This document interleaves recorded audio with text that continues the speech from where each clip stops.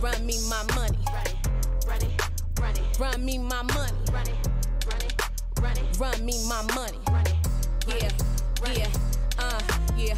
Big bad money maker, working hard for all this paper. Check my stats, I'm kinda major. Can't nobody do it greater. I can make your body rock. I'm the boss, I call the shots. Doesn't matter what it costs, baby. No, I got it. I'm forever popping like the hot grease in the pan. Gotta make them understand. I don't never need no man. I'm a INDEPENDENT chick. Yeah, you haters think you slick. Got it all, never fall. I'm the one they always call. Spend a stack up at the mall. They say I'm the greatest, y'all. I bring all the flavor, yeah. I bring all the heat. If you ain't trying to get money, baby, you can have a seat, yeah. Run it, run it, Run me my money. run it, run it, run Yeah, it, run me my money. run it, run it, run it, Run me my money. run it, run it, run it, Run me my money. run it, run it, run it, Run me my money. run it, run it, run it, Run me my money. run it, run it, run it. Run me my money. Yeah, look, they don't want no smoke, cause they know I got the vapor. Keeping all my jewelry on me tighter than a taper. I be on my ballin' tip harder than the Lakers. Do nothing for low, I don't do no favors. Came from the bottom, busting out the bag. I'm the girl you never had, never will and never have. All these suckers know I'm bad, know I'm lit. Make these haters wanna quit. I don't want no things you got, not even a little bit. Face pretty, game tight, make you get some act right. Play me once I catch a flight, money Himalaya height. Got no time to be polite, get these broke men out my sight. If you got the cash, baby, we can leave tonight, alright? Run it, run it, Run me my money. run it, run it, run Yeah, it, run me my money. run it, run it, run it, Run me my money. run it, run it, run it, Run me my money. run it, run it, run it, Run me my money. run it, run it, run it, Run me my money. run it, run it, run it. Run me my money.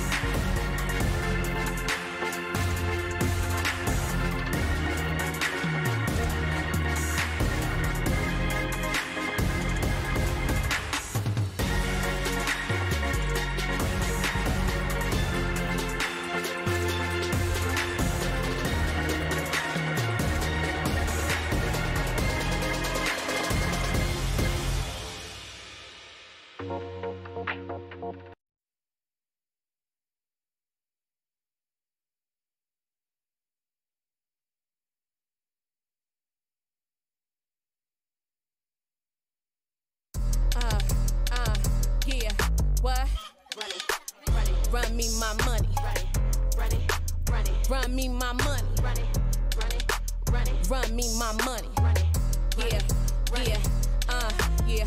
Big bad money maker, working hard for all this paper. Check my stats, I'm kinda major. Can't nobody do it greater. I can make your body rock. I'm the boss, I call the shots. Doesn't matter what it costs, baby. No, I got it. I'm forever popping like the hot grease in the pan. Gotta make them understand. I don't never need no man. I'm a INDEPENDENT chick. Yeah, you haters think you slick. Got it all, never fall. I'm the one they always call. Spend a stack up at the mall. They say I'm the greatest, y'all. I bring all the flavor, yeah. I bring all the heat. If you ain't trying to get money, baby, you can have a seat, yeah. run it, run it, Run me my money, run it, run it, run yeah. it, Run me my money, run it, run it, run it, run me my money, run it, run it, run it, run me my money, run it, run it, run it, run me my money, run it, run it, run it, run me my money, run it, run it, run it, run me my money. Yeah, look, they don't want no smoke, cause they know I got the vapor. Keeping all my jewelry on me tighter than the taper. I be on my ballin' tip harder than the Lakers. Do nothing for low, I don't do no favors. Came from the bottom, busting out the bag. I'm the girl you never had, never will and never have. All these suckers know I'm bad, know I'm lit. Make these haters wanna quit. I don't want no things you got, not even a little bit. Face pretty, game tight, make you get some act right. Play me once, I catch a flight. Money Himalaya height, got no time to be polite. Get these broke men out my sight. If you got the cash, baby, we can leave tonight, aight? run it, run it, Run me my money, run it, run it, run yeah. it, Run me my money, run it, run it, run it, run me my money, run it, run it, run it, run me my money, run it, run it, run it, run me my money, run it, run it, run it, run me my money, run it, run it, run it. run me my money.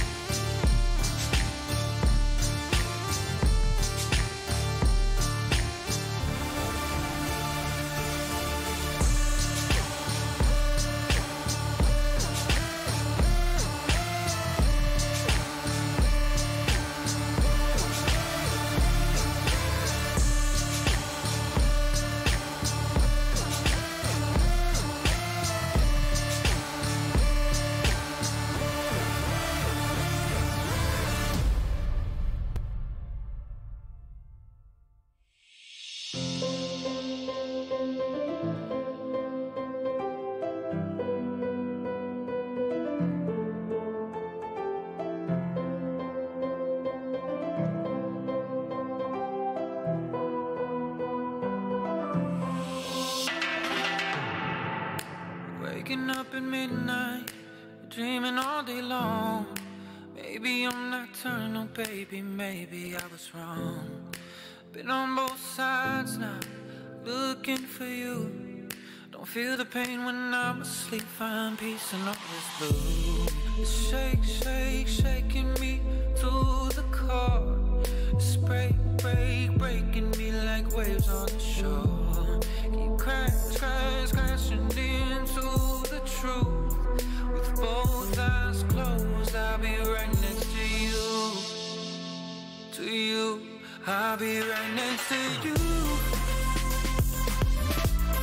With both eyes closed, oh, I'll be right next to you. With both eyes closed, oh, I'll be right next to you. Somewhere in the dark, I can feel your heart light up like a constellation. Somewhere in the black, I can feel your hand. Hold on to a love worth saving. Shake, shake, shaking me to the core. It's break, break, breaking me like waves on the shore. Crashing into the truth. With both eyes closed, I'll be right next to you. To you, I'll be right next to you. Both eyes closed, oh, I'll be right next to you. Both eyes closed, oh, I'll be right next to you.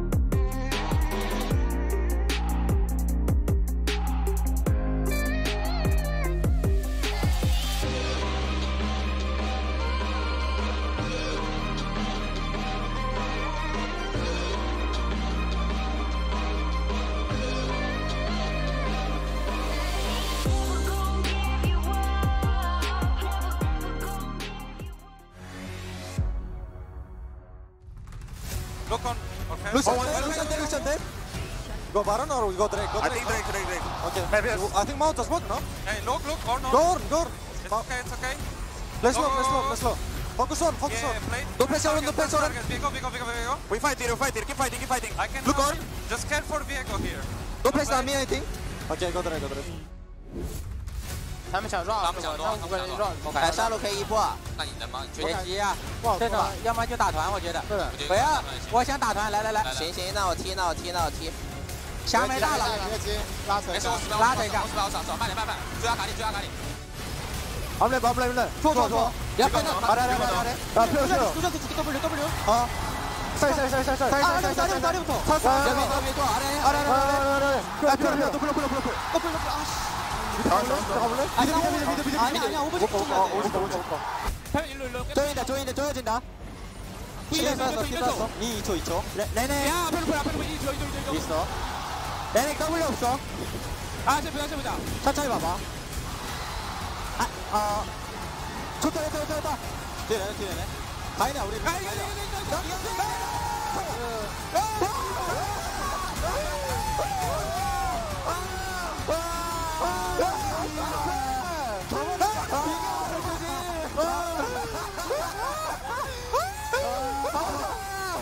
펼치길 생각할게 지금부터. 지금만 이거 찍는다. 아카리 말 따라. 守家，边羊，看卡里，守家，你们守家，去守家，往南走，别， 어딘데 누구야? 멀리 잭스 앞서. 나 이거 가인이고. 나 못 들어가는 거. 야, 끝났어. 야, 억제기 나왔어. 아, 사마. 일단 확인했고. 야, 에바티 좀 하고. 아니. 나 탈리아 좀 살짝 안 볼게. 잭스 들어왔다. 비고. 루시안 살려야 돼. 루시안 살려. 아래 더. 비고. 잭스. 나 못 떴다. 앞에 왔어. 조심. 앞에. 这边有个残血星而已，挡线就问。慢点。看多了，开，牙膏，保下。走，慢点，还行，没事，全残。好，那个。나이스.杀不了。 우리 바론 쪽 돌아도 되고 그냥. 바론 쪽 해도 돼. 나 치자. 바론 쳐볼래 이번에? 룰루시 없어. 가볼게. 나 몰래 타볼게 여기다가. 룰루시 없어. 나 궁도 있다 이거. 라이즈 딜해야 돼. 궁 타자. 오케이. 라이즈가 딜해야 돼. 나 조금 말아. 바로 가서 타자. 하자. 나 불러다로. 会叫什么？在打，打，踢过去了。나 강타 바꿔서 알 수도 있다. 됐다. 야, 1800. 오케이. 1800. 말파 그냥 날릴게. 말파 동공이야. 하나, 둘, 셋. 백. 미드 커버. 来了。再上。我没技能。慢点。可以，没事。可以赢。慢点。看到了。OK， 他这边节奏6-9，他没闪，他没完全装备，他刚赢的。Nice 6-9。나이스. 나 이거 한번 여기 랜딩 피고 한번 돌아볼게. 여기도 핑크. 비에고 위로 돈다. 내가 약간 봐줄 수 있고. 난리 생각해봐. 날려. 따보자. 나 이거 아래 못 치고. 죽여. 라이트 오플. 잘 볼 수 있는 사람? 나 잘 봐. 배팅 있어? 야, 미드 봐봐. 야, 끝날 수 있냐? 죽여! 프로시 들어가! 우와! 이거를 여기까지 들어? 야, 가자! 들어갔어! 나이스! 마지막 젠지! 맞아!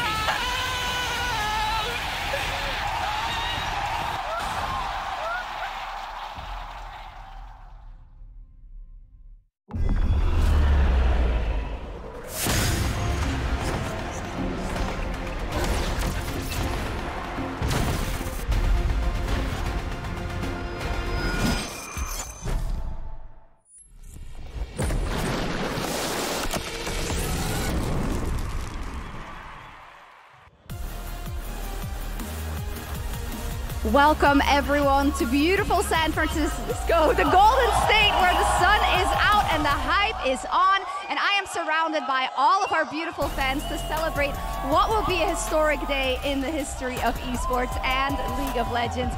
Just look at them. Can you feel the energy? Can you feel the hype? I certainly can. So excited to be here at the Fan Fest in Thrive City and to see who we will crown as our world champion today, T1 or DRX. One more time, guys. Come on, let's go. I think that's a great start to the day. So I'm going to leave you in the capable hands or a lovely analyst desk over at the State Farm Analyst.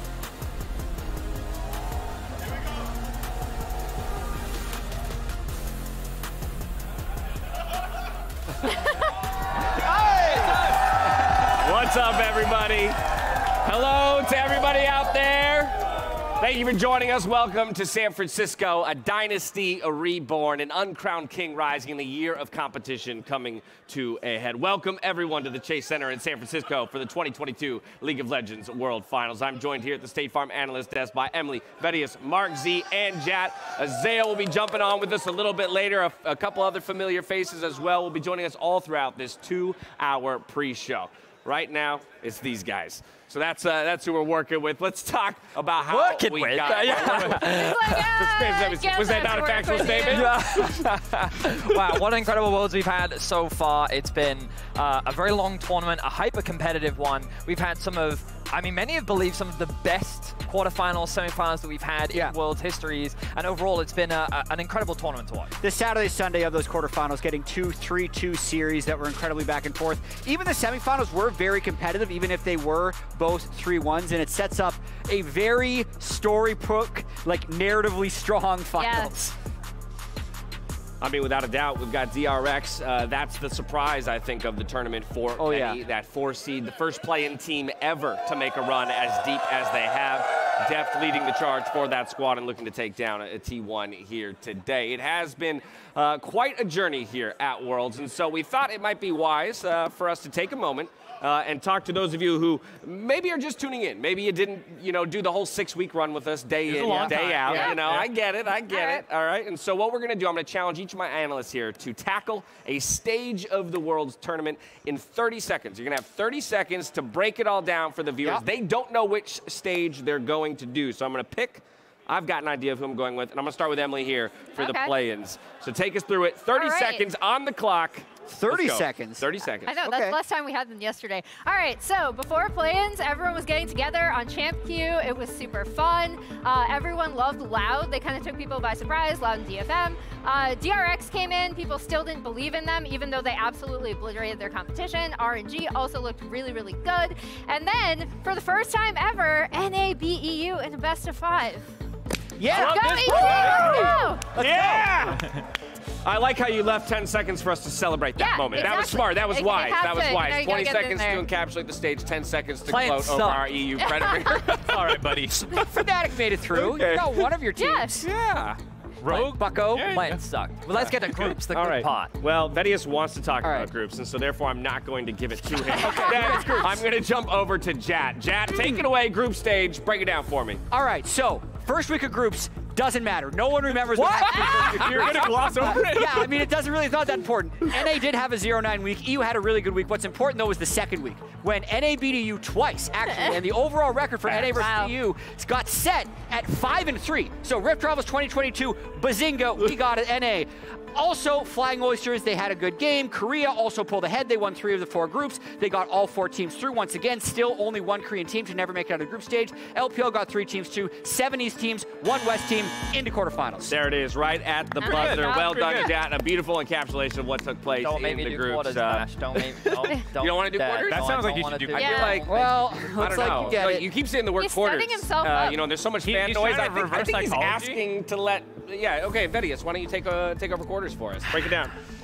When does the timer start? Whenever you start talking. Okay, so the quarterfinals, here's what happened. Wow, Korea versus Korea. The pinnacle of League of Legends. Korea versus China. We had some of the best League of Legends we've ever seen, okay? We saw, Canyon, what an incredible player. We saw, DRX making an incredible run. We saw, T1 making an incredible 3-0 performance against RNG and making their way to the semifinals. Yeah. And those are the only quarterfinals that I remember being in. So quarterfinals are a great time. We all had a wonderful journey. We had a lot of fun. JDG got a bye. There's 4 in quarters. What was the fourth? I don't remember a fourth quarterfinal. All right. It was a bye for JDG. That's how South the works. classic JDG bye. I love it. The one seed getting from LPL getting by. All right, well, that leaves us with the semifinals. And Mark is the only one left to tackle it. So, my friend, please dive in. All right, semifinals. It was an amazing venue at Atlanta. The first one was obviously T1 versus JDG. This was a very close series for the vast majority of it. That slowly over time, T1 just got more and more of a handle on the series.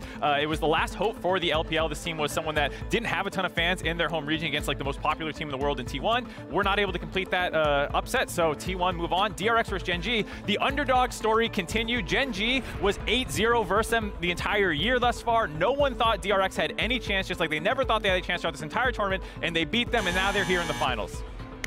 Good job. Well done, Is that okay? Yeah. Well, the timing was honestly pretty spectacular. I'm impressed. I'm impressed. And all right. Well, the GOAT guy doesn't want to champ for DRX. The GOAT guy, yeah, that's true. Where are we? Yeah. It had to happen. It had to happen. It had to happen at least once. The TSM chance coming through, follow the DRX How chance. many years? A lot of people, fans of underdogs. This is really interesting. I do wonder, how many years does TSM have to miss Worlds before they stop chanting TSM? I think it gets louder the less they show. No matter what. Can I have the Jet one, please? Can I have the Jet one? Why is it so big? Yeah. Look, it's bigger than Emily. It's true. It is very large. It is actually larger. I don't know why they decided to make Jats twice as big as everyone else. It's so big. Okay, you guys can have that back now. I just needed to. Thank you for that. Fueling Jats' big brain ego. Yeah, exactly. He managed that one himself. Yeah, I actually made sure mine was twice as big as everyone else. Nice. Jats on an email chain somewhere going, no, double it. Double it. Okay. Another thing we thought would be fun to do, we usually do this at the World Championship, is take a moment to celebrate the moments that we felt were the best, the most hype, the most exciting in some way, shape, or form. So we're going to dive into some favorite moments of Worlds all-time first to set the table for what were some of the great plays in this World Championship. Vedius, I'm going to go to you first on this one, my friend. No problem. Completely unbiased. I think this was the best year of League of Legends. It was, in fact, when G2 beat T1 in the semifinals. Europe's year of dominance, the winning in MSI, the back-to-back finals. This moment, for many European fans, was truly, truly incredible. And, like, getting to cast this was, like, really amazing. Jack, you and I were on the desk at the time. It was an incredibly fun series. And, like, this moment in particular with Mickey getting the knock-up and then the kill from Perks, like, the fact that they were able to pull back into this and this year as a whole for Europe, like, it's only been downhill after that, but this year, whew, what a great one. What a great one that was. G2 is just such an amazing, legendary team. Like, this run that they had from 2018 to the end of 2020 was just unmatched in any of the other, like, LCK, LCS, or LEC. Jeez, I can't speak. It was also really cool to see the impact they had on the World's meta, right? Like, even in the final, I think FPX kind of got the best of them through a lot of their early gameplay, catching them off surprise. But it was cool to see them use flex picks and actually, like, dictate the meta of the world for over half a year. Yeah, this was Gragas Yasuo bot in a World semifinal knockout team. Amazing. They were doing that stuff all year long. Yeah, Betty, you said it was a huge moment for Europeans. Honestly, I'll extend that. I think it was a huge moment for Western League of Legends fans, right? Between Fnatic the prior year and G2. Sure. Like, it was the proof that I think that a lot of Western fans needed of, like, okay, here we go. There's opportunities to compete. And at Worlds, outside of Korean teams, G2 is the only team to beat T1 in a best of 5. So it's one of the few things that Europe can hold on to. There you go. There you have it. Yeah, hold on to that for a long time. Hold on to it, Don't let okay? that one go there, All right, Mark, you're up next. Favorite moment all time at Worlds? So keeping on the train of the hope that we were given, I think it was 2018 C9 taking down Afrika 3-0 in quarterfinals.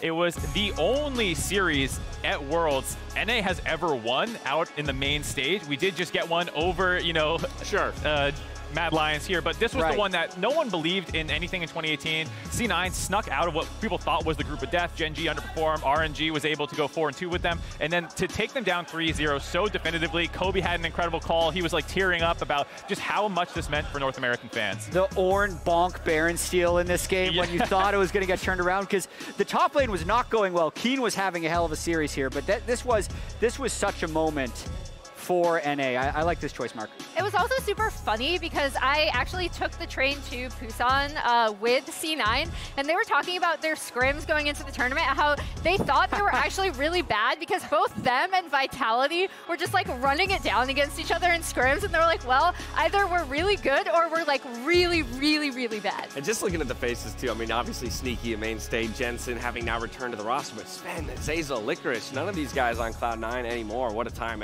that was. From Mark, we go to Emily. Emily, your favorite moment all time in Worlds? Yeah, so for people that don't know, I'm a KT Rolster fan, which means I didn't know that about I love pain, and I'm a masochist. And so this is from the 2018 quarterfinals, which I actually lost against Invictus Gaming. However, the reason why it sticks in my mind so much, and it's so dear to me, is because at the time I was a journalist, and a lot of the time as a journalist, you're not actually allowed to like root for your team, right? But during this series in particular, after the first 2 games, I actually went and watched with the KT, like flag bearers, like the entire Korean group.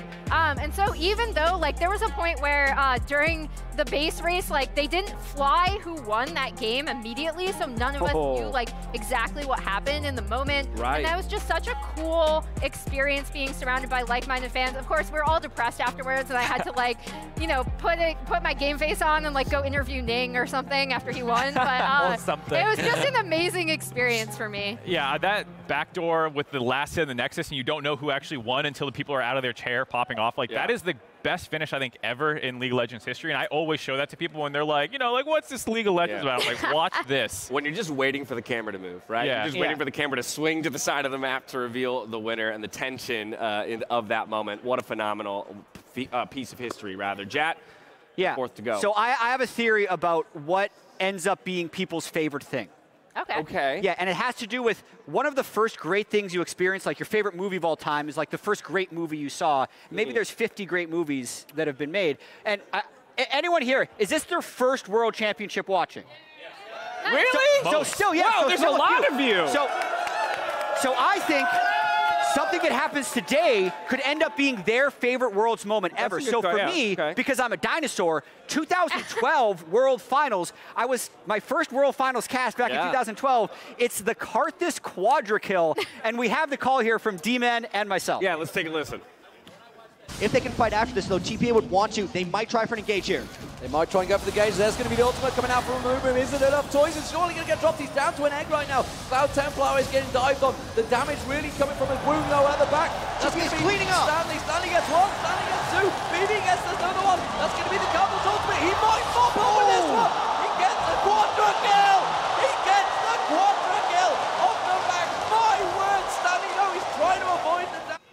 And man, like that was 25 health from a Penta as well, which would have been the only World's Penta all the way until 2020, when Bin currently actually has the only World's Penta kill as Fiora in Game 1 of the 2020 World Finals. Honestly, just how different the game looks too. It was beautiful. Really? I missed it. Back then. Everybody's standing in the Maokai, while also standing in the Give me League Classic. Also, their health bars are going down so slowly because like no one does damage. Yeah, first World Championship I ever got to watch was that 2012 at home. It's a first big one one. I ever attended live was 2013, and then obviously was lucky enough to get to work it from that point forward. Now, after looking back on all of the world's history, we also have to give some love, of course, to 2022. As a broadcast, we voted on favorite moments from this year, and as we step away, here's number 5.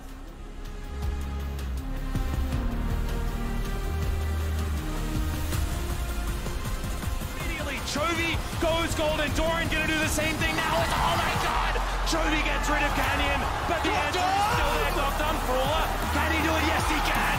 Ruler turns it on its head. Oh my god! The Quadra kill, and Ruler will get past the quarters. He will take Chovy with him, and Gen G have done it.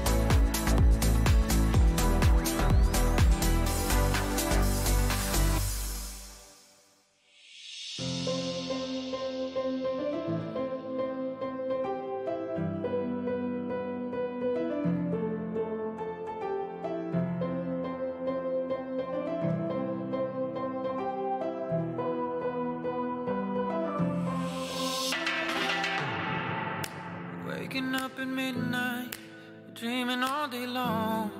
Maybe I'm nocturnal, baby, maybe I was wrong. Been on both sides now, looking for you. Don't feel the pain when I'm asleep, find peace in all this blue. It's shake, shake, shaking me to the core.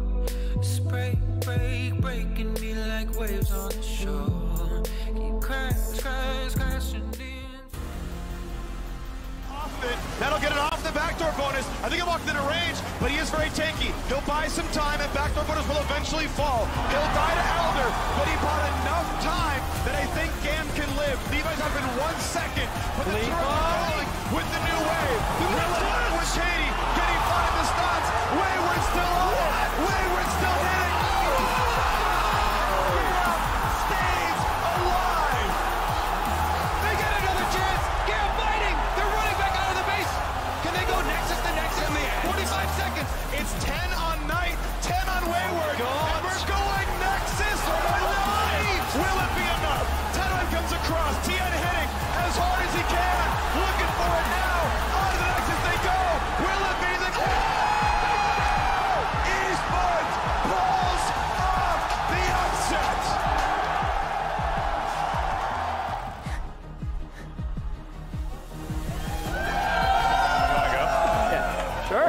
back, everybody, to Worlds 2022. Let's go!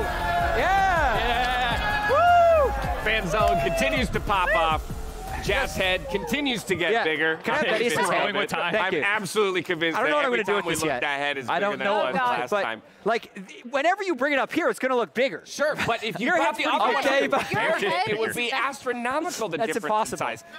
Either way, that moment for GAM over Top Esports, what an incredible moment that was. It was no IGKT, but still a spectacular moment to say the least. Now, as we come back, we are going to have a special appearance from our very own speaker in just a little bit. But for now, we've decided to dive into some definitely not official Worlds 2022 awards. And so I've asked the whole desk to dress up. I didn't really think very... I'm offended that you don't think this is dressed up. I mean, I think you look fantastic. I think I look fantastic too. And then they handed us these shirts as if this is somehow better. But so I'm going to try and hold it up while also delivering some awards. So let's dive into it. Award number 1.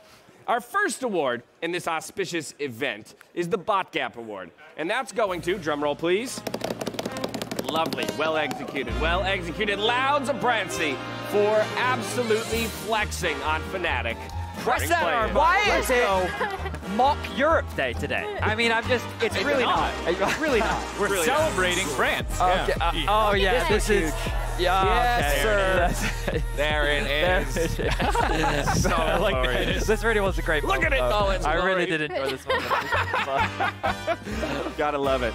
Anything to add there? I was just impressed with them throughout the entire play, and they actually took a number of really competitive games against kind of the major regions and shocked them. Well, and I think that speaks to Emily's point when she was talking about plans and how Champions Queue was a great opportunity for individuals to become kind of fan favorites well before they would even step onto the stage, and Loud being one of the teams that kind of produced a lot of those. Yeah, I mean, France was lighting people up in Champions Queue, and it was really fun. And also, like, I actually didn't expect Loud to do as well as they have. Brazil, like, historically recently has been on kind of a downcline, so it was really cool. I love that, Duel. particularly when that region right now sits atop the Valorant world. So yeah, you know, they might be making some gains here in League as well. Next up, a classic for the ages, the Still Unkillable Award, and I think everyone knows where this one's going. It's going to Faker.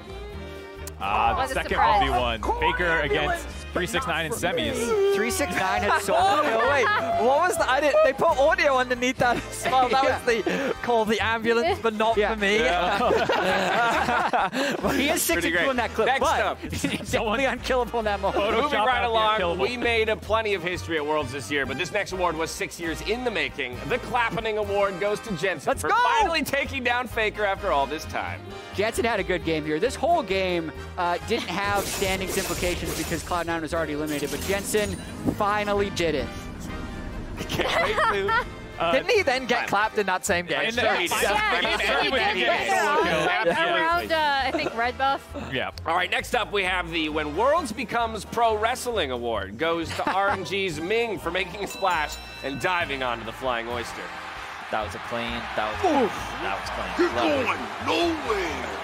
3 minutes. I love these edits, man. These are fantastic. Yeah, I didn't realize these were coming. All the additional content. All right, next up, an award that is reserved for only the most polarizing among us. You know her, you hate her. It's Yumi taking home the Most Hated Cat Award. Everyone's chanting ban the cat behind Ban the cat. Ban the cat. Let's go. I better not see this cat in the World Finals today.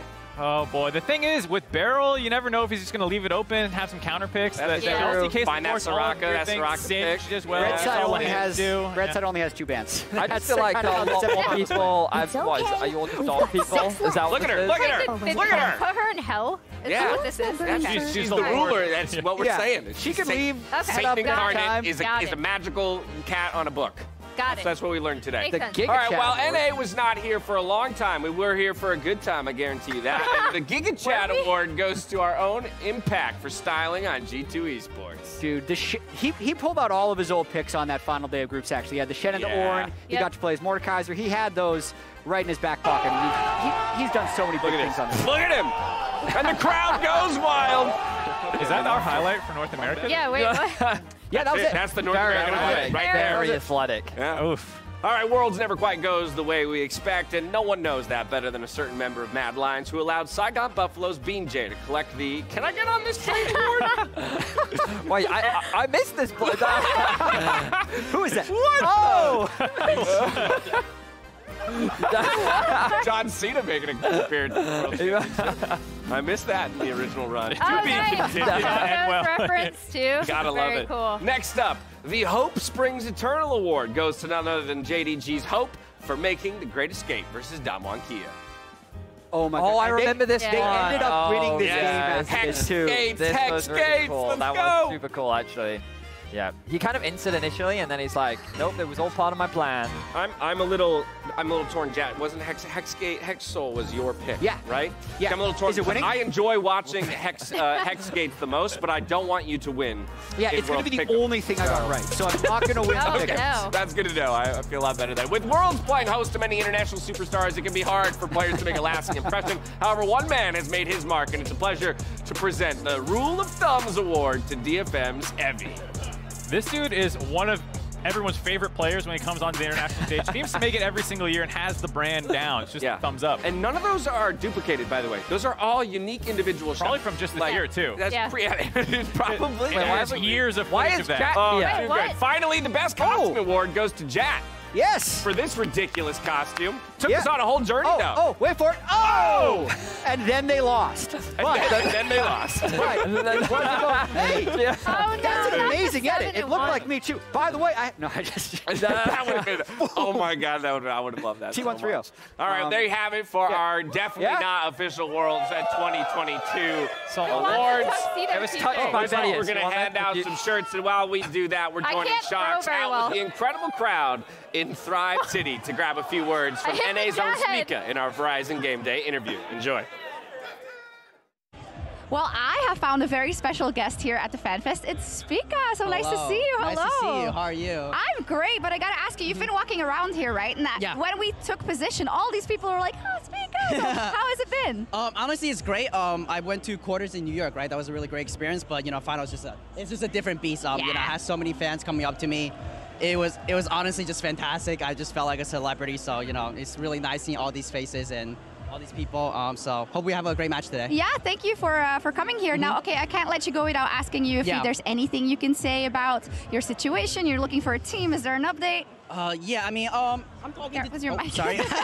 You know, I'm talking to teams right now. Everybody wants me, of course. Of course. You know, I think, you know, usually free agency starts off at the World's End, so we're kind of almost into that stage. You gotta keep your mic closed. I'm not used to this. But you know, I think we're going in a good direction. Have faith in the rosters that that were proposed. So, you know, it's gonna be fun. It's gonna be fun. I'm really excited, actually. Yeah, I'm really excited to see where you end up as well and what we'll see from you. But of course, I need to get a prediction. DRX or T1 and what match I'm score? going with T1. I'm going with T1 3-0. 3-0? 3-0. Nice. 3-0. I like it. Faker? Faker. He's my GOAT. He's really good. I think all the players on that roster is really good. You know, I actually scrimmed them. Team McDonald's, North America. Well, you gotta be. I keep doing that. I need to stop. Okay, Team McDonald's. Jungle Micro, great. Mike Micro. Yeah, I'm not using the F keys. You know, Team McDonald's, we played them. We gave them great practice, honestly. Okay. We gave them great practice. It was very even. So if they're gonna win, it's gonna be off the back of that practice. I mean, honestly, they win. I think I should be part of that. Yeah, we'll talk to you after maybe. Okay, yeah, maybe, for sure. Yeah. Thank you very much. All right, thank you so much for the interview. Okay, here we go. Awesome. Gotta love it. Love seeing the representation. Love seeing all the players who are able to make the trip out as well to the World Championship and celebrate along with us one of these days. One of these days, NA gents, we'll see Spica out there on the stage. Yeah. That's sad. Legally, we were forced to shut the doors and hang out with the fans. Yeah, well, now we went from the interactive like petting zoo to the aquarium. Now we're just in the fish tank. Also, I see they made flowers. Oh, Flowers' head is back there. Don't worry, I'm filing the lawsuit. That's the jaw. Oh, we got a Cadrill and a Flowers face out there, too. Nice. Should we talk about the teams a little bit? Yeah, probably. It is the World Finals after all. It's an hour and a half to go. Let's go ahead and talk about these teams as they have arrived at the venue just moments ago in their ready rooms, currently getting ready to take this stage. We'll start on the side of DRX. Again, the surprise team here in the finals for so many videos. I think that it's a story that you're going to continue to hear throughout the day. No one expected DRX to make it. But I think it's one of those, it's an incredible story of growth. And I think the most comparable journey we ever saw was Suning in terms of the expectations of where they started versus where they ended. But this is even more than that, just because they were the 4th seed. And the fact that the expectations on this team, some people didn't expect them to get out of groups. Some people didn't expect them to get out of play-ins. I don't know who thought that. I don't know. It's just the fact that they've made it so far, and they've only gotten better. And I think that's the most incredible thing that's been a joy to watch this DRX team. It wasn't even just at Worlds, right? Like most people who are watching them in the LCK regular season, myself included, expected Live Sandbox to get here, right? And not DRX. And I think the big thing that obviously you're going to hear so much about Deft, you're going to hear so much about Zeka's improvement. The most crucial thing to me is that this team looks like they're coordinating and they're actually on the same page. Yeah, Vedius referencing my 90-10. 90-50-10 predictions that DRX would not make it out of play-in. That's 10% chance, but that's because it was a 90% chance that they would make it to the World Final. Right. They have done. They just didn't run that. It's effectively 2 in the same, 2 for 1. And I understand. Yeah, like RNG, who's going to win Worlds, like they're 2nd place if T1 wins, right? Because they got knocked out by T1. So it's close. All right, T1, they've also made it, of course, into the arena. And what a familiar feeling this might be for one of those players in Faker, the man in the mid lane, returning to the final stage here in North America. Gotta feel good. The greatest player of all time goes back onto the final stage yet again after a 5-year absence, trying to get his 4th title.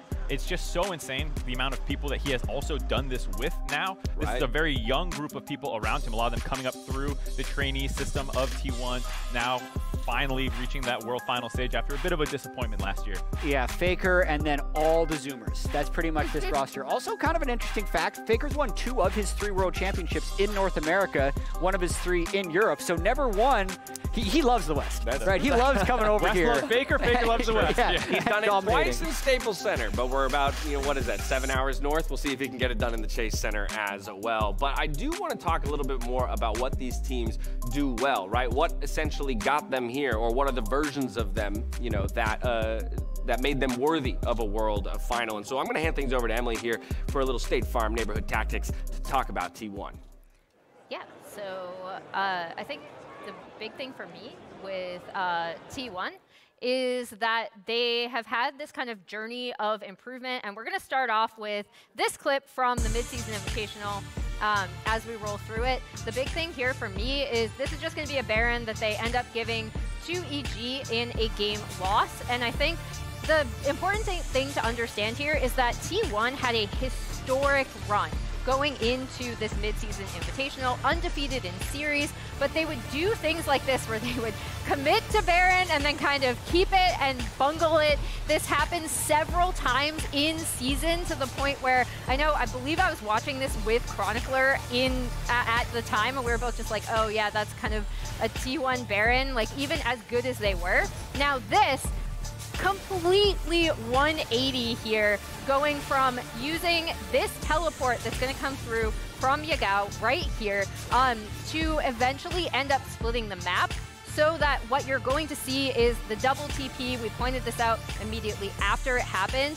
Most crucially, they're going to TP onto the top wave here and then rise ult into the pit. Just the wherewithal to know exactly how they could do this. They started pinging the Baron almost immediately after that Yagao TP came through, knowing that they had the man advantage from teleportation, and it's just, they use the map so much better, and I couldn't think of a better way to show it than this Baron play compared to their spring Baron plays. Because like I said, even though they had this historic season, they did tend to make a lot of mid-game mistakes, especially around objectives like Rift Herald and Baron, and that has been shored up, and they're looking so strong going into finals. Yeah, this team always had the hands, as we talked about them being the Zoomers. They were always mechanically incredible in Spring Split, but this is where the biggest level up definitely came from, was their macro understanding. And of course, you have Faker kind of helping guide the way with that Rise, someone who's been around on that champion just a little bit. And I have more proof of that, because I I think that when we think of T1, when we think about their entire year, they were very dominant in terms of their early game control, but their mid-game macro often did fall short, as you two are highlighting. But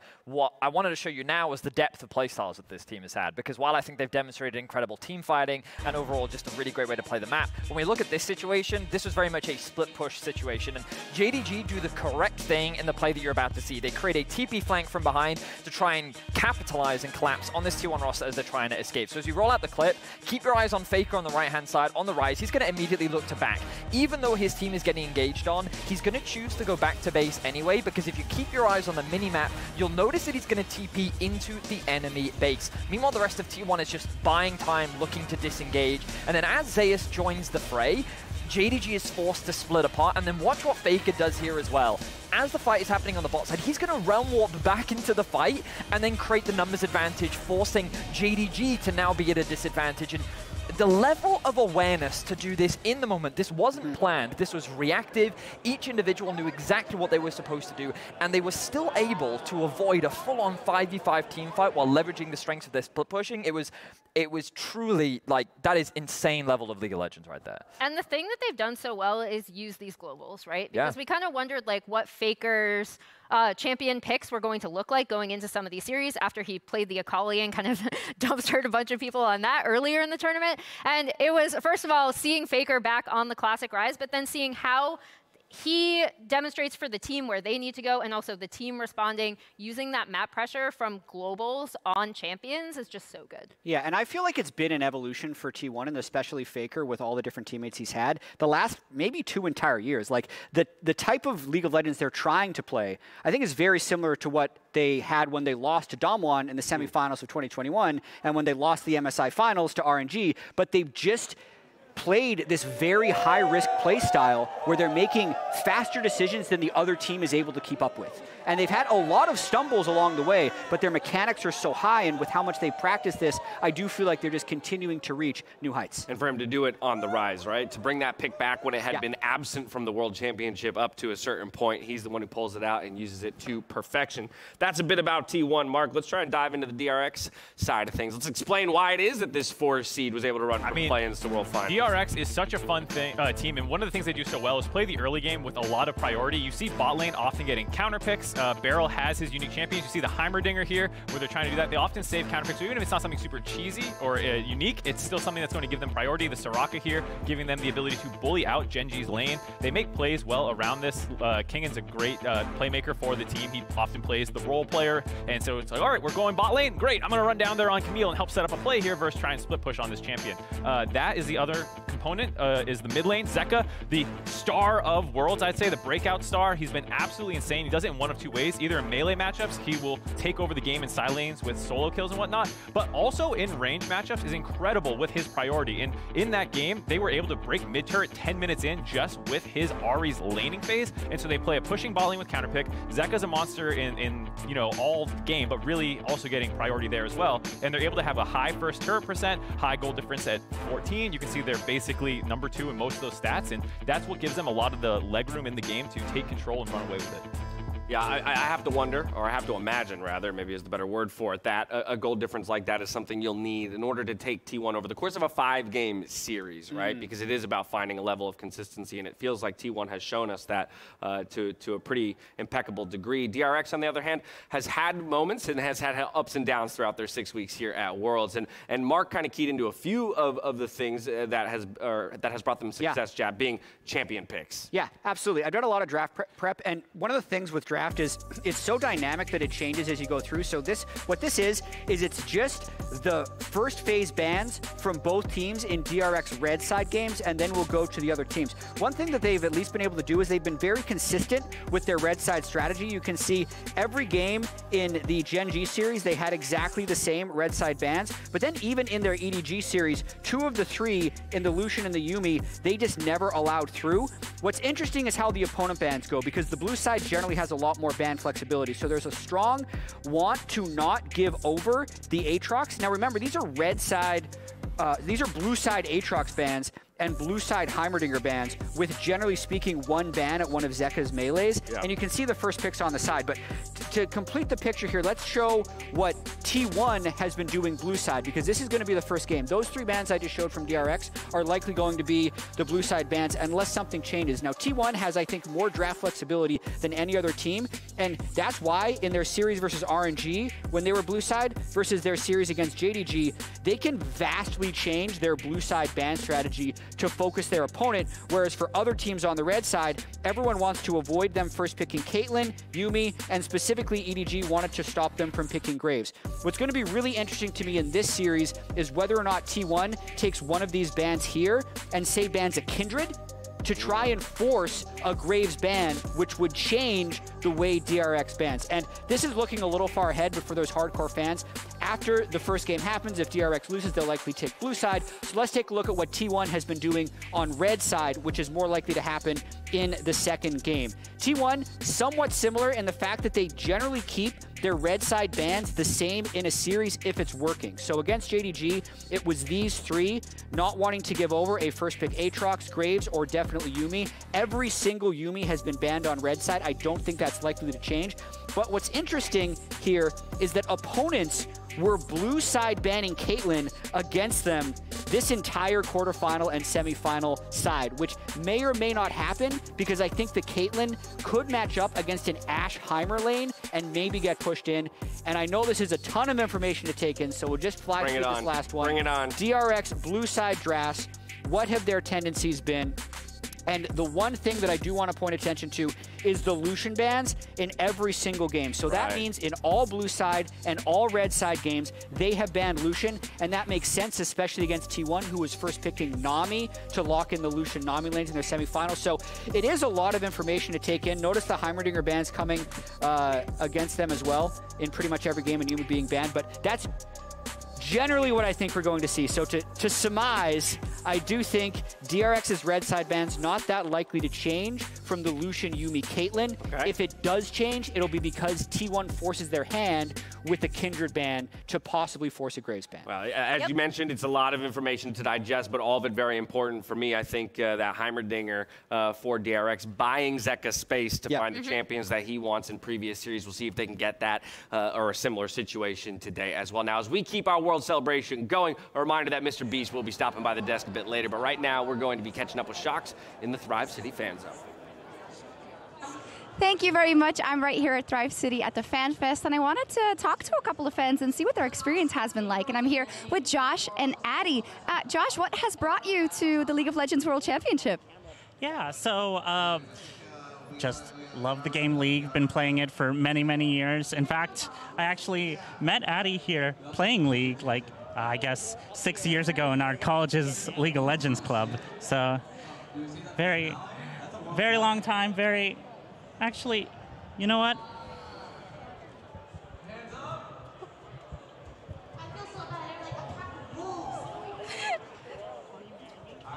Yes!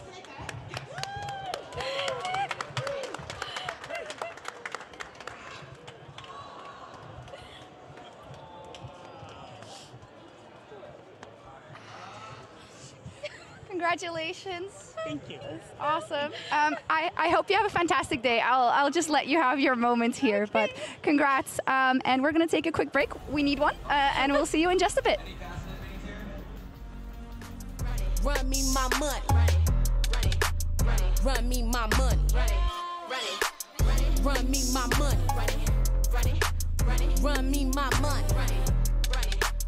Run me my money. Yeah, look, they don't want no smoke cause they know I got the vapor. Keeping all my jewelry on me tighter than a taper. I be on my ballin' tip harder than the Lakers. Do nothing for low, I don't do no favors. Came from the bottom, busting out the bag. I'm the girl you never had, never will and never have. All these suckers know I'm bad, know I'm lit. Make these haters wanna quit. I don't want no things you got, not even a little bit. Face pretty, game tight, make you get some act right. Play me once I catch a flight, money Himalaya height. Got no time to be polite, get these broke men out my sight. If you got the cash, baby, we can leave tonight, aight? Run me my money. Yeah, run me my money. Run me my money. Run me my money. Run me my money. Run me my money. Run me my money.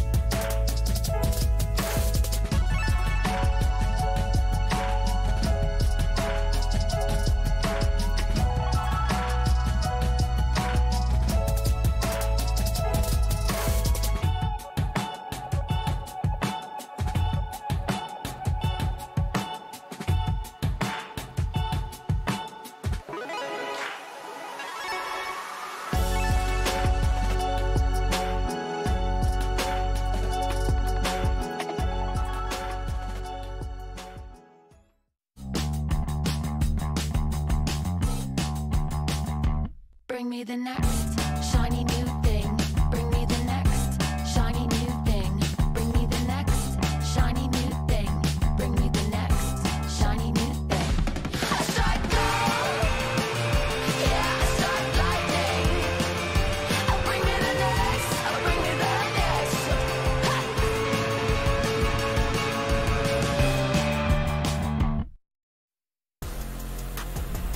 Series are so strong. Doran goes into the meat grinder, and he is taken out. It is domination for the team. 8 years ago, Death fell to his sister team in Samsung White, but today, in the face of insurmountable odds, he stands tall. The last dance goes on. The stage is set. It is one final chapter. It is one more page in the legacy of Deft. He has one chance to kill the king, and today he did not miss. Well, welcome back to Worlds here live from San Francisco. Those were just one of the great moments we've seen here at Worlds, and we're about to have a lot more, hopefully, in this series between T1 and DRX. But first, I have two very special guests, John Needham, President of Esports, and Naz Alita, the Global Head of League Esports. Welcome. Thank you for joining me. Oh my God. So awesome being here. Yeah? Finally. Yeah. I know. It's been like such a lead up, and it's just been fantastic. And I know that you two are first and foremost, just like me, fans of our sport. And we just have such a wealth of storylines going into this final. But Great. what would be your favorites? You want me to go? I'll go first. Go ahead. Okay. So I'm Team DRX in this match. They have been so scrappy the whole tournament. Zeka has been my favorite player the whole tournament. I can't wait to see him go up against Faker. And of course, the Def storyline. And Beryl, too. No one's really talking about Beryl. This is third straight finals. It's crazy awesome. to So I'm support. really hoping DRX pulls something out today. I love it. Naz. I mean, look, these two teams are just incredible. I think that either way, it's going to be a historic win tonight. But I mean, you got to love the Faker Dev. Yeah. You know, just background there. I don't know what's in the water of that high school, but they're Right? churning out the most talented League of Legends players in the world. Excited to see Zeka. I think that, I mean, just think about these mid lane matchups that he has overcome. Scout, then Chovy, and now it's crazy. It's the final boss battle as Faker that he's got to face off with. So, I mean, I think it's going to be incredible. I'm excited to see T1 take the final stage again. I've seen them win every one of their titles, so we'll see. Yeah, it's Pretty awesome. exciting. I love Good that night. answer. Yeah, for sure. He's overcome so much in Zeka, but Faker, I mean, how incredible that he could be back on US soil and then get his 4th title. Naz, Yeah. it's just incredible in terms of the decade we've had in esports, how vital as an icon he has been specifically. I mean, GOAT is, I think, an understatement Yeah. at this point. We always say he's the Michael Jordan of our sport. I think Faker is LoL Esports, and I'm excited to see if he can pull one more title out. I think he can. We definitely hope so. We hope so. Isn't it crazy, by the way? A decade we've been doing this, and crazy. More than a decade now. I mean, time flies when you're having fun, John. I guess totally. It's a long time, but still very young for a sport. Yeah, you know? True, absolutely. So when it comes to DRX, I know you love them, but they are the underdogs extraordinaire. So what has kind of been your favorite part about their story and what they've done? Just, coming out of play-ins for the first time, being the first fourth place seed to make it. But they have just fought, in semis, they got blasted the first game, and then they came back, and I've loved their resiliency. I loved how aggressive they've been.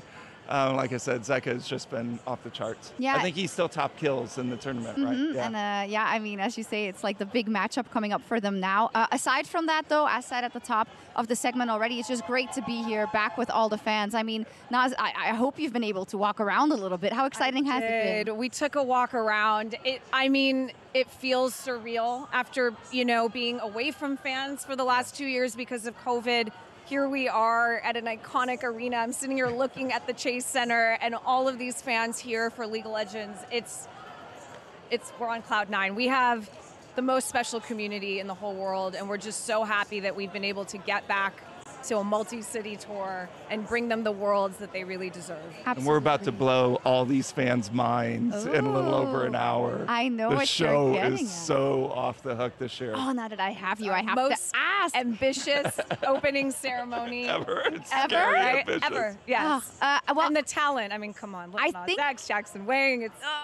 Wow. I think you're probably pretty stressed, even though you're not letting it on. I'm very stressed. I'm very stressed. Okay, as a final note then, are you happy that you'll be able to just see it in person, surrounded by thousands of fans, just to live that moment that I think we've been deprived of for a while, right, in just an hour? Yeah, totally. I mean, just even being in New York in the Hulu Theater with a few thousand people, that was exciting. Being in an entire arena full of our fans, I can't wait. It's going to be amazing. Nothing like an arena full of League of Legends fans. No, that's a great note, I think. Just Thank you so much. Enjoy the opening ceremony. Shots. All the fans. Yeah, enjoy the match. Thank you. We'll head back over to the State Farm Analyst Desk. Thank you so much, Shocks. Thank you, Naz. Thank you, John, as well, for your insights ahead of the match. One of the final points I made there as we welcome Azael onto the desk to help us break it all down. And Who double let the fan in? Who let that fan in here? Betty is his biggest fan. He probably be.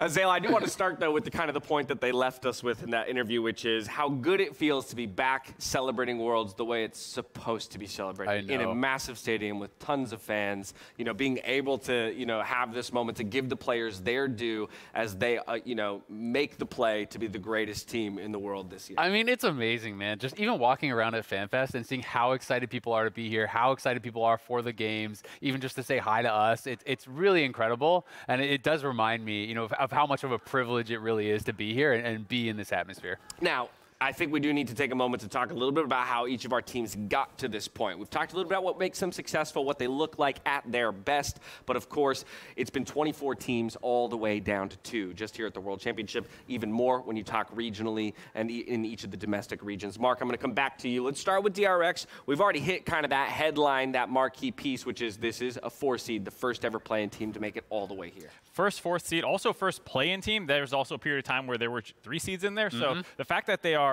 the 4th best team in their region, in air quotes, to go all the way from there all the way to finals is absolutely insane. Yeah, I mean, it's crazy. They also have the worst record of any team to ever make World Finals. Yeah.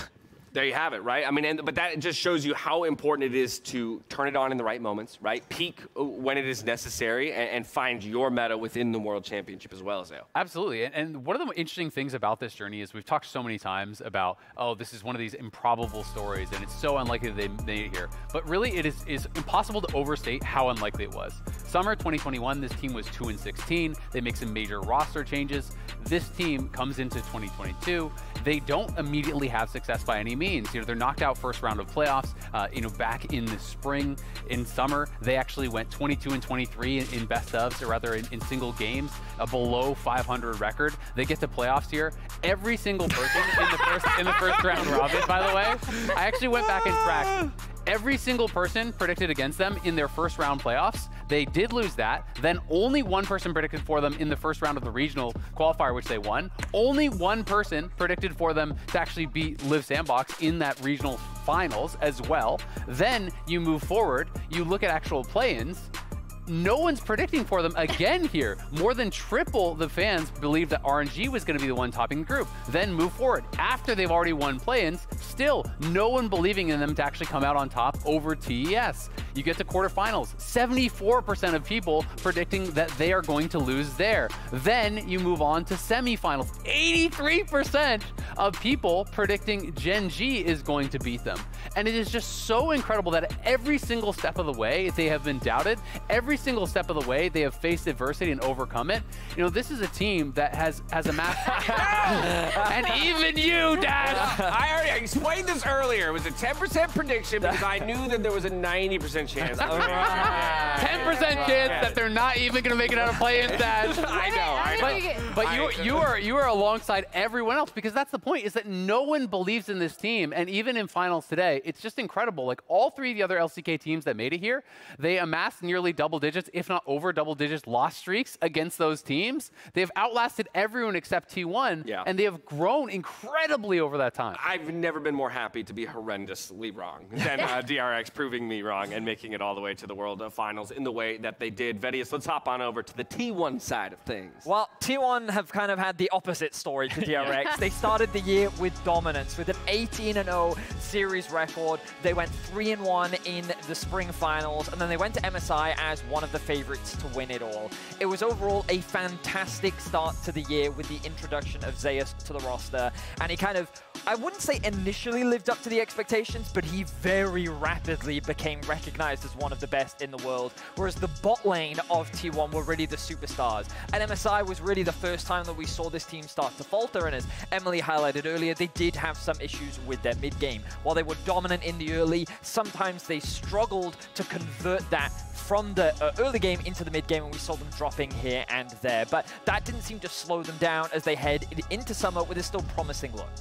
Yeah, they were super good in summer still. I know a lot of people talk about the struggles compared to their spring form, but they were still picking up a lot of wins and, you know, were able to eventually bounce back from some of the problems that they had at MSI and onwards. The most interesting thing to me is you can now see in T1 both sides of their play, right? So like in spring, it was all about the bot lane and how they would just smash with the Lucian, the Caitlyn, like just taking over the entire bot side, and they were so aggressive, and then they had mid-game issues. Meanwhile, in summer, a little bit shakier, but it was relying a lot more on Zeus and the top side of the map. And now, at Worlds, as they've come together, it's like they've married both sides with such a stronger understanding of the game, and it's great. I still think it's funny to talk about struggles for T1, because it's so much better than most teams in the world. They struggled their way to an undefeated spring. It was really hard. I want to show you guys what struggle really looks like. If you want to see, like, Zeus is going to premiere and instantly start winning regional titles and making, you know, appearances at international play. For Kingin, he was hyped tough out here for Kingin. Kingin was hyped up in a similar way. He hit rank 1 multiple times on Korean solo queue. He was this big prospect people were looking forward to, and it was struggles initially. Those are his placements in playoffs. He wasn't qualifying for playoffs for the first couple splits that he played, and then even when he did, it was 5th, 6th, these kinds of things. And that's why it's kind of across the board for a lot of the DRX players, where they did not have this kind of success before Worlds. A lot of them never even like won playoff series and stuff like that, and suddenly they're winning best of 5s on the world stage. I mean, T1 was 1 game away from winning MSI, while DRX was out first round in spring, out first round in summer, had to struggle their way through that regional finals. Even in that KT series, they were down 10K, and that was a 3-2 series. They actually could have maybe not even gotten out, right? Like, if they don't win that game, twist it. I'm sorry, Emily, but it's true. No, it is true. Thank you, KT, for throwing. It lives rent-free in my head. From a couple of players, one a little bit newer into their career and starting off hot, and another who has struggled but is finally getting his opportunity to show his stuff. We have to jump to the 2 most storied players in this matchup, Faker and Deft, Emily. Yeah, so I thought it'd be cool to take a look back at their first Worlds appearances, right? So this is Faker in 2013. Rookie year, comes out. People already know the story, how he, you know, gets the better of ambition, his first game ever, wins the Worlds title.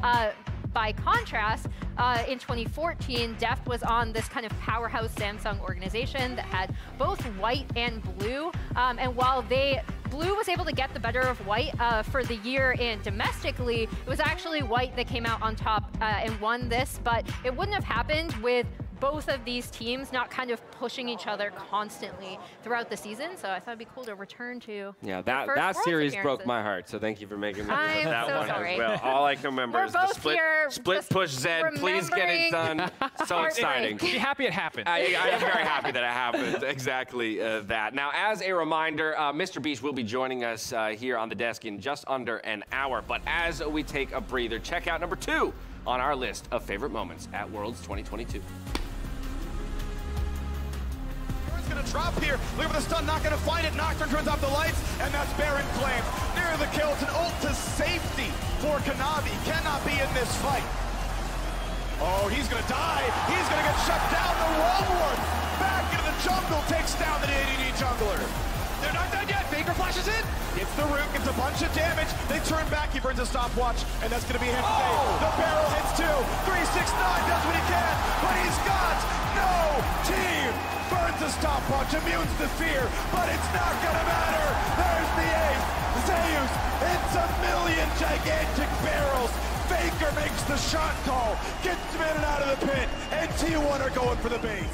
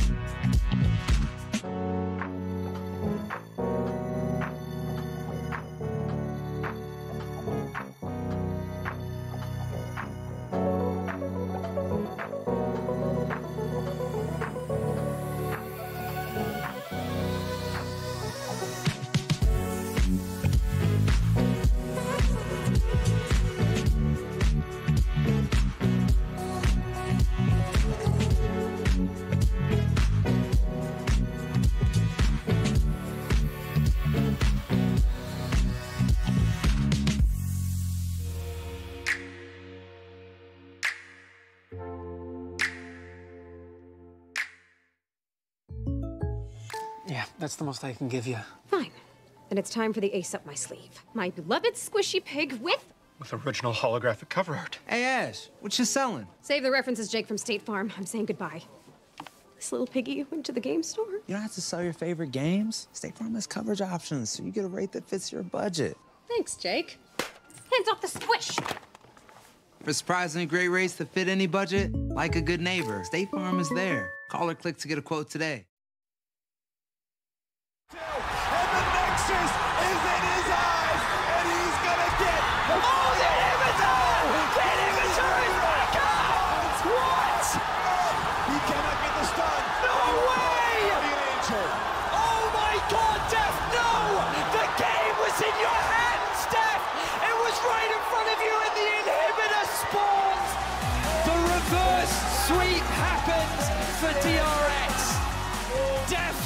able to remove the curse of quarterfinals. Deft, it's been 2,942 days since you made the last semifinal.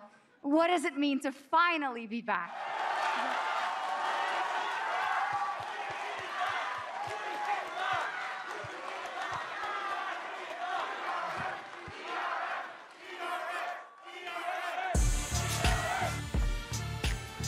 What a moment that was, the top moment from Worlds 2022 so far, with Deft overcoming the obstacles that Summoner's Rift would throw at him. Vedius representing all of our thoughts in that moment. God, no! No! It was great. It was great. It was spectacular. And then for all of that emotion to pour out onto the stage, Emily, as he now gets to ascend to the finals to face Faker. Yeah, it's the battle of Mapo High School, because they did both attend the same high school. It's funny reading interviews with them as well, because Faker just seems like kind of there, and like he's very casual. It's like, yeah, I was there, and like you can tell that it was, people were telling Def like, oh yeah, like you're good, but there's this other guy in the ladder that's like really, really good. And it's just such a fun story. Also, just watching Def receive that kind of energy from the crowd, them singing him happy birthday because it was his birthday. He was going up against his old team and his old teammates. Was just an amazing moment. I just think the idea that, you know, Def telling people, it's like, oh, are you good at League of Legends? Well, I was second best in my high school. Yeah. It really doesn't. Yeah. If any of us said that would not be impressive at all. But that's what's so wild about it. The unlikelihood, right, of a single high school in Korea, you know, producing two of the best League of Legends player in the same year. I think, you know, ever, exactly, is what that all comes down to. Now, with careers that are, or rather have paralleled one another in so many ways, I thought it would be a fun little game here to help illustrate that. The rules are simple. Here's how it works. I'm going to ask you a question. You've got a paddle with two faces on it. One's Def, one's Faker. You just show me the face who you think this applies to. So question number one. Who made their LCK debut first? I think it's Deft. I need you to, you got to make a choice. I remember the game. For Faker, he was on Nidalee. He got a solo kill against Ambition. You remember the Faker game? Yeah. Do you know when it happened and where Deft was? Do you think it's Faker? Well, yeah, you think it's Faker? You think it's Faker? That's a Faker. That's a Faker. You don't think it's Faker? He's not. He is committed that it's not. I'm going with Def. Wait, I'm not sure we You don't trust the fans. I think I was playing. I'm going Def. Okay, so we got 3 Deft, 1 Faker. The correct answer is Deft. Yes. You were correct. It was Deft. Faker did debut till summer. I knew it. Here we go. Like, here we go. Deft, both an OGN champions 2013 spring, but Deft was 3 days earlier. On April 3rd, Faker was on April 6th. All right, question number 2. Here we go. Who won the first game between the two of them? I'm going Faker because guess what? He wins a lot at League of Legends. I know he does. He does. It's a safe bet. Who won? You think Faker won first? Vedius is in the glass cage yelling. What? This means Deft lost his first game if I'm going Faker, because Faker definitely won his first game. I'm going Faker. Faker doesn't lose. No, but it was between the two of them. One between the two of them when they played each other. Sorry, I want to make sure I clarify that for you. Oh man, Deft was on some good teams back then. Just want to clarify that. Also pretty good. Remember, Faker's first year he won Worlds. Yeah. So he was on a pretty good team as well. I'm letting her ride. I don't even remember if it happened that Okay, we've got 3 Fakers, and Emily still has to make her call. I'll go Deft. Put you on the clock. She's going to go Deft. Unfortunately, she's incorrect. The answer was Faker. Yes! OGN champions 2013. At the time, SKTT won 2-0 over Deft's MVP Blue. All right, we've got one more question to go, I believe, for this one. So we're diving down to question number 3. Which animal has a faster top speed? Is it a goat or an alpaca? Goats are fast. Wait, what? Wait, where are you going? Wait, he's literally just ran out of the... Who has a faster top speed? A goat or an alpaca? Alpaca? Okay. There's no way. It's got to be a goat. I feel like it has to be a There's no goat. way. Yeah, I feel like it has to I'm be going a with the goat. alpaca. I'm going with the alpaca. I'm going with the alpaca. Final question: is a Faker clock right twice a day? Definitely. Because I'm staying Definitely with Faker. Faker's clock is right twice a day. So is mine. Fun fact. Come on, give me the alpaca. Okay. Come on. Here we go. The answer is a goat. Oh, Yes! 3 for 3. It's Let's a go! goat. Faker. It was Faker. Yes, you're right. Guys, it was a goat. Guys. He's like, they can't even get the cameras wide enough to show Venius down there in the corner screaming at the fans. All right, a goat. Fun fact: goat's top speed is 50 miles per hour. Goats are fast. They are fast as heck. Have you seen Faker roll? Look how agile they are. And alpaca's top speed 35 miles per hour. So we would get run down by either. Yeah, that's the important thing to realize. I would get run down by most slow animals. I would not have thought alpaca could move that kind of speed. They're typically when your head's wobbling around on that big old neck, like that can't be good for the wind resistance. Here's another fun thing we wanted to do. We wanted to take a look at each of these players' first Worlds teams and get a sense not only of the longevity of their own careers, but where each of their original teammates is at this point. Yeah, so this is Def's 2014 Samsung Blue teammates. It's really interesting to see like the kind of coaching tree that ends up coming out of this, and then Dade going inactive. Unlucky. That makes me sad, honestly. I hope whatever he's doing now, he's living his best life.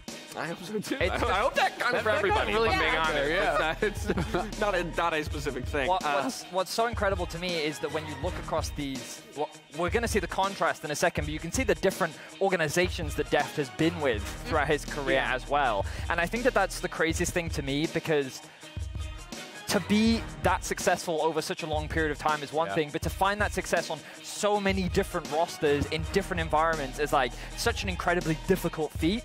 It's just, it goes to show how insanely talented this young man is. Absolutely, and I mean, there's no arguments that can be made while you're just on this really successful organization. That's why you've had all this success. You know, he has been a part of so many different rosters, always been able to make it to Worlds, always been able to perform at that high level. He's just been on T1, exactly. right? Yeah. It's just... Well, what's funny is I actually think it proves the same point when you're the only person on the team for the entirety of the, then it does kind of prove kind of the same thing of like, oh yeah, you are a large piece of the reason why that organization has found so much success.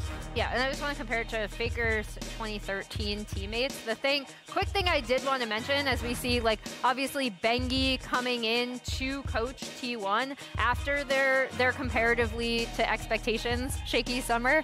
I did want to point out that the years he's inactive, he was doing his mandatory South Korean military service. Exactly that, and so in his first opportunity, jumps back into the LCK. 6 now as a coach, so I mean, he alongside Faker here is playing for coaching for his 4th World title. But for a deeper understanding of the history between these two players, we are going to be joining Shox and the LCK's Ji-Sun.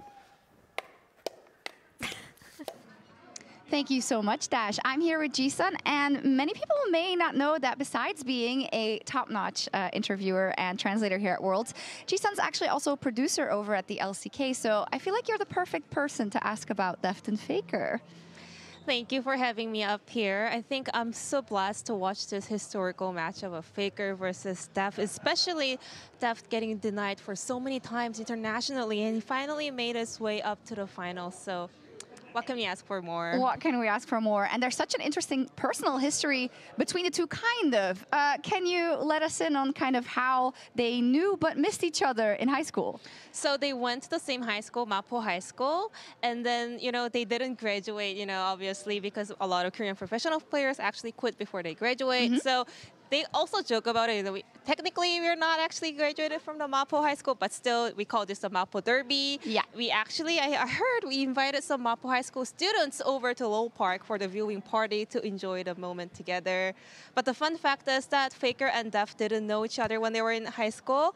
Especially Faker was already like ranked #1 in the ladder, and Deft was like challenger, but he couldn't even brag about it because like his friends would go like, come on, dude, there's a rank 1 like player in our high school. Like, why would you brag up being challenger? So I thought that was a really fun story. That is really funny, and it's, I guess, even, well, funnier, but not for Deft. When you look at kind of how everything evolves, right? Because Faker goes on to be the icon of League of Legends, and Deft is very, very successful, but he's just not winning a world championship like Faker is. I looked into a lot of stats and personal record of Faker, like what kind of historical milestones he has been making, and it was like he got He played the most games in the LCK. He got the most kills, second most assists followed. But I think his first place was Gorilla, and then Faker is like second. Yeah. Crazy. And then most of the rankings were actually followed up by Deft. He was also in the second place for like games played, kills achieved. It's really crazy because Deft actually spent his time in the LPL. Now he's back in the LCK,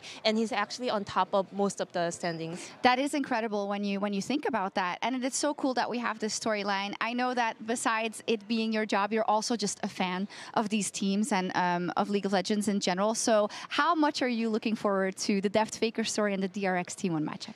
I mean, this is such an honorable matchup for the LCK League itself. So I'm so happy, you know, just being an LCK producer and having this matchup at finals, it's a bless for me. And just, I'm so happy that so many LCK fans were actually waiting for Faker and Deft to actually climb higher in international tournaments, because they have always heard about their reputation, how great they were, but they actually started watching League recently. Most of them, you know, also joined recently, like past 1-2 years, and they haven't actually seen them, you know, winning Worlds, winning MSI. So I'm pretty sure all of the LCK fans will be happy after tonight. Oh, the newer generation might not even have seen Faker win his World Championship. That's crazy. Thank you so much, Ji-sun. We'll see each other later at the end of the day for the winner interview. And back over to you, Dash. Thank you so much, Shox. Thank you so much, Ji-sun. I love that point that they left on, the idea that there are probably a number of fans out there who are watching this World Championship, maybe started watching 2, 3, 4 years ago.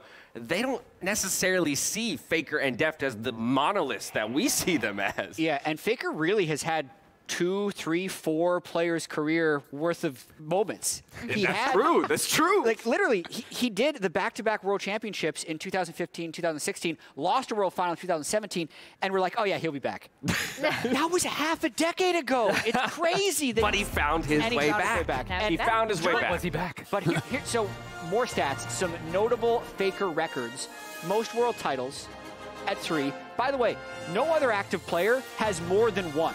So that's an insane stat in itself. 5 finals appearances, 81 Worlds wins in 110 Worlds games with 385 Worlds kills. All these stats, by the way, are most. These aren't second place stats or like he's kind of near the top. This is Faker rules. The roll would never end. 5 MSI appearances, 327 MSI kills, 83 MSI games. So you make that 193 MSI and Worlds games combined. 10 LCK titles, 778 wins. And look at the stats that we have coming up here at the end. The youngest and oldest mid laner to win LCK. That's dope. That's a legend. That's a legend right there. I don't think that will ever happen again.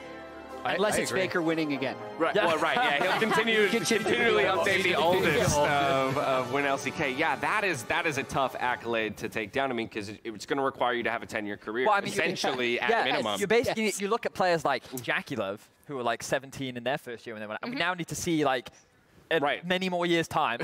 Many more years' time. Jackie Love can so win mark all the your titles. calendars for many more years from now, and we'll check Jackie back Love, that's the guy to watch. There's a couple of players that are stepping onto the stage today that we actually haven't had an opportunity to talk about too much yet so far in our 2-hour pre-show. And I'm going to hand things over to Emily to discuss these two players in another installment of Draw My Life. Yeah, so this is Draw Our LCK Lives. DRX Pioshik and T1 Keria, 2 of the newer players on each of these teams. At the end of the 2019 competitive season, jungler Pioshik and support Keria were moved up from DRX Academy to the main roster for 2020 spring. Pioshik at the time was known as a Kindred One Trick, and he was also a streamer when he was initially scouted off the ladder by then DRX coach CBMax. So a lot of people were kind of like, okay, where is this guy coming from? By contrast, Keria's debut was actually very highly anticipated. He already had a significant pre-debut following before becoming an LCK Pro player. In their first season with DRX in 2020, alongside Doran, Chovy, and Def, was fairly successful but fell short of team expectations. They did make Worlds, but they were eliminated in the quarterfinals by eventual world champions Tomwon, and then at the end of the year, Keria left DRX for T1. Keria quickly became a very prodigious support talent due to his mechanics and willingness to initiate fights for his team, turning entire games in T1's favor. There you see Tom Kench, famous engaged support champion. Meanwhile, in 2021 LCK Summer, as as Zale already previously mentioned, Pyosik and current DRX top laner Kingen were on a 10th place team that finished with a dismal 2-16 record, and now they're at Worlds Finals. And although he was very heavily criticized for his champion pool and decision-making, Pyosik was also bubbly and outgoing with a lot of flashes of mechanical brilliance. As recently as their regional qualifier, Pyosik was regularly benched for DRX's other jungler, Juhan, and Juhan also played in 3 games at this very World Championship before Pyosik took over the starting spot definitively. By contrast, Keiria's prowess and fame has only grown through T1's historic undefeated spring split, firmly establishing himself as one of, if not the best support in the world. And then, as recently as DRX's semifinals press conference, Def actually joked on 2020 DRX, Keiria had promised him a Worlds trophy, and now is the time to deliver on that promise. I'm not convinced it was a joke, if I'm being honest. I think, no, he's holding him to that promise. I just think such a cool small anecdote is the fact that Pyosik, starting out as a streamer, you know, he used to complain about the fact that there wasn't a lot of Kindred skins, and people were like, well, go win one. You know, go win Worlds and make a Kindred skin. And he's at the World Finals now. 3 wins away. 3 wins away. And also, for those of you who don't know, Emily draws all of those herself. It's super impressive that she's doing that plus narrating. I have not done mine, but I have an add-on. So this one is nice. T1. Yeah, draw T1 spring to summer. Faker raising up the team to end up getting carried. Photorealistic. This is amazing. It's amazing. I love this. So that's, you know, almost as good as that. I was going to say, bro, you shouldn't have preempted that when I didn't draw this. Yeah. You think I could draw this? Absolutely You know not. me. Absolutely not. I've seen a pen in your hand, and it scares me every single time. All right, when we return, we're moving inside to the arena, and we're going to be checking in with our TriCast. We're also going to be catching up with none other than Mr. Beast. As we go, here is Vedius with T1's Road to the Finals. It's all come full circle. The most decorated org in world's history last lifted the title in California 2016. Now they've returned to reclaim it, once again in the Golden State. Here is their road back to the finals. With a lineup filled with young, hungry talent surrounding the greatest player of all time, T1 were expected to advance from Group A, where they were paired alongside 3 familiar faces from worlds past, EDG, Cloud9, and Fnatic. And quite fittingly, their first game came against the reigning world champions in EDG. Faker onto the backside trying to finish off Scout. Faker can't get it done. He goes in. He takes down Scout. That's going to be 1. Odor waiting over the wall. T1. Guma now running. They're split.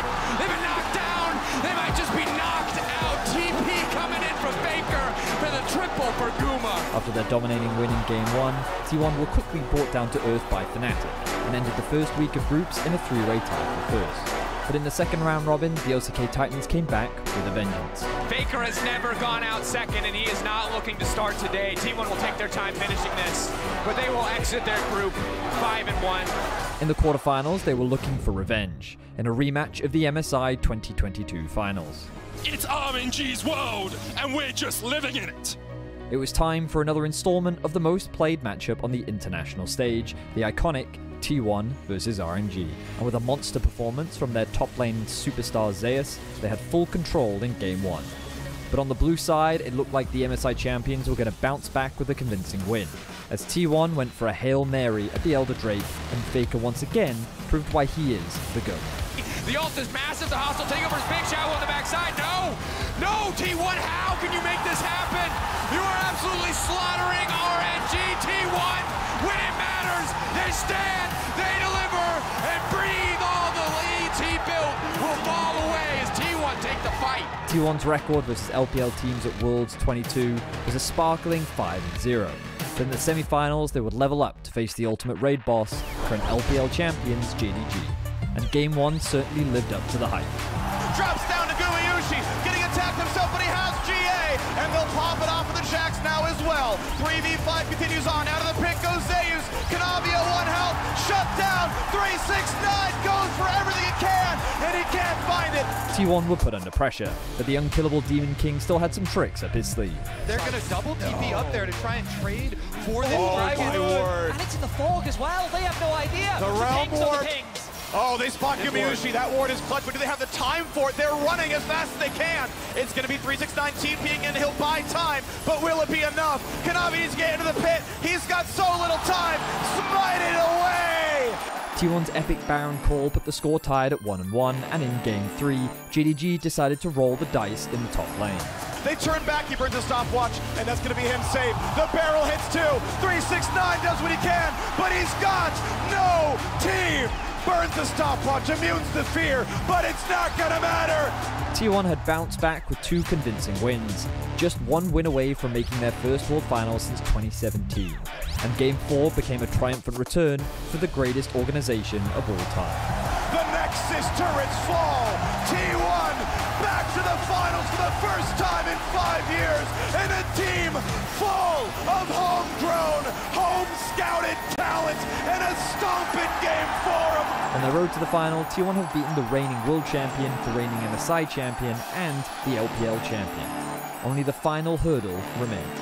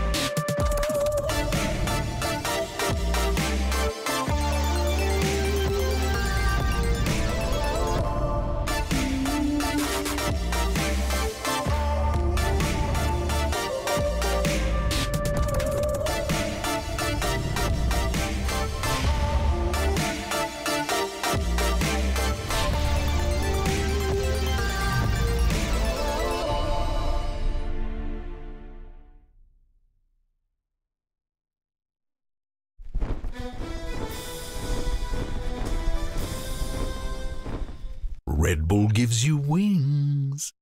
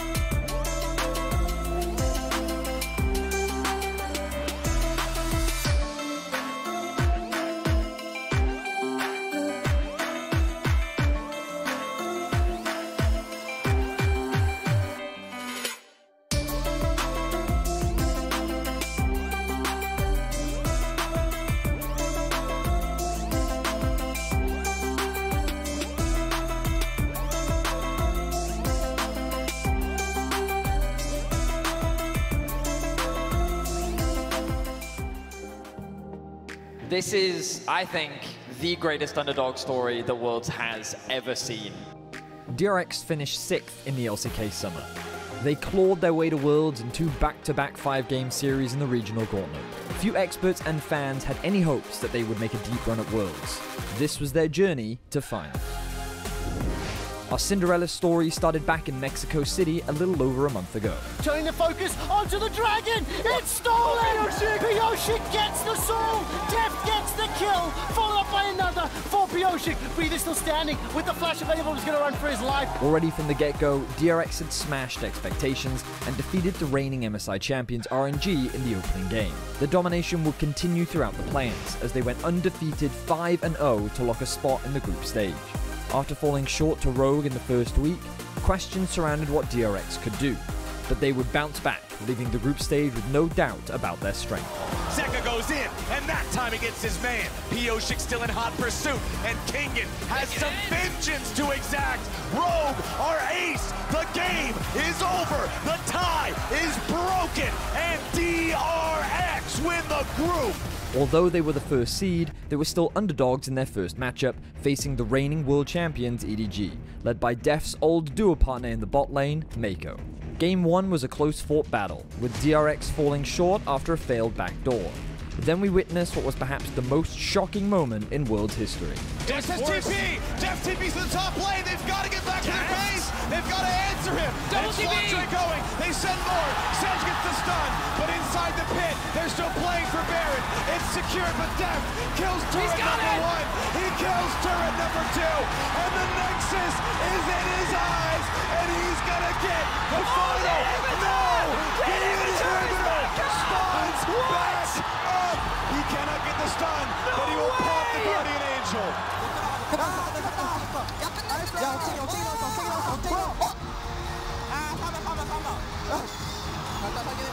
DRX had suffered the hardest loss anyone has had to endure, and were facing elimination in Game 3. But they had been hardened by the tough journey throughout 2022, and went in with newfound confidence, pulling off a comeback for the history books. They got a summoner spell! Viper attack! Stays alive! Double stun! Deft will not fall! Zeka will not allow it! Going with the quadra kill! Deft, it's been 2,942 days since you made the last semi-final. What does it mean to finally be back? A touching moment as Def finally broke the curse. DRX had shown resilience once again, but they would need to step it up even more for the semi-finals as they faced the LCK Summer Champions, Gen G. During the regular season, DRX hadn't won a single game against Gen G, and they hadn't beaten them since June 2021. And Game 1 was the same story. Down, Zeka, the knock-up now coming in. The Soraka healing will not be enough. DRX have yet to find a win against Gen G, and this game is not the game where it'll happen. Once again, DRX were on the back foot. But as was the case versus EDG, when the pressure rose, they stepped up. Lehens has the flash, has the ult. For the stun, now gonna find the lockdown, immediately gonna get the reset. Now he's the karma, he can go forward, and Brother will kill Brother as a hostile takeover gets the job done. 8 years ago, Def fell to his sister team in Samsung White, but today, in the face of insurmountable odds, he stands tall. The last dance goes on. The stage is set. It is one final chapter. It is one more page in the legacy of Deft. He has one chance to kill the king, and today he did not miss.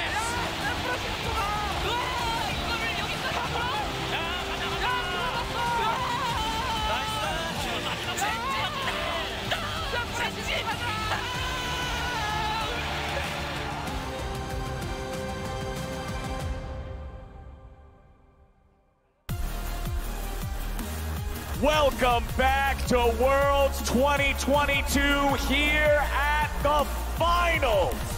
Fans are making their way into the arena now. The excitement is coming to an absolute spearhead. It is under 1 hour until the action commences. Kobe and Cajal are here with me. I could not be more ready for this. I'm so excited. I'm actually from the Bay Area, so this one is super special here to be in the Chase Center in San Francisco. It's going to be amazing, isn't it? Faker and Deft, the storylines write themselves. I think there's fans on both sides. Both sides want either side to win. I think no matter what, when we leave this arena, we'll leave happy seeing one of them lift that trophy. We'll be happy, and we'll also be crying. I know it no matter what at the end of this series. It's been such an incredible journey, honestly, for both of them, but only one gets to lift the trophy. The competition is going to be fierce. I know myself and a lot of people, you guys included, are hoping for nothing less than 5 games. Gotta give us 5, right? This is such a special finals. DRX have always been pushed to the absolute limits, and we'll see if T1 can do the same thing again. And when they're pushed to those limits, as Vedius was telling us, they step up time and again, but they're going up against the greatest org and the greatest player to ever do it. That showdown is coming at us here in just about an hour. But as we continue to ready up for this clash of titans, we're joining a special guest at the State Farm Analyst Desk. Thank you so much, Captain Flowers. Looking good over there, gents. Can't wait to get back to them, and we will be there in due time. Things up. But we weren't going to let this series get underway without first talking to Mr. Beast. Mr. Beast, welcome to the desk. We were just talking to you. We were asking, first ever World Finals? Yeah, this is my first time ever being here. And for people who are like me who have watched online for years, coming to the stadium is crazy. I mean, it's still filling in, but I can already tell if someone gets a solo kill or something wild like that, it's going to erupt. I'm so excited. Man, I mean, even for me, like we were just talking, this is my 7th Worlds. It's crazy for me. When you get in here, the atmosphere is so good. Yeah. I mean, and to be restored to this, right? I mean, we were kind of reminiscing a couple of years during the pandemic. We didn't get this feeling that what you're about to experience. You've been following Worlds the whole way, or where are you at in terms of your, your watching patterns? Well, I usually come in later on. Yeah, fair enough. Yeah, honestly, it's been pretty exciting. Especially, I just can't get over when the inhib respawn right if he's on the last hit. I was kind of loosely watching up to that point, and then when I saw that moment, I was hooked. That was wild. Did that make? But okay, so now I'm gonna jump to this pretty early. Does that make you like instantly a Def fan and a DRX fan for that moment, or are you on the T1 train like a lot of people are just for being the dynasty? Well, the problem is they're both very likable, so it's hard to pick. But personally, damn those likable teams. Yeah, I know, right? But I've been watching for a very long time, and it's been like half a decade, right? Yeah. Faker got one, so I kind of, for nostalgia reasons, want to see him get another one. I don't know if we want to jump right into predictions. It just goes to show, though, how I think how this finals tugs at people's heartstrings, right? Because you've got that Deft moment, and you have his entire 10-year history to get to this point, and then Faker, likewise, for those of us, especially those of us who have been around since the beginning. Yeah. What if he could get back on that throne? Oh my God, how sweet that would be. Yeah, I mean, being able to see the emotion on his face after all these years of not getting it, after getting it so consistently, would be so priceless. Yeah, there was a crazy moment, and he won 2 in a row. Then 2017, he lost in the finals. Kind of looked back. Everyone was like, "Oh yeah, he'll be back." And we're like, that was in 2017. Like, that's 5 or 6 seasons ago that happened. So I agree with you. The story for him winning it again would be pretty awesome. But I mean, I think that's kind of the beauty of this matchup is that it's like because they are 2 such likable teams that have such incredible stories, whoever wins, you have to be really happy for them. Absolutely. I'm going to ask you a more generalistic question, but just when it comes to League of Legends, what is it about the game that you enjoy, either as a player or a spectator? What drew you to League as opposed to something else? Honestly, it's just a lot of fun for me. It's like the only game the last 10 years, or probably like 8 years, that I've just been able to play every night for a couple hours before bed and actually enjoy. Everything else comes and goes. Yeah. But for me, League is just priceless. Wait, how many games do you have this season? This season, probably only like 100. Okay, You're like every night a couple of games. No, over my life, probably way too many. No, I know. I'd be scared to look at my career-long stats. Oh my God. They track that. I know, that's why I'm scared to look at them, and I probably won't. They can pull it up, right? Everyone just tweet it at them. Somebody will dig it up by the end of the day. I'm certain of it. San Francisco. Is this your first time to San Francisco? No. How are you experiencing the city? Done anything while you're here? No, mostly just coming here for the game. Okay. And like I said, it's still, even just looking back, so crazy. So this whole place is sold out, right? Yeah. That's wild. Yeah, I mean, we got 20-something minutes to get everybody in here. I bet you they're working overtime right now. Yeah, on the line to get people in. Hazel, you got So something? I've got to put the screws to you. I got a hard-hitting question here. Here we So go. there's been some rumors. Are you going to buy an LCS team? Oh, gosh. Boom. Well, yeah, 100%. Now, let's go! The question is more when. Okay. Because if we do it, I want to have a team that makes it to a stage like this. Oh, I like that! Yes. We got to get the right pieces in place before we pull the trigger. You're giving me all the right answers here.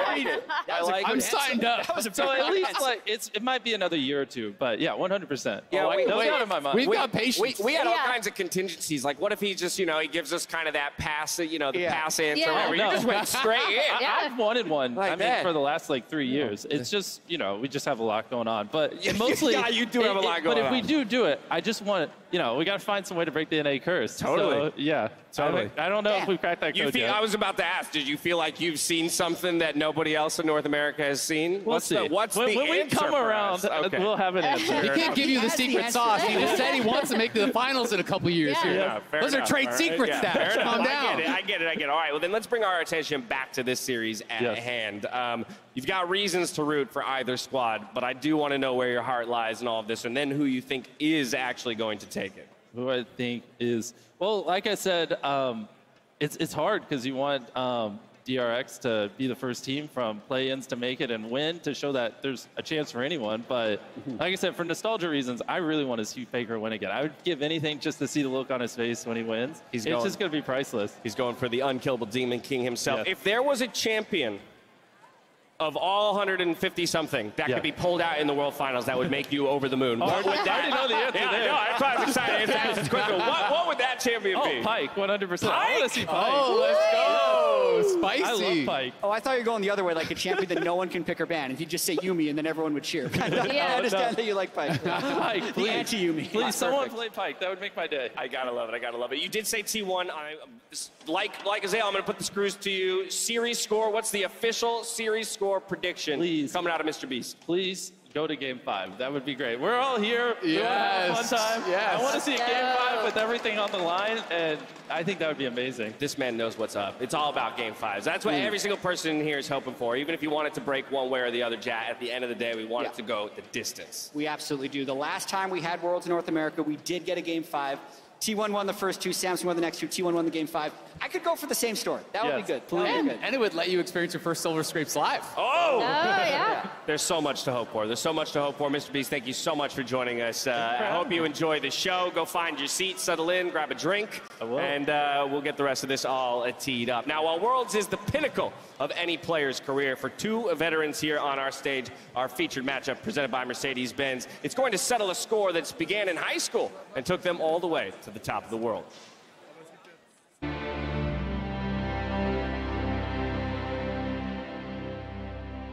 In certain sports, you have one person that stands at the peak of discipline and talent.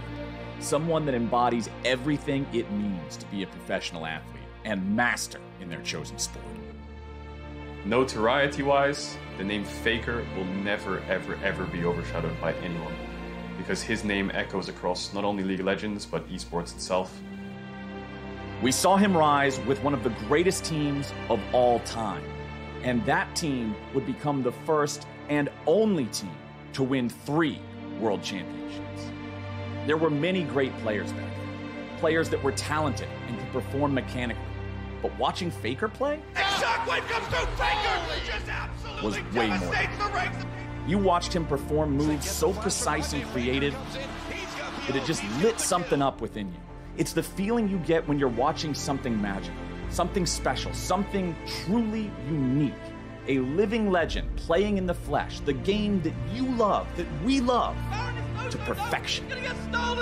It is a pure, distilled passion put on a screen in front of you, and you don't want to look away even for a second. Oh, look at the cleanse, look at the moves! Faker, what was that?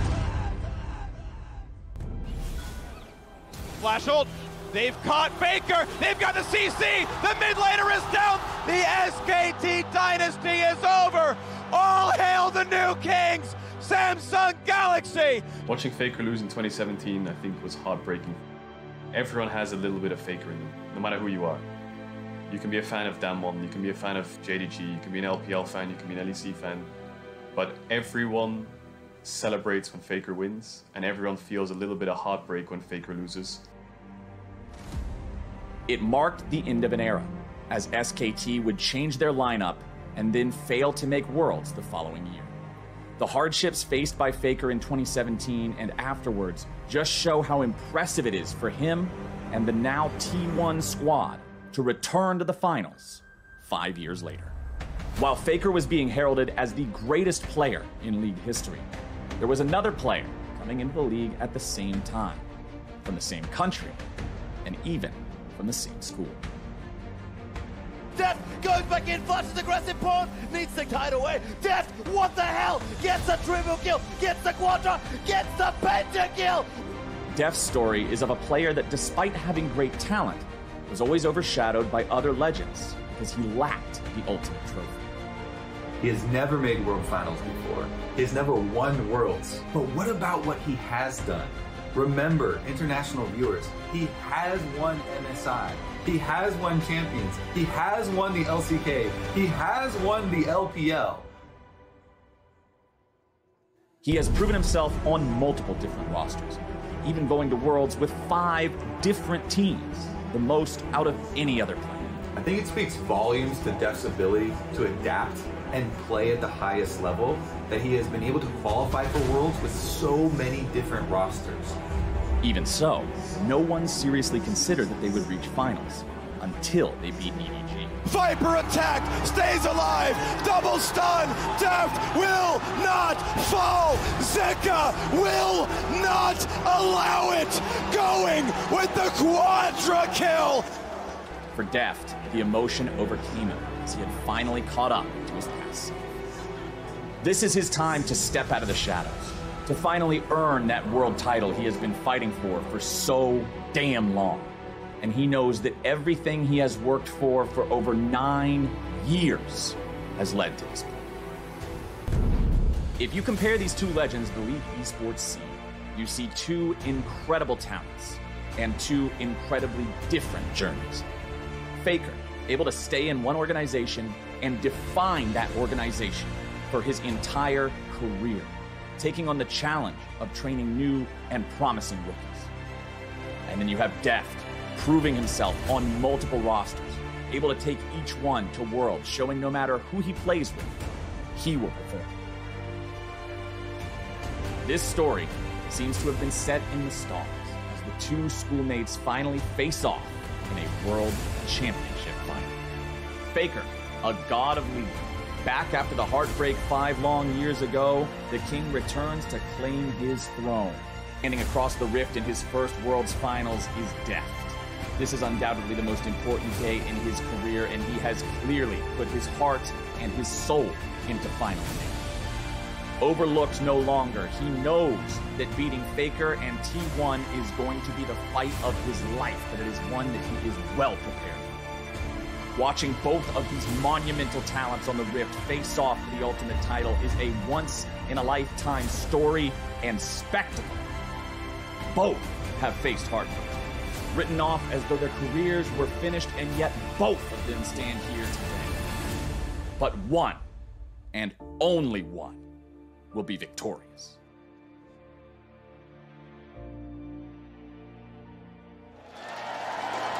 Wow. Welcome back to the Chase Center. Faker and Deft, so deserving of being the Mercedes-Benz featured matchup. And while they are the 2 most storied players stepping onto the stage today, they unfortunately don't get to lane against each other. And so when it comes to breaking down the matchup... Unless. I like where Zale's head is at. I like where his head is at. But let's go ahead and pretend like they play the game the way it should be, okay, for the sake of argument. And I think at this time it is proper for us to start breaking down each of the lanes. I'm going to start in the mid lane, and while we discuss, I want you at home in chat to be spamming which of the 2 mids you think is the better mid here in World And this Finals. isn't like better mid, because everyone would answer Faker. It's better mid at World 2022. Yes, and that's Spoiler, why everyone's still going to answer. Also, he just garnered a couple votes for Zeka, I think. But that means it's our job to explain why it is that Zeka should be considered or even a part of this conversation in the debate. So we have to start with the GOAT.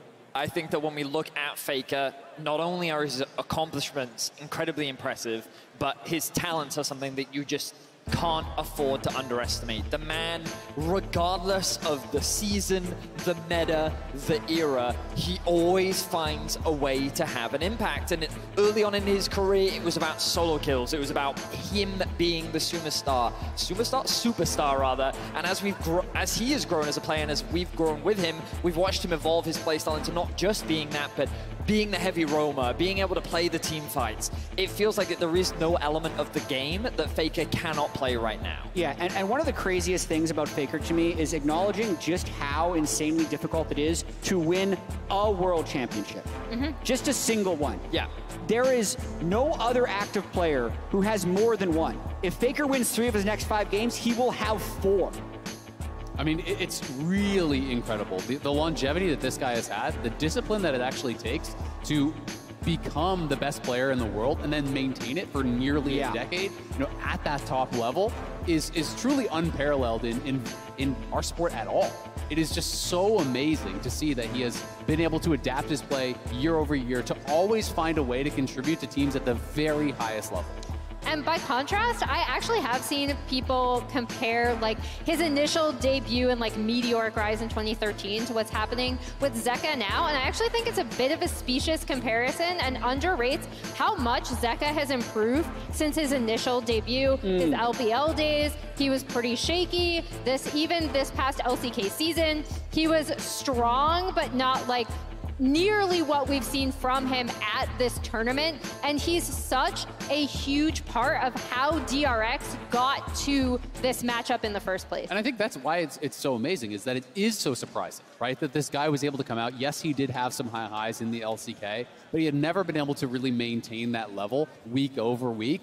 And for him to be able to come to Worlds and not only show us his highest level, but to be able to, I think, eclipse what he has shown us before and then maintain it against the best players in the world, game after game after game after game, it is just astounding to see this player bring that level to Worlds. And it's one thing to be good. There are a lot of good mid laners at this tournament, right? But this All man, of them. he had...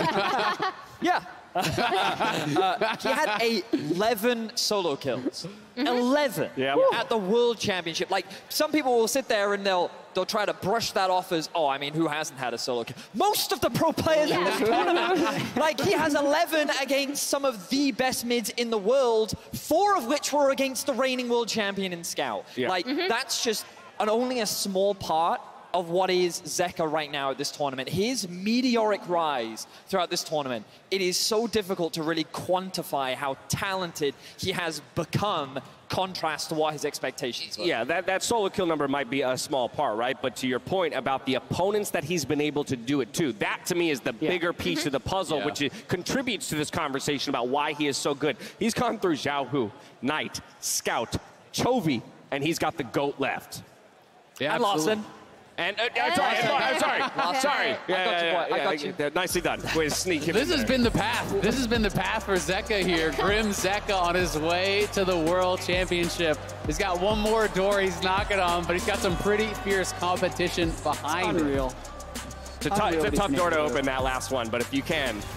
And this is something that has been so impressive to me, is that Zeka, people try to encapsulate him as, first, okay, well, he's maybe just a good melee player. Maybe he can play this matchup or that matchup. But when he played against Chovy, he was able to create massive lane advantages game over game over game. And he did it in a way that, to me, was so impressive because it was through the fundamentals. He's constantly applying Airy. He's constantly applying Scorch. By the time the Herald crashes and they get first tower, he missed only 5 out of a possible 114 CS. Wow. It's absolutely remarkable. He's never overspending mana. He's using almost exclusively auto attacks to get those last CS, using the W, which is his lowest mana cost ability, to constantly be applying Oblivion or healing debuff, to constantly be applying that Scorch and that Airy, and to chunk Chovy down. He non-stop keeps the push, takes 2 plates solo against Chovy, this guy who is considered to be, by most, the best laner in the world. He just straight up Chovy. Like, he beat him with the fundamentals. When I went back to watch this game, I was expecting, okay, there's going to be that moment where it's that backbreaker, where Chovy makes a big mistake, and then all of a sudden, all right, well, now you can't compete because you're too far behind. It never happened. He just played the whole lane perfectly. It's really, really incredible to watch.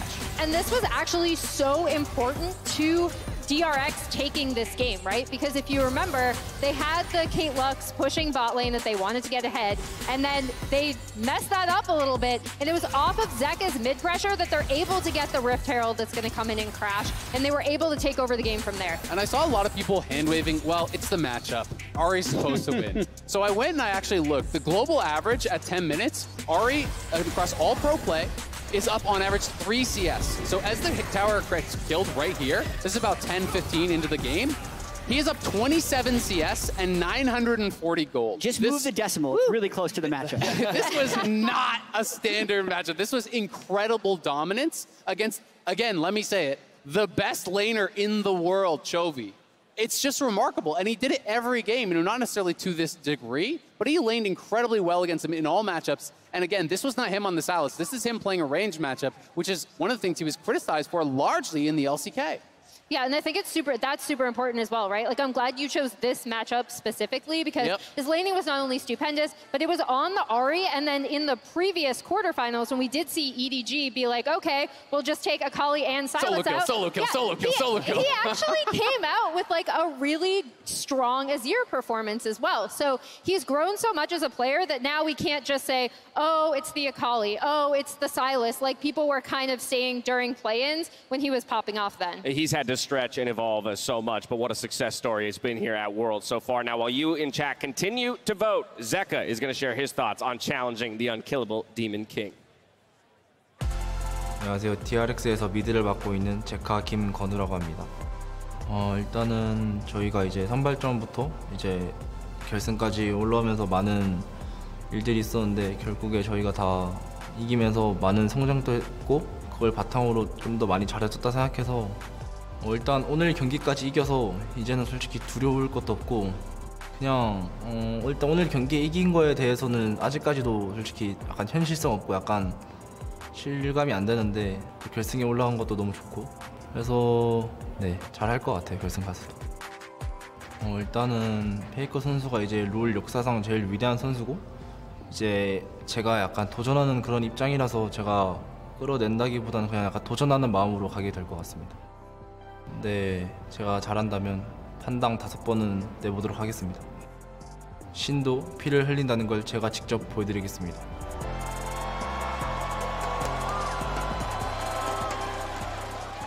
The confidence in this guy. 5 solo kills a game, that's surely a meme. But I was going to say, would you not have that confidence he said, at this if point he's good enough. If he's good enough, yeah. But I will say, one thing that has impressed me about DRX is how they're not letting the pressure of what they've done get to them. It's not like, oh yeah, we're the 4 seed, we'll never beat Gen G, the 1 seed from the LCK. Oh, we'll never beat Faker. They're saying, actually, no, we're just having fun, not really acknowledging what's happening and how well and fondly they will look back on this in 5 years if they pull it off. And they're just in the moment, which is, I think, super key. The cool thing I thought got from that was how he says, like, it's more like I'm challenging him than dethroning him. So even like the line, like, oh, gods can bleed, like he's still giving so much respect to Faker and his history. I just think we are witnessing history either way, right? It is Faker returning to the throne, or it is what I believe to be a new mid lane god being born, right? You know, this is one of the most impressive, if not, arguably the most impressive international debut from a player ever. And to cap it off by taking down the undisputed greatest player of all time in the mid lane is nothing short of a storybook ending.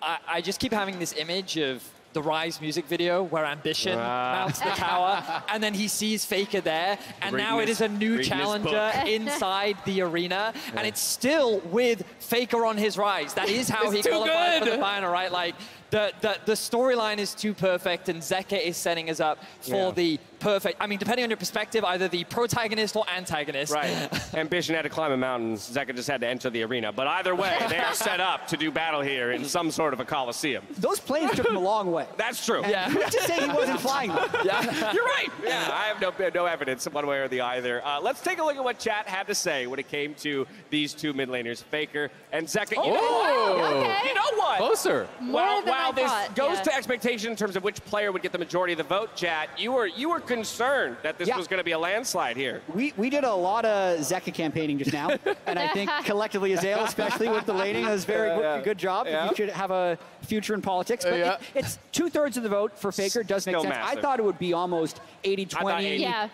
because of his reputation and because of how many people want him to win, but it also shows the power of the underdog story. There are so many DRX signs, DRX chants. I don't think these are all like, yeah, I was really supporting them when they were 9-9 in the LCK. It's because of their run so far at Worlds that they've gained these fans. And let's not forget that it wasn't like it was an easy road for Faker to this point either, right? Well, I say it not an easy road. Of course, in terms of results, 3-0, 3-1, top the groups, like, Faker still had to prove himself that he is not washed. He is not just a name that cannot play the game. The reactions that we saw from him, the decision-making that we saw from him in his semifinals against JDG. Like, Kobe and I were laughing about it in the cast because he was still stop-watching the Malphite ultimates, right? He was still flashing and reacting to plays like he was back, like he was young again, right? And the man hasn't lost any reflexes, and the depth in his champion pool. There are only good things to say about this man, and it is not as like Zeka is coming in as the favorite. Zeka has had to prove that he has at the level to challenge the god that is Faker. Yeah, Faker is without a doubt a different player than he was 10 years ago, you know, when he started playing League of Legends, but he is still the greatest player in League of Legends history. We're going to step away for a brief moment. When we return, though, we're diving deeper into this historic matchup, so don't go anywhere.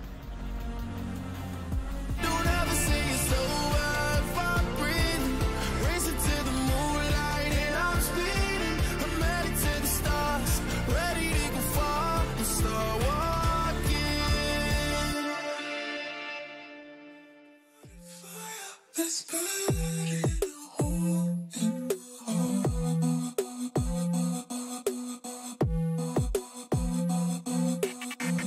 I suffocate from the smoke in the air when we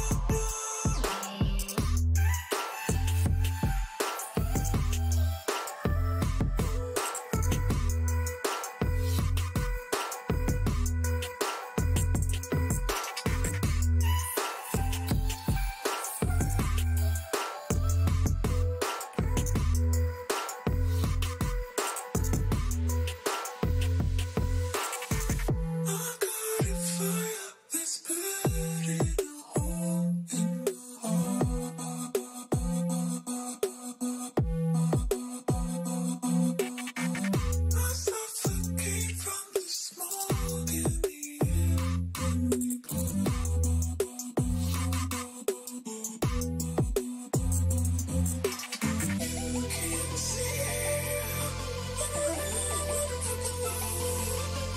running my posture when you go.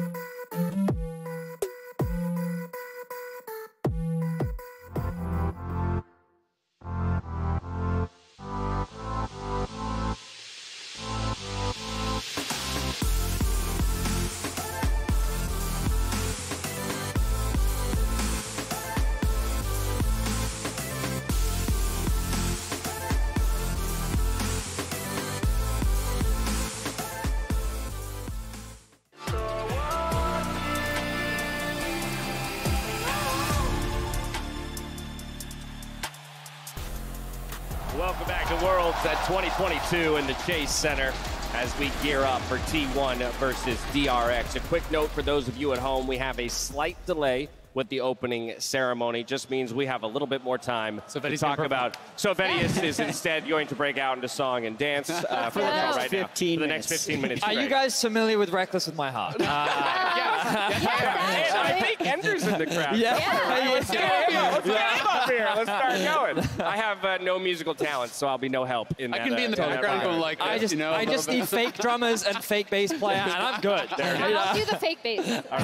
Someone give me a triangle. Dude, Emily as a bassist would be dope. I would love to see that. All right, let's dive back into it. We talked a whole bunch about the mid laners. Let's jump over to the other solo lane. It's Zeus, rather, versus Kingen. And we teed this up a little bit earlier, Vedius, kind of talking about how, you know, for Zeus, he's exploded onto the scene, right? And there's been so much expectation, and to a large degree, he's been living up to it here at the World Championship.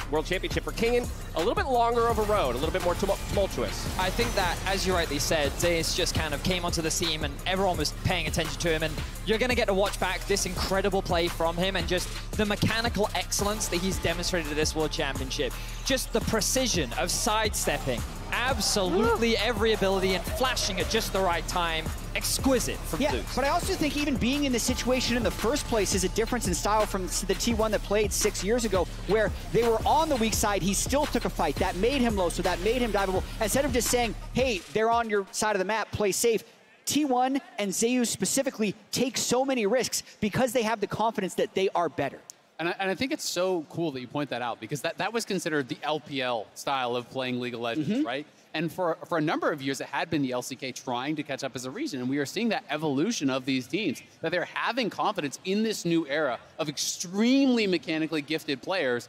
That's highlighted on both teams, honestly, because they know that, yes, they can play the map and they can make the smart moves, but they can also outplay you in the 2v2s. They can also outplay you in the 2v3s, and they're not going to back down from the challenge when it presents itself. And I think that Zeus, this tournament, was already hyped up to be one of the best top laners in the world. And the expectation was he would have an opportunity to prove himself and see how he stack ranks against the world. And the fact that we were given that matchup against 369, that was, in my opinion, two of the best top lane performances that we've ever seen in a single matchup. Like, 369 was giving absolutely everything that he had, and Zeus was there, and they were going back and forth consistently throughout the series. Now, all that said, Kingen, not to be outdone, kind of reminded everybody that, you know, while Zeka might be racking up solo kills in the mid lane, I can do similar things up there in the top lane, and sometimes on more unlikely champions. Yeah. Is an Ornn solo kill worth more than a Yone solo kill? I think it is, actually. The gold value on an Ornn out of a solo kill is actually probably more useful. I don't know. Ornn is great. That's what I just said. Do we have the clip? Yeah, I said Ornn is great. I think we got the clip. We should have the clip of Kingen ultimately having an incredible semifinals. We're looking for a clip. Okay, we found the clip. We found the clip. This was Kingen stepping up in a way that I think many people didn't expect. Like, his performance in this semifinals was incredible, and this is another clip that we were able to pick up. Look at Kingen and his setup of the play here. The 3-man barrel into the perfect team fight. The 5-man Varus ultimate off the back of that as well just demonstrates how DRX have evolved as a team. That top side of the map was not as reliable as it has been so far at this World Championship, and it feels like the DRX just have more options of where they can play through on the map. Yeah, it's actually so important that Kingen has showed up at this tournament. We covered this at the top of the day as well, but the big thing is Kingen actually was, like, his debut was pretty hyped. Like, people were really excited to see him come out, and he didn't, like, you know, Zeus came out, people like Chronicler were watching him in Challengers being like, I can't wait until this kid debuts, like, he's gonna be great. Kingen kind of had the same thing, didn't really deliver on it, and I think the most impressive thing for him on DRX now is, like you saw in that Dragon fight, how well he's been able to set up and coordinate with his team and the communication that they seem to have. And I think the reality is every one of these players has been playing incredibly well. It's just hard to not get overshadowed sometimes by a player like Zeka's performance, right? Yeah. You know, Kingen has been amazing. He's just silently smurfing in the background, right? Like, he's being able to consistently make great opportunities for his team. He's been able to really be a rock for them in the top lane. He's been able to step up when it really matters. And I think it's so important to have these players all having their moments, all being able to step up, because you would have fallen apart against so many of these tough teams that you've already had to play otherwise. And when we look at his road to get to this point. Flandre in the quarterfinals, Doran in the semifinals. When you look at the other side with Breathe and 369, you would quite easily argue that Zeus has had the harder of the roads in terms of getting to this point. That's not to say that Kingen hasn't demonstrated what he's capable of, but this will be his ultimate test as a player. Because when we look across the board, this is one of the lanes where it feels like overwhelmingly T1 have the advantage, and Kingen is going to have to continue to show up if he doesn't want to be a detriment to his team. 1000% agree, but that's where I'm actually going to harken back to, I think, words that Cadril uttered during that previous series. Best series that Kingen has ever played, calling it out right then and there. And so that's exactly the kind of trajectory you want to be on if you're going to be able to challenge Zeus in the finals. Oh, and I think that's kind of the beauty of being the underdog literally every single step of the way, right? Is that it's like, is it really any more intimidating to be going up against T1 when no one thought you would beat Gen G and no one thought you would even make it to Worlds? No one thought you would do anything. Yeah. I mean, so Azale, you mentioned how, I mean, obviously you get to the World Championship, you got 10 players on the stage, some of them maybe overshadowing others. Let's talk about the players who live in the shadows. That would be the junglers. The jungle. Piosik, yes, exactly. He knew where I was going. Owner and Piosik. These two guys who have to operate as facilitators around all three of their lanes at different times. What's interesting is when you look at their stats, they are actually very similar. Kill participation at 14, their K+A in the early game, their overall CSD is where you see slight differences, and the jungle proximity is where you really start to see the stark contrast. But the main reason for this is because these two junglers offer very similar roles for their teams. Often they'll look to try and get early ganks, they prioritize on trying to get their laners ahead, but that's not to say that they can't be carried themselves. When we look at the champions that they actually bring onto the Rift, one of the biggest differences that we see between the two of them is some of the global impact that we get from Owner and some of his individual playmaking on the Lee Sin, with the Kindred answer into the Graves for the side of Piosik. And when he gets his hands on this champion, this is where we get to see him really be one of those big superstar carries for the team. Yeah, Jap pointed this out earlier in his draft comparison on red side and blue side, but the fact that Piosik, because Piosik is the Kindred mark, right? Like he was a Kindred one trick off the ladder. It's actually really huge that he has this matchup. It's opened up a lot of more draft flexibility to DRX, in addition to these creative pushing bot lanes that they like to play. And while I don't think like either jungler is probably going to be the standout like carry performer for each team, I am looking forward to seeing how they facilitate their lanes and who has better jungle to lane communication, coordination, because I do think that both of these junglers have improved significantly in that department specifically. To me, that just speaks to the wealth of carries that we have out there on the stage, and that for each of the junglers, really it is just about facilitating those lanes. The one lane we haven't spoken about just yet there, Jat, is of course the bot lane. We got Gumayusi on one side, we have Deft on the other. Yeah, and even the story between these two, Gumayusi is still so much younger than Deft. There's almost no other AD carry as experienced in the world as Deft. And they've both had some huge moments at this World Championship, but Gumayusi in particular has had a couple game-saving team fights. He had that one against RNG, and this one in particular, where if he doesn't pull this off, maybe they don't even make it to this series. And I can't stress enough how much of a struggle kind of he and Keria had compared to expectations. Keria was pretty open about dealing with symptoms from long COVID, but then for him to come out and have such a massive teamfight performance like this in such a huge series, another part of the reason why T1 is here is because their bot lane, people are like, okay, it's spring T1 again. They're hyper aggressive. They're murdering people all over the map, and Guma is such a huge part of it. Well, I think it does not do him justice to kind of skip over the struggles that he did have. Yeah, right? absolutely. Because if you just watched MSI finals and you're coming in, you're like, yep, Guma's the best MSI. Okay, he's still the best now. Great. Right. But he didn't really, I think, fit well in the current meta that was in Summer Split. He had his struggles. There was a lot of criticism levied towards him, and coming into Worlds, he was actually one of the big question marks for T1. But he has silenced all the doubters. He is again playing at that peak level, and that is one of the big reasons that T1 is here today. On the other side of the matchup, Jat, is of course Deft, a near 10-year journey to this World Final. This play. Get caught? Well, actually, no. He's able to turn it once Barrel gives him baited the return, and they end up cleaning up this fight and taking a big lead, but this is the big thing to show the experience difference between the two players. When you look internationally, it's pretty incredible what Deft has been able to do, and the fact that he was cursed for so long of not being able to get past quarters, and then within Guma's first year, he's already at World Semis. People even touting that he's probably going to make finals. Like, must be nice. Again, it's just it's a difference in terms of perspective, and we now get the young gun, the hot-headed, ready to go prove himself versus the veteran, the calm, the collected deft, looking to hold his own against the Titan and aggression that Guma's bringing to the ring. Of course, they're not doing it alone, Emily. We've got to fold in our supports, the X factors for these duo lanes, Keria and Beryl. Yeah, I love both of these supports, by the way. We're going to bring up a little champion look at some of the things they both play. Like I already pointed out, Beryl actually has the most unique champion picks of any support this year at Worlds and last year at Worlds. So this is a consistent thing throughout his career. And Keria, like I said before, every champion in Keria's hands can be an engaged support. There's a reason why people call him the best support in the world. And both of these teams love the flexibility that their supports give them. And additionally, the shared champions, you'll see Soraka and Heimer there. They both love having that push in the 2v2 lane bot. And as a Dom 1 fan, to see Beryl be like basically kicked from the roster, it was sad because I felt like that there was criticism around his performance. Would he even be able to find a strong team? The fact that he's been able to join DRX alongside Death and have the growth that he's had, it's been incredible to watch.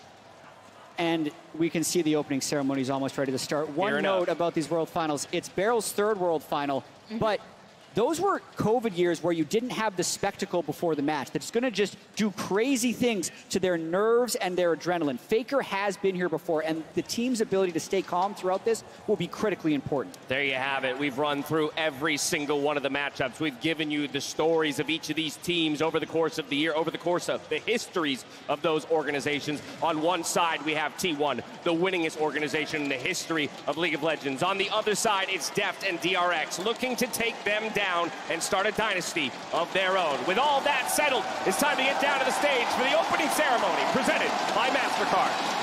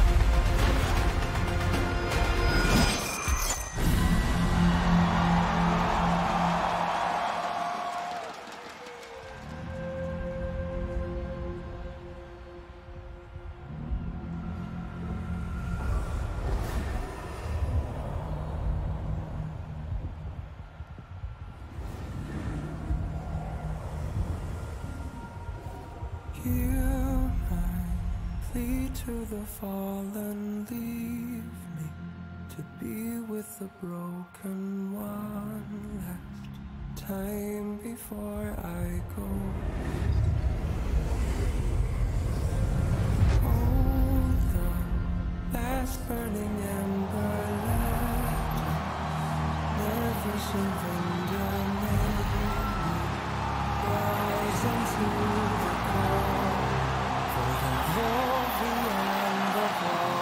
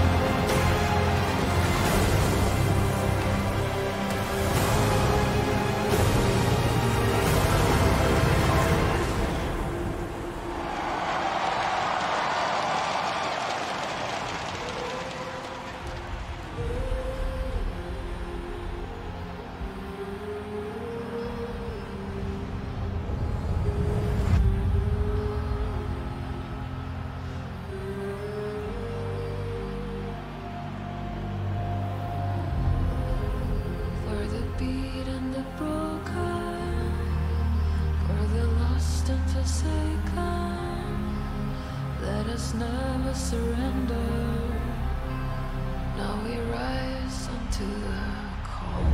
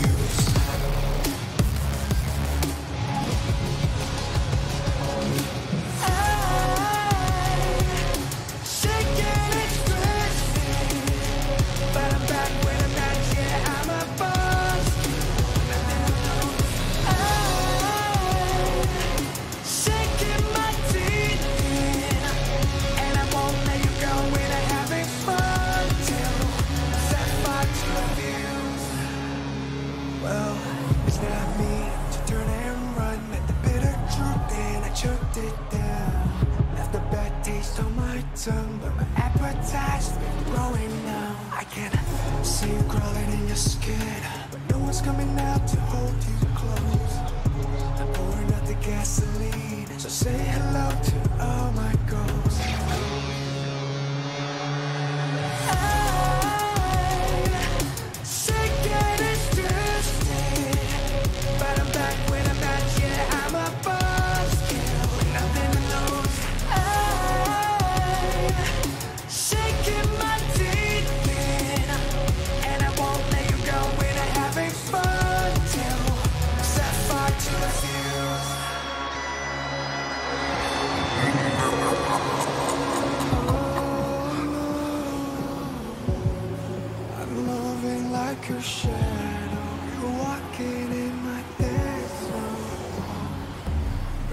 it slow. Ooh, love the heart, love the high. Watching life fade from your eye. Ooh, and this is not a warning. This is not a time. I'm zeroed in on you and I'm coming for the place. And I'm about to ignite. Just try to play it cool. Echoes in your head like deja vu. I'm sick of this drifting, but I'm back when I'm at. Yeah, I'm a buzz kid, nothing to lose. I'm shaking my feet, and I won't let you go when I'm having fun. Set fire to the fuse. Spot to the fuse, spot to the fuse. Spot to the fuse, spot to the fuse.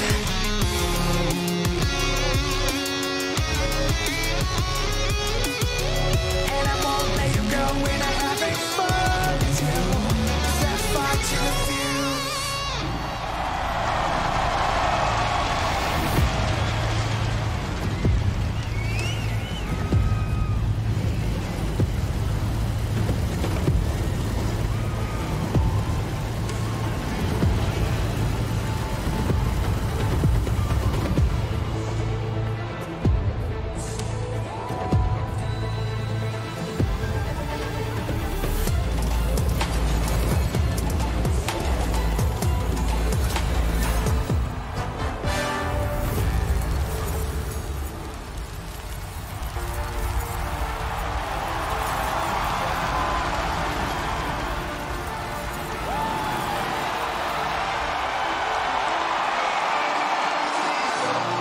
Don't ever say it's over if I'm breathing. Racing to the moonlight and I'm speeding. I'm headed to the stars, ready to go far and start walking. Don't ever say it's over if I'm breathing. Racing to the moonlight and I'm speeding. I'm headed to the stars, ready to go far and start walking. On a mission to get high up, I know that I'ma die, reaching for a life that I don't really need at all. Never listen to replies, learn the lesson from the wise. You should never take advice from somebody that ain't tried. They said I wouldn't make it out alive. They told me I would never see the rise. That's why I gotta get them every time. Gotta watch them bleed too. Don't ever say it's over if I'm breathing. Racing to the moonlight and I'm speeding. I'm headed to the stars, ready to go far and start walking. Don't ever say it's over if I'm breathing. Racing to the moonlight and I'm speeding. I'm headed to the stars, ready to go far and start walking. Been at since I came out my mama, thanking God that he never woke up. Prove him wrong every time till it's normal. Why worship legends when you know that you can join them? These demons don't like me, they don't like me. Likely they wanna fight me. Come on, try it out. Trying me to put me down, but I ain't never cried out. Why need word from the wise? Don't put worth inside somebody that ain't tried. They said I wouldn't make it out alive. They told me I would never see the rise. That's why I gotta kill them every time. Gotta watch them bleed too. Don't ever say it's over.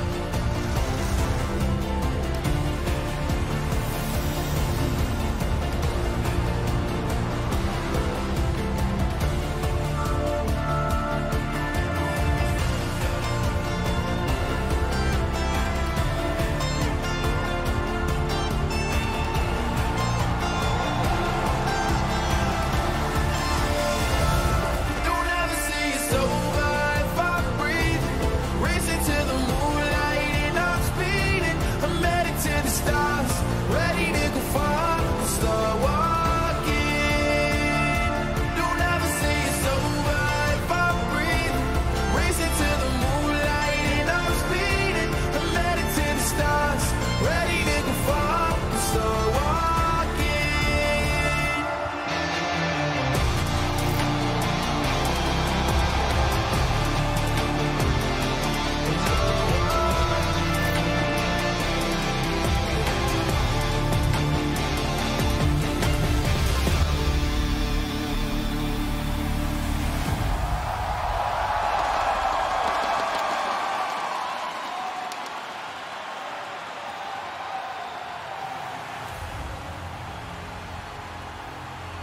San Francisco, let me hear you!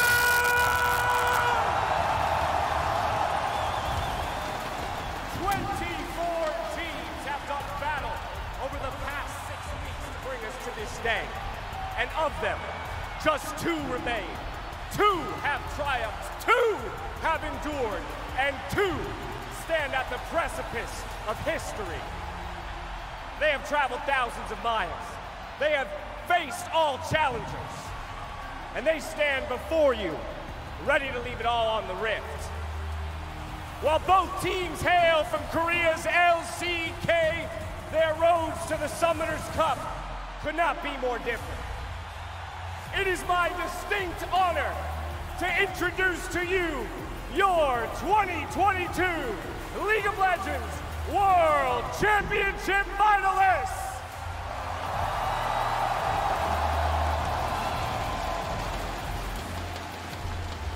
Here in the finals, for the first time as an organization, bringing new blood and old to the ultimate field of battle. Give it up for DRX!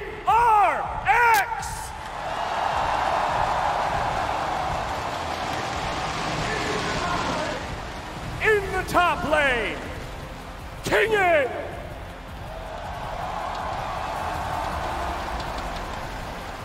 Roaming the jungle, Pyosek!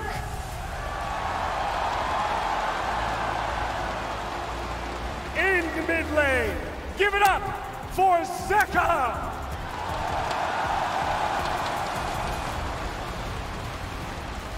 And in the bot lane, a near 10-long-year journey to the finals.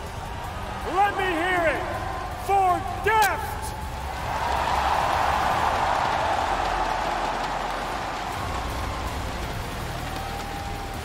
And by his side and support, Barrow!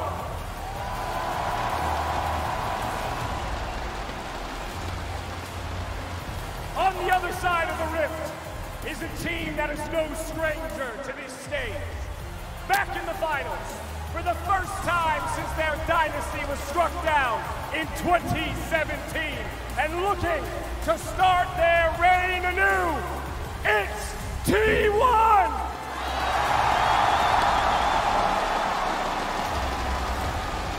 In the top lane, Zeus!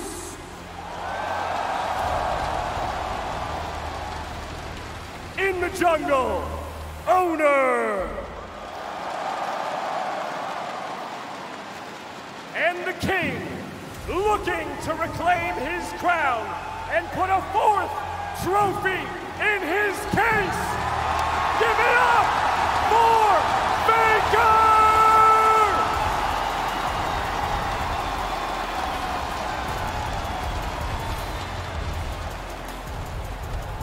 Next to him, their AD carry. Let me hear it for Guma Yushi.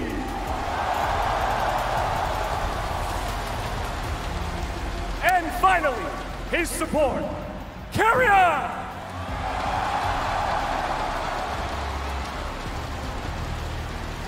Chase Center. The stage is set. The stakes are clear. And this is the final score to settle.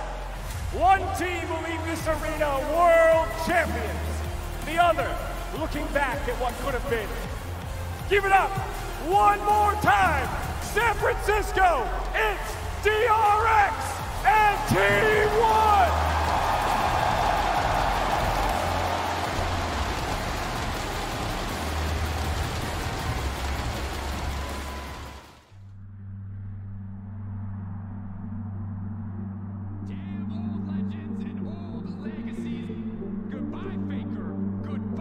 T1.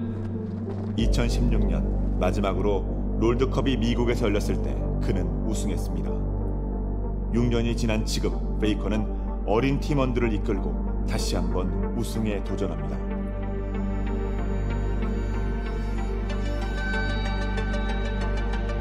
사실 결승전에 오기까지 굉장히 오래 걸렸고 또 우승하고 싶은 마음이 그동안 컸던 것 같아요. 첫 결승전을 앞두고 있는데 뭔가 이 결승에 오르는 상상을 너무나도 많이 했어서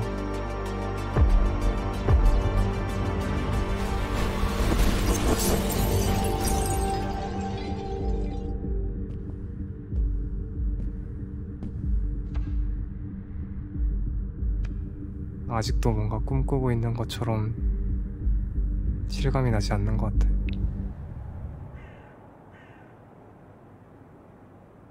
마포고등학교. 그 학교에 조용하고 수줍음 많은 두 소년들이 입학합니다. 그리고 리그 오브 레전드란 게임은 그들의 평범한 삶을 송두리째 바꾸게 됩니다. 학교에서 랭크 1등 우리 학교에 있다 이런 얘기를 들었어서 그때 처음 알게 됐던 것 같아요. 그 선수보다 내가 더 잘해줘서 제일 잘하는 학생이 되고 싶다 그런 생각을 많이 했던 것 같아요. 2013년도 때 데프트 선수랑 같은 게 데뷔했었는데 운명이라도 되는 듯 같은 곳에서 시작해서 다른 길을 걸어와 다시 만나게 되었습니다.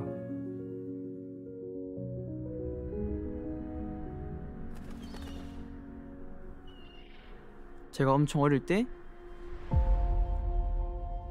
혁경이 이제 전성기를 달리고 있을 때 제가 롤드컵 우승 꼭 시켜줄 테니까 믿고 한 번만 나랑 같이 해달라고 말했던 기억이 있는데 혁경 미안해 내가 우승할게 이해해줘.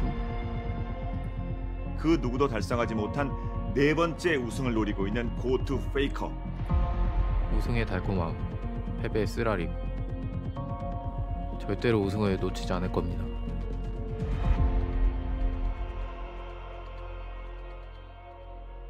I'm ready for the force.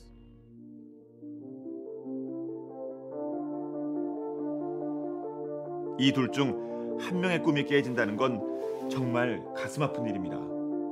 또한 이 둘 중 한 명의 꿈이 이루어진다는 건 모두에게 가슴 벅찬 일일 겁니다. 데프트의 무도는 멈출 수 운명이라 된다는 운명이라는 우승이라는 마지막 안무로 끝날 수 있게 혁경의 춤을 완성시켜보도록 하겠습니다.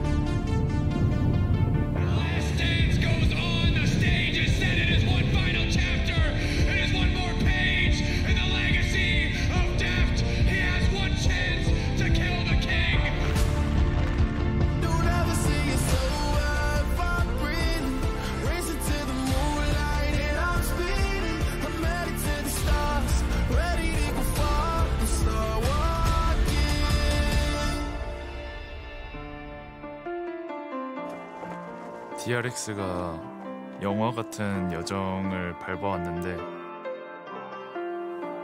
The movie's over. 마지막 댄스가 시작됩니다.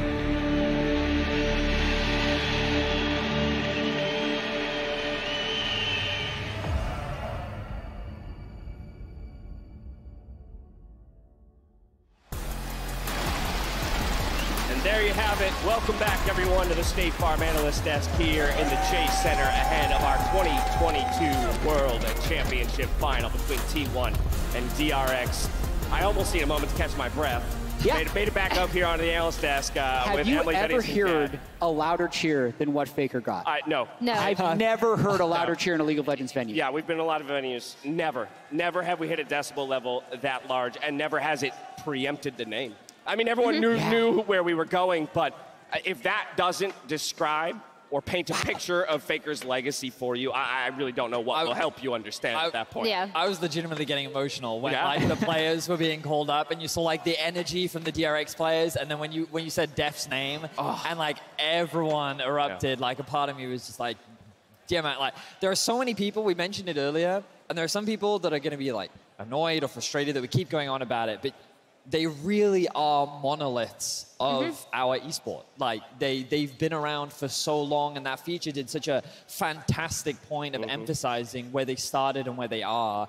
And it's such an amazing story, and it's really incredible to be here, to get them, to see them play against each other today. Like, it's both bittersweet and amazing, because you know only one will walk away the victor. That's exactly but right. you know that, like, this is one of the best World Championships that I think we have ever had. We've already said it. We'll say it again because it bears repeating that at the center of this matchup are two players in Faker and Deft. I think we would do a disservice to them to not walk through their stories one more time before we get to the rest of the players, the teams, and prepare for that first game of the series. Let's start on the side of Deft, Emily.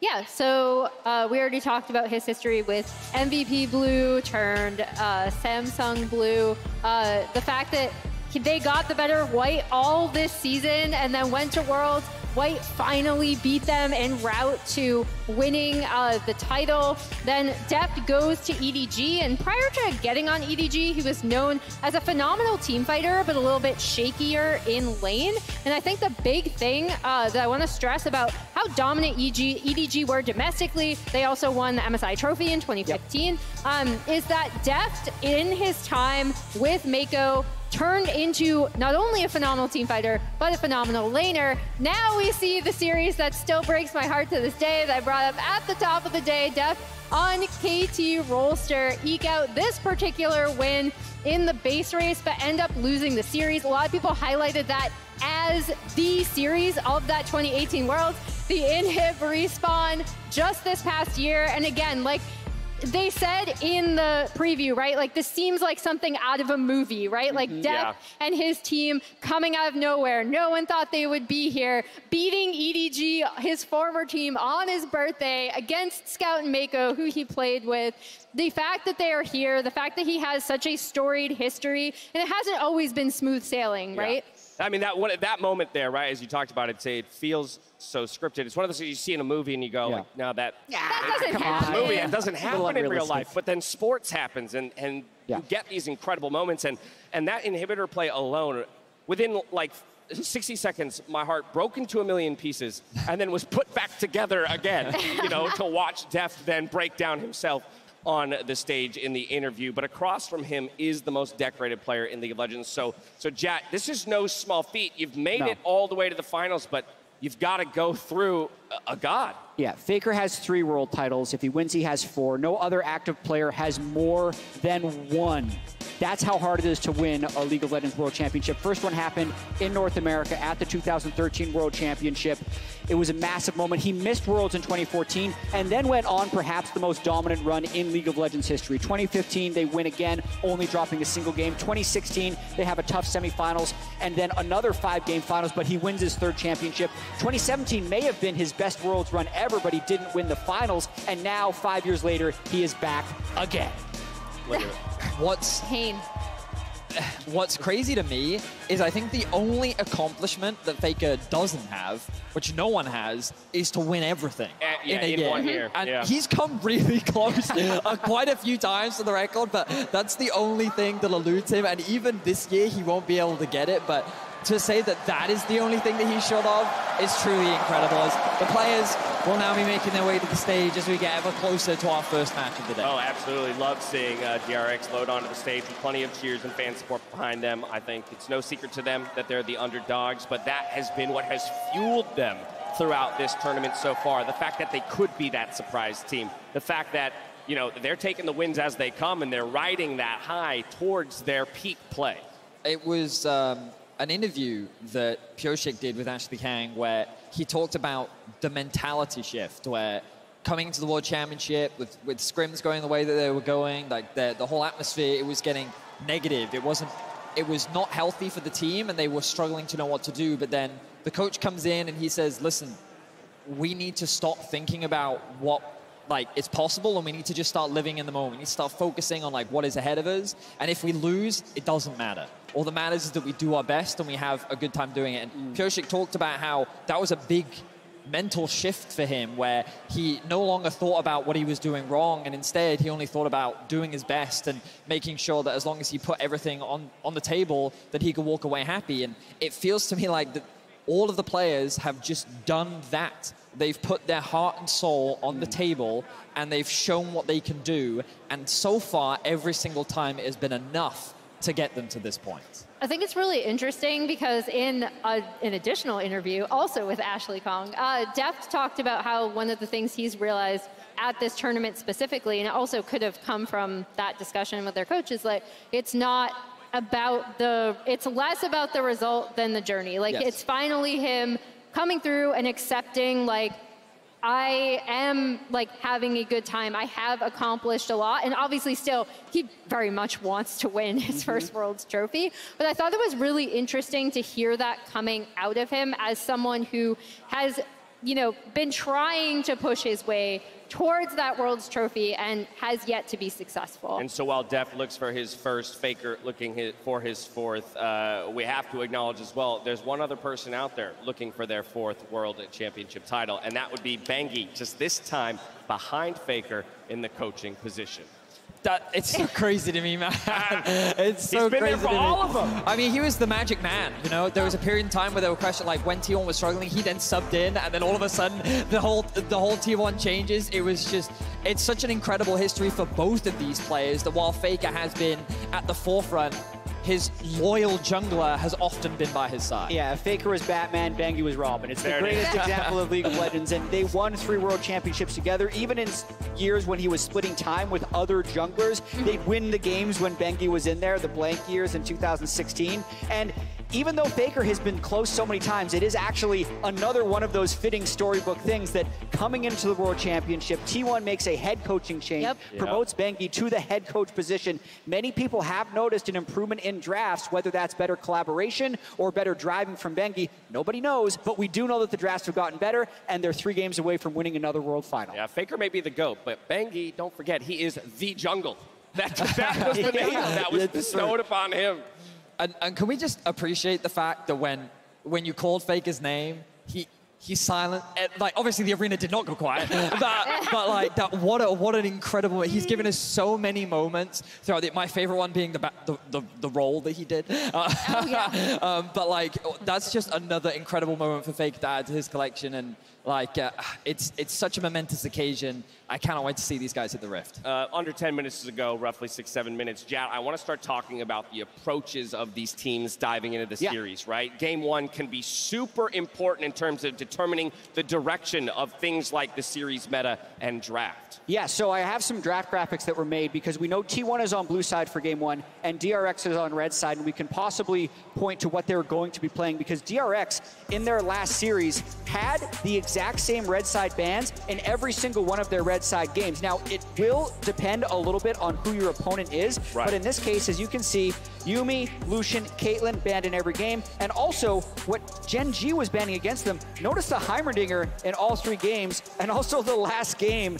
of the EDG series, and also large Aatrox respect. Going over to what T1 has been banning on blue side, it's going to be a lot more flexible because you don't have to deal with the Yuumi, Lucian, and Caitlyn. So if we move to T1's blue side banning, we'll also get to see that the things that are banned against them on red side are somewhat similar. So I'm not expecting Yuumi, Caitlyn to change from red side bans. That would be very, very pivotal. But this large amount of flexibility that T1 has, they can kind of go any direction they want because they're the most versatile team at the World Championship.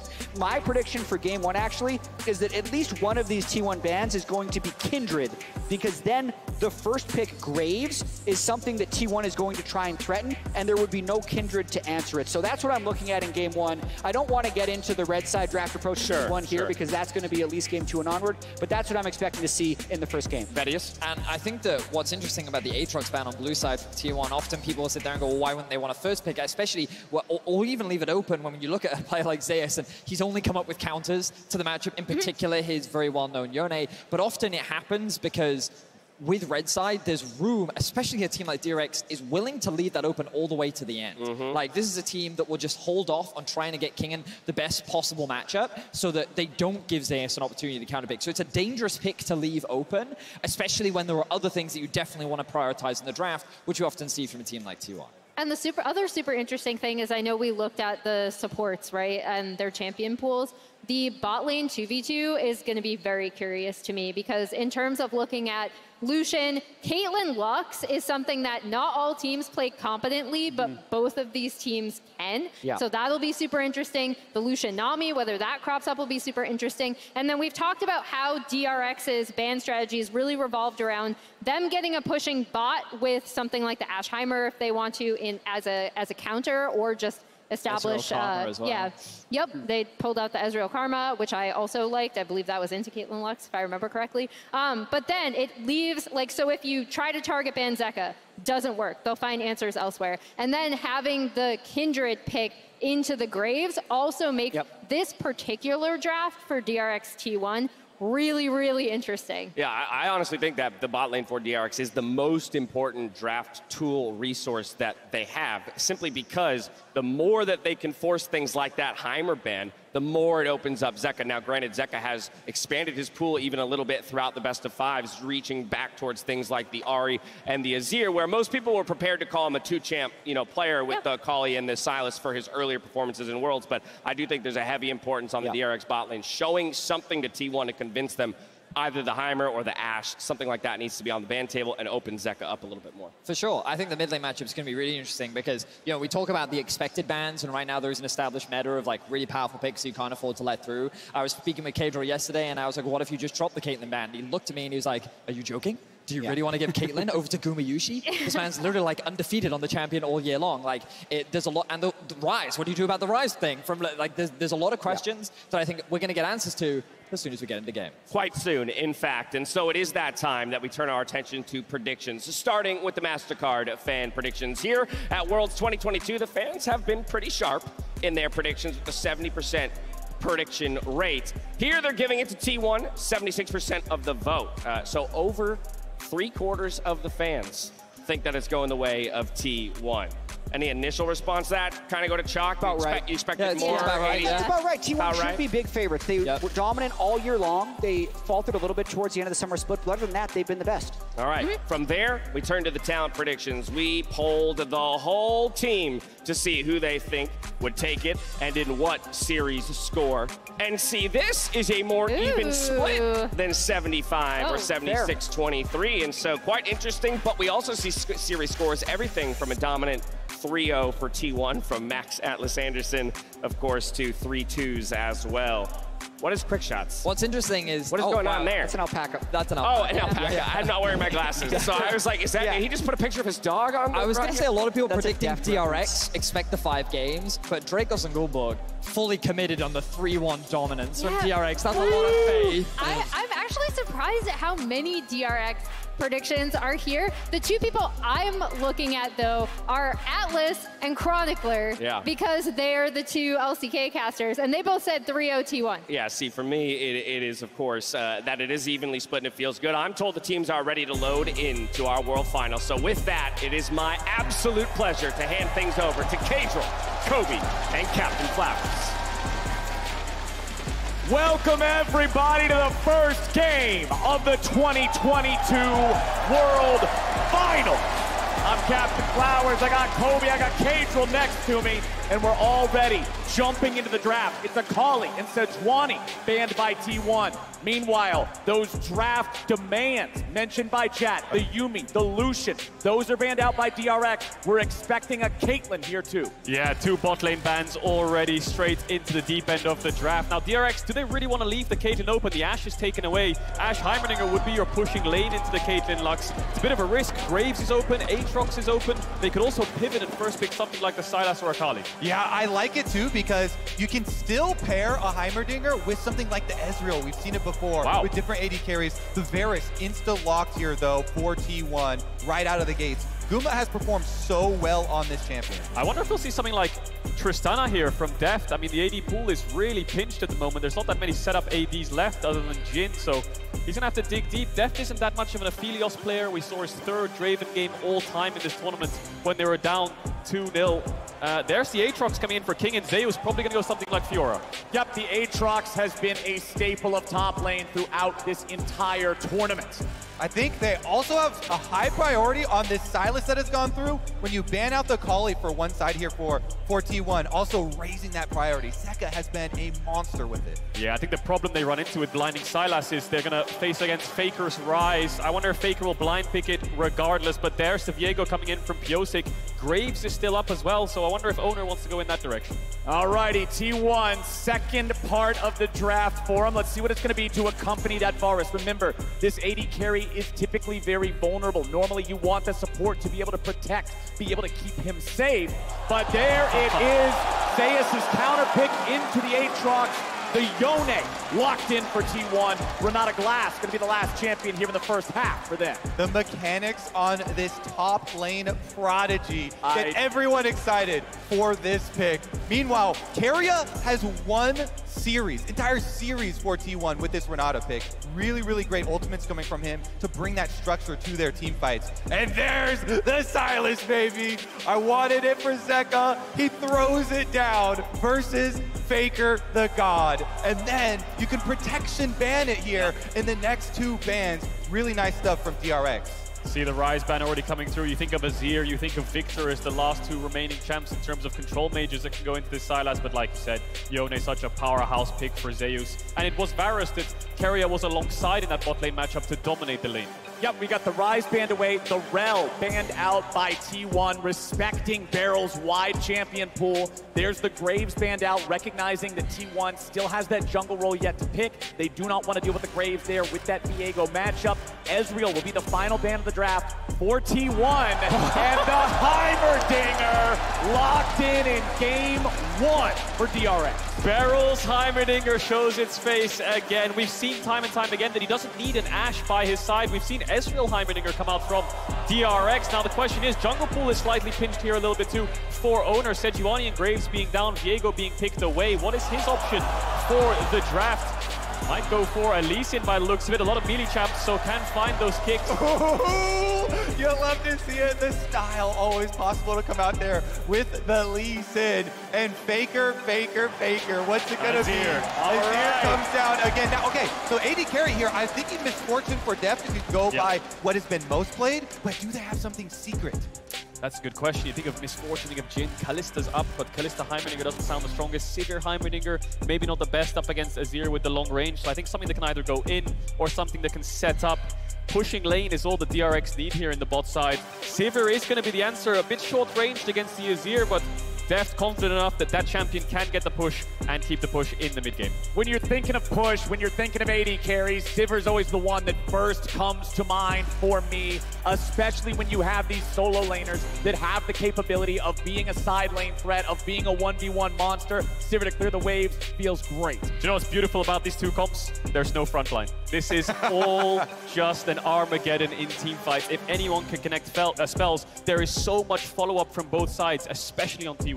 The front line is your ability to outplay. That's it. It's not a health bar, it's your mechanics. Which puts a lot more emphasis on these key big abilities. We mentioned, as soon as Keria locked in the Renata, that's something that can bring some structure to your team fight. If you get locked up in just a moment of CC, there's so much damage on both of these teams. Boom, instantly taken down. So much is gonna come down to execution. There is a lot of damage, and I think both compositions diving into the opposing team's composition just looks really tricky, right? Renata, Azir in terms of pushback and hostile takeover. The Heimerdinger committing into a Heimerdinger Sivir seems tough. Getting on top of them is great, yes, but the damage output, like you talked about, Kobe, is extremely high. And we have two big signature picks in this matchup. Zeus, of course, on his Yone, one of those melee champs that's going to have to navigate those difficult team fights. And Zeka, the breakout star of Worlds 2022 on his Silas. Honestly, for me, he has been the individual standout of the entire tournament. He has been turning heads since play-ins. He really has.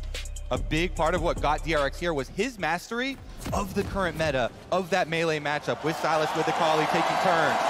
Here we go then, on to Summoner's Rift for game one of the World's Finals. It's been 3,318 days since Faker won his first World Championship. 1,050 games, 190 patches, and he's looking for another. It's been a damn long time, but they're back here and ready to go. The arena is packed The players are locked and loaded, and T1 and DRX are ready for their first conflict. What an epic finals here. Everyone waiting on the edge of their seats for the greatest organization in the history of League of Legends, T1 and Faker versus DRX, the greatest underdog run in Worlds history. Play-ins to Worlds Finals.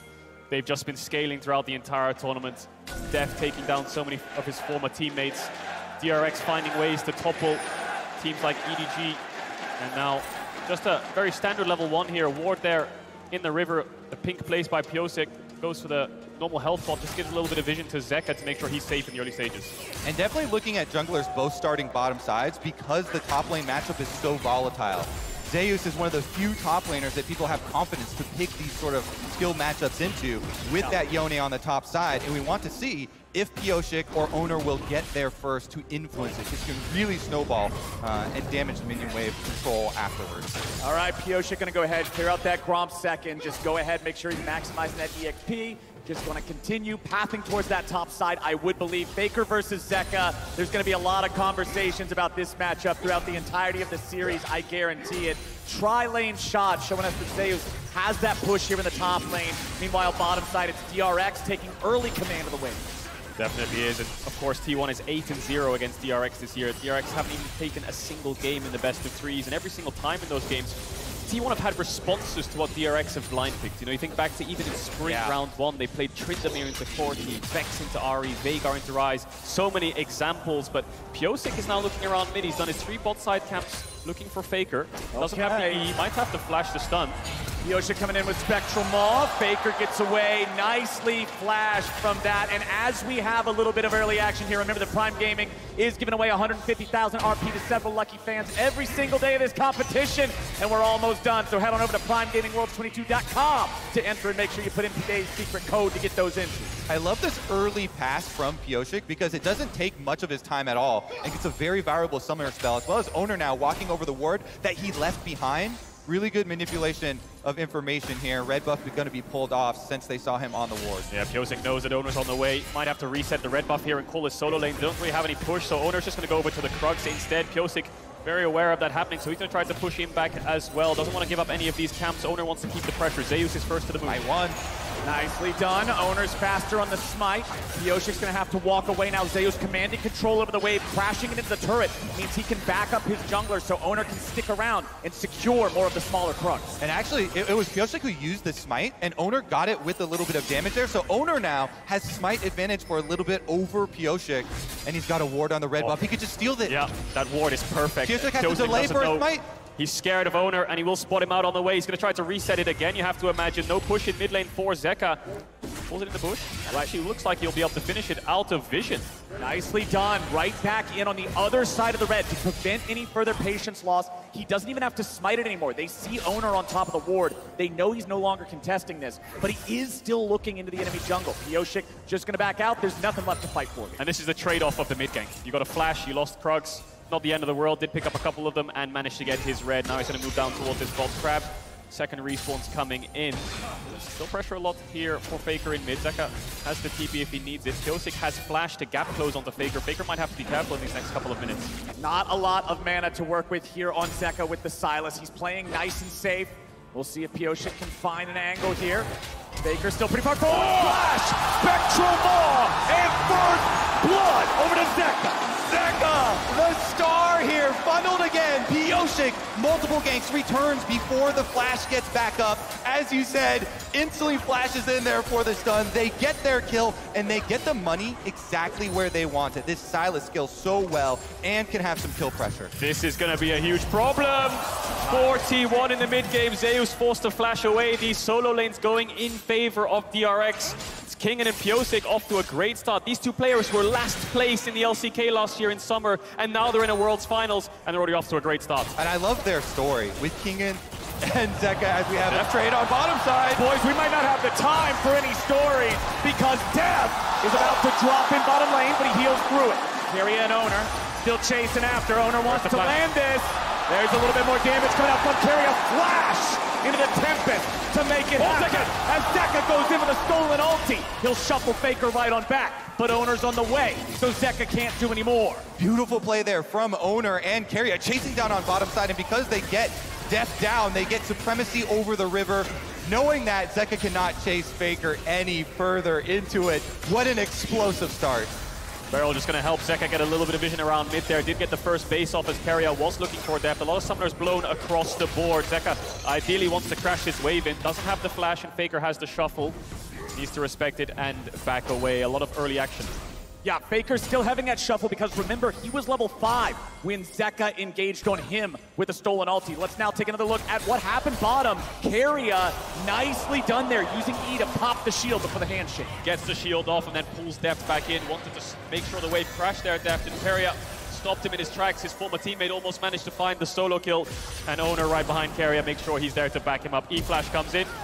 Double flash expended for that kill. Carrier is so good, so incredibly good. This support prodigy from rank 1 actually started with Deft on DRX as well, getting the kill there, but now it's Dragon started up for Pyosik and DRX, and they should be able to finish it. Yep. No Lee Sin arounds means no attempt at a smite steal. Oh! Who needs smite when you got an arrow? Gumayusi gets bullseye for Gumayusi, picks up the Dragon. Pyosik doesn't even use the smite.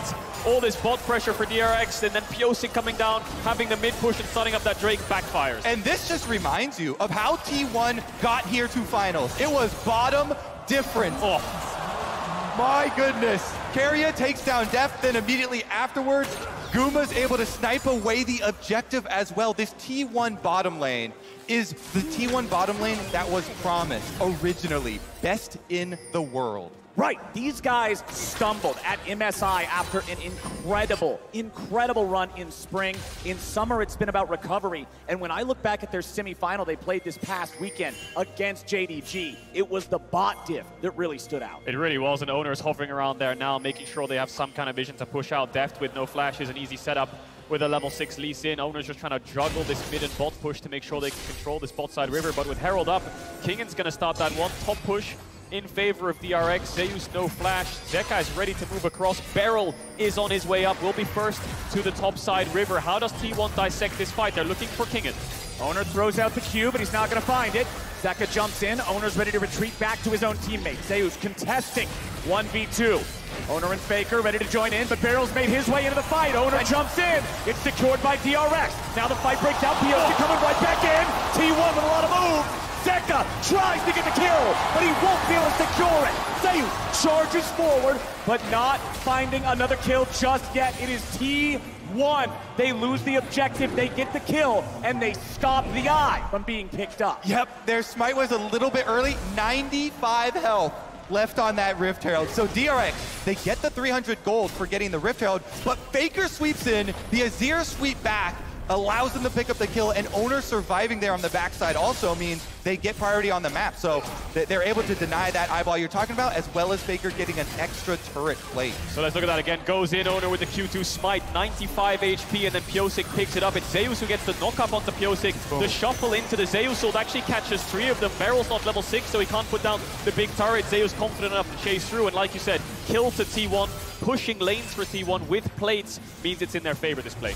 I love the fact that we got a fight that big early on in game 1. It bodes very well for the series. T1 up about 700 gold now, just shy of 10 minutes into the game. They've got a 1-kill lead. They've got that stolen Drake, but we're probably not going to see any more big fights for another 2 minutes until the next Drake spawns. Total gold on the left side of your screen. It's Zeka and Gumayusi pulling out in front. And Carrier, man, in the last fight as well, sniping him again with another handshake to push them together to set up that kill.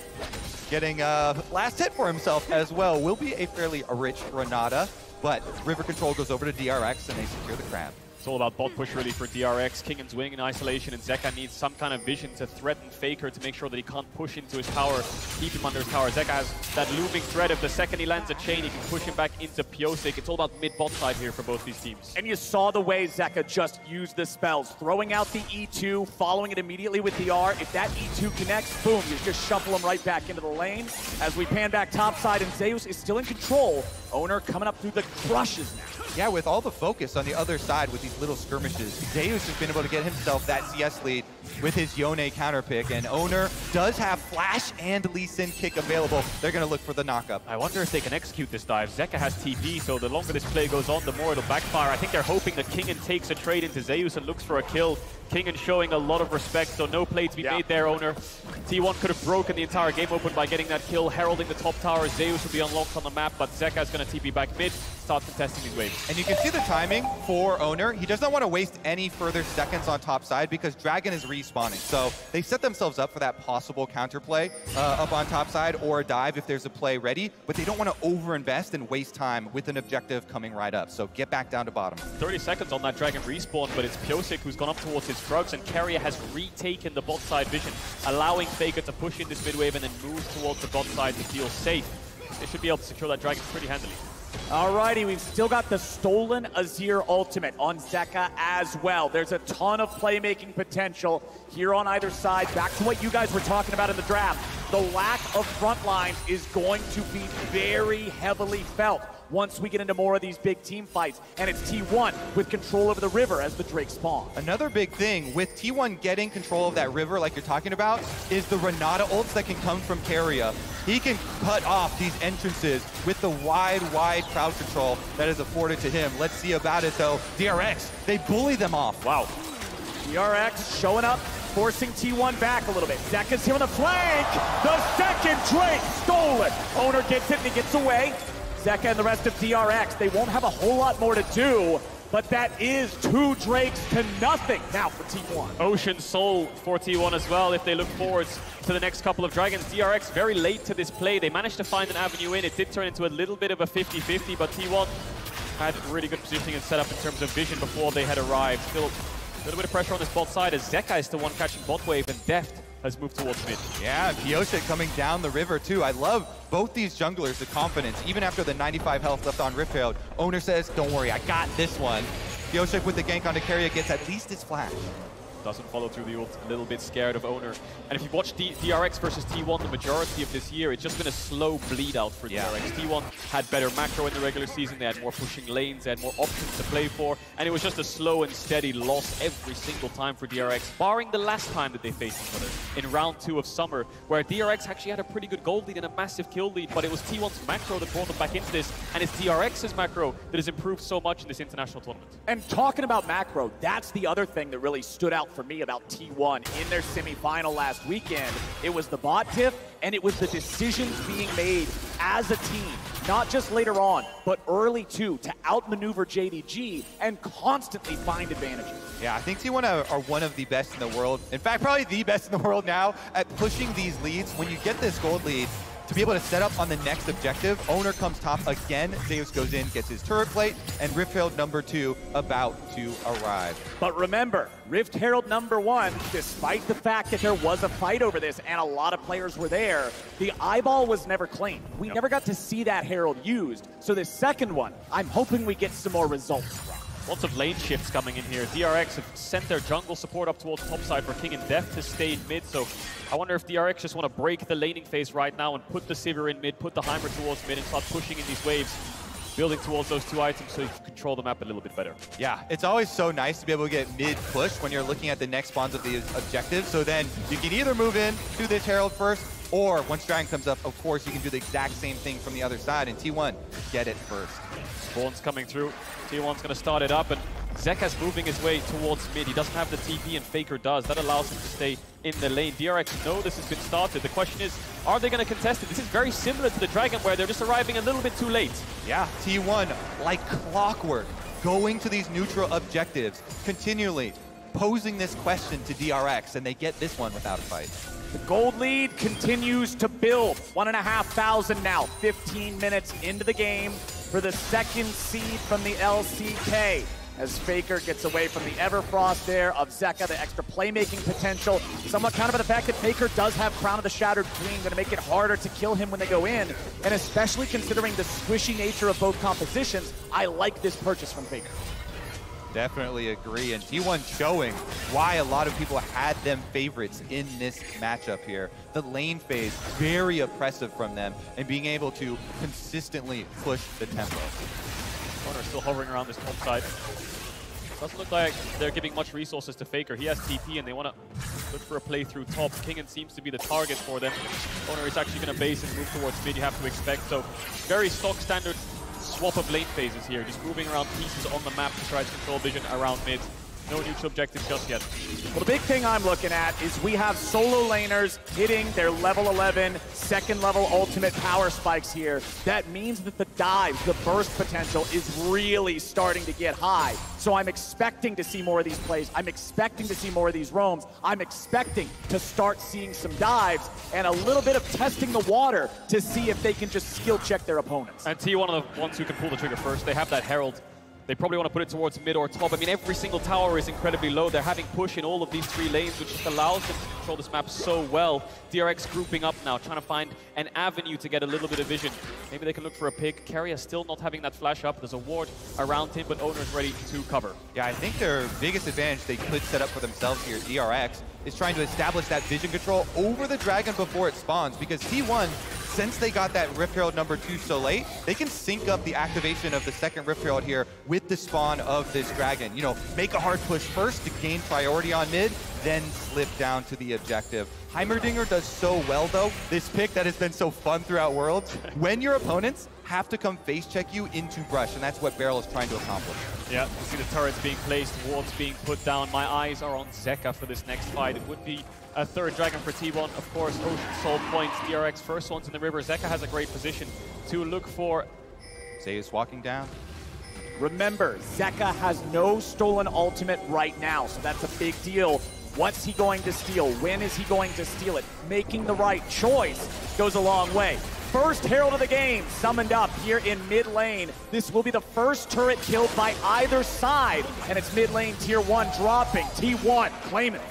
They pick up the tower and they get the wave in, but it doesn't give them an avenue into this dragon because King and TP bot and Zeus needs to respond. It's going to be a dance around vision here as Faker is the first one to step up. Owner's going towards midwave. Kingen will find the bot lane of T1. Oh, that's not where they want to be going. DRX, they're ready to go. Can they survive? No. Keria will fall, but he's traded back for Zeka. A 1-for-1 that should favor T1. That was a fantastic setup for DRX, so a little bit of a backfire to go 1-for-1. A couple ultimates used from T1. DRX the same. Dragon is still up, but DRX still looking for a pick. They're hoping that Gumayushi walks back through this tribe, which I think T1 thought they had to go through bot lane there. And look at this. Faker goes mid to put up the Azir turret, try and get his mid priority that way, and then he can come right over. Remember, Gumayushi as well stole the other dragon. Can he fish around here?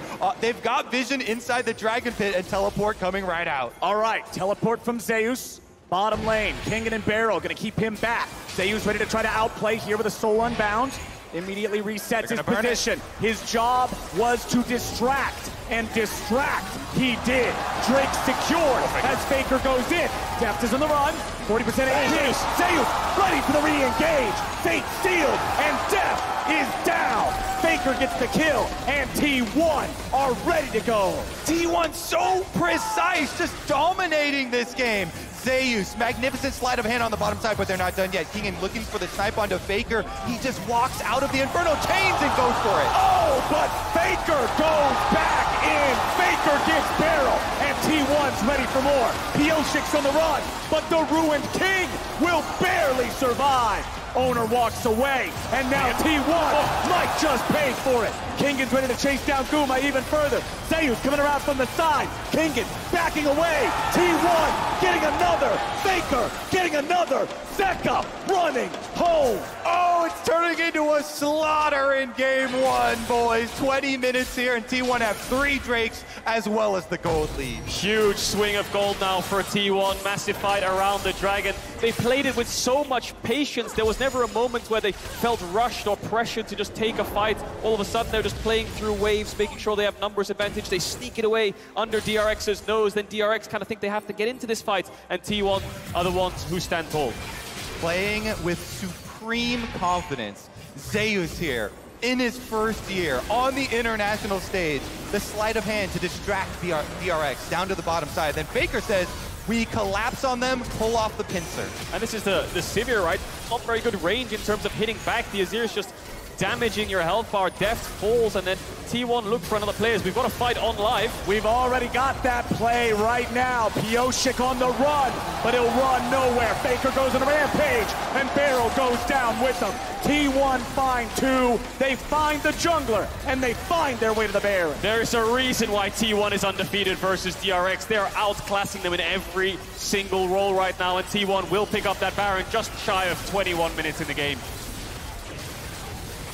Absolute domination here. The objective bounties are already up. The game signaling just how far ahead T1 are. And they've picked right up where they left off. This team, their ascent has been so fun to watch. Consistently outplaying people in draft, in mechanics, on the stage, pressing these objectives at every turn. Zeus and Kingen getting into a bit of a 1v1 here, but Zeka's also nearby. Faker ready to respond too. Kingen is low, and Zeus takes the kill. Now with the full retreat coming out, Zeka's gonna whiff the shuffle, and T1 just has to wait it out. They'll take out these minions. Zeka trying to find any sort of a way to get out of this one, but it ain't gonna happen. No, sir. Faker unstoppable. I especially love the story. Well, never mind. Owner's on Pioshik. We don't have time for stories. Owner looking for another. Finds the R, finds the Q, finds 2. There it is. Owner picks up the kill. The only story here is that DRX's history after game 1. T1 are just dominating them. And you can't fault DRX because they have to find picks. T1 have a Baron buff. They're going to start the siege with Azir and Varus. They can go for 1-4 with Zeus on the Yone. They tried to make the picks happen, but T1 are very aware of their plans. T1 ready to break the base in half. The first inhibitor turret is gone. Inhibitor, a little bit more. There we go, that'll get him across the line. But DRX comes in with a TP. T1 has the Azir turret. The Sun Disc can protect them. Zeka's looking for the angle. He steals the Fate Sealed away from Zeus. Barrel gonna throw down these turrets, but DRX can't find the opportunity they're looking for, and T1 will escape. They can't punish the siege. They tried their best with the TP, but that Azir tower is just too much of a threat to go for a 5v5 underneath their tower with this gold deficit. This is DRX looking for the pick onto Zeus to stop the 1-4 on a side lane, but Faker's there to respond. He knows that their only plan and their only play is killing the top laner of T1. Faker making sure that doesn't happen. Yeah, Zeus with a slight step back here, dodging away from the stolen Azir ultimate himself too. This player and T1 story with them, having confidence in their own. Never mind. Carrier, that's not where you want to be, buddy. Death goes on a killing spree. Okay. There's a second, a shutdown. DRX get 2 for nothing. 20 seconds on the Dragon Spawn as well. That will be the soul of T1, but look at Faker. He's just barreling down mid lane, looking for another inhibitor. Looks like 2 will fall because all of DRX are staying. Bases are coming in, but Zeka doesn't have the TP. It's Owner and Gumayushi who will play patiently, and Faker with the TP coming back up soon means that T1 might be able to match the numbers around this Dragon fight. Faker in mid lane, taking out the inhib. DRX immediately jumping onto the Drake. They want to stop this soul by any means possible. Owner's coming in. Sonic wave over the wall. Owner's still waiting for it. Not going to happen. Objective bounty over to DRX, but now they got to be ready to run. They've got to exfiltrate, and T1 will not pursue. Even though it really hurts to give up your mid inhibitor to Faker there, you have to stop this soul here for DRX. You also get the objective bounty shutdown, trying to make some of this gold deficit up. They need a couple more item spikes. You can see Kingen just picked up the Death Stance, but it's Infinity Edge on Death, the 3-item Sivir that DRX need to look towards. Level 14 right now, actually ahead of Gumayushi in terms of levels, so the Sivir will keep the wave clear going on that top and mid inhibitor. T1 needs to start pressuring the map a little bit harder, put their foot on the gas and look for this bot tier 2. Yep, from T1's perspective, there is one lane to go to with supers going in both mid and top lane. Just group up on bottom side, pressure it in, continue to take objectives. Don't let DRX farm comfortably. DRX gonna hold this, but Owner actually fails the kick flash there. Zeka just dashes backwards the second the jungler of T1 hops over the wall. And that's very important. DRX cannot afford to just lose a man for nothing here. A TP onto the Heimer turret. Renata ulti finds him, but he runs backwards to berserkedly attack his own team. He still gets away, but that's the final tier 2 turret falling on the side of DRX. T1 maintains a 7,500 gold lead with less than 2 minutes until Baron respawns. And I think sieging that bot tier 3 for the final inhibitor is going to be a bit tough for T1 at the moment. 1 minute 30 seconds, like you said, Flowers, on that Baron. That's going to be the next threat for T1. A little bit of topside vision, keep that mid push, have Zeus on a side lane perhaps depending on his TP timer, and then look to force that Baron, force DRX to walk into you. And if we're looking at the hope for the comeback for DRX, the underdog story of the entire tournament, you see it right there. Deft has completed the Infinity Edge. This is their hope, the Sivir. Late game farming, trying to annihilate these minion waves. See if they can pull out a team fight. Meanwhile, big objective is to keep vision control over your red quadrant of your jungle so that you don't get into very dangerous Baron scenarios. It comes up in only 57 seconds. I'm trying to deny that red buff there, but DRX smartly pull it back. You're absolutely right there, Kobe. It's the Sivir of Deft that needs to find the damage in the fights. He's a little bit outranged by Faker Azir, who has 3 items complete, building towards that Rabadon. Zeus also picked up his 3-item spike. DRX need to find some kind of vision around this Baron and juggle the waves while they do so. T1 in control of this game from the very start. 30 seconds until the Baron spawns. Kingen gonna clear out some of the vision here.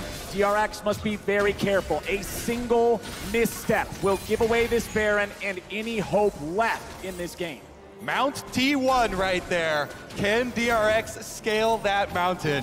It's going to be a difficult next 5 minutes for them. Baron coming up in only 10 seconds, and you see how ferociously they're fighting over the vision just to have a safe place to check from. They have 1 blue orb left on Deft. That'll be an emergency usage in case they lose all vision. And right now they can't see it. T1 are starting it up with their AD carry on top. Owner can jump over the wall very quickly. Where's the blue orb from Deft? He still has it, I think, up. He is going to pop it over the wall. There's no time. There's no time. T1 already gets the Baron. Now the siege will come in on that bot tier 3. You can see the pings on that bot side of the map already for T1. They know the easy way to win this one is just to push in these lanes, go towards bot, try to take that final inhibitor. DRX will be forced to fight them underneath their tower. And T1, now with the Baron buff, you have the luxury of going 1-3-1, pushing all lanes in, getting these inhibitors as they're respawning. Zeus already has been allocated up to that top lane. Push it in. This Yone, so oppressive. DRX gonna have to fight on all sides right now. DRX is caught in such a difficult position here in this game. They have to weather a storm that is barreling towards this bottom side, barreling towards their last remaining inhibitor turret. Sometimes the best hope when you're in a position like this, assaulted on all sides, just Sivir ult and go attack one of them as quickly as you can, because the more time you give T1, the more damage they do. Well, it's T1 on the offensive. 3 men bottom, 1 man in each other lane. Zeus leading the charge towards that exposed inhibitor in top. Faker maintaining pressure in mid. Kuma's got all the push power in the world here in bottom. Last standing inhibitor turret, that one's going to fall. Kuma can just go ahead, clear that out, no problem. Zeus taking out the other inhibitor there in top lane. 2 more autos will do it. He'll just let the minions take it out. Triple inhib game for T1. That's got to be the nail in the coffin for DRX. They have a small 30-second to 1 minute window before these super minions will pile in, and the soul is spawning for T1. Yeah. So are they going to run down towards this Dragon Pit and fight it, or are they just going to give everything up? Gumayushi even tried to use the ult onto Deft. Spell shield came through, and even with that ultimate down, DRX didn't feel confident enough to find an engage. DRX are in such a tough spot, but they have been in so many other tough spots, and they have come back in a lot of them. They had not beaten Gen G either, and ended up coming back in that series. T1 will finish up their soul, and then they will march down mid lane to finish this game 1 up. Well, there is also less than 1 minute remaining until Baron spawns again. If T1 want to play this as safely and as surely as possible, they will make their way over to that pit, they will secure that objective, and then they will push for the win. That's the remaining timer on the Baron. I'm trolling you guys, that's just my bad. I was checking to see if you're paying attention. But they have it for another 45 seconds. They can take out this inhib that has just respawned, and then leave DRX still in the same impossible position. And the Emperor TP's back with a Rabadon's death cap. This Azir is going to do so much damage. Zeus might even find an engage already. Zeus looking for it. Fate sealed. Only going to find one. Kingen getting away for now. Owner still looking for the angle. Flash kick is available. DRX fully in defensive position now, as Barrel's only got 40% HP. T1 looking for any angle. All they got to do is find one. An 8,000 gold lead is definitely enough to end this game. Minion wave making its way up. Owner threatens the engage. Chains of corruption going out. Zeka looking for the play, but Owner goes golden. He's gonna stay alive for now, backing up yet again. Nexus turrets. First one's about to die, a little bit of HP, still keeping it around. Zeka's only at 1/4 health. He has to heal. Pioshik eats the Sonic Wave, no Resonating Strike just yet.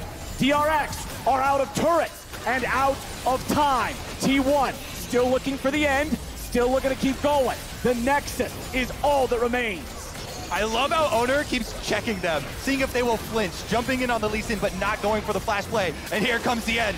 Zeus looks for Q3. Zeka goes in with a stolen Azir ulti, but it ain't gonna do a whole lot. They still got a little bit of damage, but it is not enough. Barrel's gonna die, Deft is gonna die. T1 will find the fight and find the win in game 1. Clean, calm, and collected. The well-oiled machine of T1 strikes again. Very similar game to the DRX Gen G series in that game 1, where it was just clean from the get-go. Out skirmishing, out setting up in terms of objectives and vision. That man on your screen right there on the Azir, just dishing out so much damage, was never really touched in these fights. You can say that again. Every T1 member clapping in this game number 1, establishing the dominance here right from the get-go. We got to see individual skill, we got to see team skill, we got to see a couple of sick dragon steals. T1 came to play, my friends, and DRX is going to have to find an answer for what they just showed us. Objective spawns, T1 are at it. They take it away. Yep. What are you going to do? I think DRX were just arriving way too late, especially towards that second dragon, second herald spawn. By the time they got there, it was gone, and they didn't even cross-map or plan ahead and think, let's go try trade something on the other side of the map. Let's try to find the objective. Oh, we arrived too late, so DRX need to rethink the way they approach these games. And as DRX continue their battle against the T1 Empire, check out their pick, What We Left Behind, as the song that represents their playstyle on the official LOL playlist on Spotify. Take a listen and join us over at the State Farm Analyst Desk. Thank you so much, Captain Flowers. Game 1 is in the books, and it's T1 that draws first blood. Almost so fitting for the story that we've built up for these two teams, that they're the ones to kind of set the pace, it seems, in this best of 5. Yeah, they are the favorites coming in. They also had blue side, which is definitely a favored side. We went over the drafts beforehand where we thought DRX was going to have generally lock bans when they're on red side. They did.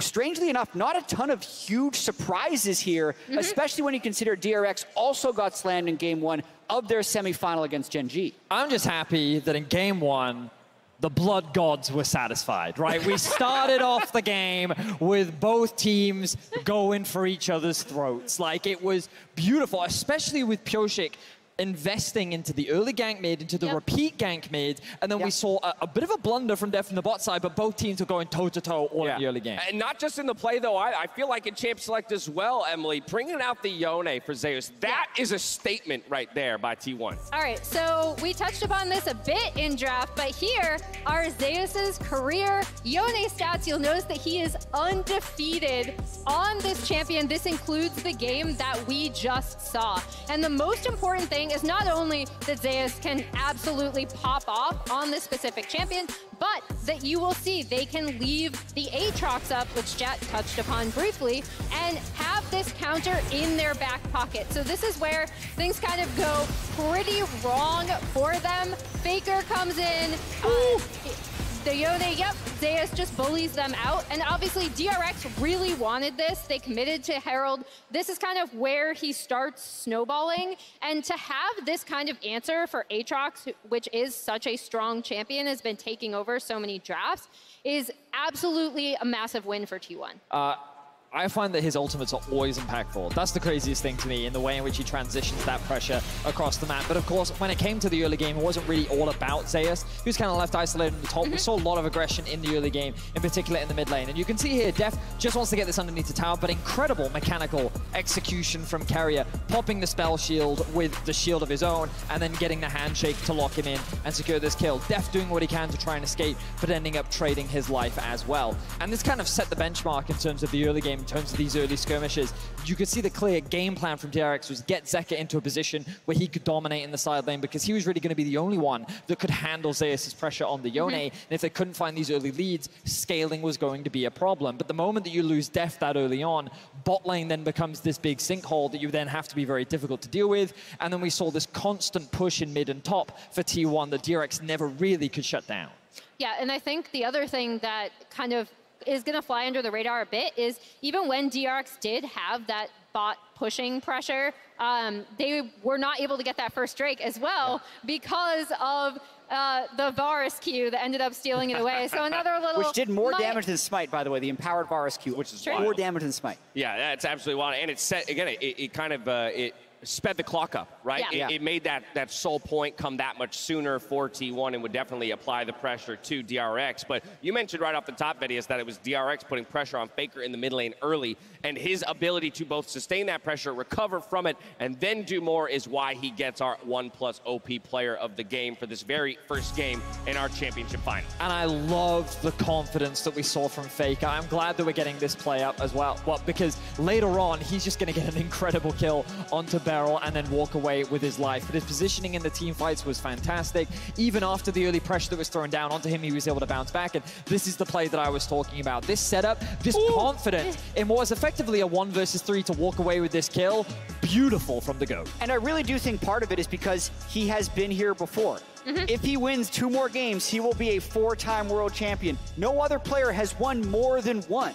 Right? Beryl is also in many world championships, but in terms of his ability to perform and win on the stage, it is so far over any other player ever that he will have these type of performances in the early games when other players are still working out the nerves. And the coolest thing, I think, is to see the aggression coming out of Faker, right? And the decisiveness, which is something he's always had. But when we talk about this T1 team, I feel like people still, if they haven't watched them in LCK, always think, oh, they're going to be slow, they're going to be boring. And this team in particular, oh my God, that's so brilliant. We've like joked how it's like Faker and the Zoomers, but they are aggressive. They want to outplay you with their mechanics, and to see Faker included in that is amazing. Now, Jad, I want to pull up the draft from this very game, but as we talk about, you know, not only this draft, but looking forward to game number 2. Yeah, DRX is going to flip sides because the Yuumi bans and the fact that they're pretty locked on this side is crazy. The thing that worked in this draft, I think, was the Varus first pick, as well as the Yone counter to Aatrox, because that immediately gave them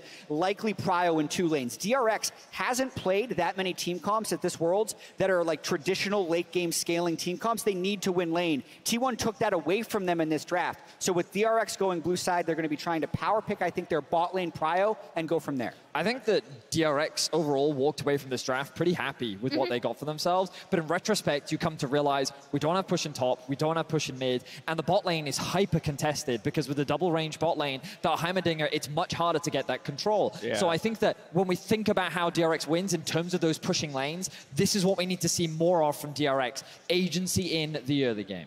All right, well, there you have it. Thoughts on game number 1, as it is T1 that strikes first blood. Faker, of course, becoming the first ever player to win 10 finals games, that on his way to possibly a 4th trophy. Now, esports fans, they're gathering to watch the greatest series in League of Legends, and not just here in San Francisco, in theaters all around the globe. If you're at one of these events, make sure you check out the URL on your screen, send us a picture or a video, and capture the atmosphere. We'll be sure to feature some of them later on in the show, so you might just see your video on the broadcast. Send those in. We'll see you back here for game number 2 right after this. That was the first game Faker's won without Bengi in finals.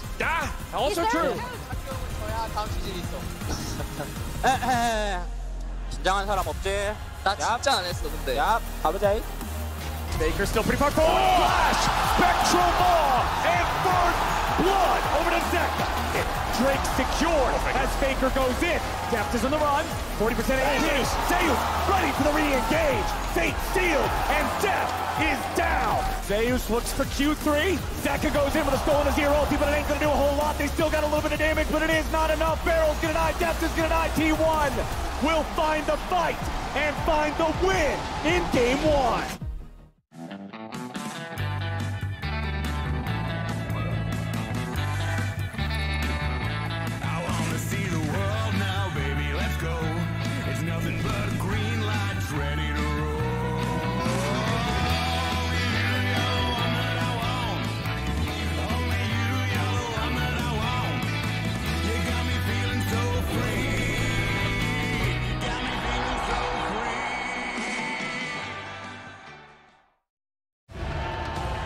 behind 21 epic days of epicness.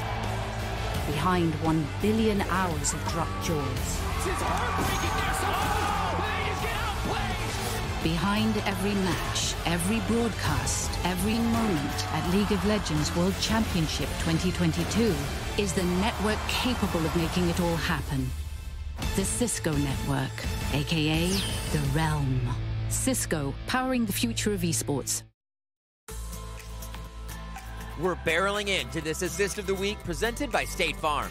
A standoff at Dragon is blown wide open when Beryl takes matters into his own hands. Beryl looking for the knockup, and he's going to miss it! And it's the soul!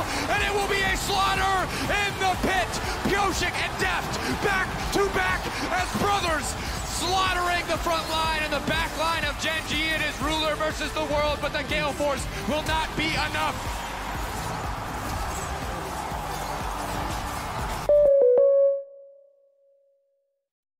Don't ever see it's over if I'm breathing. Racing to the moonlight and I'm speeding. I'm headed to the stars, ready to go far and start walking. Don't ever see it's over if I'm breathing. Racing to the moonlight and I'm speeding. I'm headed to the stars, ready to go far and start walking.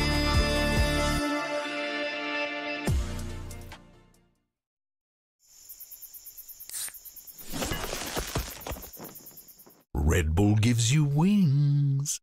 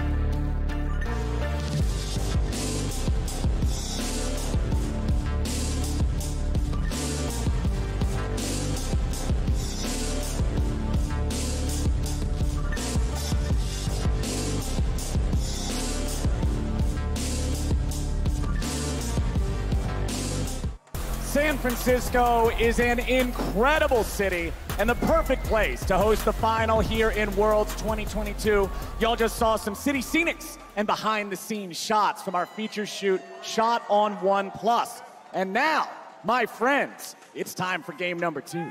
Time for the comeback to start. DRX are always doubted. You know, they always fall down. They fell down against Gen G. They fell down against EDG, and they always find ways to bounce back. I think in this series, blue side is so important. DRX are probably going to hop over to that side, and we'll get a much different draft. But what I will say is, DRX got their hands on a lot of picks that they excel on, and T1 managed to beat them on them. Yeah, that was one of the things. Even though you have leeway to be more creative on blue side, I thought from red side, the answers that DRX had were very good and were very good champions for their players too. That game number 1 was so much down to outplays from T1 all across the map in their laning phase. Really, really nicely done. Outplays during laning phase and grouping up the objectives, being there first. They never really gave DRX an opportunity to hit back in time. So let's jump into champ select here. It's Lucian and Ryze banned out by DRX. T1 will take Caitlyn and Yuumi off the table. Pretty standard stuff here for the red side. They have to pay the taxes. They have to get rid of those OPs. Renata Glass going to be the 3rd and final ban of the first half of draft here for DRX. Interesting. So the 3 bot lane champions, of course, are gone. And DRX think that Renata was a pretty big problem in the last game. I wonder if they first pick Varus here, if they think that this is the most powerful pick in the current series. Aatrox is up, Sylas is up, Graves. There's a lot of powerful champions that they could lean towards. But the first pick Varus from T1 was so strong because of the Renata, I feel. I feel like with a different support, it could be a little bit weaker. So we'll see what DRX approaches. Yeah, it's interesting because DRX, like you were talking about earlier, Deft has not been playing the Aphelios, so it puts them kind of at a -1 in these AD carry pools, necessitating Lucian bans over and over and over. And so they're pushed into this scenario where taking it away from Guma. And Guma usually does play the Aphelios, of course, like I said, so they can lock in an Aphelios lane here. They can lock in something like a Kalista lane if they're confident. Sivir could work very well into Varus, something that DRX was running. Diego is up if Owner wants to lean into that. I think T1 have so many options. The question is, do they do what DRX did and take away this Aatrox? And therefore, does Kingen have a response to that Aatrox? Oh no, my friends. We're getting a different flavor. Remember, this champion was banned on blue side by T1 in game 1. Now it is locked in next to that Aatrox by T1 on red side in game 2. T1 just have so much leverage. They've already defeated the Aatrox at your hands, and now Zeus with it gets to pose the same question. Are they thinking about Heimerdinger, I wonder, here on 3, just running the Ashe Heimerdinger into DRX? They've played it before, carry as Heimerdinger, but they're going to pick up the Aatrox. So does Kingen have a response? I think Kingen's response to Aatrox is probably something like Fiora, one of those carry top laners that you can match it with. We see this Camille as well to great success, but it wins after 1 item. Piosik, does he go for the Kindred? Yeah, you hover the Graves, I hover the Kindred. This is Piosik's answer. The Kindred streamer wanting to get a world skin for his favorite champion, but won't have to lock it in unless you pull the trigger on the Graves. There's the hover from Yone, just teasing. There's the Camille Fiora. I think that's the direction that Kingen will go in. There's the Heimerdinger as well for Beryl once again. I think they were scared of giving that over to Keria on 3 and not having an answer in terms of having a pushing lane. I also love Camille against a champion like Ashe. You go for her, you hit her, easy kill every time. So now the answers for Heimerdinger lanes have been greatly discussed. I'm very interested how deep Keria goes. He's one of the supports with the deepest champions pool. Could go Soraka, could go Zyra, lots of things pushed around. Could also go Ashe support as well. We've seen it from players like Mako if they want to just flex this to support and pick up an AD carry here. No, they're going to go Ashe Lux into Heimerdinger Varus. Maybe they think they can get a little bit of push. They have a lot of follow-up and a lot of CC. Yeah, super long range, so you can try and fish around for those bindings and get really good poke. Obviously, the volley here for Ashe helping so much with that push. Plus, Heimerdinger's normally good at blocking certain skill shots with the turret. Lux binding will hit the target directly behind, so it can go through that little bit of a shield he likes to deploy. Very true. The E and the W from Lux and Ashe, respectively, will be able to burn through those turrets as well. Now we're going into the 4-5s. We've got top and bot, both side lanes picked from either side. It's mid-jungle where the focus now comes towards. We've seen picks like Lee Sin, Graves is still up, Viego is still up, Sylas is still up, and the Azir from Faker as well. Yeah, you have to think, with the Ryze already being banned out, Sylas priority again rises up in this one. Azir answer is still possible, but with a Kindred ban, that also raises the Graves possibility again. If you've got no answer there for the Pyosik Kindred, it is going to be such a tough jungle champ to deal with. And T1 have a lot of damage right now. They have Graves jungle, they have a pushing bot double range. They could play a supportive mid laner in this comp. Something like Galio or Lissandra would be amazing for T1's comp. We'll see what DRX rounded out with in the mid jungle. Yeah, I think you want more aggression because the best pairings with Graves are when you also have Ashe lanes with the Hawk Shot to be able to find your opponent and get those Graves invades off. So T1 really setting Owner up to be the star this time around. We might just get the same mid jungle from last game. Diego Silas coming out here from DRX. They're confident enough to not ban the Graves, take away the Azir instead, and then match the Viego into the Graves and run back.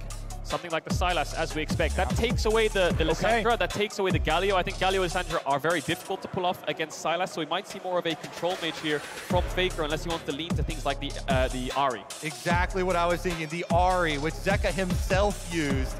Let's see about it. Last pick of the draft on red side for Faker. They know exactly what he's up against. They know exactly what else they've got.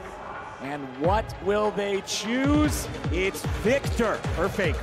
Control mage makes a lot of sense. You've got 4 range champions on your team here, T1. So much poke, so much lockdown, so much damage. DRX have a comp that has to commit into it, so T1 wants to kite them back. Yeah, there are so many options when you have Graves right now, premier invade jungler, farming jungler, with an Ashe Hawkshot to support you in information, and a Victor into Silas range versus melee matchup in mid lane also to support you in your efforts. T1, they've trusted so much in their youth programs, with Zeus, Owner, Guma all coming from them, and Faker now going to do one more and back him up. And they've got a tough task ahead of them now because we know what DRX are capable of. We know that they're able to bounce back in these series. If T1 can go up to match point here, that'll be pivotal, of course, because then 1 game away from that title, 1 game away from Faker's 4th title, and DRX are on blue side. This is the game that they need to win. Exactly, but it's not over even if they don't. Remember their series against EDG. Remember the power of a reverse sweep, but DRX don't want to be in that spot. They want to tie it up. They want to be ready to go. We've got Zeka back on the Silas. He has styled on countless opponents with this champion so far at this tournament, but now with Faker in front of him, the stakes could not be higher. Yep, DRX are one of the only 2 reverse sweeps in World's history. They definitely can make these comebacks happen, and I'm very excited to watch the process. If there's one thing about this team you can be 100% sure on, it is that their mentality, their trust in their teammates are at supreme values after the journey that they have gone through this summer. Such an arduous path they have taken to this World Finals, always being underestimated. But when you go through that many upsets as DRX, your trust in your teammates just continues to build and solidify and strengthen your team play. First strike on Silas, not something you see all the time, but Zeka ready to go in and be aggressive. You would have to think up against Faker here. Again, T1 not running any big tank on their squad, but the same can still be said for DRX. Both sides, again, betting on their own skill to find the angles, find the engages, and find the plays. Aatrox going through the draft just means you're always going to get carry matchups onto. You can't match it with a tank. You talked about it, Kobe. Level 1. What will T1 do with it? They have the Graves buff spawning very soon. Looks like he's going to go towards his red, and there's no invade to be had. You saw DRX trying to mark any kind of aggression from T1 in the early stages, but Owner won't have that camp advantage. Yeah, a couple interesting level 1 things as well is the Graves, since you don't need that sustain, can start with the control ward here. Owner actually holds on to his control ward, does not use it early. Zeka coming to scout the Raptors and get the vision on that as well. The other thing is Beryl on bottom side with the sweeper uses it to clean out those side brush. If you look at the bottom side of the map, setting up those turrets on the sweeper activation for himself, very key for early lane phase. So I'm curious who gets the bot push here. It looks like DRX in the early stages are with the turrets, of course, but it's Owner that's pathing down, and it's DRX's bot lane that wants to push, and wants to poke you on the tower, and wants to look for plates, but Pyosik's actually pathing away from them. He can look to backtrack, but I think Deft has the lowest jungle proximity of any AD carry in the entire tournament.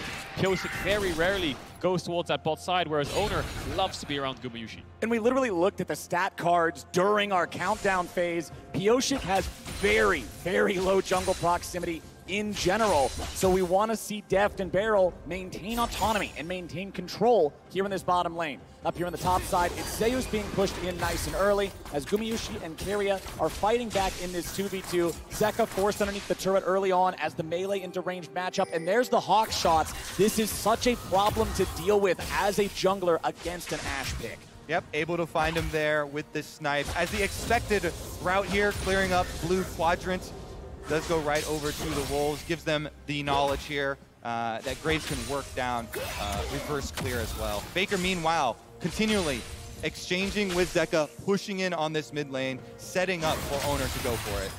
So much experience, of course. In T1's mid laner, Faker, and Zeka at his first World Championship. Such an explosive year for him, struggling on teams like BLG in the LPL. Now, looked like not to be the favorite at all in the LCK, but here he is, and he's having the tournament of his life. He just needs to get out of this lane phase. Faker will have the advantage in this part of the game. He's just about kind of getting as many creeps as possible.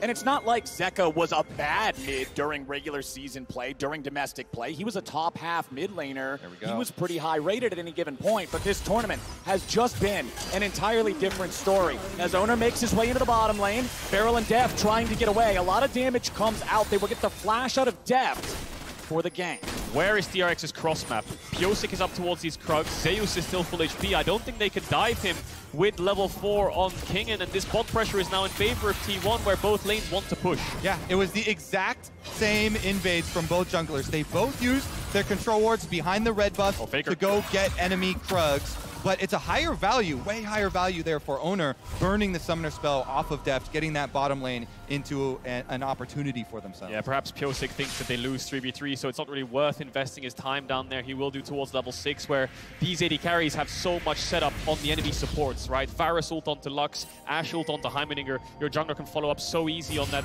kind of skill shot, so we'll see what happens towards level 6 in bot lane. And the value of going with the bottom side there for Owner is so much higher because Dragon coming up for themselves with the extra summoner spell burned as well does give them the vision advantage. As you see, DRX on the support jungle recall timing here, trying to retake.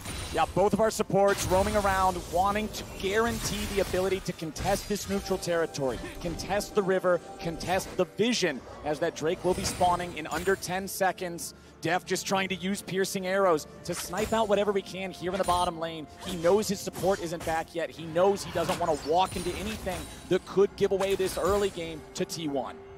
Kingen doing pretty well right now. We'll look to TP back towards that top side. Camille will start winning even harder towards one item up against the Aatrox on side lane. We'll see how fights play out though. Dragon's still up, but bot lane contest. Bot lane pushes everything. Beryl losing half HP, gets ignited, but is not afraid. Fires off some rockets back into Keria. It's a one trade for T1, but they're just waiting for Pyosik on the side of DRX. He'll find himself on top of a control ward.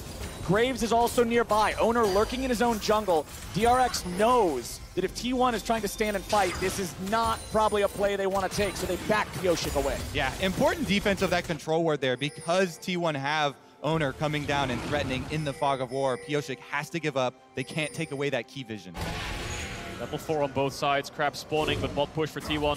TP back from Faker will allow mid push and first response from the mid laner of T1 to allow Owner to get that crab, so small jungle advantage across to T1. And a little bit of optimization there from Owner. He waited for the dash up until Pyosik was right next to the wall, trying to get the Q1, Q2 damage instantly on the Diego to chunk him out. Still didn't end up working out for him, but now he's back into his own jungle, clearing out again.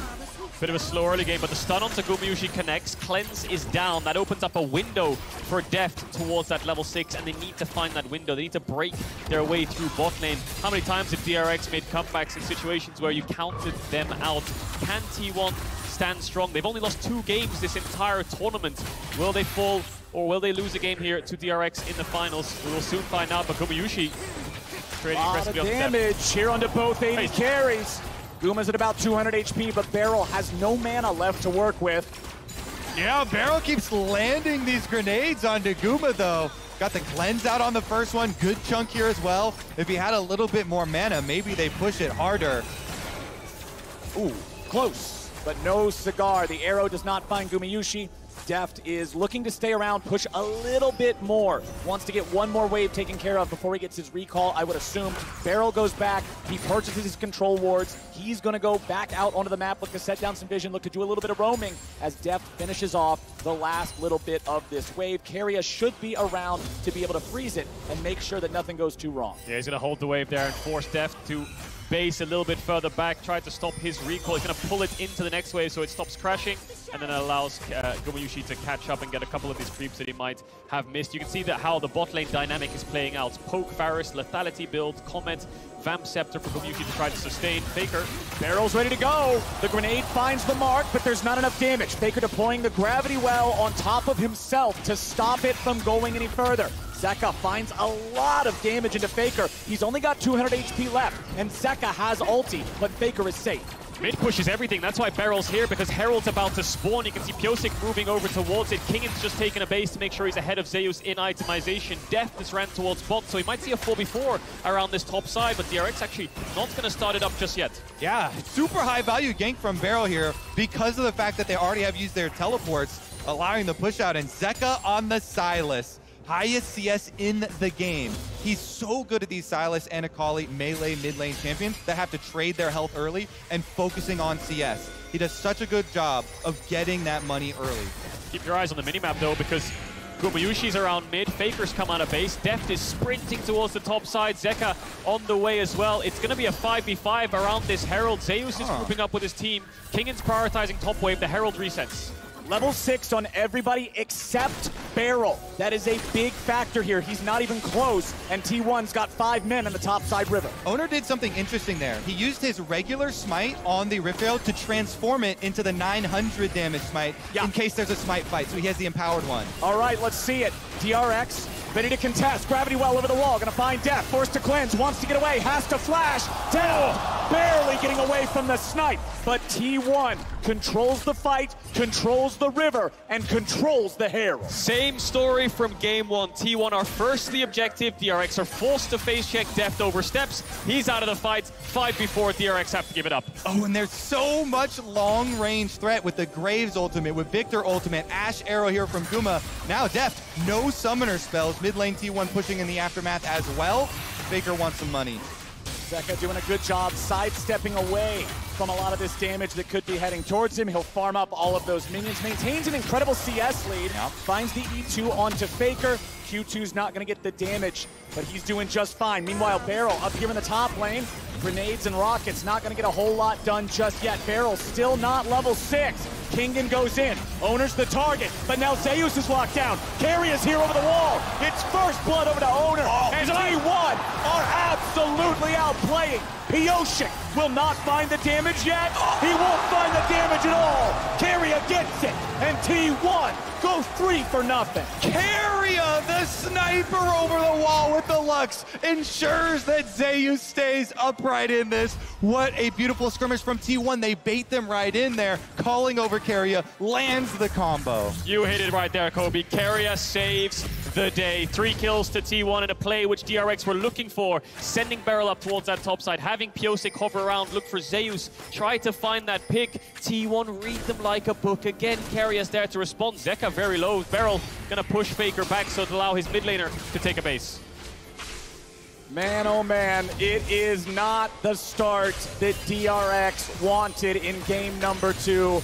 Beautifully played from T1 in that topside skirmish, but the Herald is still in the inventory of Owner. They can still use that anytime in the next 2 minutes, but right now, their sights are on the Drake. This is something that we've talked so much about in the pre-show. T1's ability to outplay in these skirmishes.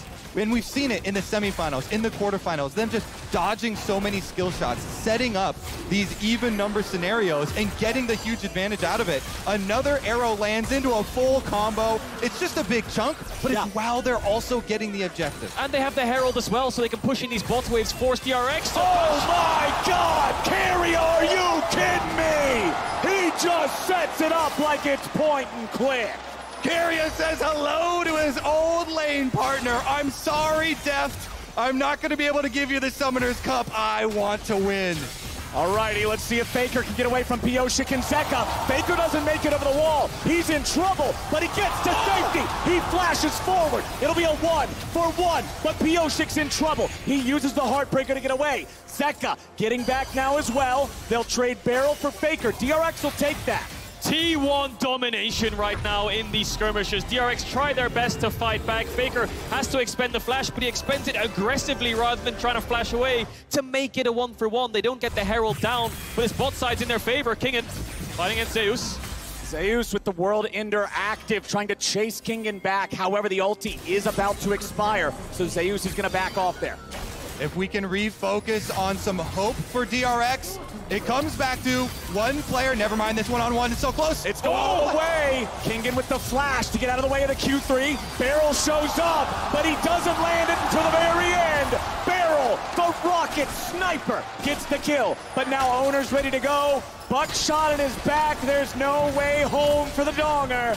Say good night. Owner picks up another. Time and time again, T1 respond to everything DRX are throwing at them. They're going to trade 1-for-1, and they're going to place the Herald down, funnel all this gold into Owner. Straight from draft, we talked about Owner being set up to be the one for success this game. And in game, he is going to be rich, getting all the kills, getting the Rift Herald activation on top lane turret plates as well. And we talk about Deft and Carrier, you know, 2020 DRX, one of the best bot lanes in the world. Everyone was celebrating them as the lane kingdom, and they thought that they could get a trophy together. But it was Owner and Zeus in 2020. While they were trying to chase the title, they were trying to win the Academy Series. And they did indeed. They won the Academy Series 2-0, looks so dominant, and that's when they got put onto this main roster. You fast forward now 2 years later, and Owner is just so strong on this Graves. Level 8, 3-0 and 2, has the Umbral Grave, and it all comes off the back of Kingen trying to find the 1v1. The flash away from the Q3 was great, but there wasn't as much follow-up damage as he might have hoped for, as Beryl did arrive slightly late with the grenade,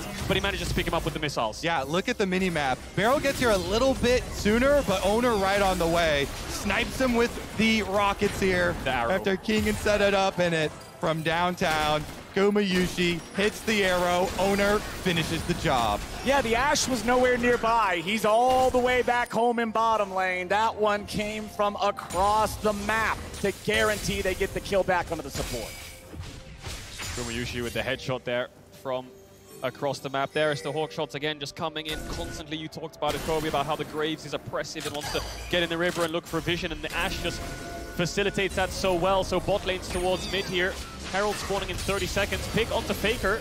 Pyosik gets Spectral Maw. Kingen's ready to follow. Hextech ultimatum to stay out of the gravity well. Faker will buy a moment here with the Zonias. He dies. Kingen grabs the kill, but now he's got to get away. Zeus lands Q3 on 2, but the damage ain't there. Zeus tries to get out, but Death is ready to go and shoots him through the heart. Zeka took away Gumayushi's arrow there and shot it into Carrier to stop Carrier from being able to peel for the solo lanes of T1. Explosive fight in favor of DRX. They're going to chunk out this mid tower, but more importantly, they're going to get the Herald off the back of this play. One of the first neutral objectives DRX have picked up in this entire series. This is huge. This is the first step in the comeback for DRX.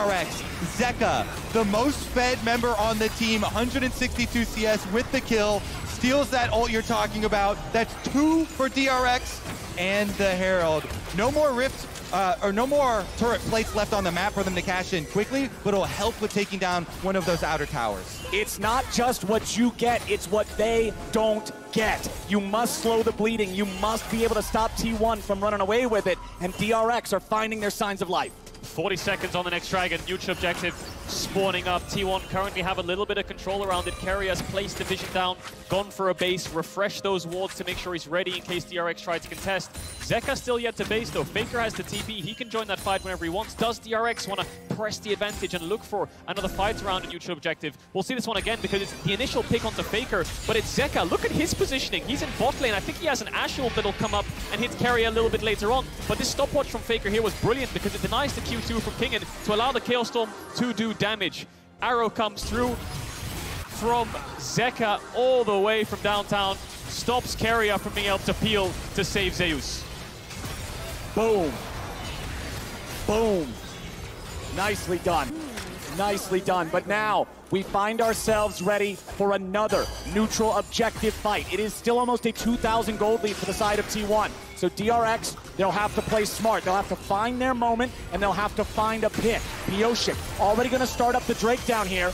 Nice CC on the barrel, but not enough follow-up to take him down. First turret's going to die up there in the top lane. It's Faker getting credit for that one. T1's not going to contest the Drake, so DRX will trade it for the first turret. Yeah, smartly cross-mapping there from T1. Faker saying he wants the top tier 1, but I think DRX are going to Herald here. Yes, they are, so Faker will move down. Zeus will move up. They're going to get a bit sandwiched here, DRX. Barrel's very low. The Herald won't kill the tower, so they need to get the next wave in. Gumayusi has to use the cleanse. Nicely done. Gumayusi getting himself back, but the shutdown on Owner means that DRX now have a man advantage. The tier 1 turret still standing for now, but DRX wants to take it out. Minion wave's gonna collide. They're playing it safe. A little bit more damage into the turret is all they need, but they won't be able to find it. Barrel with a flash away. Zeus can't get the kill to follow. Lux Laser's gonna be sidestepped. Another kill over to DRX.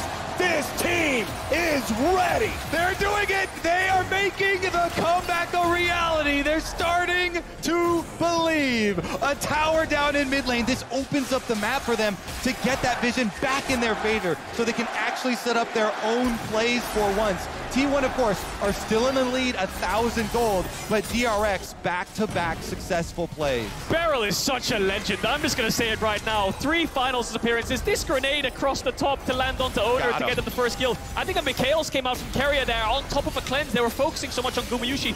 Keep your eyes on Beryl. This guy's 30% HP on Heimerdinger just walking up to T1, baits them into him, forces Zeus to flash to try to get the kill on the gap close, and then they turn it into another kill, another tower. Look how much confidence this player is playing with.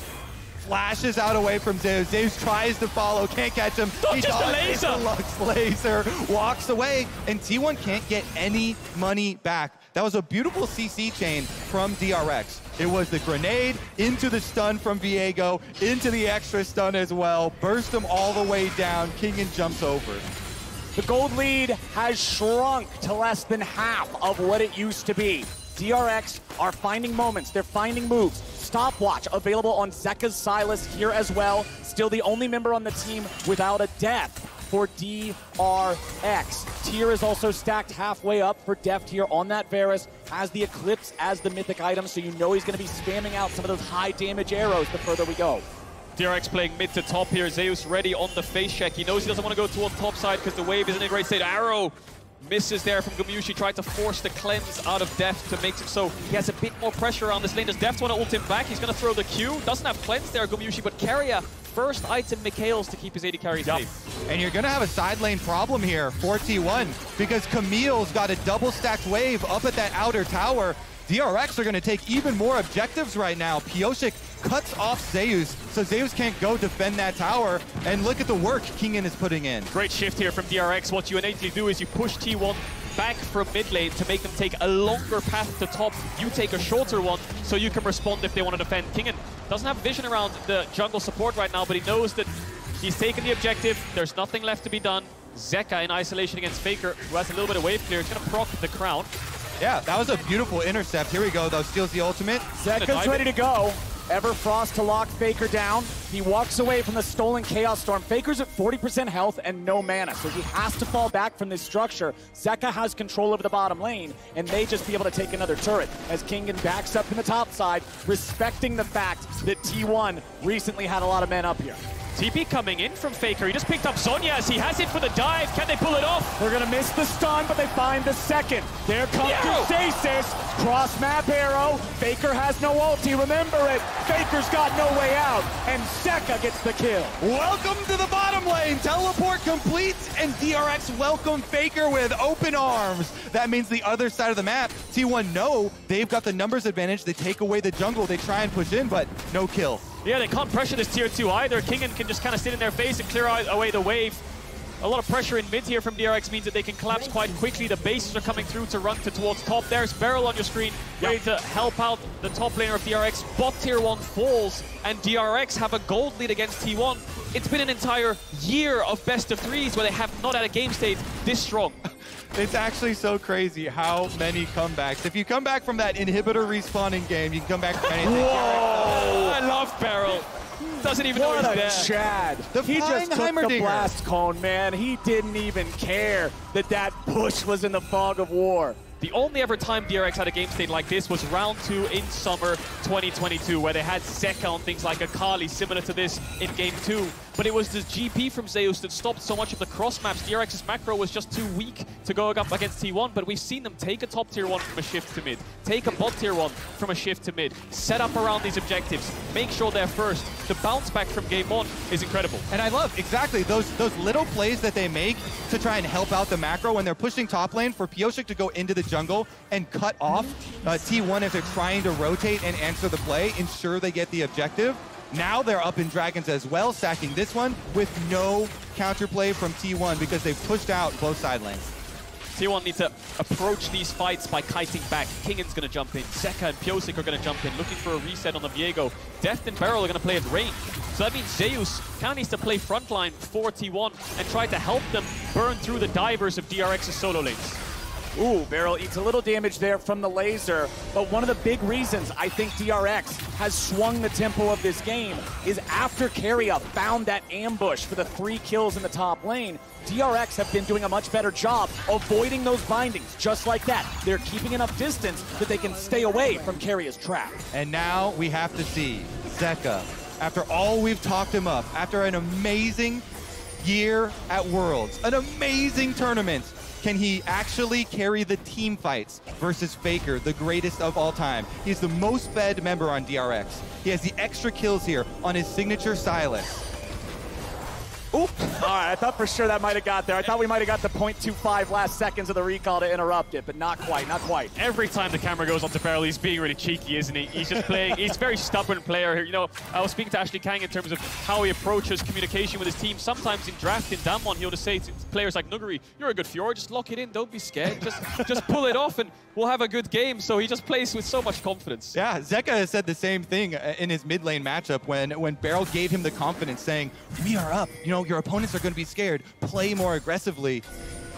Exactly citing this player. These arrows haven't landed, have they? T1 trying to get Deft's cleanse, but Beryl in trouble now. Owner jumps in.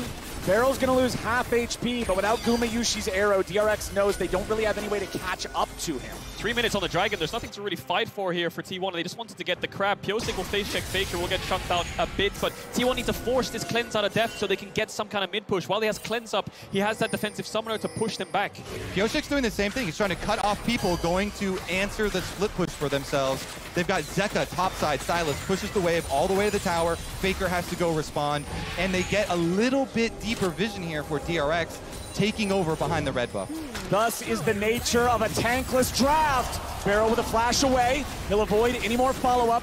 Gumayushi still no arrow to try to lock them down further. Beryl drops the giant turret there as he makes his exit. DRX lose the flash on their support there from the attempted pick of T1. Still 2 minutes to go on the Drake. Those are the timers T1 can play around. When Zeus can push out bot wave and move towards mid, DRX need to respect it. They didn't do it in this case, but Zeus will have to go back bot, catch the wave. Kingan has pressure on that side lane. Zeka has pressure on the side on the opposite side. 3 pushing lanes for DRX. Allowing them to take away jungle resources. These lines of wards, they fought pretty heavily for Pyosik to get this one behind red. Blue buff one stolen away as well.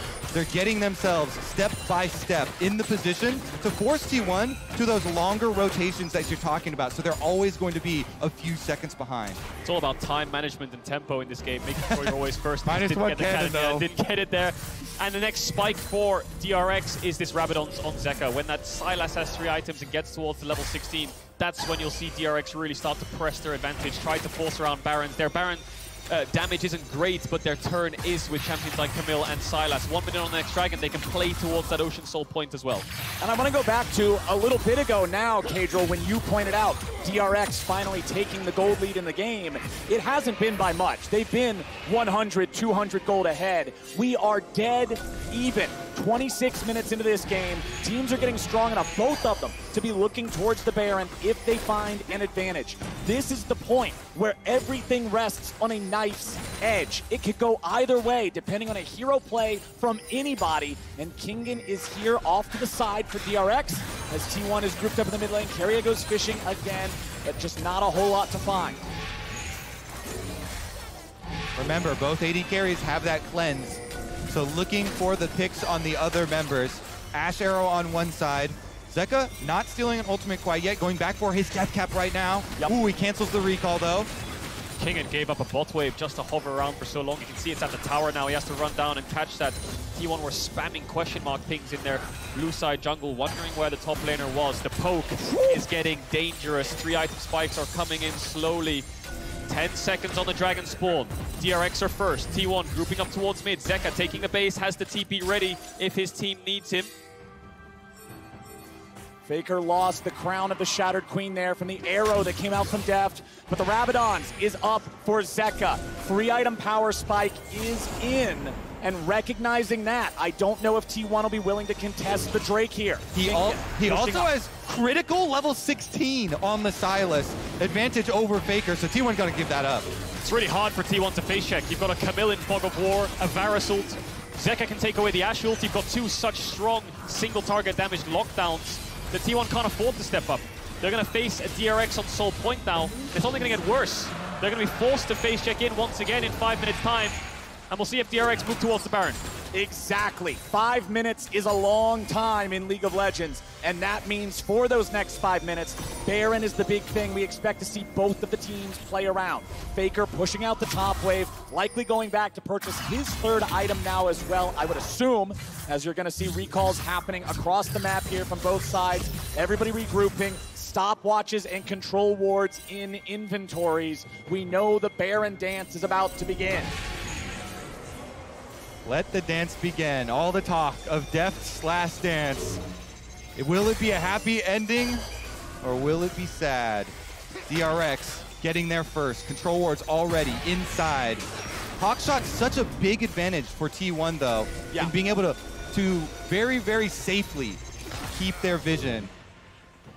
Kingen's grouping up. They're not actually playing side lanes right now, DRX. They're just all hovering around this Baron pit. Kingen is going to move towards bot now. Pings on the tier 2.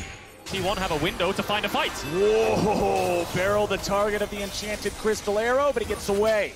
No flash as well. Beryl's just in their face. T1 now have to retreat backwards. Waves coming in. They have to catch top. They have to catch mid. Kingen still in this fog of war. Not pushing bot. He really wants to fight. Here we go. DRX in the enemy jungle. Beryl's going to be found by Keria, but he does not step into the CC. Zeka now being chased, has to flash out. Faker flashes in. Zeka goes to the Kingslayer. He's trying to find any sort of a chance he could get, but he's 1v4, and he hits the floor. Shut down over to Zeus. Really good timing here for T1 to commit to the pick onto Zeka. It's still going to cost you an extra turret as DRX are able to shift over to mid lane, but getting that kill, getting the flash as well out of Zeka, out of the Sylas, can set themselves up for a big, big advantage looking at Baron. Faker will also have to play a lot safer on the Victor though. Him without flash will have to keep distance. Base is coming in now, kill for tower trade like you highlighted. Dragon still 2 minutes 45 seconds away. That's always going to be plan B for DRX. Plan A is always going to be around this Baron, trying to force fights. Level 16 on your solo laners like this means you do want to press the advantage. Stopwatches across the board. Yeah. One fight will blow this entire game open either way. Kingen wins this fight, but he's looking for the blue buff. Kingen level 16 compared to the level 15 of Zeus. Pretty big difference. Oh, beautifully buffered with the hook shot. Kingen gets out from what would have otherwise been a very precarious situation, as Zeus now has to retreat and Kingen has backup. Pioshik will clear some of the vision out of this bottom side jungle. Barrel's hanging around nearby now too. Kingen keeping the push going here. Lux Laser to thin the wave. Zeus wants to try to get rid of as many of these minions as he can. Kingen's going to step up, trade with him here a little bit. Hook shot right back to Zeus. The objective for DRX remains the same, though. They want to continue with these same setups where they're able to push in on top and bottom first. That way, even if one of the side lane pushers gets picked off, like we saw Zeka last time, they still get an advantage, are able to trade a turret on the other side with the extra pressure that they mount. T1 take this little timing window, though, to hard shove mid, and here comes the flank. Barrel going for the bouncing grenade. He's not going to find nobody yet. Chains of Corruption find Faker, but a nice use of the Mikhails gets him away. Owner's now your target. Kingen goes golden, getting himself out of aggro's way. Now you got Zeus here in the front line. Zeka stealing away the Guma Yushio. He finds Zeus. Everfrost ain't going to hit the mark. T1 in retreat. DRX in chase. DRX heading back over to the Baron pit. Deft firing arrows to cover their retreat. Beryl in some danger, has to flash the chain, but they get the ulti out of Zeus. Summoner spells blown across the board. Still 1 minute on that dragon. Everyone needs to take a base, get their health bars back up, get as many items as possible, refresh wards, come back out on the map and contest these waves again. It's a dance around mid. DRX can't commit too hard into T1, and T1 really want to kite back. Yep, the biggest takeaway from that fight is that the next one, there will be blood, because splashes are getting very scarce. The only 2 remaining ones are on the T1 bottom lane. So these arrows that are coming from Gumayusi, the flash bindings that are coming from Keria will be so much more likely to land, to find purchase in the next attempt. And just as big as summoner spells, Gumayusi has purchased a stopwatch. Kingen used his in that fight, but has upgraded it into a Guardian Angel, and Pyosik still has his. 10 seconds until what will be the soul spawns for DRX as Keria gets chunked. My eyes are on that Mikhail's cooldown. See if it comes up for Keria in time. Did Kingen take away that crab? No, he didn't. Zeus got it. So the Mikhail's needs to come up so that T1 can face check. They need to use it on the Varus ultimate of Deft. Pyosik's off to the side. Kingen looking for an angle, finds himself on a control war. T1 need to stay as a death ball. DRX really want to sandwich them and squeeze the carries backwards so they can kill the front line. Pyosik walks out, using the mist to cover his retreat. Zeka's here on the flank. Kingen even further behind. Again, beautifully buffered with the hook shot. He's so good. Really quick reaction times there, and now no Ash Arrow for the pick for T1. They still have the flash advantage, though. Yeah. Dragon's already going to be started. T1 have the aggro, but Kingen is again on the flank. Gumayushi's at 2/3 HP. Drake is going to be secured, but Kingen's coming in. Keria and Zeus go over the wall. Gumayushi is caught, but he goes into the stopwatch only for a moment. Shut down back over to Zeka. Owner's his target. E2 strikes true, and Owner is trapped, or is he? Now he's finally going to be killed. Double kill back over to Silas. T1 gets one back, but they're still retreating. Zeka, flash in. Zeka looking for the triple. Buys time with Zhonya's. Kingen's ready to back him up. Faker goes over the wall. Zeus tries to fight, but the damage pours in. Zeka grabs a third, as they're now going to find Faker here in the bottom lane. Kingen and Deft do the work, and that's money in Deft's pocket. And DRX will cut them all down. That is 5 members of T1 in the dirt. DRX turn towards the Baron. They are making the push. And it all comes off the back of Zeka. This kid is the real deal. You give him these playmakers, he will make magic happen. From having a strong lane phase up against the greatest player of all time to being the driving force in that team fight to get them this Baron. No arrow steal, no chance, no shot. It is DRX with a 35-minute Baron.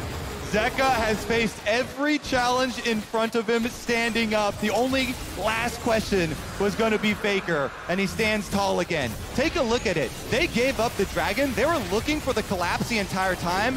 All eyes on Gumayusi to get that AD carry out of the fight first. And then they know they can go for the chase. With Silas and Camille, some of the longest range chase for solo laners you can have in the game. Zeka, as well as Kingen, finding the collapse. And that's it. It's Zeka and Kingen, the driving force. Beryl right behind them. Pyosik's just fishing for resets. Deft missed his ult, missed a couple Qs, didn't get as much impact as he would want. Zeka didn't go for the Q there on Keria. Maybe could have picked up the triple.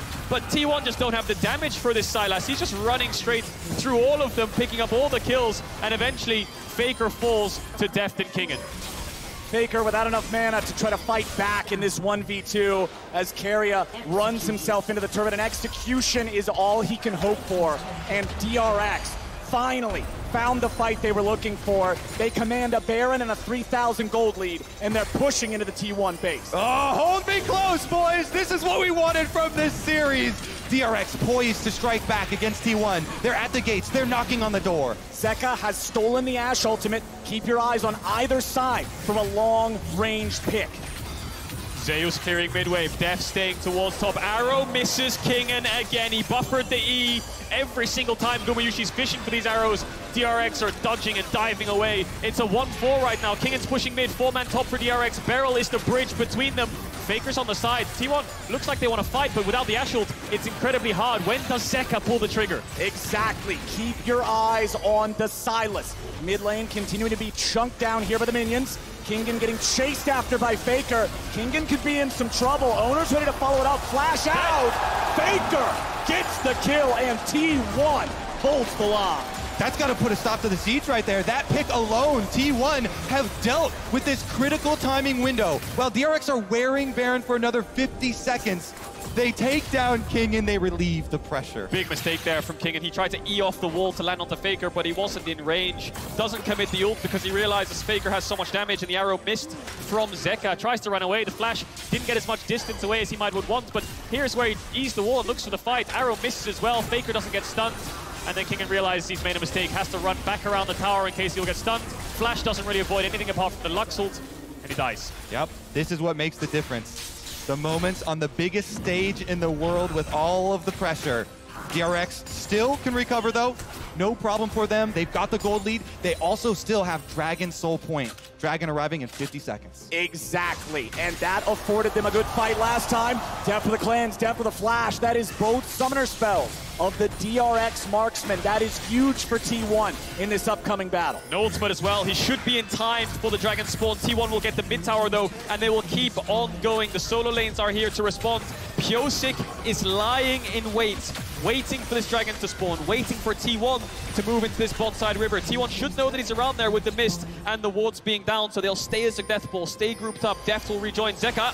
Zeka walking right into a brush. Everfrost on 3. Honestly, Graves' collateral damage barely tickled him. That's half HP on the DRX mid laner. Yeah, T1 are fishing for big chunks on health that would allow them a better setup on Dragon. It's just going to be a teleport back from Zeka, though. Level 18 on the Sylas. Carrier goes. Oh, flash binding. If they grab Pyosik, they guarantee the Drake. Pyosik with the flash back over the wall. He has Guardian Angel, too. Oh Chain, CC.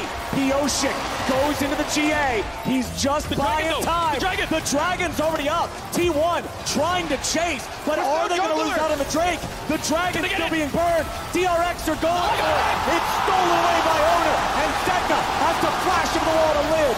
Kingen stuck in the pit, tries to jump out, pulled right back in by the Infernal Chains. He'll resurrect as well. That is 2 Guardian Angels wasted on the side of DRX. Carrier finds the enemy jungler. He sniffs out Pyosik, flashes on him, forces him away from the Dragon. They kill the jungler. That allows Owner to flash in on the Graves and steal away the Dragon. So my goodness, it was at their fingertips. Carrier just does not miss, does he? With the Everfrost, with the Qs, he knew how much time he had to help Kumayushi gap close. We'll see it again. So pops the E to get a little bit of vision onto Pyosik. Then he just instantly Q flashes him the second he sees him. It gets better though, because as Pyosik ults over the wall, watch this Everfrost lands the tip of it onto him as well to allow Kumayushi to get damage down. Jungler falls. T1 are in time to take away the Dragon. These last 10 minutes have been immaculate.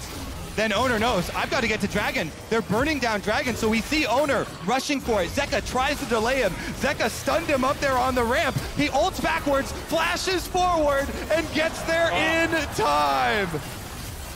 Split seconds determine that soul, and Kingen gets pulled back across just to rub salt into the wound. They lose another member. They lose another Guardian Angel. T1 are relentless. Oh my goodness. Such a close one. So well fought here as well in the setup, and we see the reactions. Joy on one side, concern on the other, as DRX have had this game going their way for a while, but now T1 have swung it back. I think that's an incredibly accurate way to put it, because T1, they've got so much pressure on their shoulders to deliver. You know, trying to reestablish the dynasty here, coming in as the favorites. No overreactions for one fight. We'll see if DRX are unfazed by the last 10 minutes. See if they can still pull this through. It's a very even game state now. Gold within 500-600. Dragons even apiece. T1 have found a way to stabilize the game, and they're becoming incredibly strong. DRX haven't been able to force their advantage as much as they might like. And now it's a Baron dance as it spawns. Ocean Rift puts so much extra brush on the map, and DRX have to be so careful when they check these brushes. It was the brush check from Zeka that put him such low HP that he had to teleport back into the fight there for the last Drake. DRX now going to find a ward here in the Baron Pit. They can't start anything up cheekily or sneakily. 4 full items plus boots completed on Zeka, working on that final item. Faker himself, full build, late game victor. DRX have really struggled in these last few fights, but they've faced way worse heartbreak in their series against EDG. So Def's coming out of base, has the Serpent's Fang, 6-item lethality, poke Varus is ready. Summoner's coming up for Keria. Gumayusi still doesn't have the flash, neither does Owner. He had to use it to get the dragon. Just T1 started up. They have pretty good vision to do so. Zeus has the TP, but they have a free bot tower as Kingen decides to group DRX as 5, trying to get this next mid wave in. Yeah, #1 priority there for T1. They were trying to find out all these wards so they can't get flanked again. The flanking power of the Camille, of the Sylas, has been devastating. Trying to clear all of these brush and control the side lane push first. Let's make sure it doesn't happen again. Kingen gonna find Faker, but they're also gonna find Beryl. Kingen wants to get away. Beryl nearly dead, had to flash to save his own life as T1 have a nice health advantage now. And you'll see Owner, Keria, and Gumayusi heading back towards that topside river, heading back towards that Baron. Def gonna do as much damage as he can, poking with these piercing arrows. T1 continues to stay together as Kingen tries to cut the wave, trying to make some space, distract T1. The Drake spawning in 1 minute, the Baron still up as they fight for mid lane control. Faker's Victor is a really big problem for DRX right now. He's scaled to the point of 4 items with a crown, with the Rabadons, and it just means that with this full build Victor, how do they get on top of him? They have to proc the crown initially, the ultimate comes out, Beryl instantly has to flash away. Kingen has a little bit of magic resist coming in, but this full item Victor is doing so much work to allow T1 to push forwards. At least DRX have been able to buy time for their Guardian Angels. They just had Pioshik's cooldown come back up on it and very short on Kingen's. 30 seconds on Dragon. T1 first to the river. Kingen in a position to look for a flank. Def needs to arrive. He's trying to clear out the mid wave. Lux ult from Zeka pokes out Owner, but Kingen trying to sandwich T1 here, who want to stay grouped up, who want to look for this dragon. The poke wasn't a ton. The fruits are going to heal it off as Owner grabs all of those, and the Drake is ready to go. T1 has stopped this so long enough that now it's guaranteed for either side. Whoever takes it, and we're done with these Ocean Drakes. T1, they're going to start it up. They've got the aggro. They're going to burn through it a little bit, but they're taking their time. Kingen's coming around from the side. Keria trying to keep him away. Def with a piercing arrow. Faker goes in for the flash engage, and the dragon's been taken by Owner. T1 ready for the chase as Zeka and Beryl run for their lives. Zeka's gonna be isolated. Zeka's gonna be caught. Is Zeka going to be killed? He uses stasis to dodge the arrow. He may be able to use the Kingmaker to get away, but no, it's Zeka. Traded for Keria in a 1-for-1. Now a TP coming back into the mid lane.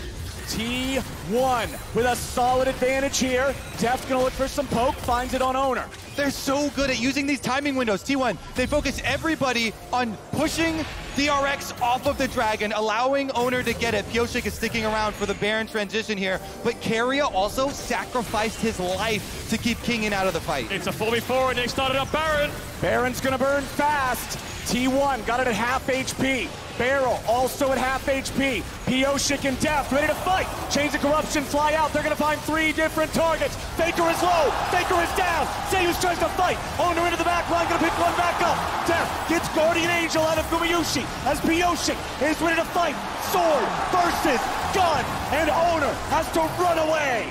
Deft has one shot to kill the king, and he doesn't miss. Faker falls, Gumayusi and Zeus as well. Zeka's TPing in, and he has to TP as he spawns. Do they go towards Baron, or do they look to end the game? It's only Keria and Owner for 40 seconds. They gotta focus on the minion waves. They can't do it. They don't need to focus the minions if they're gonna be able to focus the enemy team. Keria drops as Owner is now the target. DRX, a couple minions at their back. They keep nowhere to go. Kingen wants Owner, but he ain't gonna find him. The push continues. Inhibitor falls. DRX want to make it happen. Owner trying to flash in, trying to do it, trying to save it. But no, DRX rise to the occasion, and they will tie this series.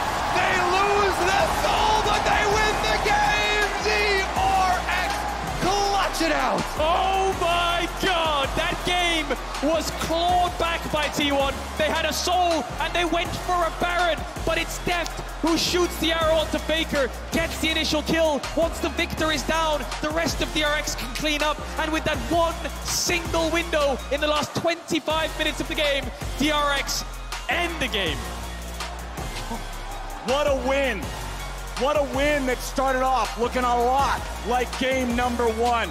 What team play coming out from DRX to keep themselves going blow for blow in what is now the longest game of the tournament so far. That beat out game 5 of Gen G versus Damwon. My God. It was a mid-game drought for DRX. They couldn't get as many kills they wanted. They got some towers. They lost 2 or 3 dragons in a row. Heroics were necessary in this game, and they were delivered. I'm sweating, boys. That was a game. I hope we get 3 more of those. 10 years in the making, this finals. It really is. And if DRX lost that game, it would have been such a heartbreak, being in the driver's seat. Their first win against T1 all year. They had it in their hands, and they almost dropped it, but they stood tall, 1-1. Remember, versus Gen G, they got their first win against them in game 2 as well. And remember how that series went, but T1 is an entirely different beast. This final is shaping up to be what we were all hoping it would be. And Worlds is a gauntlet, my friends. And the best way to keep up with all the action on the go is Riot Mobile. It's home to all things League, Valorant, and much more, where you can watch Worlds live, catch up with the series scores, and talk about all the action with your friends. Check it out and join us as we head over to the State Farm Analyst Desk. And we're all tied up, just like that. DRX, a strike back. What a game 2 that was. It started off with so much action. We had kind of an interesting change of pace in the mid game as both teams were really trying to feel each other out. And then an explosive few fights there, back and forth to end it all, and it falls in DRX's favor off of a wild, wild Baron play. Back and forth and back and forth and back again is how this game felt, because right here, after another smite secure by Owner, I thought T1 was going to do it. I'm thinking, this is just like the RNG series. Are we going to see a sweep? Is DRX going to be able to get the reverse sweep? But the thing with DRX is they absolutely never give up. They buy a bunch of time, they kill carry on the backside, and then they're just figuring out how to stop this T1 Baron. They certainly are, and the most important person you have to keep your eyes on is Deft. So you can see on your minimap right now, he's going to start making his way up towards the backside of the blue jungle, and he's going to follow up and he's going to land a really crucial ult as T1 kind of funnels into the pit. Keep your eyes on Deft right here. He's going to land such an important ultimate right there onto Faker in the middle of the mall.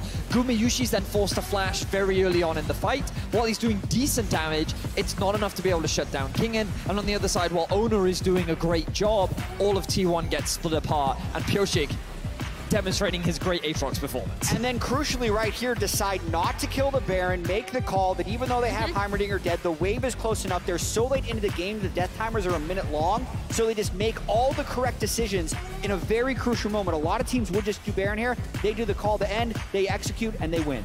And that's so massive for DRX, right? Because we talked about how back and forth this game was. Initially, when DRX got the lead, and then there was a pickoff, and then there was another pickoff, it's like, oh no, this is like domestic DRX. Like, we're back there. To see them come off of this play, not only be able to pull it off, but be so decisive in knowing that they can end is so important. And I think that we kind of have to go back to the beginning of this game where it did feel like it was just going to be a T1 domination from the start. The fact that they were beating them this closely, you can see how close it really was to DRX being able to gain a huge advantage this early on into the game, but T1 just did not let them as Carrier just dominates on the Lux. It was just beautiful early game plays and constant impressive performances from Carrier throughout this game. Yeah, we definitely see why. Like, we talked about the Ashe, we talked about the Heimer. Carrier locking in the Lux alongside the Ashe and making these plays. I can't stress enough how, regardless of whatever champion he has, when he's able to get some CC down, when he's able to initiate a fight, the rest of the team follows up so well, and his mechanics are just godly. So that was T1 setting the pace early with a couple of quick kills, but DRX, not to be outdone, found their opportunities in the early game as well. Meanwhile, Beryl here, I think I also want to point out both of these supports, right? Because I feel like people aren't necessarily going to think of Beryl when they think of creating space, but he, like, not only survived there, but got so many crucial stuns in a lot of these fights to set up for his team on the Heimerdinger. You know, as they say, if you can't helium or curium, you bury him. And I think that Beryl demonstrated that perfectly for us with his Heimerdinger performance. So here's the thing. I thought you were going to say you barrel him. Like, yeah. It's no, because that's the Heimerdinger joke. It's the burying. He's using the Heimer joke, but... I will say, and I said it before when he played Heimerdinger, his Heimerdinger mechanics, he must have played hundreds of games. He's damn good at He knows Heimer. every angle, he knows every reset for the turrets, and he always knows the right ultimate to use. And this fight really was one of the big swings in favor of DRX because we saw many close Dragon fights, and this one was really where we started to see DRX claiming full control over it and Zeka really coming online. This is the player that we hyped up so much in the pre-show. This is the individual that we put so much emphasis on that you needed to focus on, and getting his hands on the Sylas once again, when you give him the resources to be a carry, this is what he's able to do with it. And the setup for this was also pretty impressive because they were actually able to get their 1-3-1 setup with Kingen, with Zeka in side lanes. And that was actually, again, such an improvement from what we saw from DRX in their domestic play. So while it was DRX, obviously, that took the victory in this game number 2, I wanted to point out a specific T1 play, and it keys into Keria and some of his top performing here in the series so far. As we know, every second counts, and thanks to the reliable Cisco network, in this play here, it's a twofer. First, T1's Keria pulling the trigger the moment he sees his opportunity, lands every single one of his skill shots that is CC related on Pyosik to make sure the jungler gets eliminated. And then, of course, T1's owner will have a couple of impressive mechanics himself to secure that dragon. It was feeling like this was going to be the moment that T1 has the sweep in hand. As soon as he gets all of the movement abilities, ulting backwards, like every split second counts in this sequence. I like it. We're updating the tagline. It's not just every second, it's every split second counts now.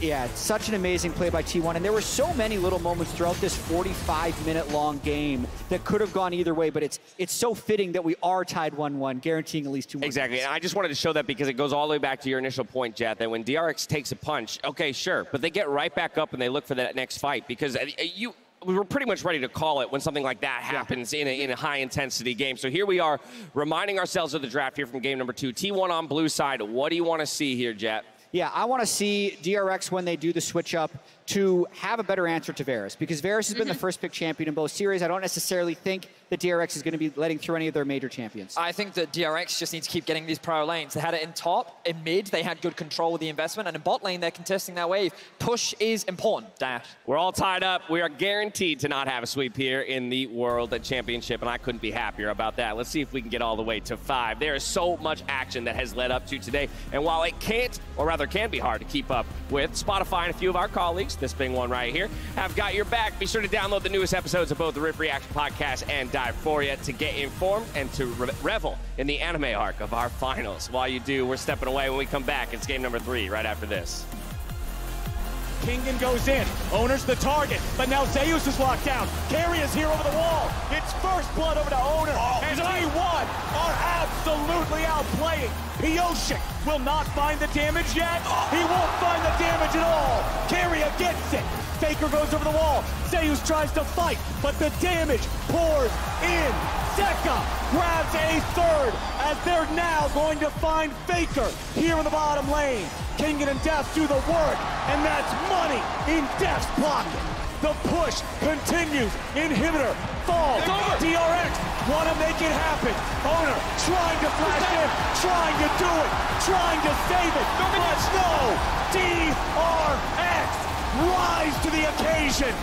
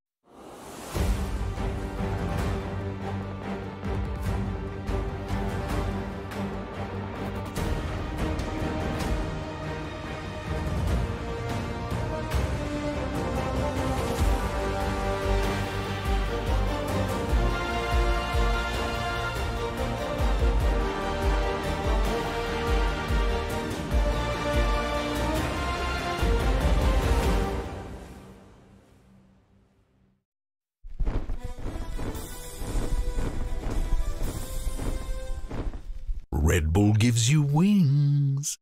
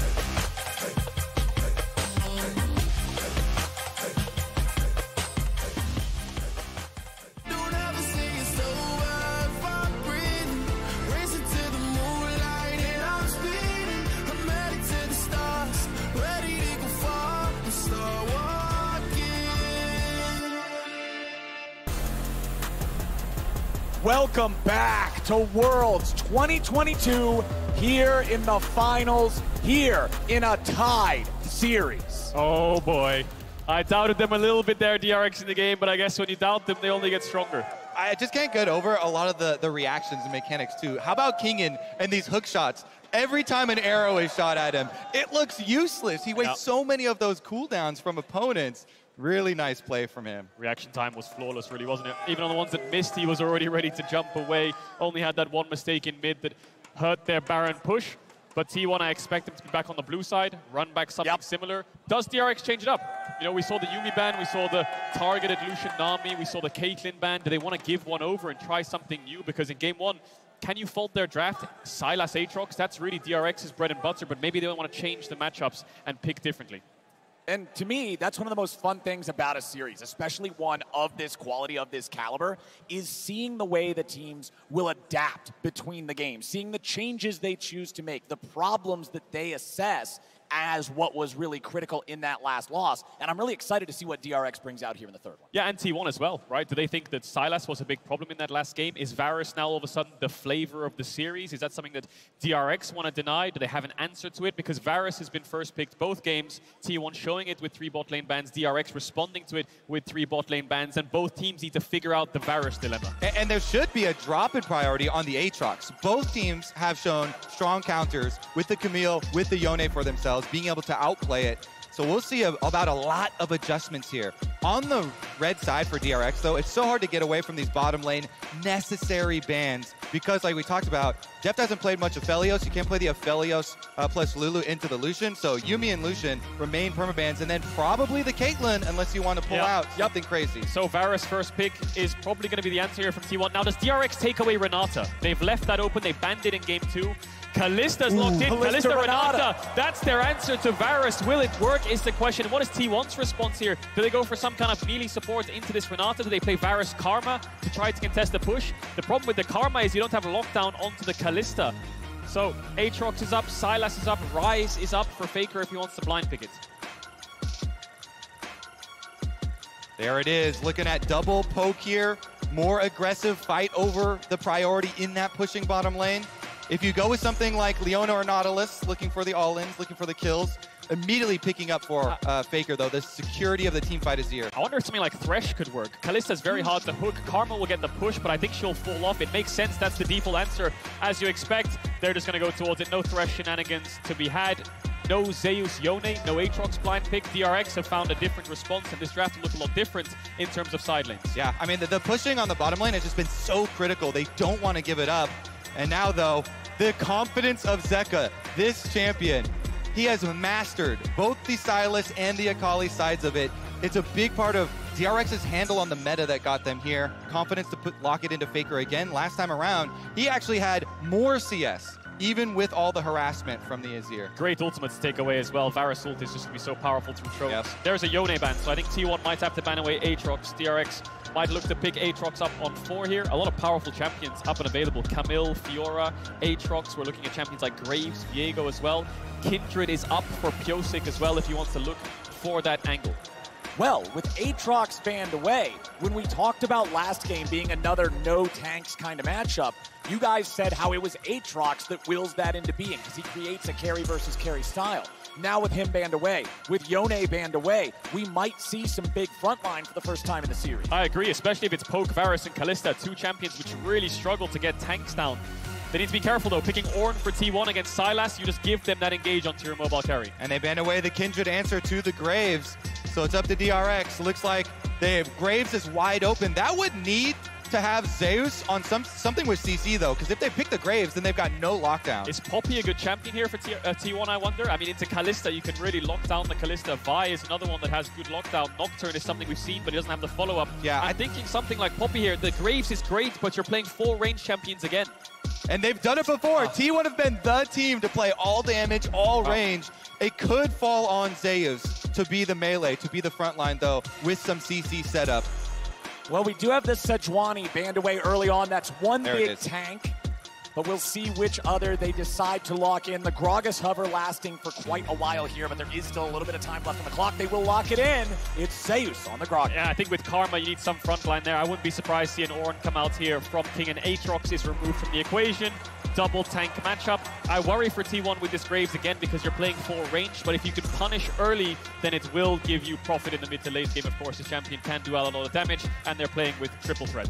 The meatballs have arrived at the World Finals, and now we get to see some of those big frontliners and huge engages. And that means increased focus on the bottom lane, especially for DRX here, investing their picks in the Kalista. This Kalista has not fared well at Worlds. Have to play it aggressively, pairing it with the Renata from Barrel. I want to see how DRX game plan looks now because we already got the Faker versus Zeka mid lane matchup of the 26-year-old versus the young new hotness. And now it's looking at bottom lane here, Deft. 26-year-old on the other side versus Gumayushi, 20-year-old hotness as well.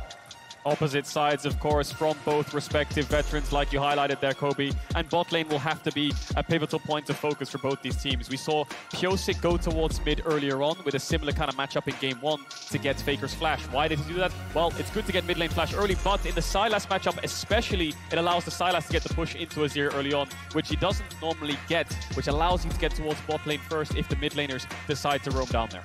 And I'm excited to see how the early game objectives go in this one, especially now that we're back to an even series or an even state in the series, excuse me. T1's objective control in game number 1 was absolutely dominant. In game number 2, DRX and D1, they had 1 dragon each at the very start. There wasn't that same level of, man, we're losing everything for DRX, and T1 is grouped up as 5 here at level 1. Yeah, 5-man bot to get middle brush control. I expect them to either sweep or put a ward down here to make sure that the Varus Karma doesn't get any kind of cheese from the Kalista Renata, make sure that they can poke them out with things like the Mantra Q. They don't see anything yet, so they're going to walk their way into this bot side jungle, but they know that Death is in the river, so T1 are first to bot brush, which helps the bot lane matchup level 1. Yeah, of course. So much focus on this bottom lane in this draft with the big tanky boys on the top side. Especially when you have Graves too, Owner trying to get the early information. Defensive ward from DRX behind their red though, trying to see if there was any attempt at getting that invade. DRX show themselves on the entrance. Owner is being a bit careful. They should know that there's a ward. And Gumayushi's playing with lethal tempo, so I expect him to go more towards an on-hit Varus build. We won't see a poke Varus come out. Normally you see things like Comet and Hail of Blades in that instance. And it makes so much more sense this game, right? You don't want to have lethality versus the Ornn. You want to be able to chunk through the front line. Well, alrighty, we're going to have a top side start here for both of our junglers, which goes exactly like what you guys were expecting. Attention on the bottom lane. Junglers want to be pathing down here to see if they can interfere with this and make something happen. And there's a commitment here of Zeus. Strong leash on the blue buff for Owner as well. So not only did Owner get Graves, he also gets the stronger leash, will be accelerated in his clear to try and slingshot down to that other side. I'm curious what Pyosik decides to do. He's on Red Raptors. He's going to move towards bot side. Does he do a camp and gank mid and try to relieve pressure on Faker? That ward on the bot side jungle could help him look for an invade. Alrighty, as we see how the lanes are going, remember to make sure to grab the exclusive Very Nasus Much Wow emote from Prime Gaming by connecting your League of Legends account with your Prime account. As Kingen has the push here in top side, Gumayushi and Keria have it in bottom, and Faker and Zeka are pretty evenly matched. Yeah, I would hypothesize that Pyosik would reverse clear up to the top side Scuttle Crab, because the bottom side pushing here with the Varus Karma means that it's so hard to fight over the bottom side Scuttle Crab, and it would be a little bit dangerous, but his sweeper doesn't see the ward. Oh man, Pyosik walking right past it. He's gonna wait here in the brushes. Keria and Guma are staying up. Pyosik with a flash engage. It doesn't matter if they knew he was coming, they're still gonna grab first blood, but it's a 1-for-1 trade. Barrel now trying to get away, should be fine. The DRX Killer Instinct still comes out on top. Great first blood for Deft. You have to wonder if Gumayushi, he should have known that something like that was coming and maybe tried to react with the flash. Either way, it's a 1-for-1. Despite it being first blood to Deft, I think this is actually good for T1, because look at his CS now, Deft. He's lost a lot of that wave. It'll start to bounce into Gumayushi, and they traded 2 flashes, 3 summoner spells from DRX just for a heal for Gumayushi. Yeah, T1, they saw him coming. They had the information. Guma still goes down to the forced gank there from Pyosik, and investing the flash as well could be troublesome for the jungle. Graves could be very abusive, going to harass the Viego. Faker, meanwhile, forces the teleport out of the Sylas in mid lane, and yes, of course, as we already know, did not quite catch it. And T1 are saying, get over here, Graves, right now. These are the comms. We're going to outplay him. But Pyosik was so quick with the flash, Guma did not react to it, and they just stand and they want to trade 1-for-1 instead. And with the Ignite going down, Keria gets the last hit there for the takedown. As you said, though, the wave meant a lot there as they're able to push it in, and they did get the kill. Yeah, kill gold in DRX's favor, but wave state and summoner's blown is in T1's favor. So I think they'll be pretty happy with that kill when it's a Keria, which isn't the best, but can help in the early lane phase, has the early amp tome to try to poke them down. So now this wave state, we'll see how DRX plays it out, and we'll see what Pyosik does to try to help the bottom side of the map. Owner actually hasn't done his red buff yet, so he's probably going to move his way down there and should be first, but DRX facing a lot of vision disadvantage here. Pink ward, double ward in the river, including the crab, another pink ward. They need to clear all of that out. They do have Kallista's little ghost walking around, trying to keep an eye on everything. Pyosik throwing out his own Krugs on the other side of the map. Owner finally going to pick up that red. Solo laners all at level 5, so we're getting close to that critical point where the ultimates are going to come online. Remember, there's no arrows or anything this time around to be stealing away there for Zeka, but he does have some incredibly powerful tools, like a Gragas ulti, like a Varus ulti, that with a full AP ratio can wreck a team fight. And on the bottom lane, you see the power of the Varus Karma, nullifying this Kalista pick. That poke from Keria with the Comet coming through, and Guma landing as well, continually forcing Deft and Beryl back towards their own side. Slow pushing wave here. When you slowly stack like this, T1 are actually creating their own mini objective, building up a big minion wave to then either bring Owner for a dive or force more losses from DRX. And this is just going to be series breaking, really, isn't it? This is DRX's response to the Varus. If this doesn't work, then it's going to really suck when they go back towards red side. If this does go to a game 5, they need to break the Varus first pick and show that they have an answer right now, struggling. DRX normally like to start up these early Drakes. Owner knows it and he's hovering around. Pyosik has the level advantage. Owner not too far away from leveling up, but he's making sure his bot lane is safe. Both junglers also on the same purchase and the same charges on the knife. So nobody has the enchanted smite yet. Nobody's really close. Pyosik going to throw down some of that mist as he'll move forward, look to clear out a control ward. But with the lane control for Gumayusi and Keria, they are going to be able to keep that control ward alive. Zeka stealing away Faker's ulti, but they are both level 6, so it would be shuffle for shuffle if they decide to fight it. Yeah, that right there is why Owner invested so much time and the control ward money to protect his bottom lane, to allow this to continue. Giant CS lead ballooning because of all that bottom lane attention. Zeka trying to solve some of the problem himself as well, though, reaching level 6 onto the Sylas with the flash play as well. That's the power of the mid push. Yes, you might lose 3v3 or 2v2, but if you have that extra number that can hover down, it just means it's very hard for them to push out the wave. They're going to use everything they have there, T1 bot lane on the wave, so DRX are just going to start up this dragon, try to secure it. Owner trading it for a crab. Plus, you gotta love having Kalista for these neutral objectives. The extra power of the Rend plus Smite combo to work together and be able to take those down. Deft knows that this is uncontested. He doesn't even have to stay there, so they can give that one over to Pyosik to Smite secure, and Deft can make his way back down to the bottom lane to farm up as many minions as he can. And you can see DRX's commitment to the game plan, commitment to their win condition of stacking the dragons. They give up more CS off of Deft in order to secure that. Owner, meanwhile, as you said, he gets the crab as well as taking away the red buff. So 1 minion wave, 1 red buff, 1 crab, kind of the payment there. Jungle and bot lane getting off to a great start here for T1. Mid lane's been very quiet, top lane as well. It's the next Herald that'll really decide how this early game pans out. 30 seconds on the spawn. Zeka, the ult was timing out, just going to push the wave with it, can't catch Faker. And let's keep our eyes on Deft and Beryl here because they're going to move towards this top side. Great body slam there by Zeus to interrupt the knockup, but it's going to be a 5v5 around this Herald, and Gumayusi is still on the bot side of the map. How much can T1 get for this Herald? Does DRX just take the Herald and use it top, try to funnel everything into Deft? And remember, back in game 1, we got a 7-man fight at the Herald, but it resulted in the eyeball being unable to be picked up. I want to see both sides ready for a fight here, ready for a big engage. And look at the lane matchup. All you have to notice is that they are keeping Guma and Keria bottom, so it's going to be a hard push for T1 towards bottom tower plates. Just give up this Rift Herald and see how much money you can get off the other side of the map. Meanwhile, Owner also counter jungling off the blue quadrant. T1 trying to get as much as possible. The race is on. DRX want to get this Herald quick and use it as fast as possible. TP there from Kingen to try to clear out the wave. Can they dive him? 3v1. Kingen's down here, but Owner's ready to follow up and make it happen. The ulti from the Ornn used to clear out the wave as Owner's going to get jumped on. Zeka's ready to go. Owner with the dash back over the wall. He'll stay fine, but DRX will hold here in bottom.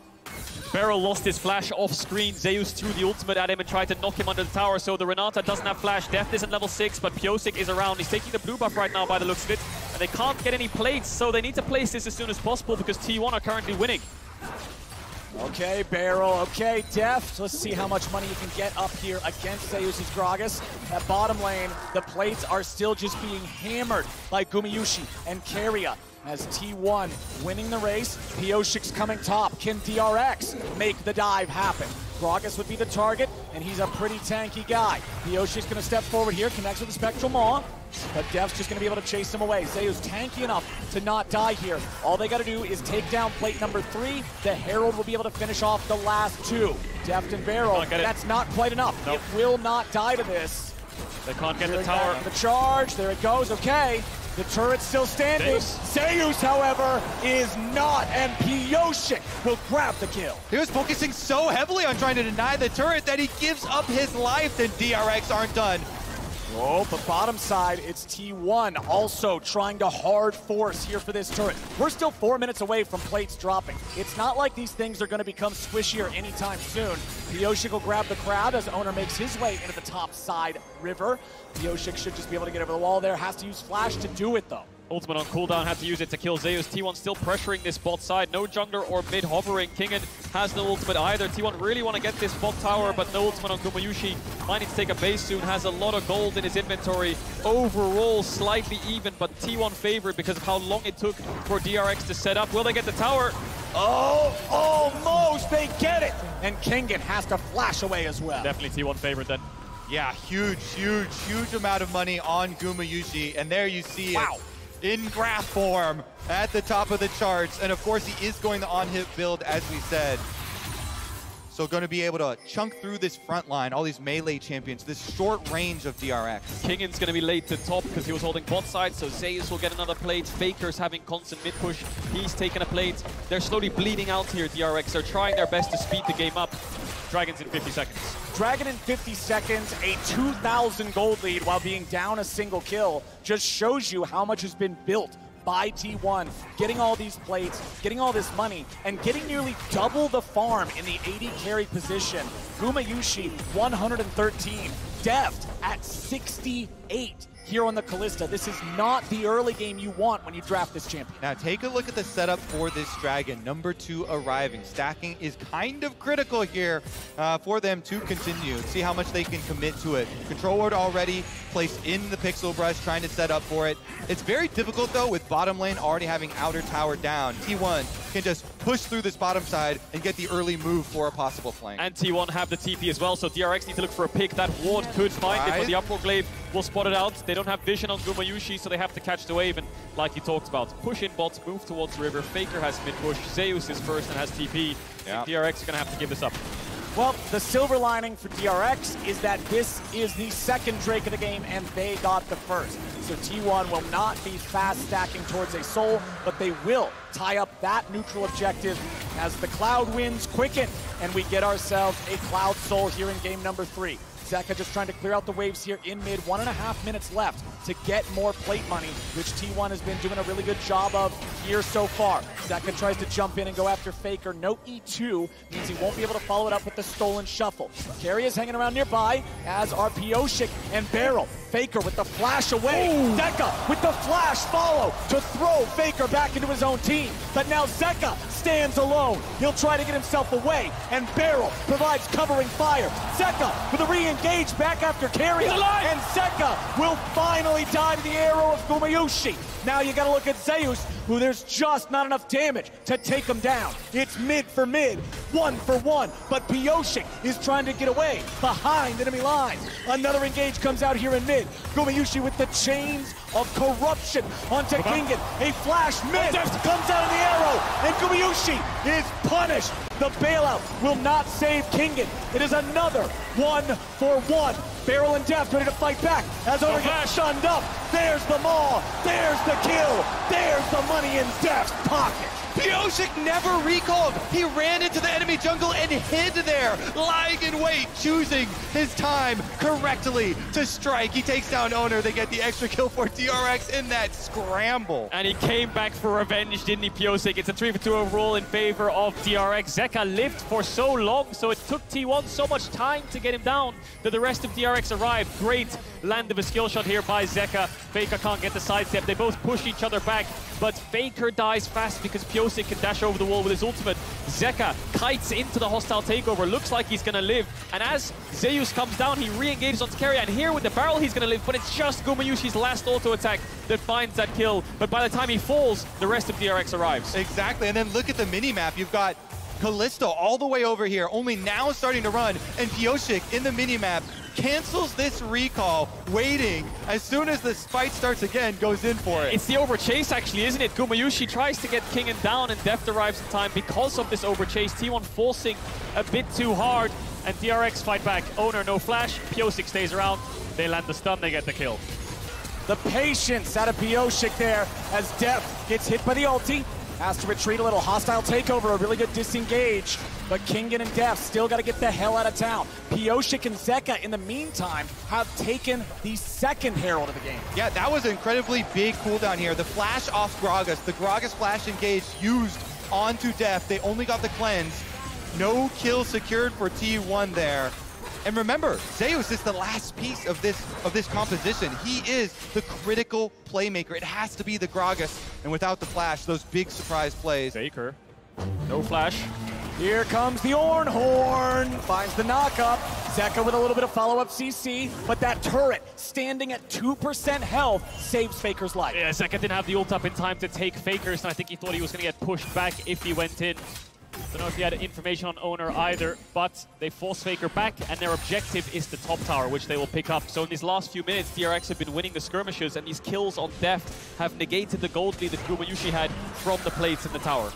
Yeah, so a little bit of small advantages now as DRX looking like Zeka pushing on top side. 2 hits, 1 hit even will finish that tower off, and then they still hold on to Rift Herald number 2 for their push. Ideally, they could try and get a setup here for mid to push down that mid tower and allow them much more control of Summoner's Rift. The Umbral Glaive on the Graves, obvious first item. They go for it every time. Owner working on that Gore Drinker there for the second to give him that ability to jump into this largely melee team and just be a threat. Meanwhile, on the other side, 2-0-2 for Pioshik's Viego in his 3rd game of 3 playing it in this series. Yeah, specifically that Glaive turning off the vision and finding wards combined with a zombie ward talent there from Owner leads to this balloon and vision score so that he's got even more than the supports. Yeah.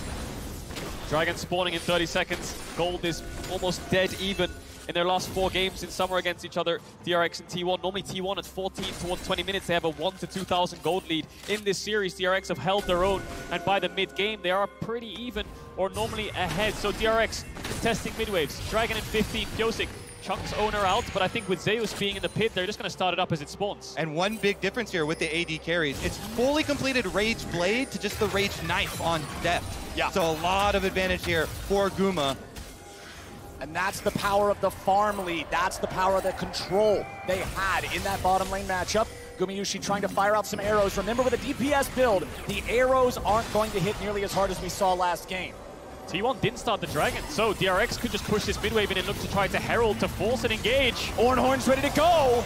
However, they aren't going to find what they're looking for. Kingen tries to get away now. The bailout won't save them. T1 are just ready to respawn and outplay. Beryl continues retreating. He's under a lot of threat. The Berserk down into the unkillable Demon King, and he dies here today. Zeka looking to keep the charge going, and DRX 4v5 have already found 2. Zeus looks like a pin cushion as Def may have overreached. He barely stayed alive, and Beryl has single-digit HP. Against all the odds, every time DRX somehow find a way through, and they somehow seem to pull it off. Faker going a little bit too deep there, despite getting the kill onto Kingen. Deft and Beryl living on a slither of HP. Oh, the slimmest of margins there for the DRX bottom lane, but it is Faker who steps too far forward and gets punished immediately from DRX. Zeka takes away the Varus ult. Drake's still up. Faker's just TP back towards the bot lane. Everyone's running in for round 2. They don't want to give this objective up. DRX's Herald is timing out soon, so Pioshik will place it in mid. Gumayushi needs to clear out the wave. No ultimate up just yet. 4T1, only Zeus's. Yeah, exactly. Keep your eyes on Zeus. His flash is back for the Gragas, so he's going to be looking for the engage on Deft. No summoner spells for Callista. And Deft needs to join the fight soon. He's clearing out bot wave, but Zeus might just force it. Pioshik has to flash. Pioshik flashed over the wall, he's all right. But no ulti, no flash on the jungler. T1 with control over the mid lane. Zeka steals the chains, finds a little damage. Owner chunked to half, but it's still control over this neutral territory in the map here for T1. You can see pings coming out onto the Drake. They're going to move over to the objective, and you can see DRX has no interest in contesting. They're not in any shape to do it. It's only second Drake of the game for T1. Or is it? DRX walking up now, seeing if there's anything to find. Ornn ulti's ready to go again. They knock Zeus up into the air, but you can't just commit onto the tank. They're too late. Pioshik has his ulti ready to go again. That ult from Zeus isn't going to go Beryl! over the wall. Oh my Beryl, the hero, but Faker, the god, survived. Beryl almost kills the unkillable Demon King. That could have been a huge swing in favor of DRX with Baron spawning in 10, but he just gets out. Faker, true to his name this time around, survives the engage. Here's a look at how it all started, though. On to Guma, and then it was the pick on the front line. Owner? Oh, Owner trying to do something here, but he ain't gonna find it. 30 seconds until the T1 jungler respawns. Mid lane Tier 1 gonna die now too. I don't think they can go towards Baron. Sylas is so low, Beryl is as well. They have no wards left. They're just gonna take a base with that pick, but DRX's pace of the game is so quick. T1 are struggling to keep up. They're playing Varus and Azir, and they want to scale with these somewhat immobile carries, whereas DRX just want to keep the skirmishes going with Kalista and Sylas. Yep, this short-range team from DRX wanting to try and dogpile onto T1. Finding some scrappy plays for themselves.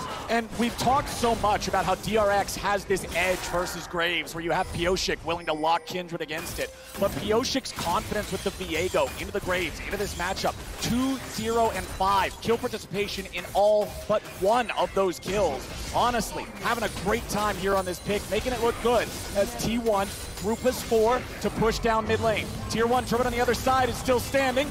Ornn ulti's not going to find anything but the wave. Faker and Gumayushi having to back up a little bit. Zeus on the flank, but there's no wave, there's no play.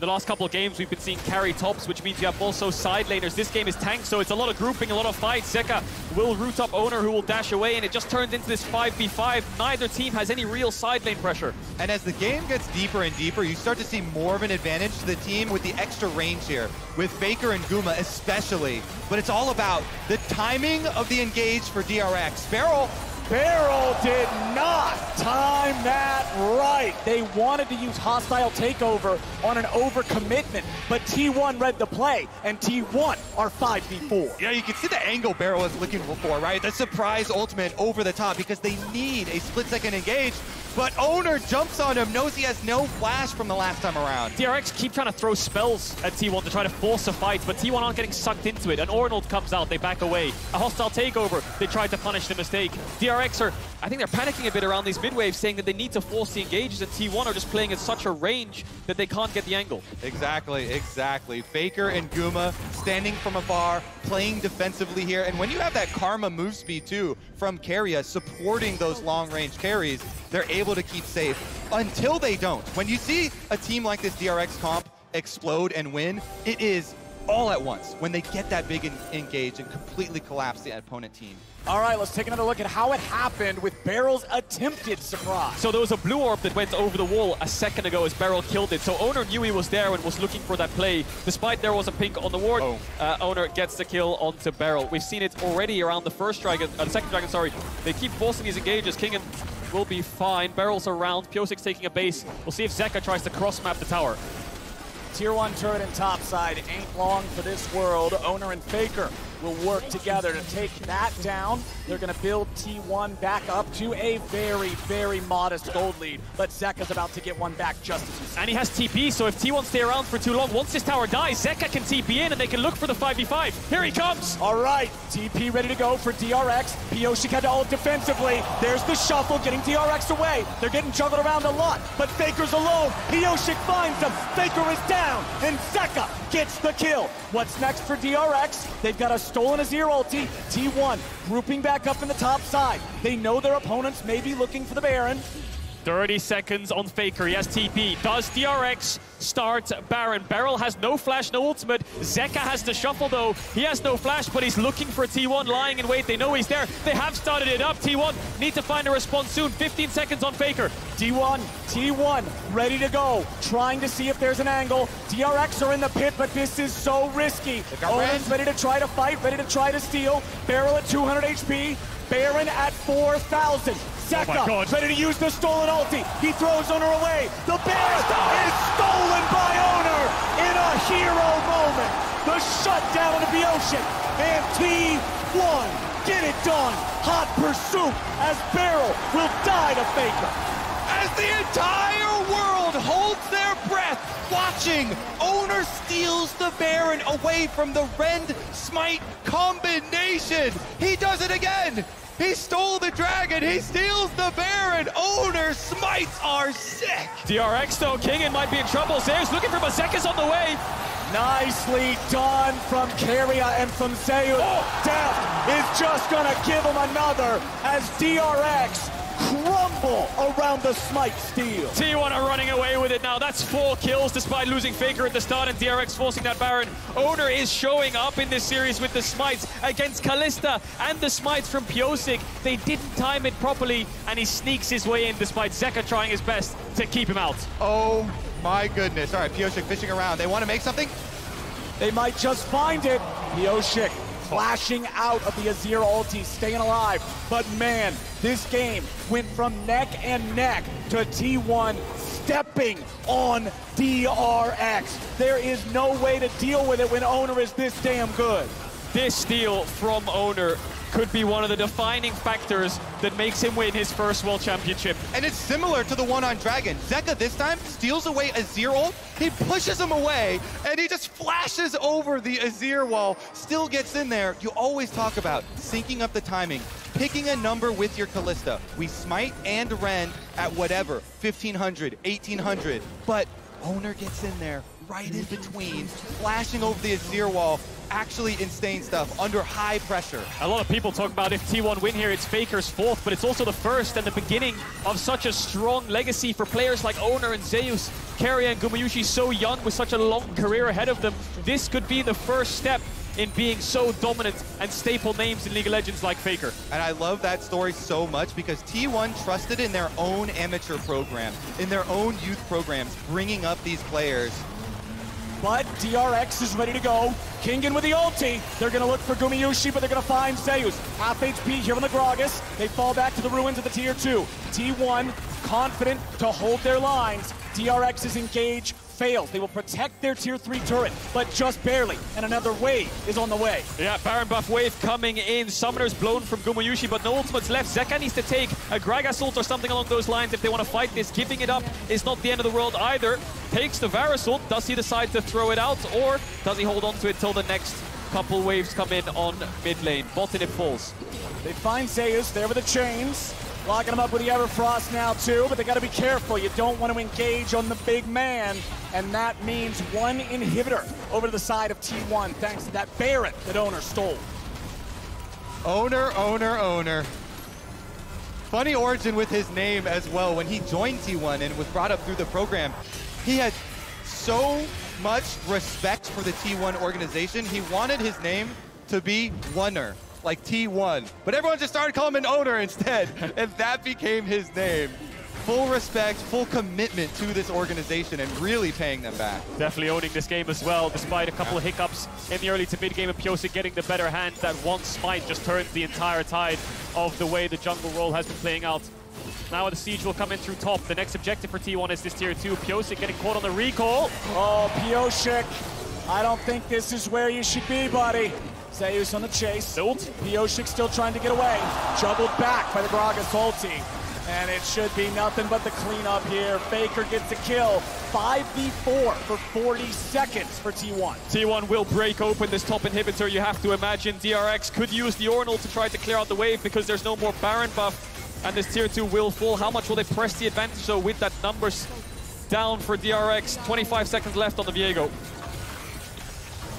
Tier 3 turret getting pushed, but there's no Baron buff. It means DRX can actually clear these waves out. They can hold the line. Owner already has another one prepped and ready to go here in mid, but again, DRX can clear these. The turrets will take a little bit of damage. They'll suffer the poke, but they'll hold on. Yeah, with this composition, DRX have to choose their moment so wisely to go all in. They have to wait for Pyosik to revive, and then you find a flank with Zeka. He's got teleport right now, or an ultimate, and fully commit to the play. That's why they felt so pressured. You can see it from their eyes, from their angle on that Baron play. After they got the pick onto Faker, they're thinking, we are going to get outscaled. We're so short range. We have to commit to a Baron play, and they think they've got the advantage with the Rend, but not the case, and they have to pull out an amazing one now. They do, and it comes down to this Dragon. Soul for T1, 25 seconds on the spawn. DRX Didn't lose the top inhib, so they can find their way in. Double TP's up, but there's no wards in the bot side jungle. Rabadon's finished for Zeka. And Deft has evened up the items against Gumayushi. Only a stopwatch is the difference. DRX trying to find an angle into this river. Bot side looks like their best bet. No mid push for them. Need to be careful though. Zeus here, stepping up, dashes away. See Deft trying to push out this bot wave so they can find their way into this river. But T1 are trying to keep this mid push so they can threat an inhibitor. Yep, Faker done this before for T1. They're trying to pull them apart. Inhibitor down on the bottom side and Faker shoving up mid. Well, we've got a 4v3 standoff here in mid right now. Owner gonna join up, Faker gonna join up.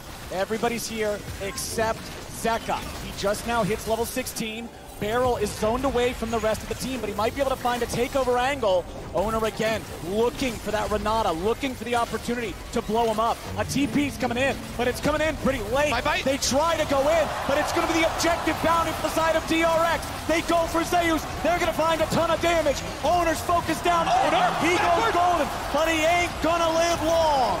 Pyosik, he steals it back for DRX. They get the objective bounty shutdown, and then Owner ultimate the wrong way. DRX, now they can go for Baron. Stop doubting them. They always find a way. TP coming in from King in 5v4. 35 seconds on Owner and Beryl. That hostile takeover was beautiful. Carrier's trying to find a little bit of vision. They have no smite though. Can Gumayushi steal it? Eyes on Zeus. Alrighty, let's do it. Zeus is going to have to disrupt a lot here. Carrier looking to zone Beryl away. Deft pulls him right back to safety.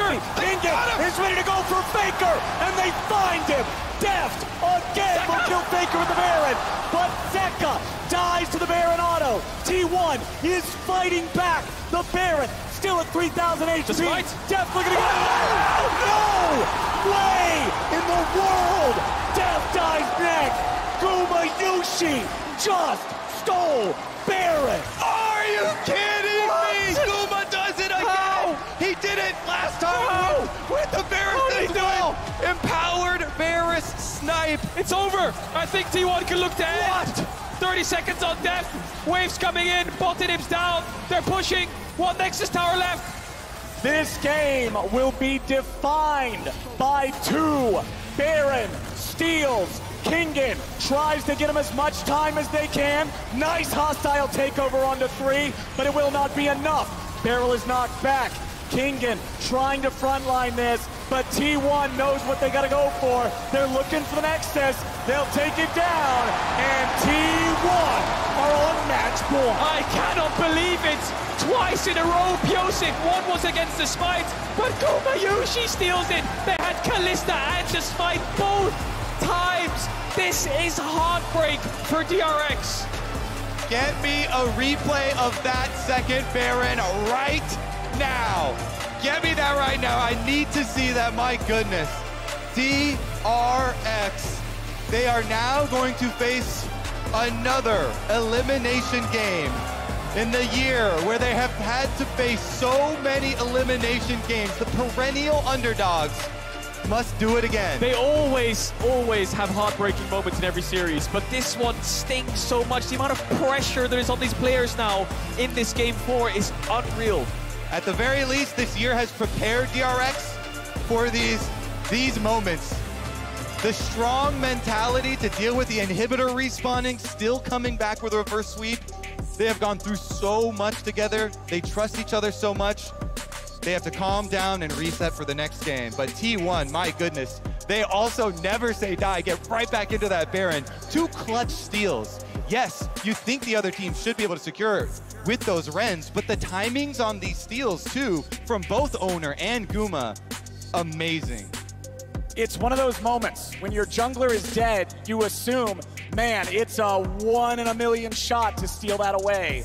But sometimes that's all you need, and Gumayushi lands it. And Zeka was tanking the Baron when they turned. If he didn't fall there, they would have had an extra member to try to take that fight. But losing the Baron with Smite and Kalista against the Varus on the hit is unacceptable. DRX are going to be kicking themselves. Those empowered Varus arrows, my goodness, those will catch you. And they have multiple times here in this series already. We can see it in the gold graph with the bounce back and the swing here.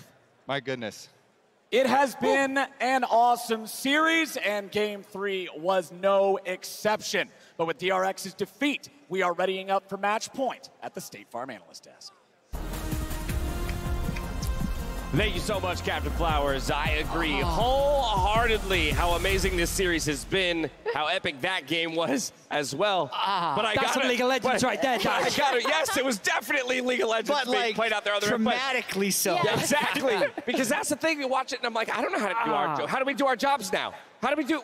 That's cool. I got a droid thing. I'll do it. You got. All right. You help make it make sense. Give me the droid thing. All right. So when we look at this initial Baron play, right, the important thing to recognize is the current map state. Because when we look at the top side of the map, we can see a large number of people heading up towards here. The ultimate has already come across to the side, and initially this is looking like a pretty promising fight for T1 that ends up going in the favor of DRX. So let's start rolling out the clip now, and let's see how things pan out. So because Faker gets isolated on the side, he's going to end up dropping, and with the numbers advantage, DRX are seeing a window of opportunity to force the first Baron, and this is really one of the big break points with which DRX can run away with the game. But as long as T1 members are alive, that is one of the scary things the DRX have to be cautious of. Now, you'll notice as well on the backside, Zeka's going to try and flank, create pressure on the side, but Beryl's already being forced away. They're being funneled into the back of the pit, and then this gives Ona access into the Baron itself, which means that with the smoke screen being thrown down and Zeka doing his absolute best to keep him out of it, flash in,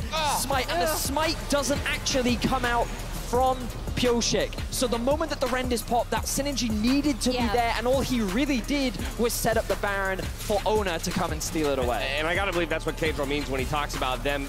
They're gonna kick themselves for that, because you're the ones with the Kalista. Exactly. You pick a number, you say to smite rend, and either they rended too early or they didn't smite on the number. This next one, though, it's a little bit of a redemption at first, because you think, holy crap, maybe they get away from this Baron going down by being able to get this. And critically, Owner also presses the ult in the wrong direction because his flash was buffered already for that. So he goes down, and now this is all the timing game for DRX. So the biggest thing is that they can stay alive long enough. So basically, T1 knows they don't have smite, so they're just trying to put as much damage down on DRX as possible. When Zeka dies here, it gives Guma a chance to just try and pressure them off the Baron. Look at how low it gets, but DRX thinks they're gonna die. The Rend comes out early, crucially on the second one. That was 1,300 health after the Rend, and then there was a smite, but he was dying anyway. So this one, I think, was actually more about the pressure of them getting forced. Weirdly enough, because there was no smite to steal. It's the first one I feel that is actually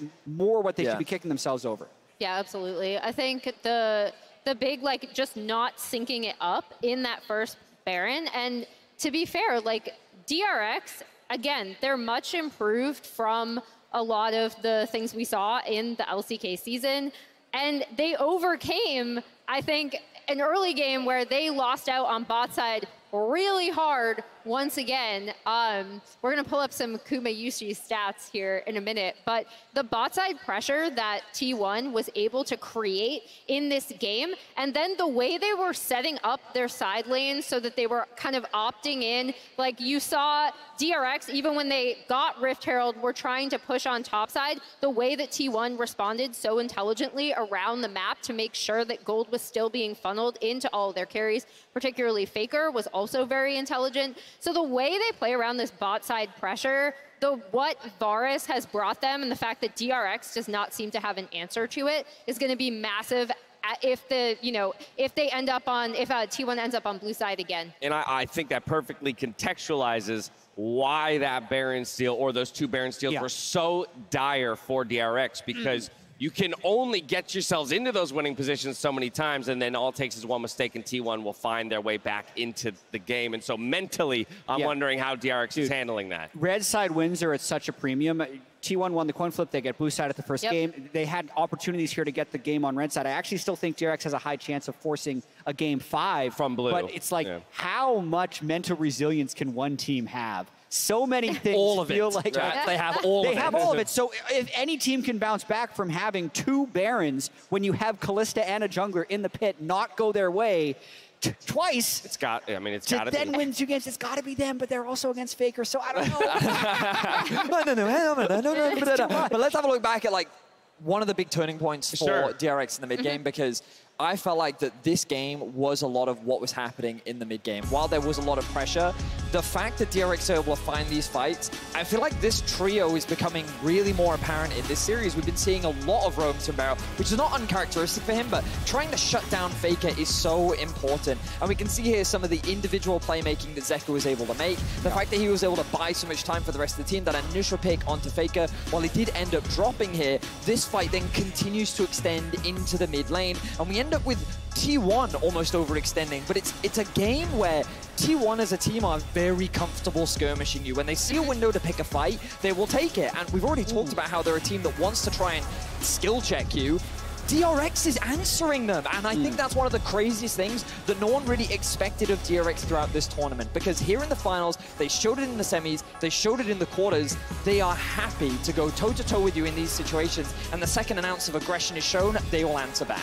And that's why it's really interesting to see in the Gen G series, right? DRX push Gen G out of their comfort zone as well when they kind of wanted to sit back, scale, get gold on their carries. And that's actually why I thought T1's split map response also, like, pre-mid game was really intelligent, right? Because they still did have gold, in particular on Faker, where they were able to rely on playmaking later on in the game. Yeah, well, Faker has fallen down a number of times due to an absurd amount of pressure going his way. Jat, now I have to start calling into question whether or not that's even the proper approach here for DRX, because while they're putting that pressure towards Faker in the mid lane, we saw those CSD numbers for Guma in the bot lane, and so backs against the wall, you got to put two together in response. How do they do it? Yeah, Faker has absorbed pressure exceptionally well. I think this series and these drafts will continue to focus around the bot lane. There has been an absolute arms race for being able to have bot lane push. The answer here that was tried by DRX to the Varus was the Kalista Ashe. This is 3 games where Varus has been first picked, 3 games where first pick Varus has won. And it's not like Varus is the king. Caitlyn and Lucian, those are the ones that are there, but it's just they're going down the tier list of what can get that bot lane power, and that's really what's deciding it. So absolutely, if you can find a way to path down and help that lane more, you absolutely should. The real question of this series is, how do you deal with Varus? And it's mainly due to the lane, but once you get out of lane, the pressure that he offers is ridiculous. And we even saw Gumayushi bringing out the Ashe to try and match it. And even that, even with the amount of picks they're able to find, like, it, as you approach the mid to late game, it's like, it's not enough. And this Varus is proving to be the most pivotal pick in this series. Well, there you have it. T1 are only 1 game away from carving their names into the halls of history once again, with a legacy on the line. We'll see if they can close it out here in game number 4, or if DRX can extend the series. We'll catch you back in just a bit. Barrel continues retreating. He's under a lot of threat. The Berserk down into the unkillable Demon King, and he dies here today. Zeka looking to keep the charge going. Baron at 4,000. Zeka ready to use the stolen ulti. He throws Owner away. The Baron is stolen by Owner in a hero moment. He won. He is fighting back. The Baron still at 3,000 HP. Death looking at no way in the world. Death dies next. Gumayushi just stole Baron.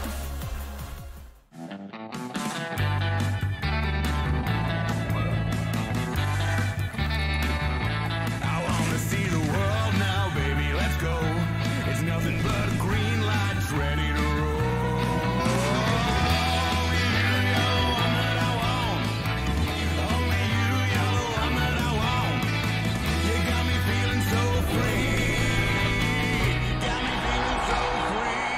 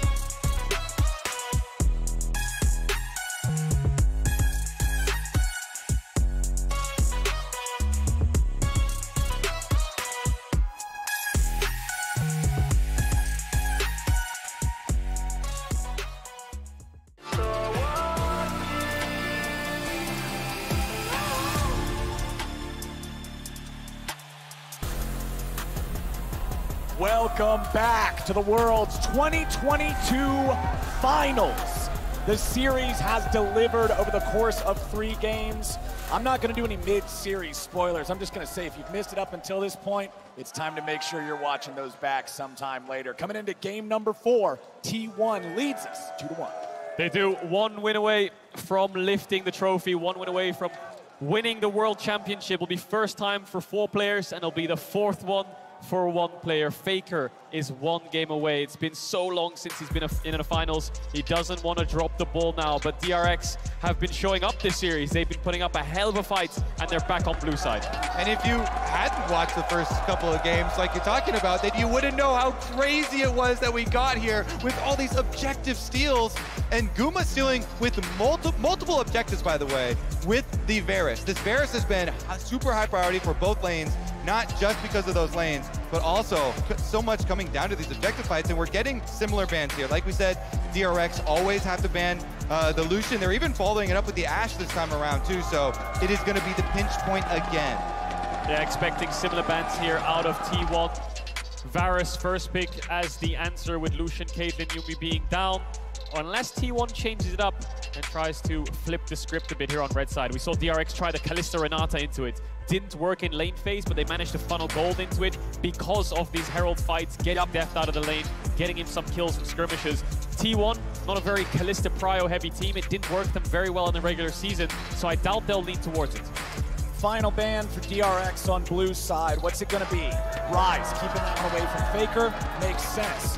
Now, what's the response from T1 here on the red? Do they ban the Varus that has been so dominant in this series? Are they gonna leave up the Sylas Akali trade? Because DRX, with that Rise ban, they're trying to raise the threat of the Zeka Sylas, but Faker has loved playing the Akali into it for the kills early. Yeah, we'll see if he blinds it. I think if I was DRX's coach, I would say to Piosik, and I would look at the games and think that he's a little bit nervous right now. Kindred would be a great pick here. Comfort is really key, especially with Piosik struggling to get these smites down. Everything other than the smite was great. Viego looks good, but ultimate comfort here in a match point, I think Kindred could work. Also, then he could Kindred ult these objectives that keep getting stolen away and have an extra hand trying to secure them. Wow. So T1's actually going to go for the Kalista. We've only seen Goryushi's Kalista once this tournament, and they struggled in Summer Split to play really heavy towards it and dominate the lane as much as maybe they would like. They lean more towards hyper carries of the swords, and they're going to get the Sejuani that is open for the first time in this series. Flex for Zeus and Ona. And I love it when T1 pick Kalista, because Keiria's got a deep, deep support champion pool. This could even be a support Sejuani. He has pulled out the support Nico with the Kalista as well for a different look at that lane. Renata is up as well. I think Kindred Renata here would be great comfort for DRX. We saw how powerful Barrel's Renata was, but they could just flip the script. Azir for Zeka. Is that going to be a lock-in? No way. With Sylas and Akali with Sylas Akali up, yeah, Renata is a no-brainer. They don't want to give that over. We'll see what Keria matches into this Renata. Renata locked in next to the Varus. They're up against Sejuani, so they know that T1 will have a powerful front line. Sejuani is tied for most played champion by owners so far at this tournament. T1 love running this in the jungle, and DRX, they'll lock the Azir. The challenge has been thrown down to Faker. The gauntlet thrown down here. Are you going to play the Akali again? I think Akali or Sylas here would be great, but they might have to match support depending on what they're thinking in terms of pool. You know, Nautilus could be a good pick. Thresh, something along those lines that can pressure this lane. Blitzcrank as well into those champions. Looks really good if I think about it, but yeah, matching mid could be a no-brainer. Soraka.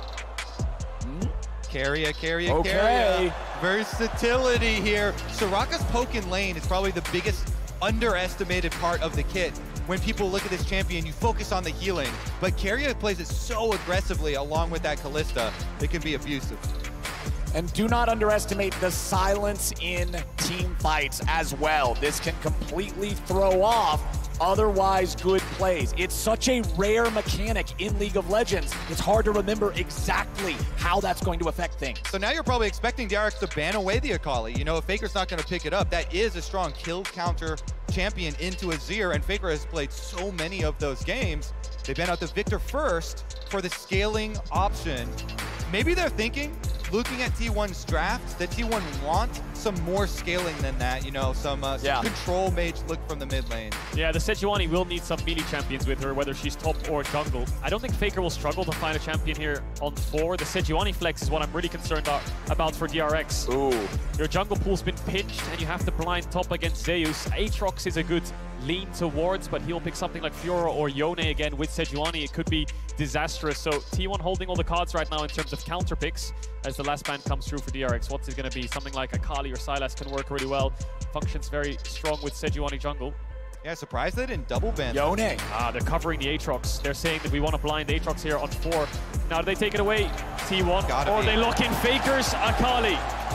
Okay, so I think you do blind the Aatrox here, and then T1 will answer with the Fiora for Zeus. Yep, 100%. Unless they put the Sejuani top, but I think the matchup is that great in isolation as the game gets later and later on. You have to have a really valuable jungle counter pick, and Pyosik might have to dig deep here because he's facing a Kindred ban. Graves is up, but I feel like they need a little bit, maybe a melee champ here would be better.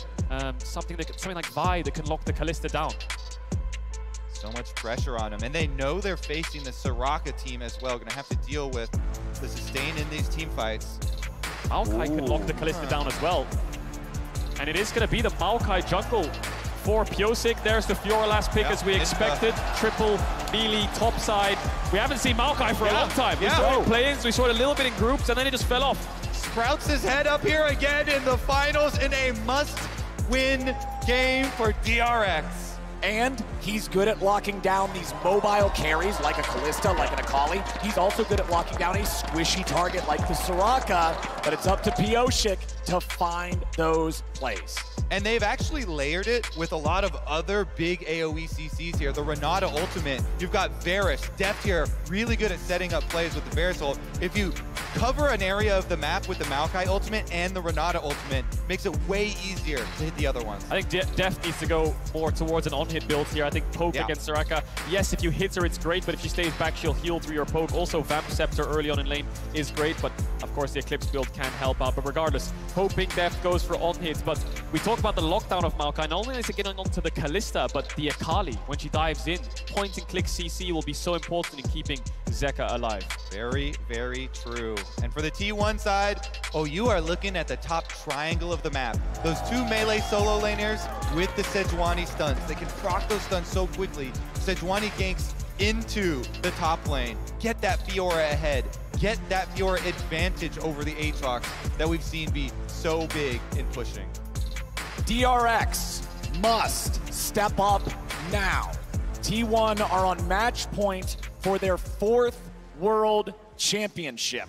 The other 3 earned under the SKT banner. This would be the first time they claim it as T1, and they are a single game away. When Zeus last faced the Aatrox and he picked the Yone, they also had Owner on the Sejuani, and they had Owner go gank it. Go gank it early, get him these kills, get him that priority.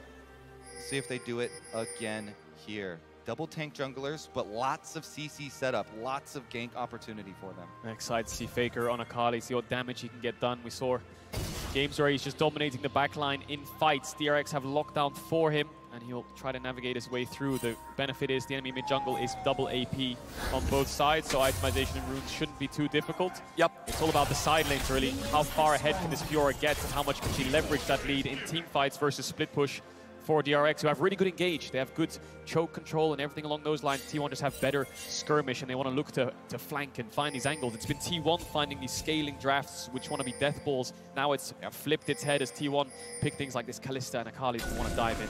But remember, blue side has won every game so far in the series. Pyosik starting off with a control ward here to be able to clear the vision on his own chicken camp, so then he can do his jungle without being seen. Zeus just hanging out here in the brush top side. Kingen being nice and patient. Level 1 is going to get spicy here in the bottom lane as Beryl, Deft, and Gumayusi trade blows.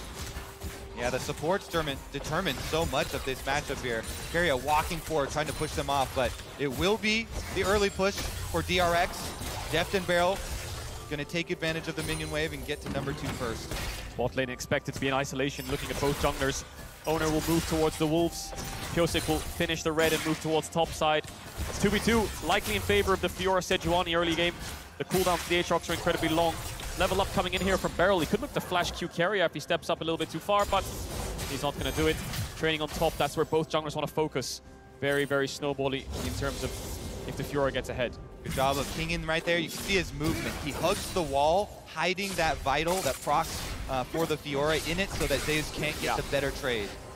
Faker at 200 HP here early on, playing the melee into the range. That's the early laning phase. You trade your health as a resource to guarantee that you're able to get this farm. Dorian's shield plus potions going to allow him to weather that storm with the most grace possible. Exactly, and you wait till you get low to get that missing health heal.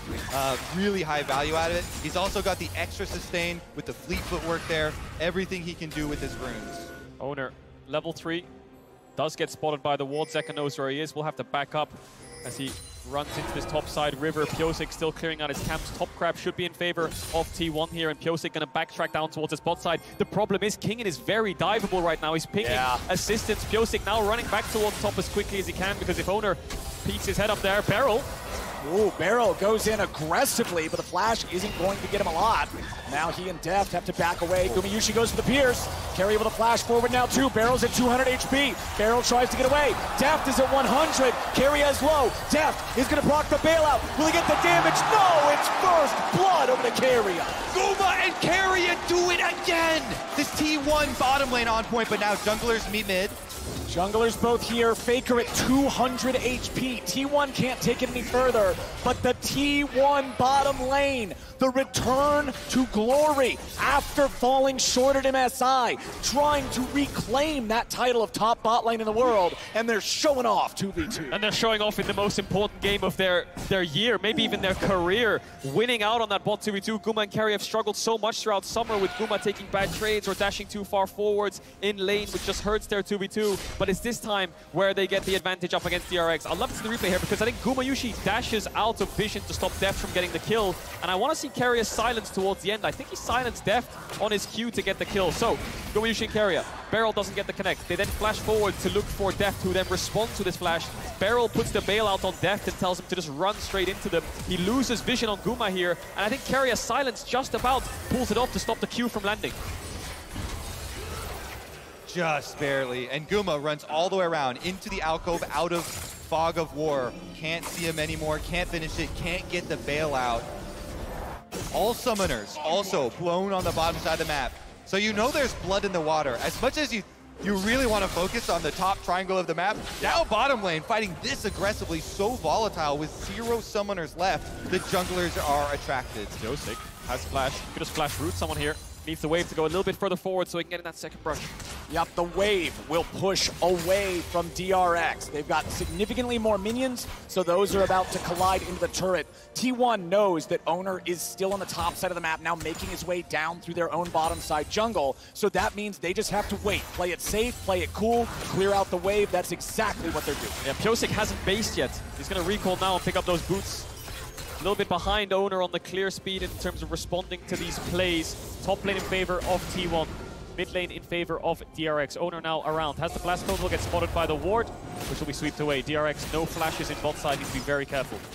Yeah, both junglers taking a little bit of their time out to try and visit, since they know it's so volatile. But Owner not losing out on any camps as he does it. Dragon spawning, control ward placed as well, and now he's just hovering around, putting this silent pressure onto DRX. He can Q flash onto Deft here, and I think he will die on top of a silence, but Owner is calling it off. They don't have vision on Pyosik just yet. They might spot him on the entrance towards top side, but Top Crab is spawning, and once they spot him, they'll realize that this dragon is free.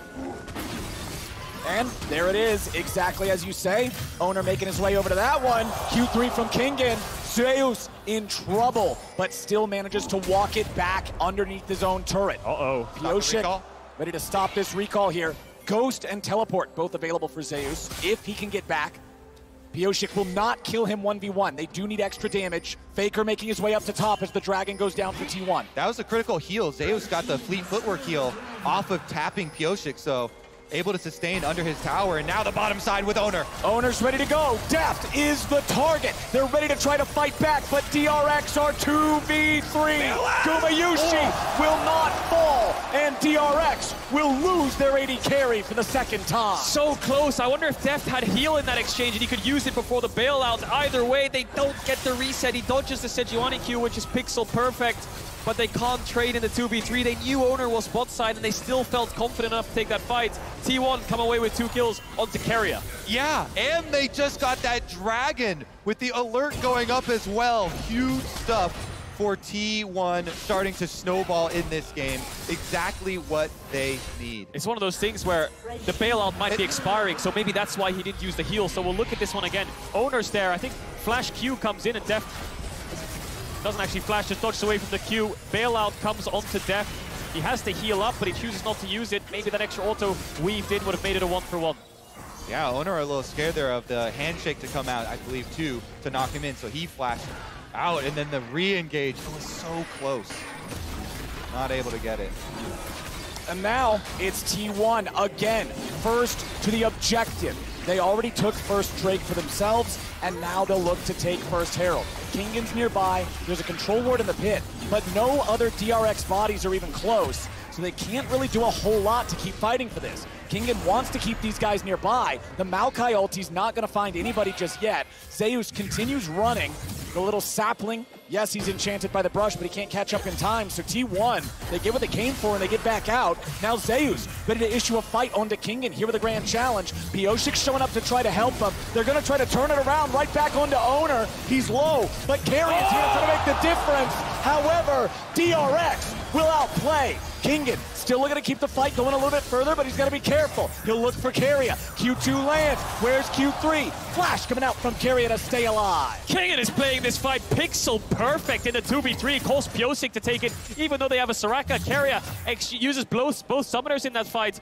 Owner dies. That Q3 flash from Kingan was insane to turn that fight. Incredible stuff for him to be able to pull it out, and DRX needed that to get leverage back in this game as well on those support roam timers. Faker. Nice. Faker's all right. He's chilling. He's chilling. Good dodge, good dodge. He's still got it. Still has the reaction speed. Meanwhile, bottom side left alone because of that top side commitment on the support roam timers. Yeah, Deft struggling in this 1v1. Faker was hovering down towards that bot side and trade really aggressively onto Zeka. Knows he doesn't have the shuffle, so he can afford to play so far up. The first play the DRX actually found success in was in this 2v3. They've been taking a lot of fights at numbers disadvantages. They've been arriving late to these objectives, but that one kill will help them out a little bit. Kingan lost his flash, so has to be very careful. Sejuani Fiora, a really good setup. Zeka getting a small lead in this lane. We were very surprised to see Zeka on not so much of a playmaker, but more of a scaler. But DRX probably think that these games are going very long, so having that control mage is necessary. Yeah, and then the last game we just saw T1 utilizing the Azir plus the Varus range advantage for later very effectively. DRX trying to choose that one this time around, but T1 have very, very good flankers here. We'll see if they can get to the backside. A lot of attention up here on the top side now from the junglers. After the summoner spells came back up bottoms, it's back to what you guys were talking about as the game plan with that top side triangle. Now, the Rift Herald still has half the timer left. Remember, it's Zeus who picked it up, so it's not like Owner can walk this thing around anywhere on the map. As Beryl goes into the hostile takeover, it hits both, as Gumayushi could now be in some trouble. Deft trying to fire in a little bit more damage as the 2v1 dive goes out top. Zeus barely staying alive, but there's the kill. Pioshik gets away with a flash, and DRX are ready to go. The mechanics on both side lane plays from DRX were beautiful. Beryl preemptively hostile takeovers in Gumayushi's direction, knowing he'll use the Fate's Call, and then Kingan dodges that Fiora W to the side so perfectly. Both side lanes, a lot of fighting, and despite being behind, DRX are putting up a fight. And it means top side gets really far ahead here for Kingan. Turret plates taken off for this Aatrox. Even without getting the killing blows onto Zeus, he is really starting to pull ahead. This is his time to shine. And we've said it many times before, DRX, it really was a struggle to get here in the first place. 10 games played over 2 series in the regional qualifier, knocked out in playoffs in the first round. It's just been insurmountable pressure that's been exponentially growing through group stage, even playing to group stage, to quarters, to semis. It's always gotten heavier, the pressure, but now the weight of the world is on them. They're against T1, who are on match point, but they're still finding plays. Pioshik on this Maokai sitting at 2-0. Dragon is up, and T1 are grouping up to fight. The first Dragon, the first Herald in this game, both going over to T1. DRX grouping up mid, ready to fight back. Immortal Shield Bow and Crown of the Shattered Queen are both done. That is a big item spike advantage for the side of DRX, as their opponents do not have any completed items yet. Herald used there by Zeus, who picked it up. Looks like it'll crash, and Kingen is going to stop it. He'll turn around here. I think Kingen might be able to take this down before it crashes. That's a lot of gold that can be denied. T1 starting the Dragon Roll. Meanwhile, it's a 4v4. Really nicely done from Kingen, but now what about the team fight here in the bottom lane? They're going in. They found a lot of damage, but they won't find the kill just yet. Now Gumayushi's going to be popped, and Beryl is not traded back. Zeka taking some damage. Faker trying to go in and find his way through the smoke. Now he's got to run. He's trying to get out, but Twisted Advance will find him, and DRX will win across the rift. They're doing it! The perennial underdogs, DRX! They kill the Ref Herald on top side. Kingen takes it down. Then they get the sweep from Zeka into the ultimate from Deft, sniping the kill. 2 kills over to Deft as well. They don't have anything else to follow up with. They've got bot side vision. They got an extra 2 kills. They got the Dragon. T1 are the ones to pull the trigger. But look at the communication from DRX. Instantly, Zeka jumps across to the bot lane. Deft is off to the side. Great Varusel. T1 have to retreat. Faker tries to salvage it, but it backfires. As he goes in, he has no tools to escape. The dashes aren't far enough, and Pyosik finds it. Beautiful stuff. Deft with the arrow right through the heart of Guma. Faker getting pulled in and killed on top of it. And DRX are not done with Worlds 2022. And the beautiful stop in the top lane as well by Kingen to absolutely halt any sort of a cross map with the Herald.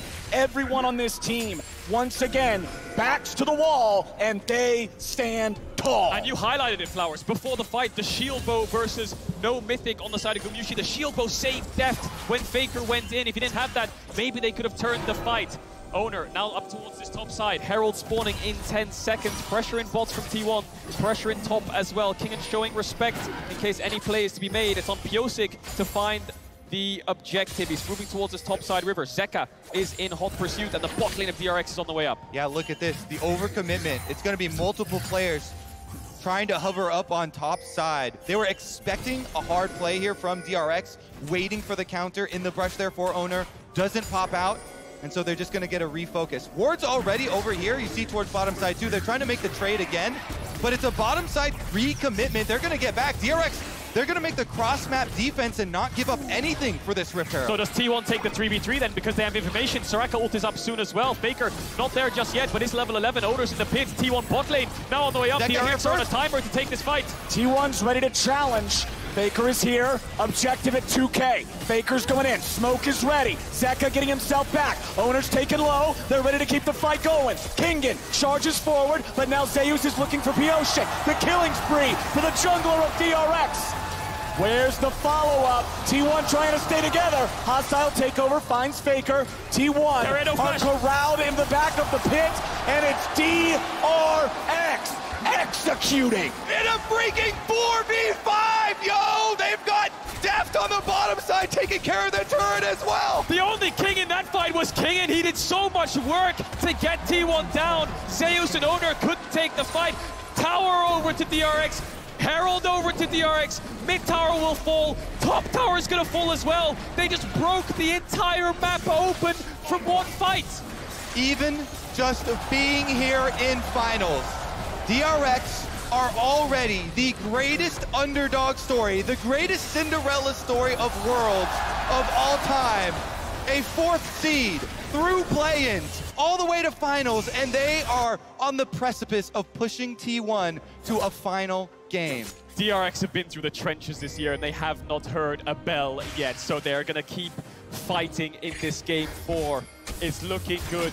Big gold lead, 4,000 over to them, even in Dragons. Next Dragon up in 1 minute 20 seconds. They're going to set up for it and try to build towards this soul. And the benefit of all of this is they have an Azir. Zeka's not even on a playmaker. He's on a scaling mage, so they have a very good, comfortable late game insurance. No losses in play-ins. First place in their group. The second reverse sweep of all time at Worlds in quarters and defeating the #1 seed of their region in semis, now doing this against T1 in the finals. And if we're looking at the mini-map, you see the commitment of the T1 bottom lane. That's why T1 commit to this, but they focus fire owner here. Sejuani's so low, flashes over into the hug. Says hello! Of the sapling. Hello and goodbye. Owner goes down. Heroic sapling from Piosik. Nice pushback by Zeka to stop Faker from EL to dive on top of them. T1 retreat. They run for the hills, but there's a wall in their way, and DRX sandwiched them down. Carrier no flash, he falls. T1 have the mobility to get the rest of the members out, but that's enough to put them at such a sizable advantage. DRX coaching staff elated with that fight. And the reason we're reacting so heavily here, League of Legends is usually a game of give and take. You win one side, you give on the other side. But that was such a big jump in health here for DRX. They won both sides with having depth push down the bottom tower already. That's why we already, 17 minutes into the game, have objective bounties. DRX are crushing it. And I think DRX are ahead enough to not trade. They're going to get this dragon for free. Zeka has TP. Put numbers top. Don't put numbers around the objective you want to play for. Put numbers around the objective the enemy team wants to play for. Look at T1. They all base. They all realize that DRX control both sides of the map right now, and they won't be able to find that objective bounty.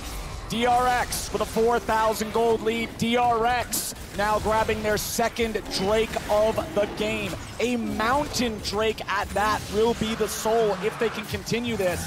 And I'll tell you what, something like that makes life much more of a pain for Faker Zakali to try to find his angles and try to maneuver around these fights. Checking in on the top lane, it's still a lead for Kingen, still 1-0-3 here on the Aatrox as Zeka retreats away from Faker here bottom side. Faker trying to chase after him here, uses R1, TP. Finds the E, but now a TP is coming in. Now the ulti's coming over from Maokai. Now DRX have found Faker. The smoke will not save him, and DRX 5v4 again.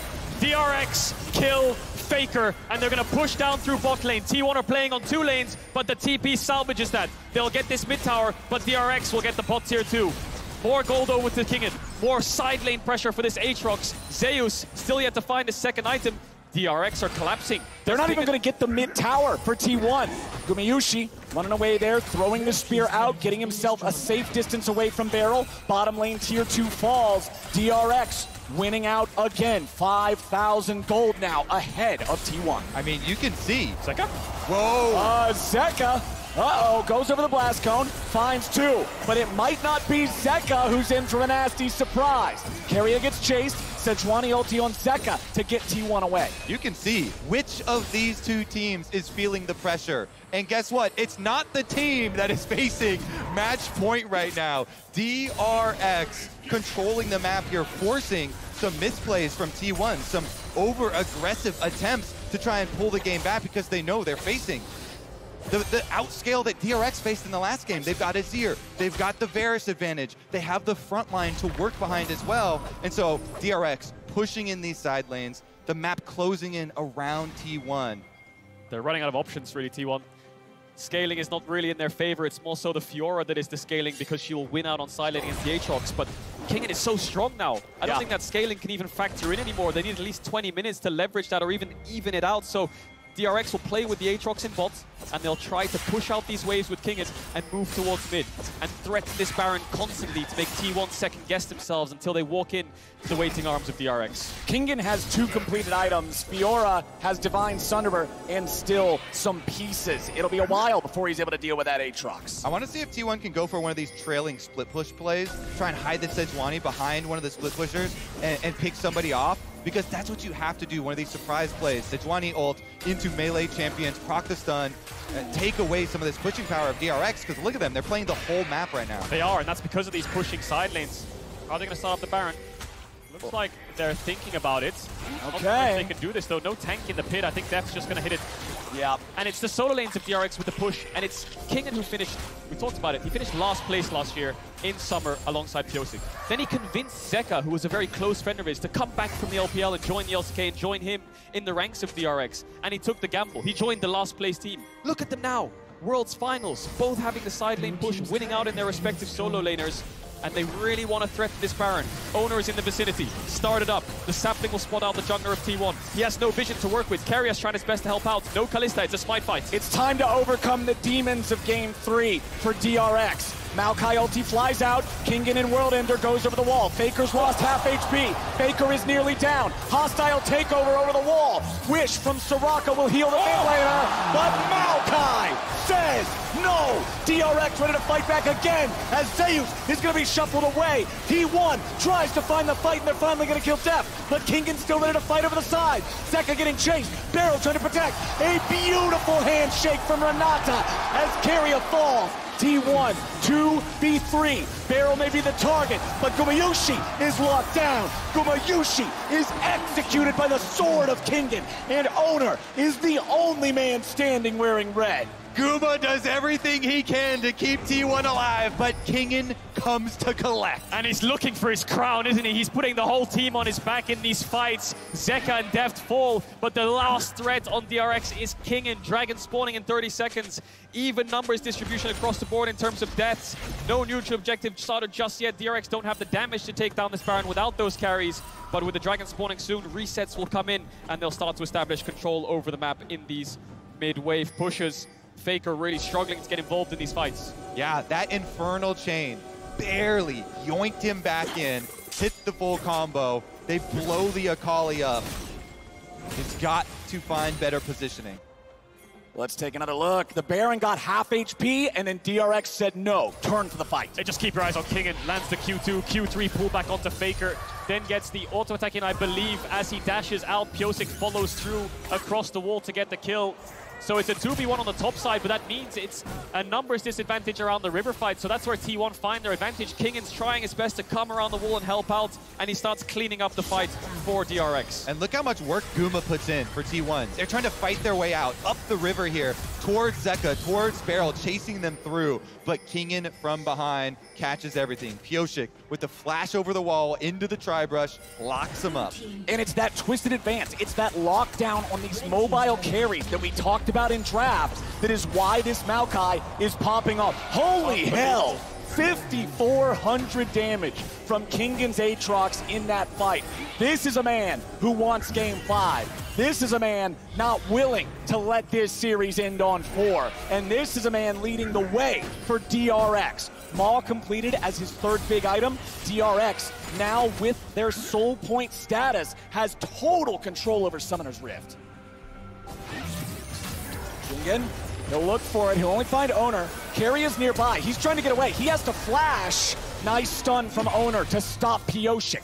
Very big cooldowns here burned before this Baron attempt. DRX now retreating back into the vision that they do control. I think they might have to force this soon because Zeus is pushing bot. Kingen doesn't want to TP down there. He wants to force Zeus to TP up. So I feel like DRX need to make a Baron call soon, and they're going to do it. They haven't pushed in mid-wave, but Zeus will have to TP in. It's time to go.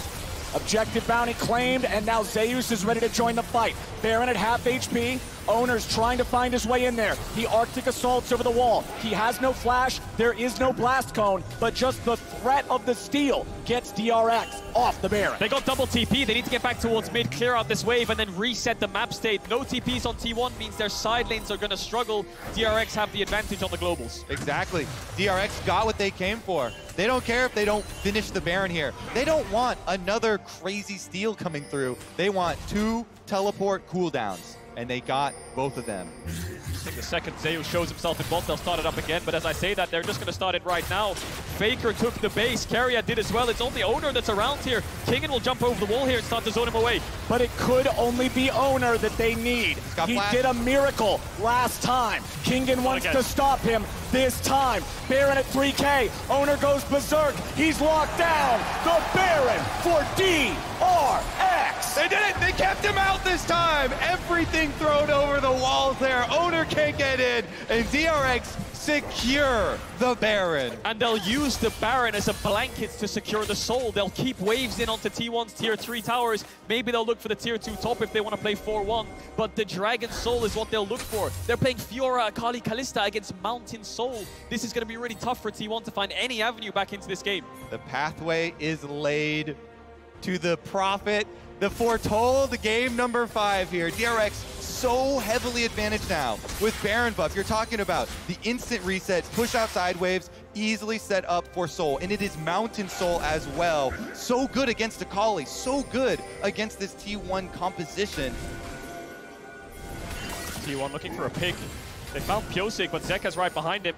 They're committing so many numbers down here to try to find something before the waves start to crash onto their towers. Zeus will get an objective bounty top tier 1, but the rest of DRX are running down mid and T1 are cut off. Kingan's going to spot them out in just a second. Do they take the fight? They'll try to stop them as much as they can. DRX is just controlling priority over the mid lane, getting that wave pushed up into the tier 3 turret. They've already taken half HP. T1 have now finally found their positioning again, but it may already be too late. The cannon minion's still alive. The cannon minion's still firing. The cannon minion kills the tier 3 turret. Zeus, in the meantime, is still top. He's taken out the tier 2. DRX, they're going for broke. They're going for anything they can find. The second inhibitor turret's going to be the target. Faker is now the target. They're trying to push Owner way in.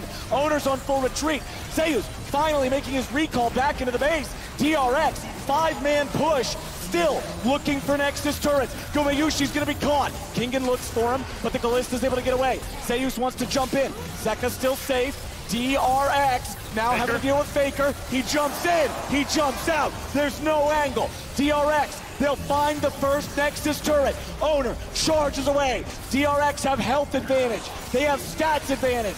They have gold advantage. The turrets are dropping. Zeus is on the flank, but it won't do a thing. Kingan's wings spread wide, and DRX looks to keep going. The relentless pressure here. They've still got 2 cannon minions. Zeka chasing off Zeus, and Beryl comes to join. Zeus is low. He's trying to get himself away. The turret's still barely standing. Keria now going to be your target. Kingan chasing him away. Gumayushi goes in. It won't matter. They're done. That's it. DRX are taking us to game 5. One game to decide it all. Faker and Deft combined have played over 2,000 games. And it's going to come down to one. The King is looking vulnerable. T1 was on match point, but DRX never failed to beat the odds. The goat versus the alpaca. It all comes down to this. Deft really does have one bullet in the chamber to kill the King now. One game to do it. T1 will have blue side. They'll select the stronger side. That's 100% win rate this game. So not only do they have to win, but they have to win against T1. Undefeated on that side in the series. DRX have trained all year for this. Every series to get here in summer, they were underdogs, eliminated in the first round of LCK playoffs, clawing their way through regionals. Upset after upset, getting closer and closer as a group, trusting each other more and more. They talk about it in every interview. And now they've pushed the greatest of all time to a game 5. Look at Kingan's damage. He is not getting Aatrox in the next game. The only response T1 have is Zeus' Yone. The Fiora did not work. He is playing to perfection in these fights. The top laner for DRX is stepping up. Zeus heralded as the best top laner in the world, and Kingan doesn't care. He doesn't.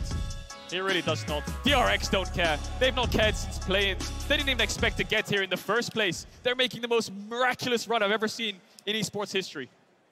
If you don't like this series, you don't like League of Legends. This is some of the best gameplay I have seen.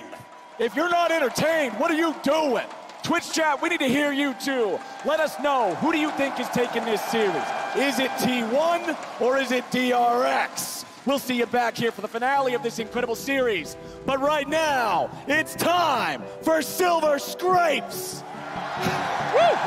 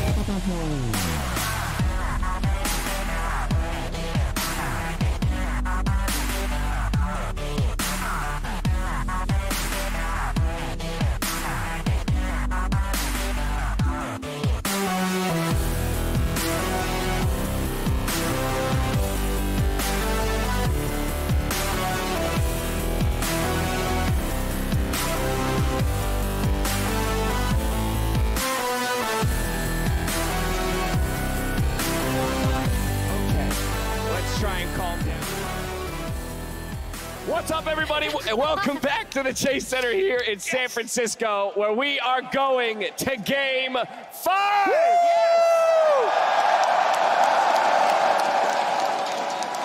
I hope everyone in the stadium has a little gas left in the tank, has a little bit left in their vocal cords so that they can scream their heads off for this 5th and final game, because I gotta be honest, I wasn't sure we were gonna get here, Dad. Can we just acknowledge how unrealistic this is? I just say, yeah, yes, acknowledged. Yeah, how Faker, Deft, same high school, 10 years ago, World Finals now, DRX, have an inhibitor respawn on them, have 2 Barons get stolen away with their chance of winning red side, but they just keep doing it. The more they lose, the better they get. It's unrealistic. What I think is crazy is how everything has come together. The fact that this could be Faker's 4th title in his 5th appearance, the Deft story, and the fact that there's speculation around could this be his last year, and like no one thought that this roster would take him this far in his final year. Like it is just a movie that we're all just a part of, and the games are delivering. It is constant back and forth. We are seeing both incredible league, sloppy league, we're getting all of it, right? And it's just a beautiful culmination to the year, especially being back in front of an arena after 2 years of finals where we haven't had that same opportunity. I'm glad you brought it to this DRX roster, because I kind of want to set the stage based on like expectations domestically, right? Because I was like messaging with Chronicler during the series, and I was like, I can't believe DRX are taking this to T1 in this game, but also they're doing it through topside and Kingin, which is not at all what we expected. Like, this team was not the worst in the LCK, but they were certainly not expected to be in a Worlds final. They were not expected to be able to play together this well, even going game from game. I'm sure Pioshik, there are a lot of comments about his game 3, and none of them are positive. And for him to come out on the Maokai pick in game 4, like you said, the evolution of this team, how quickly they're able to learn is so freaking impressive. Like, it's nuts. Yeah, Azale did something at the start of the day talking about how at every stage of the way, the majority of people predicted against DRX. And there was a good reason for that. You can look at their performance in the series before and the team they're playing up against, and it always felt like the other team was going to win. Even in this one, the 3 of us analysts before the series all did think T1 was going to win this series. Myself as well. I'll jump in on that. All 4 of us did. And it's because you have Faker and the experience, and you have T1 with the undefeated spring and how good they've been start to finish, and you have DRX, who didn't make playoffs in spring, barely scraped into Worlds, yet, as Emily says, here they are doing it in such an unexpected way. Yeah, and I love that we're talking about the fact that this journey for DRX has always had accompanied with it this idea that they've been doubted.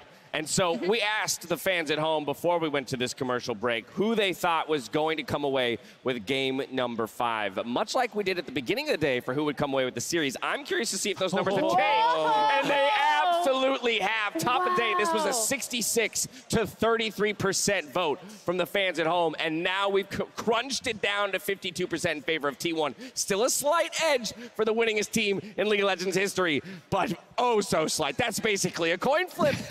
And again, that speaks to how much DRX has been able to push T1, right? In a way that, again, like, I can't stress, if you told me this DRX team, not only in the World's Finals, Game 5, but the way they're trying to take it to T1 is also by trying to outplay them mechanically is just absolutely, like, I would have been like, no, you're crazy. Like, you're wrong. And when we kind of take stock of the series, so far, Blue Side has won every single game.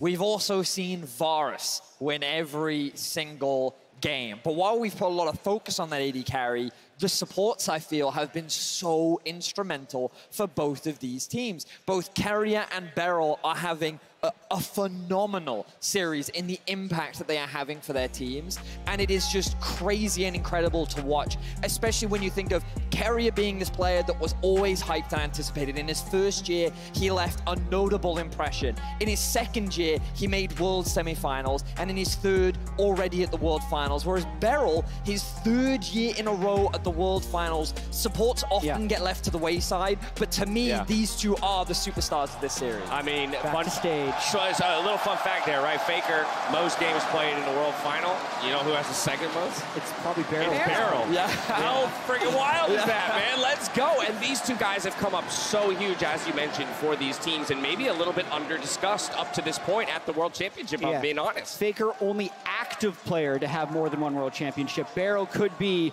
one to get 2 World Championships in his third appearance. A lot on the line here. Yeah, and again, comparing their domestic performances, Keria did not perform compared to like the lofty expectations as people expected. He came out and talked about how he'd been struggling with long COVID and COVID symptoms. And then Beryl has had a lot of ups and downs, but he's absolutely showing up at this tournament. Can you imagine being in the shoes of any of those players stepping on this stage right now? Nope. 20,000 people in this arena, and there is only one game between you and hoisting that trophy that sits center stage. And it's such a weird sense of pressure for both teams, because for T1, it's about returning to the pinnacle of League of Legends. It is about reclaiming that throne, and you can hear the number of dedicated fans that exist behind this man on your screen. Whereas DRX, there were no expectations. These players go from game to game, aiming on having the best time of their life and showcasing the best league that they can. And now they stand in the face of the titans of League, with only one game separating them from crowning the World Championship. And I don't know if the people at home can hear this, but as the T1 chant started, so did the combating DRX chant started. And as you mentioned, with this team being constantly counted out and not being expected to go further, that is what has grown this fan base for them along the World Championship. People are fans of this underdog team making a run for it. Now, to get down to this Game 5 and what's about to take place, it is going to be no surprise to anyone that T1, with the final side selection, is going to blue. Vetty, as you mentioned, it has won all 4 games so far. So for T1, I have to imagine there's a bit of a plan, a blueprint that you can follow, given you're on that preferred side. For DRX, it's a little bit more in the unknown, and you're still left trying to find the answers. Well, what has impressed me about DRX throughout the tournament is that they found creative answers. And we only have to go back to Game 3 to remember that they were at the brink of winning that game as well. Things were looking very positive for them. So when we get into this draft, I feel like DRX will have a plan to the virus, and somehow they'll be able to come up with something crazy. Having what it takes to find the answer and actually finding the answer are two very different things, Jat. Let's talk predictions. Game number 5, I'm going to reset the scorecard for all three of the who takes it? Who's the world champion? Can I start? Yes, you may. Okay. I feel like there have been 3 careers for Faker. His 2013 career when he out-mechanicked everyone. His 2015-2016 where he could play everything. And now where I think he has experience and is the best leader he's ever been. I don't think he's lost those previous skills. He didn't show it in Game 4, but when I see the way he is focusing and locking in, I think he can lead T1 to their 4th world title. All right, T1 vote for Jat. Emily, you're up next. What are you thinking? So at the beginning of the day, I said 3-1 T1, and obviously that was wrong. So did I. One thing we weren't able to touch upon here is T1's own narrative arc and how they actually evolved quite a bit, especially, in my opinion, the way that they approach side lanes and the map. I do think they're on blue side. Also has a lot to do with it, but I'm going to go T1. Okay, another T1 vote. Vedius, you're the last holdout. What's it going to be? Our job as analysts is to find ways in which we believe teams will have the advantage to be able to come out ahead. I cannot use that analysis to determine the outcome of this game because I have nothing but undenying faith in DRX. Woo! This roster has done nothing but surpass expectations, and there is something about the atmosphere and the energy in this arena that makes it impossible for me to not believe that they will win this next game. I believe that Deft will hoist his trophy, and I believe that Zeka is about to have the best game of his life. You gotta love it. I am already over the moon that we've made it to this 5th and final game, but it really is anyone's for the taking at this point. Both of our teams have arrived at the final hurdle, the final chapter of this legendary story, and we're handing it over to Kadril, Kobe, and Captain Flowers for the call. Welcome to the grand finale of Worlds 2020. 2022. We've had 4 games, 4 battles, back and forth and back and forth. And now, gentlemen, it's down to this. The entire year for all 10 of these players boils down to one more game. And not just a year for 2 of them.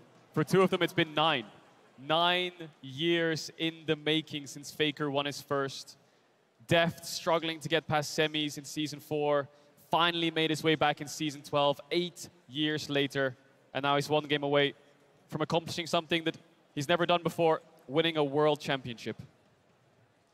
You got to be wondering what's going through the minds of these players as they're preparing for this final battle.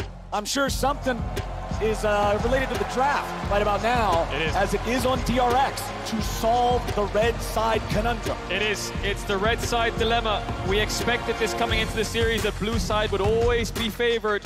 DRX tried the Kalista into Varus. What have they changed up? What's the final plan? The last dance is here, but what's the last draft? 1 more ban to go. Is it Caitlyn? It's always been Caitlyn. Yeah, I think they have to ban Caitlyn. Heimerdinger's down unless they want to play Varus into the Caitlyn. But do you really want to give Gumayushi that champion? It's the Lux ban. So they've given Caitlyn, but they've taken away the Lux. You can pair it with Morgana. You can pair it with a bunch of other poke long-range supports to have a similar pushing effect. Gumayushi's Caitlyn is 9-1 all-time. Career record. What's the plan? Does T1 first pick it? I think this is a surprise to them as well, the Lux ban. You gotta throw out a surprise to crack this red side. You have to upset the meta. So they think the Karma is the pushing factor. It's not Caitlyn or Varus. Yeah. So now does DRX take away the Caitlyn, but there's no real supports left that can contest this push. T1 have now picked away the supports for the push in face of this Lux ban. This is already spicy. The lack of Caitlyn ban is already changing things up. What will be the first pick in the final game? The Azir, I would not be surprised. It's been so powerful in the series, and it's locked in for DRX. You know, I think taking a Varus is probably the better idea. And then I think maybe we won't even see Caitlyn. No, they are going to go for the Caitlyn. They must have a support response. What has Beryl got up his sleeve? I cannot wait to find out. He can pair with Zyra, Soraka, so much stuff. Let's see what he goes really deep for on the other side. I do think T1, like you're talking about, with the Varus, high priority there. And then do they want to take the Sylas before we go into the next 2 bans? Because DRX will protection ban. There's the Varus. Aatrox is still up. Could see Faker's rise for game 5. Bit tough in terms of range, but it's his Victor that he's going back to. Was incredibly pivotal in their almost winning game 2. Did so much damage, but it was Deft who shut him down. Zeus lost too. When he picked the Aatrox to Kingan's Camille, really strong Camille from Kingan that time around, so they're not too scared of it either, and they're gonna let it drop through as well. There's the Varus. So what's DRX gonna pick? They're gonna pick away the Aatrox and then ban away 2 top laners. It worked last game. The Kingan's Aatrox was absurd, so Beryl's definitely got something up his sleeve, and he's keeping T1 guessing. Something is planned. Remember, Beryl is the only player outside of the T1/SKT banner to ever make World Finals back to back to back. The man's creative, the man is effective, the man's impressive, and I can't wait to see that pick. Morgana, Zyra, Soraka. What will it be? T1 even trying to decide what does Beryl have? Can we snipe it? They don't even want to try and snipe him. And they go with the Sejuani instead. The Sejuani ban coming out. Maybe they're going to ban something like Viego or Graves as well. I think Pyosik looks really comfortable on the Maokai, and against these immobile carries, it could work again. There's the Lee Sin ban targeting out Owner. We are in for a treat in this last pick ban phase. What has Beryl got for us? What has Zeus got for us in the top side into this Aatrox? Does he really want to run back the Fiora? Owner's going to have to dig deep for a jungler. Kindred is up. If Pyosik wants to play a game 5 and he wants comfort, he can go towards Kindred. But against champions like Varus and Victor with so much poke, it is very tough to pull off. It'll be banned away anyway. The final ban of the draft for T1 is that pocket pick, that comfort for Pyosik. We need to see jungler, and we need to see support from DRX. I would expect the support to be the final pick of the draft for maximum surprise factor. Deft smiling. Is it Bard? Is he going to go for the Bard in Game 5? Yes! I love this guy's confidence. Beryl doesn't give a crap. He's got a run of the map now, baby. If you can push and open up windows here for him to roam around, visit mid lane, visit top lane, Beryl can be everywhere. Woo! Beryl can be in your dreams. Beryl could be right behind you. He could be in your nightmares as well, because when he lands that Bard ultimate, the Caitlyn trap follow-up is going to be insane. There's the Viego from Owner. Now, Zeus, can you surprise us? Is it going to be a Fiora, a Camille, or does he have something else in store into his Aatrox? Gnar was one of his biggest comforts. Gwen, GP could be another one. We saw the Fiora fall short just last game. Is he willing to run that back?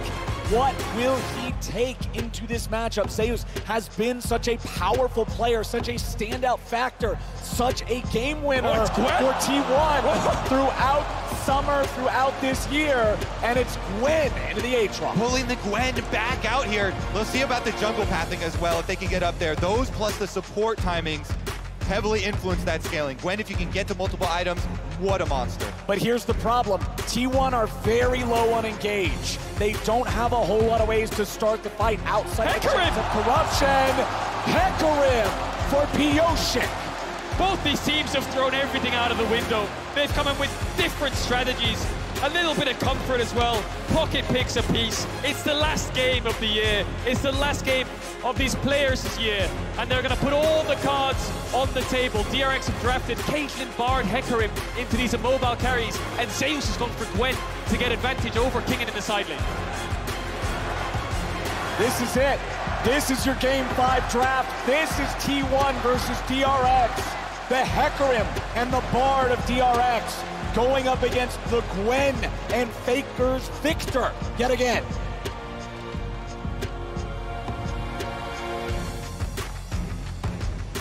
No more storylines. It all comes down to play now.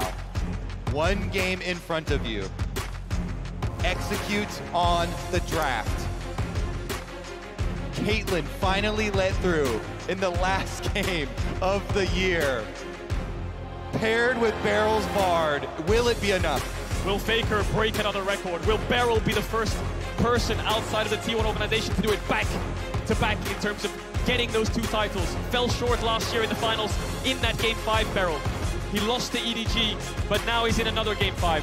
Faker is also no stranger to these Game 5 scenarios. It's the experience from the players of Faker and Beryl, and 4 players on either side that could hoist their first title. It's not just a test of mechanics, it's a test of your mind, it's a test of your endurance, mental, emotional, physical. Everything is now on one final game of League of Legends. Faker versus Zeka, the greatest to ever do it, and one of the most impressive Worlds performances we've ever seen from an individual, head-to-head, one more time. And Zeka has been a monster. Zeka has been punishing Faker over and over this series.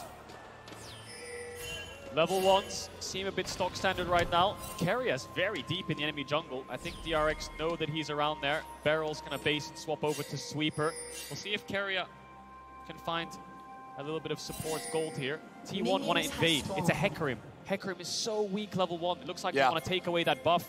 Pyosik knows it. Needs to be very careful though. He could face check all of T1. If he moves towards this bot side jungle, he's around mid right now. Thinks twice about it. Is he gonna... Oh, this is so concerning. Pyosik sees them. Okay. Patience. The patience pays off. He waits. He goes for the safe route just over the wolves. T1 immediately on spawn. Keria can push him off these though. So Pyosik's gonna lose his bot side jungle.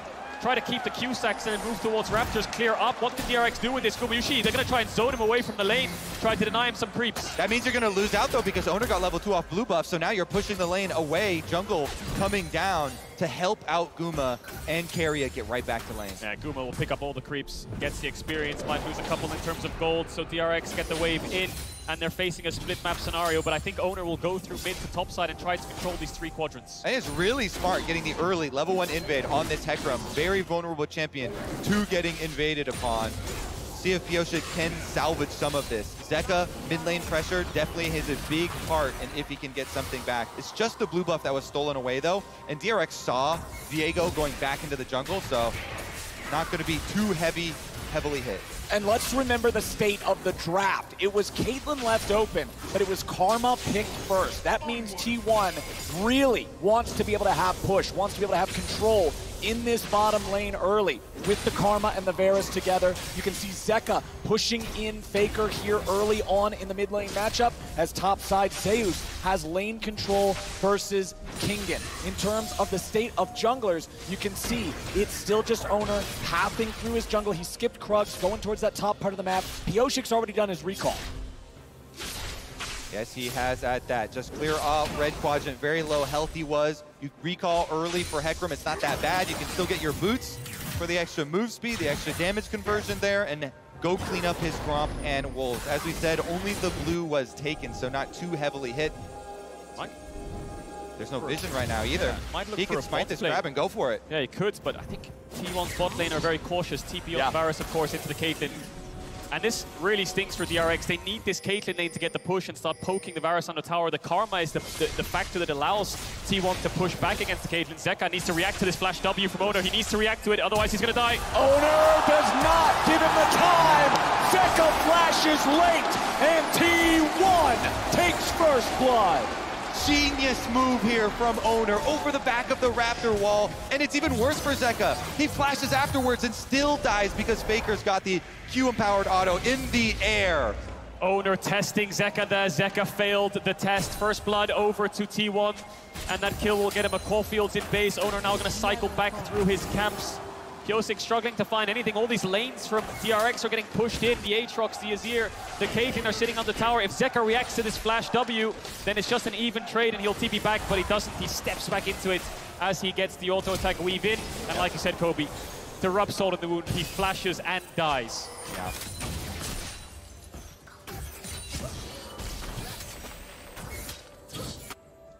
Now for Pyosik, what can he get back? It's Oner first to the play. Oner first to get his team going ahead. This Hecarim, he knows he has a lot of gank potential. He knows that if he can find the angle, there's moves to be made. The problem is it's tough when T1 are playing right. Now Oner's coming around again. Zeka has no flash, but he's able to get behind the minions. He'll get out of this one, but Oner really trying to index towards Faker in this mid lane early on in game 5. Yeah, again, burning cooldowns, burning mana off of Zeka, taking away the safety of that vision, putting his own control ward right back up here so he can control this very important pathway here. Start up the dragon. They've got bottom lane pushing. The multiple ganks towards mid have gotten them mid pressure, so it's an easy first dragon for T1. Pushing lanes because there's no real threat. The Hecarim needs level 6. Like you just highlighted there, Kobe, the pushing lanes are so powerful in letting you use neutral objectives, and T1 are aware of it. Shut down the Hecarim early. Pyosik needs to farm to 6 before he can impact the map, so T1 can start getting these early game advantages. Top crab spawning soon. Oner might path his way up there. Herald's in 2 minutes. Pyosik needs to get to 6 before that spawns. Looking for some Raptors, though. Trying to steal him away a little bit. Walks on up, pops Spirit of Dread. Gets himself right back out. And now topside, the fights continue. Zeus versus Kingen. Zeus with the ulti finds a lot of needlework there into Kingen, who's not able to continue the trade after already using the cooldowns. And Oner will again look for Zeka in mid. He will chase him away as Faker absorbs this wave. Meanwhile, back in top, Q3 hits the mark. Infernal Chain. Solo kill for Kingen in the top lane. Best top laner in the world. Who? 369 and Zeus is in discussion. Kingen's in the World Finals. He had an amazing game 3 and 4, and now in this game 5, solo kills Zeus. When the pressure is on, it's Kingen who stands tall. What a beast. And he's going to go for the recall right now as the wave is also slowly pushing into him. So Oner has to show himself on this top wave to push it in for Zeus. Such top lane difference here for Kingen. Back to back, this Aatrox pick again. And this relieves so much pressure on DRX. Mid lane's been struggling, a lot of ganks towards there and focus from Oner. Deft and Beryl have been on a split map against the Karma support with Bard under their tower, but top lane is now winning. Herald is spawning in a minute. Kingen has the early serrated Durkins, can start pressuring this lane. Zeus even had the counter pick here. Gets level 6 here, Zeus, and I think he tries to find the all-in, but Kingen gets a small trade off. They reset, and then on the re-engage, Kingen kills him. Exactly, goes for the minions, levels up, uses all of the needlework there. He knows Zeus has nothing left. The Ghost was already used here, so Kingen right on in, hits the Q3. Infernal Chain means he's dead. No way out. She turns right back into a doll and falls over as the Aatrox popping off here for DRX in the top side, keeping this game nice and close. Still 3 minutes until the next Drake spawns, but Herald's gonna be spawning soon. T1 have controlled early objectives so well in this game, but Owner's also got his eyes on the bottom lane of DRX. Deft has no resources to work with, and he must take a recall. They're going to lose a couple plates here, DRX. T1, not only do they get the split map and the jungle invade, they also have TP on Gumayushi, so they get a free base. Deft struggling, Kingen is going to start up the Herald. It'll be a cross-map trade, but T1 are going to get so much from this play. Yeah, Kadril, you were talking about Piosik's level 6 and where is he going to go. He's going straight to his winning lane with Kingen here. They started up on Vision, and again, T1 have made the call. They leave Guma pushing those plates on bottom. But they can't finish the Herald. They know T1's ready to contest. Faker's coming up now too. Piosik, defensive ulti over the wall. Kingen with a World Ender. He's stuck inside the gravity well, but he goes forward. Faker dies. Zeka gets it. The shuffle to get the rest of them away. Carry has made his way up into the top side. Barrel goes for the flash binding, but he won't grab it. DRX get the kill, and they're back onto the Herald. My God, Kingen is playing out of his mind right now, up against T1. They're at a disadvantage from the get-go because Piosik had to use so many resources to get out, but Kingen goes in. They secure this objective. They were supposed to in the first place, but T1 trying to fight them back, testing the waters in this topside river. And Zeka doesn't miss a beat. He follows him right back up with the Azir. Flash, pushback play with the ultimate. DRX secure the Rift Herald for themselves. They wrest control back. All bottom side though. Gumayushi with the level 6 versus level 5 advantage goes for the Chains of Corruption. Barrel getting away from Faker here as he retreats into the topside river.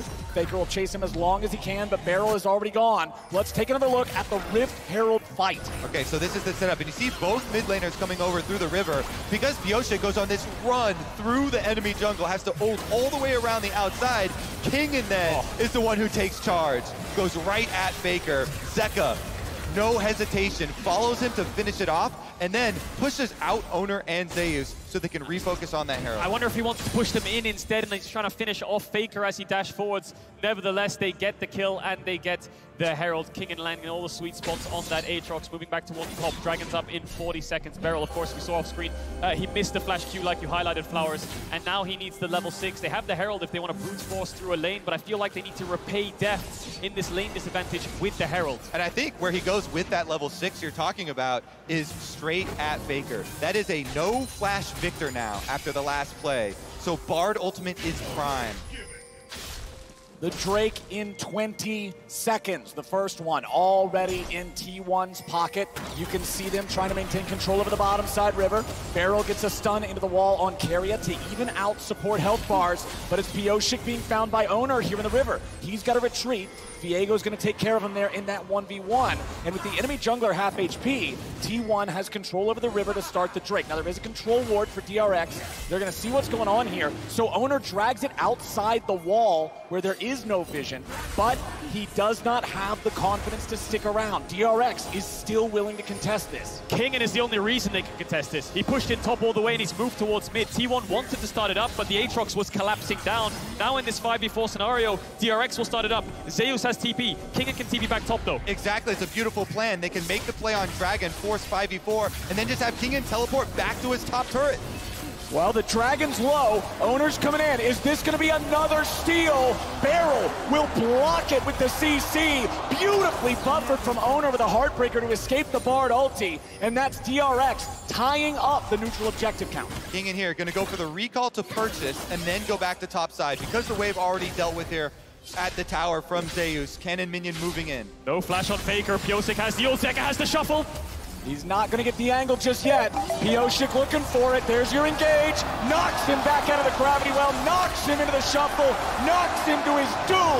And Zeka gets the kill. But now he's going to run. Remember, there's no ulti for Owner, but he's still going to grab the kill. 1-for-1 on mid laners as Zeus wants to run down Piosik.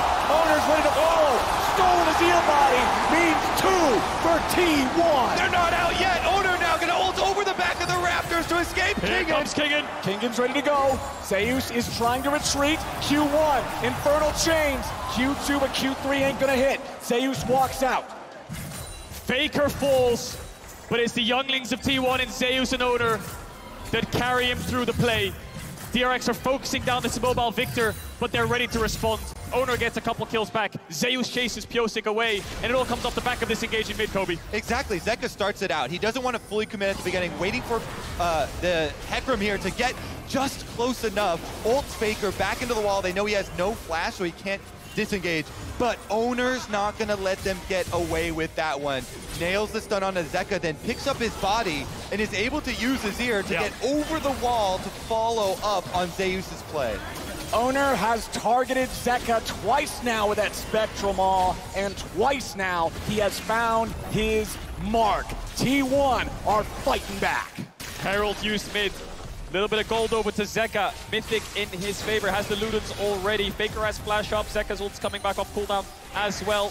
1 minute 30 seconds away from the Herald. DRX need to keep this mid pressure. Deft has been struggling in the lane phase. Herald used mid. Doesn't get a couple of plates gold. Needs to get towards that Mythic. God, Owner has done so much for T1 this series. Yeah. So many clutch objective steals. And here, answering these kills in game number 5, setting themselves up to retake some vision. Now working with Keria on that support roam timer. Meanwhile, Pyosik wants to look top. Zeus has no ghost.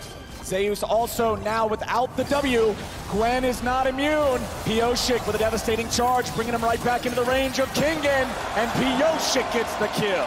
Great setup there for the DRX top jungle. Kingen is 2 levels up on Zeus. Mid and bot have been a little bit even and behind for DRX on the bot side especially, but top lane, Kingen has been taking charge in this game 5.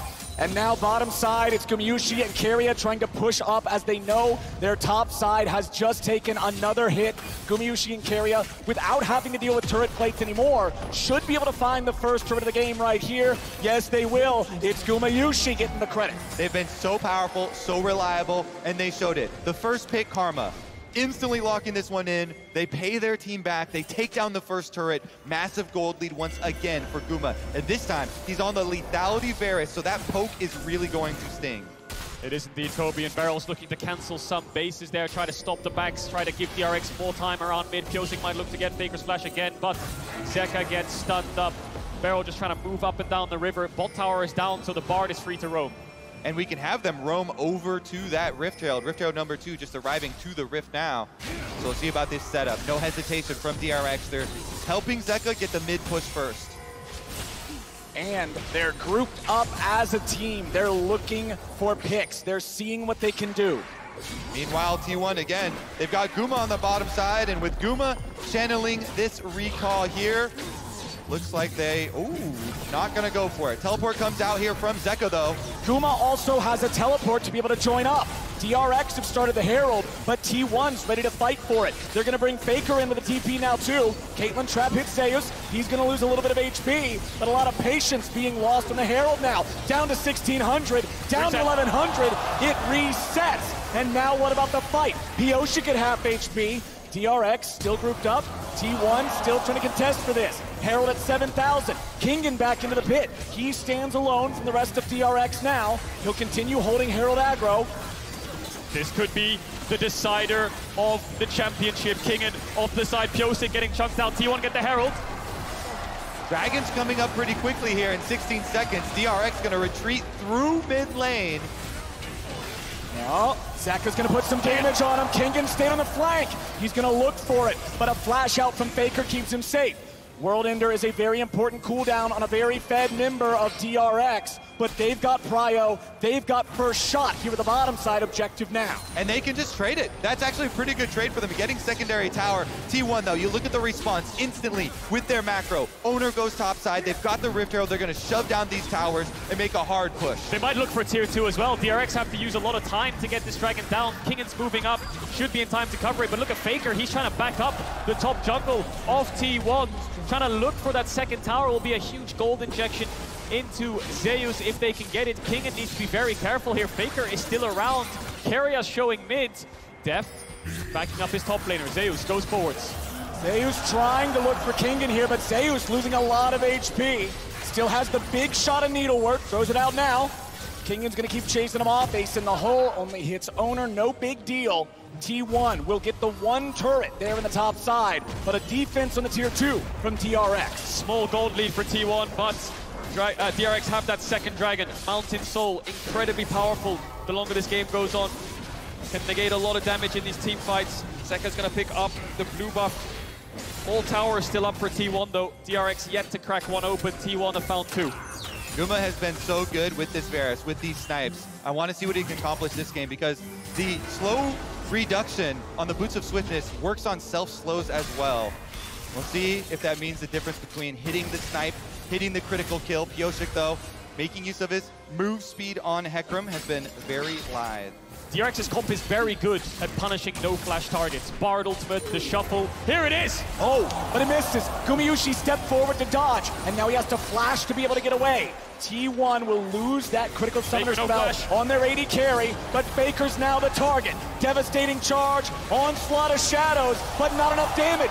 Zeka has to get away as Owner's ready to follow up. Pyosik is too far forward, and Faker takes him out. Now Owner's got the charge to chase Zeka. He's gonna look for it. Barrel's ready to try to protect, and he gets him away on a magical journey. It's Owner again to the rescue. He comes in for the counter on the Viego. He defends again. Faker now going to be able to push off the back of that. They've got the extra person advantage with Pyosik still sitting on a 12-second death timer. T1 pushing all three lanes. It's the battle of the mid-jungles. T1 coming out ahead. 100% kill participation for Owner and Faker. Ever since the start of the game, Owner's been trying his best to get Faker ahead.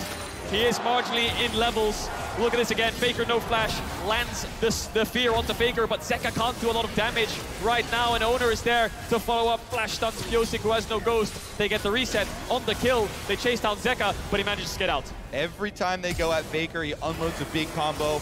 Pyosik, though, my goodness, going down so quickly there. Owner jumps on him. Gotta brush it off. Yep. Just have to think about the next play. This is your last game. It's all decided here. TP coming in from Faker. T1 want to pressure down this mid tower. DRX not a lot of wave clear to respond. Barrel's getting locked down, but he gets away. Lots more damage pouring in, but not enough to kill him just yet. Pyosik's coming around from the side. Kingan's on the flank now too. They're waiting on the TP to come in. Gumayushi's going to be targeted. He tries to get away, but he's going to take it out first. Zeka's trying to get away. They're finding more damage as Owner's about to fall down to Pyosik now. Zeus wants to fight against Kingan. The maul keeps him alive, and DRX is winning the fight. Shadow was still ready. Faker dies. Zeka goes in, and Keria will die. 2-4 for nothing. DRX.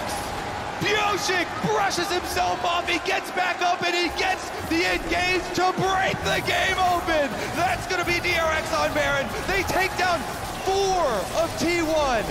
The flank from Pyosik on the top side, and then teleport in from Zeka. DRX circled T1 like sharks, herding them in. T1 didn't find a response. Guma, can he steal it? Guma will have to fire a hell of What the fuck? Gumayusi steals Baron to save this game. The Varus pick. Again with the empowered Q snipe. Guma snipes away the hopes of DRX. I'm speechless. DRX, how? It's all falling apart again. Well, look at the play. DRX collapse onto T1. They get the kills, and they manage to pick up 4. Then they move towards the Baron. It comes off a great engage from Pyosik and Kingan. Deft almost dies to Zeus. The TP from Zeka was great for the flank. But again, they go towards Baron, and it all falls apart. Again, you're exactly right. This is amazing. Zeka with the flank comes in. They get 4 kills off of this. Pyosik chases it through with the Hecarim. His ultimate came back up. They get Faker, they get Keria, but they don't get Baron. Holy. DRX, moments before disaster. Yeah, that's after the fight. Yeah, I don't think moments before. How does Gumayusi get this? Does he even have vision? Blue Orb comes in, he must just about see it. The arrow of a lifetime. The steal of a lifetime from Gumayusi. That's twice in this series he's done it. T1 grab onto a miracle, and they have a chance in this game again. T1 have more than a chance. They have a push here in the bottom lane. Everybody's ready to go. Zeka staying on the tier 2 in the top side. T1 have already broken the tier 3. They are looking for the inhibitor, and they will already take it. Dragon's up. T1 want to move towards it. They got the inhib. Tier 2 top fell as well. Faker has flash. He has the flash. Piosik's trying to get it from him. Nice ulti coming out from Beryl, but Kingen is here in a 1v4. Kingen is about to die. He will drop. T1 has taken out the Fed player. Beryl gets away over the wall, and DRX are collapsing.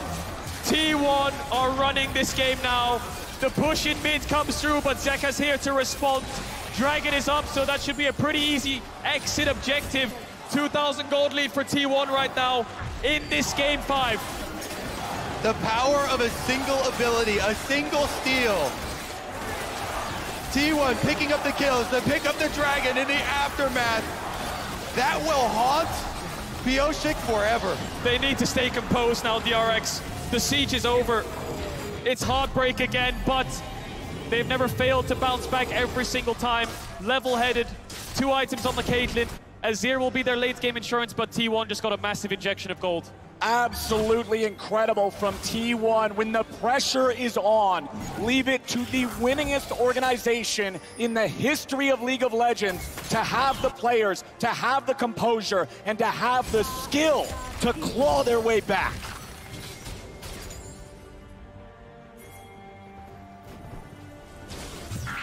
What a series. What a game 5 as T1 continue their command over the Rift. Moving up, clearing the vision. Kingen is in a very precarious situation, perhaps. Yeah. They're going to see him there with Owner's Sweeper. It will show the red silhouette. 4 minutes until the Drake, 2.5 minutes until the Baron. Not really any objectives to fight over. Pyosik activated the devastating charge, but meanwhile the T2, here on the top side, will fall to T1. Zeka will respond with the bot tower, but a lot more gold into T1's back pocket. The cross map's okay. DRX will be in time to wave clear. Next Baron's up in 2 minutes. I think DRX are just stalling till that spawns. 2 dragons apiece. Small gold lead for T1.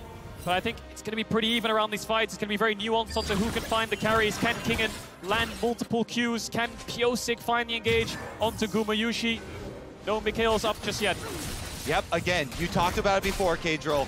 The barrel ultimate from Bard on one of these low mobility carries. Right now, Faker, no flash. If they can catch him, they can Zeus follow it up with a trap. Zeus with the ghost instantly, though, for the move speed to run. Yep, he can get out from it. Kimtech Putrefier, Kimtech Tank, I should say, was not used. Zeus still looking to maybe come back and fight this. Has the needlework ready. Pyosik goes on a magical journey. T1 now, Faker's very low. Kingen's fighting 1v2. He gets himself away. It's a defensive ulti from Owner back over the wall. He almost won that fight. Faker didn't have the flash, but he manages to get away. DRX are going to clear out these waves. Inhib still down, of course. 1 minute away from the Baron, and everyone will shift their attention towards the top side of the map. Look at that grab. What on earth? Look at that drop at 20 minutes. Yeah, that's because the Baron of the right there. That's an arrow right through the gold chart. T1 and DRX leaving it all on the Rift here today. T1 about to take out their 7th turret. DRX have bounced back from worse situations in game, though. Again, refocus on the task at hand. This is the last game of the year. Beryl now trying to fight for some vision. Instantly disengages. Yup. He knows how dangerous this is. He knows how deadly that fog of war is. With 30 seconds until the Baron spawns, T1 have control over the topside river. And we're going to keep our eyes on Faker. With this Lichbane build here, you can pump out a lot of damage if you can stay in a dangerous range, auto-attack range of your opponents. Can he stay safe, though? Still waiting on a few more seconds from his flash cooldown. Purchases up the stopwatch for himself. Yep. Mid push still coming in. DRX need to crack this mid tier 1. It's such a pain to get vision. It's really hard to walk in enemy jungle when that tower is up. T1 still have a lot of topside vision. Faker pushed in the waves all the way to tier 3. DRX barely trying to get vision in their own jungle. Baron is up with the poke Varus. It's not as fast as they might want, but with Viego and Victor, they can rush it down. Kingen has the TP. Exactly. Kingen trying to push out that bottom wave and wait for T1 to start it. Here it comes. They don't have the best turn off of Baron. They don't have the best pick here for T1. It would have to come from Guma with the ultimate from Varus, sniping someone. That's really the only engage mechanism available to T1. Def's going to utilize the range of the Caitlyn there to try to safely clear out some of these wards, putting the traps inside of the brush just to make sure if anybody steps too far forward, they're going to be caught out. Mist from Viego will allow him to step a little bit further forward. Inhib respawns at a pretty critical timer here for the side of DRX, but Beryl is about to die. Zeus gets it, and that could be big for T1. DRX need to move in here. They need to look for a steal. Piosik's only way over is the ultimate. There's no way out. They need some vision. Pinkward in the pit will spot the Baron. Piosik's in the vicinity. Piosik's looking for it, but Carria's zoning him away. T1 took some serious damage there from the Baron. They're going to get chased off. Against all odds again, DRX numbers disadvantage. They hold on, Dragon up in 20. They're shifting their eyes down towards this bot side. T1 need to take a base. Level 16 is here right now. The range on DRX is so powerful. T1 are struggling. Barrel's going to be back up for this Dragon, coming straight from base. Here we go. Look at Piosik. He's moving his way. Wrapping around. Trying to keep the He wants to flank. He has ult ready. Yeah, he's going to look for a flank onto the carries. T1 are completely unaware of his positioning. They'll see this push here and maybe spot out Kingen, but they won't know where Piosik is. Zeus is going to walk towards the brush, but he won't take a ton of damage there from Kingen's surprise attack. Kingen makes his way into the pit. Piosik is still behind them. Owner takes a chunk. Drake at about 5,000. Zeus going to move into the pit. He's ready for that angle now. Carria, Owner, both chunked a little bit. Zeka and the rest of DRX are not damaging the Drake any further. They're going to allow it to reset. Kingen to a flank. Kingen finds Carria right when they need it most. But now he takes some damage back. He has to walk it off. The Drake's at 4K. A little bit of damage over the wall. Barrel's trying to block it. Dragon is secured. Gumayushi is down. And T1 are trying to fight back. Piosik's under fire. He will drop. It is a 2 for 3 for 2 in the fight. Excuse me, but what kind of League of Legends are we watching? Good Lord. Madness is what we're watching. Piosik gets the Dragon this time. DRX secure the objective. They secure the smite. And Kingen in the brush immediately deletes Carria. Hello. Yeah, just walks onto the trap. He gets blown up instantly. DRX, even though the flash came in, and then Guma has to flash, so then the Bard ult from Beryl lands onto Gumayushi, but I feel like DRX really overcommit onto the Varus and walk into the waiting arms of Zeus and Owner. They managed to get the AD carry down. They invest so much, however, that Owner gets the resets. Look at that. Owner blasting them, picking up the Aatrox body from the fed Kingen as well, and zapping down the last kill. Gold pretty close still with the extra Dragon here leading up to Soul Point now. And Carria knows.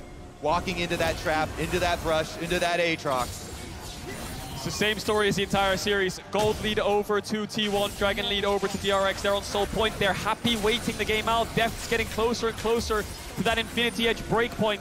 When he gets that item, he's going to do out so much damage, and he's so very close. T1 wants to play. The side laners aren't even pushing sides anymore. It looks like they're grouping up. Zeus is going towards top now, but Kingen is hovering around the bot side jungle.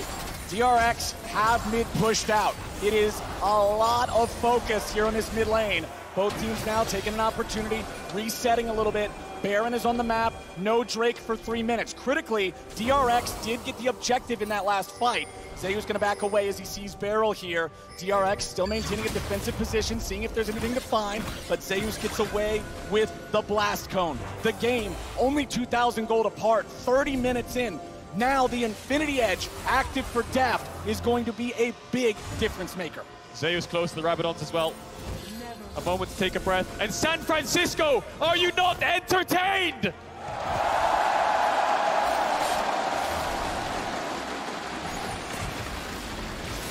A little bit of extra speed there for Piosik. That devastating charge isn't going to be used for a whole lot just yet. Zeka with the Ludens, with the Shadow Flame, Banshee's Veil now completed. T1 still defending the mid lane tier 1 turret. It is 3 turrets to 7. T1 have taken many, many more objectives this game. Zeus will move into the pit. He'll clear out some of the vision. Beryl gets poked down by some of the fire from Gumayushi's arrows. 2 minutes on Dragon. Soul Point, of course, for DRX. Let's not forget. The Baron dance continues around vision, around this wave in mid. DRX really need this tower if they want to start controlling the map. T1 have been holding on. And as they dance, again, Guma has no flash. He dodged away from the Bard ultimate this time, but DRX still push in. They get what they came for. That Bard ultimate, it was just to create space for a couple of seconds. Zeus running away from Kingen. Zeus has level advantage here. Kingen doesn't find sweet spot on the Q3, but he's got backup. Zeus is going to be caught. DRX moving in for the T1 top laner, and they got him 5v1. Kingen's got teammate advantage. DRX rally around their top laner. Now with that extra kill, they can easily push down topside and slip into this barren river. 40 seconds on Zeus and he has TP. DRX still have a couple of ultimates to work with. They've had so much heartbreak around this Baron. Are they willing to start it up again? Owner's alive. T1 have the mid push. They're going all for it. All the cards are on the table. Flank, flank, flank. They're wrapping around. Yep, keep your eyes on Pyosik and on Beryl. DRX, they don't even have their jungler in the pit. They are not going to commit to the Baron. They are looking for some sort of a play. Beryl is burning, but they're ready. They're turning. Pyosik has Faker. Carrier barely lives. He's trying to run away, but Zeka and Pyosik are still chasing him down. A bullet to the head, and Death pulled the trigger. They get the flank off. Carrier fights it, and T1 try to attack it, but it still works. Pyosik finds Faker. And Faker doesn't have TP. DRX don't even go towards the Baron. Dragon Soul's up in 35 seconds. They know they have a few seconds of a time window to force down the Dragon. What's the call here from DRX? They're avoiding the Baron. We're going to look at this fight again. Zeka is the hero. Carrier here, look at this. He finds the flank, and T1 all come to try and attack it. Barrel's so low, heals himself, but that just leaves the opening. Pyosik and Zeka. You mentioned the Azir sweep. He hits Faker with it, dies before the body hits the ground. We need to go back to live. The ult comes out onto Carrier. Looks like DRX have based. They're on this Dragon, but T1 are going to threaten a Baron rush, so DRX will get the soul. Pyosik's here. Beryl will try to keep everybody away, try to interfere as much as he can. Pyosik and Zeka working on the Drake. 5,000 HP left. Death wants to get away. A lot of threat coming out from the needlework. Kingen's very low. He goes into the stasis. He's still going to live, but only for a moment. Kingen down. Soul for DRX, but it'll be Baron for T1. They're going to force on it and try and make DRX come to them.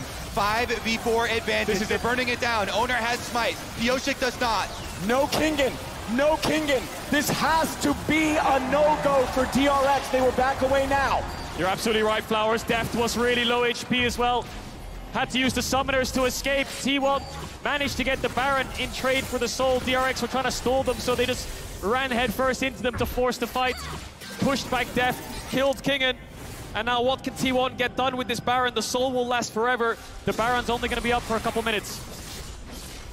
Very dangerous pushing on the side lane as well. Now that death cap has come in for Zeus, total damage done at the top of the charts. Both top laners. Let's take a look at the spread though. 1-3-1 initially.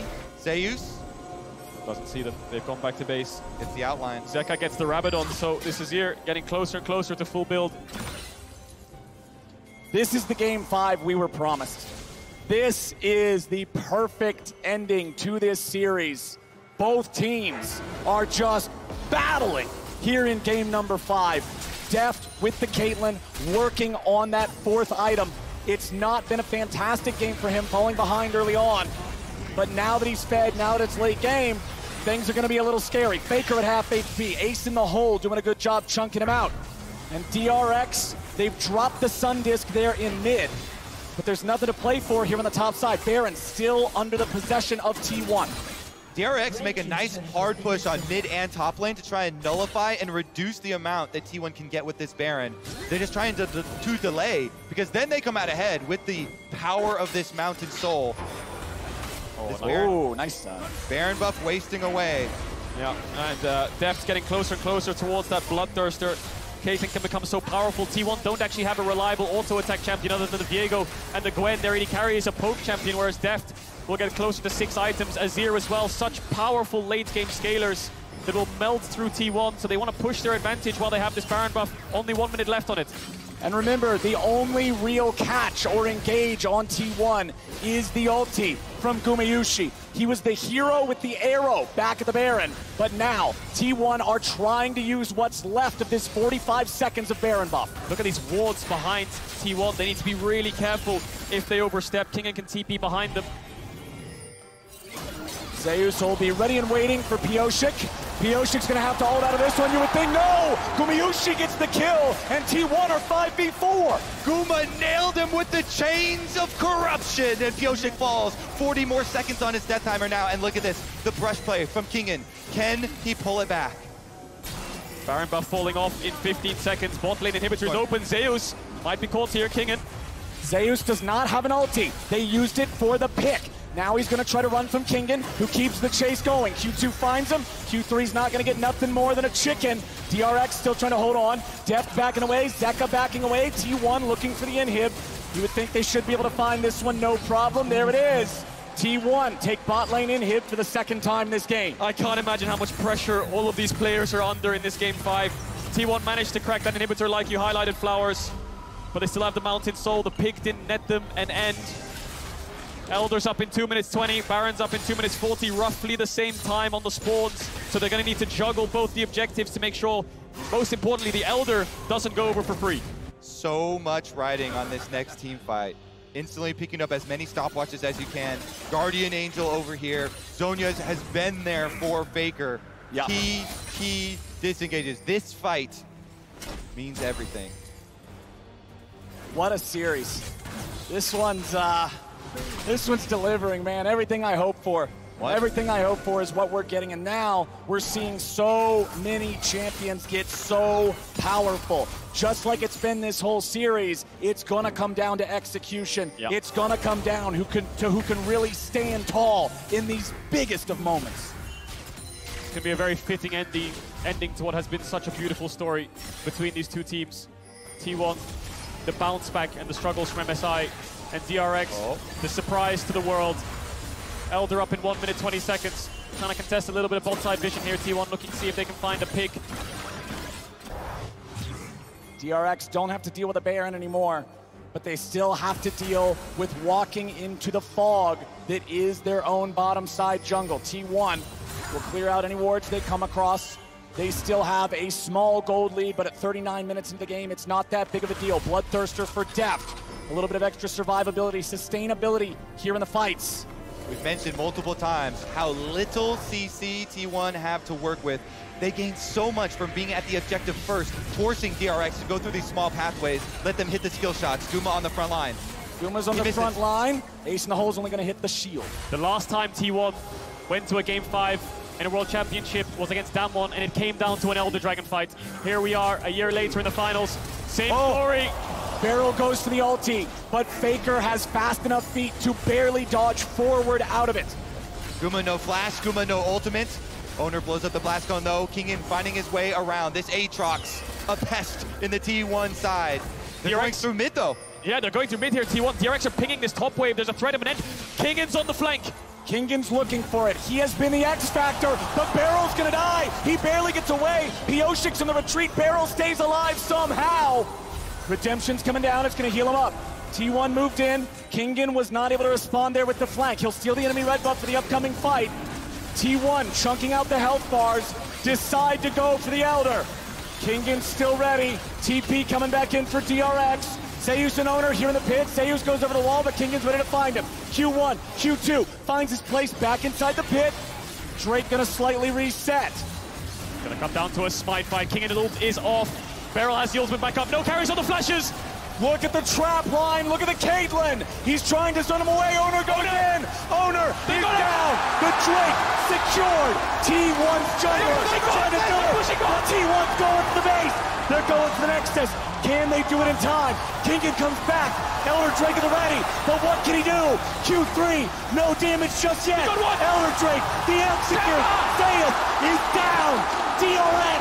Hold on. Kingen! He gets back! He does it! Gumayushi's gonna find the ultimate onto Pioshik, but they still have the Elder Dragon buff on DRX. They're gonna run straight back into the hearts of T1. Can they end? Is this it? T1 are so vulnerable and wounded. DRX have the Elder Dragon.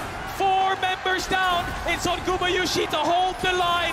DRX are coming for their World Championship title. The Cinderella story! DRX are pushing in! DRX, they're on to inhibitor turret number 1. Only Carrier is going to be up. It's still 10 seconds on Owner. DRX will march forward. Keria wants to hit the wave. Kingen goes to the whirlwinder. Gumayushi is dead. They have been doubted. They have been discounted. They have been dismissed. But DRX are your 2022 World Champions.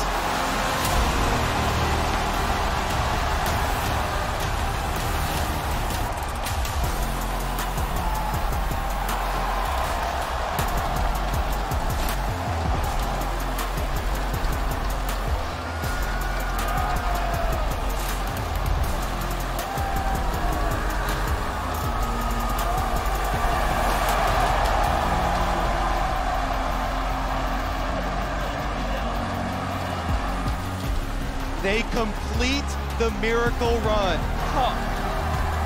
We have just witnessed the most incredible story in history. DRX have done it.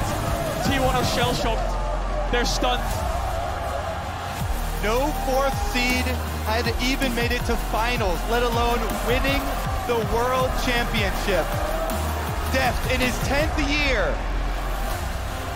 He won the world title. He's won MSI, he's won LPL, he's won LCK, he's won Rift Rivals against Korea and China, but he's never won a world championship, and he's done it. He's done it. One of the greatest finals in League of Legends history. People are going to be watching that VOD for years to come until the servers go down. What a show from these two teams. Deft beats Keria. They wanted the title together, but only one could walk home victorious. And Deft has had to see so many of his former teammates succeed without him.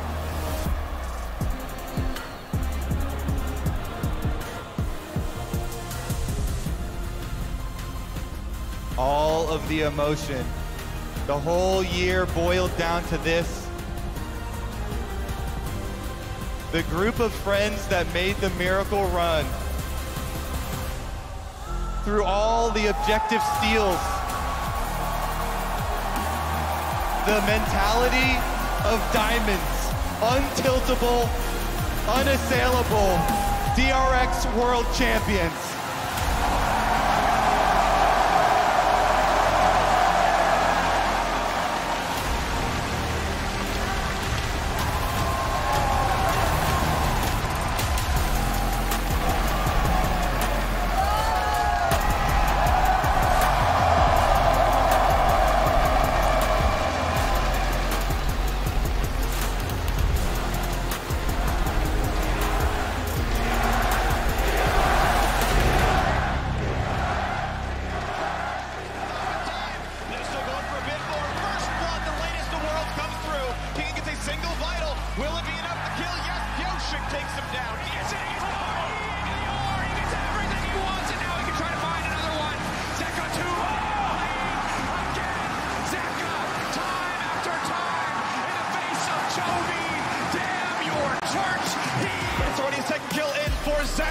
What DRX needed may have been found, and he's got to stack up the rent. He's got to stack it and stack it and pull it, and it's not gonna happen. Scout has nowhere to go.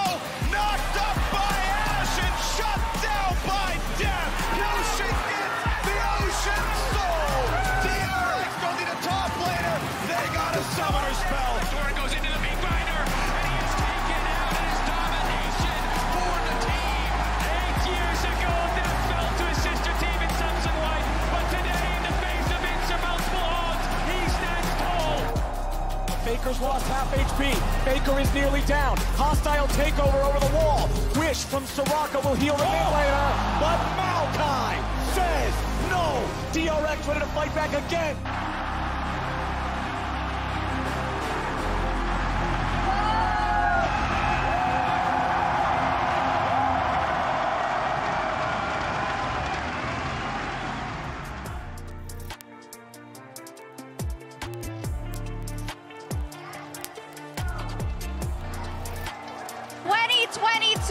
League of Legends World Champions DRX!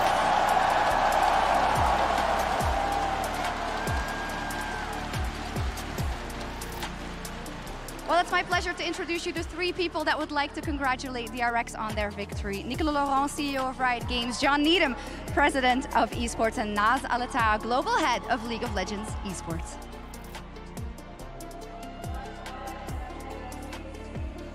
To an unforgettable Worlds run. Tonight truly goes down in League of Legends history. And to commemorate your achievement, we are honored to present you with the Summoners Cup and the 2022 World Championship rings.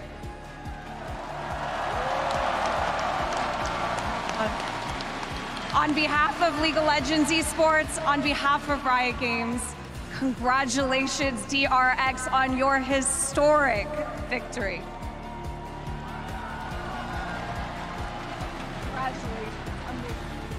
Congratulations.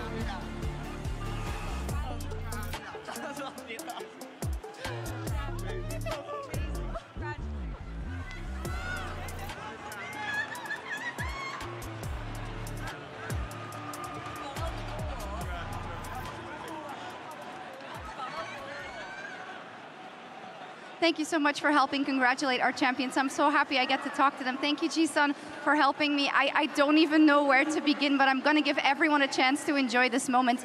But maybe I want to start with Kinging, because what an unbelievable Game 5, and I'd love to know what was said before getting into that Game 5 and how you look back on your own performance in helping DRX getting the World Championship. 우선 가장 먼저 킹긴 선수에게 여쭤보고 싶습니다. 5세트도 정말 극적인 한 판이었는데요. 5세트에 임하면서 어떤 주문을 되뇌이며 어떤 부분에 준비하면서 마음을 추스렸는지, 그리고 킹긴 선수의 이번 시리즈 활약을 어떻게 평가하시는지, 어떻게 DRX를 우승까지 이끌었다고 생각하시나요?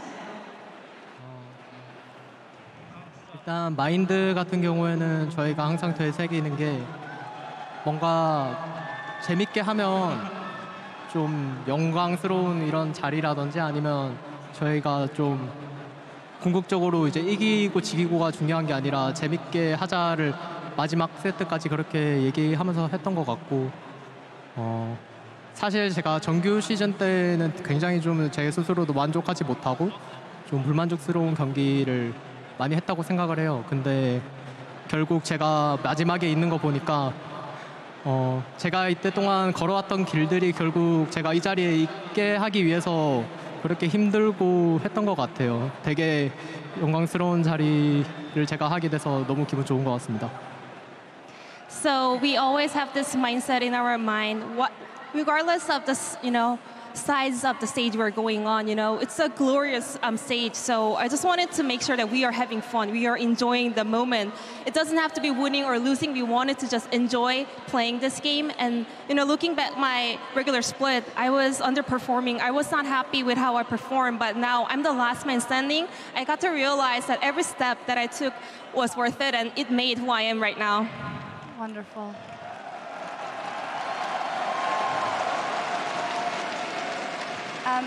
Next up, I'd like to go to you next, Deft.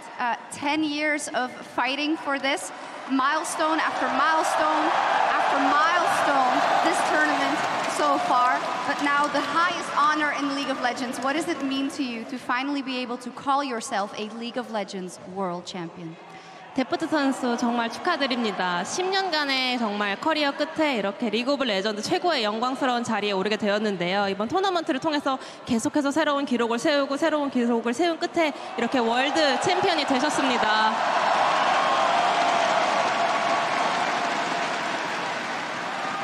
마침내 월드 챔피언이 되신 소감 부탁드립니다.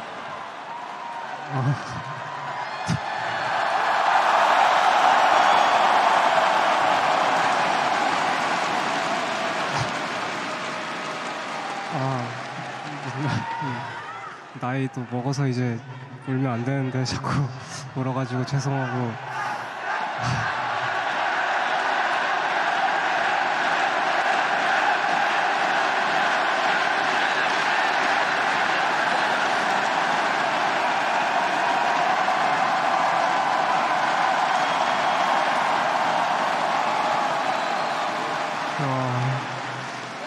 저는 사실 이 자리에서 뛰는 거랑 이제 이기고 나서 이 자리에 서는 것까지 사실 저희가 데뷔한 이후로 하루도 빠짐없이 상상만 했던 일인데 그게 현실이 돼서 너무 좋은 것 같고 또 사실 이 자리에 서면은 언젠간 말하고 싶었던 말이 있는데 이제 제가 세상에서 제일 잘한다고 이 자리에 섰을 때 말하고 싶었는데 이 자리에 서고 나니까 그냥 제가 잘하는 게 중요한 게 아니고 그냥 저를 포함한 저희 팀이 제일 잘하는 게 제일 중요한 것 같아요. 그래서 저를 포함한 이제 저희 팀원들이랑 감독 코치님 또 프론트 분들까지 그냥 다들 너무 감사드립니다. 그리고 네, 팬분들도 너무 감사드립니다.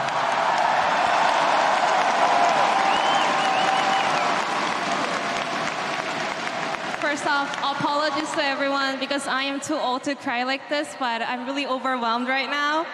And ever since my debut, every single night I've been dreaming about myself winning World Championship, going to the finals, winning the very last match, but it was only a dream, but now I made it, so I'm so happy right now. And at the same time, there was one thing that I wanted to say once I get up the stage after winning the World's finals, which was, I'm the best player in the world.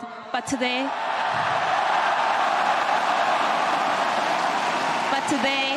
I got to realize myself being the best player doesn't matter. It's about our team being the best team in the world, and today we were the best team. And I want to say thank you to all the players, all the coaching staff, everyone worked for DRX, and also, obviously, all the fans out there. Thank you.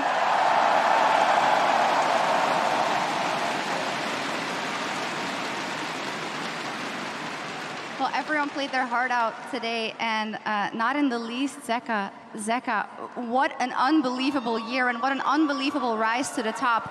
There were many that doubted you along the way in the past, but you proved them all wrong today. How does it feel to become a world champion? 제카 선수 또 올 한 해 정말 눈부신 성력을 보여줬고 또 정말 엄청난 퍼포먼스를 이번 월드에서 보내주셨는데요. 이렇게 많은 분들이 과거에 제카 선수를 의심했지만 이번 자리에서 우승을 통해서 그들이 모두 틀렸다는 걸 증명하셨습니다. 소감이 어떠신가요? 일단 말로 설명할 수 없는 기분이고 사실 저도 울고 싶었는데 옆에서 혜경이 너무 시원하게 울어줘서 저 대신 잘 울어준 것 같고 일단은 같이 해준 팀원들 너무 고맙고 이 자리까지 올 수 있는 것도 말도 안 되는데 너무 다 잘해준 것 같아요. This year was crazy. It's impossible to describe how I'm feeling right now. I almost felt like I was crying, but at the same time, Def was crying so much. So thank you, Def, for taking my spare of crying. And I want to say thank you to all my teammates for working so hard, and thank you, everyone. Okay.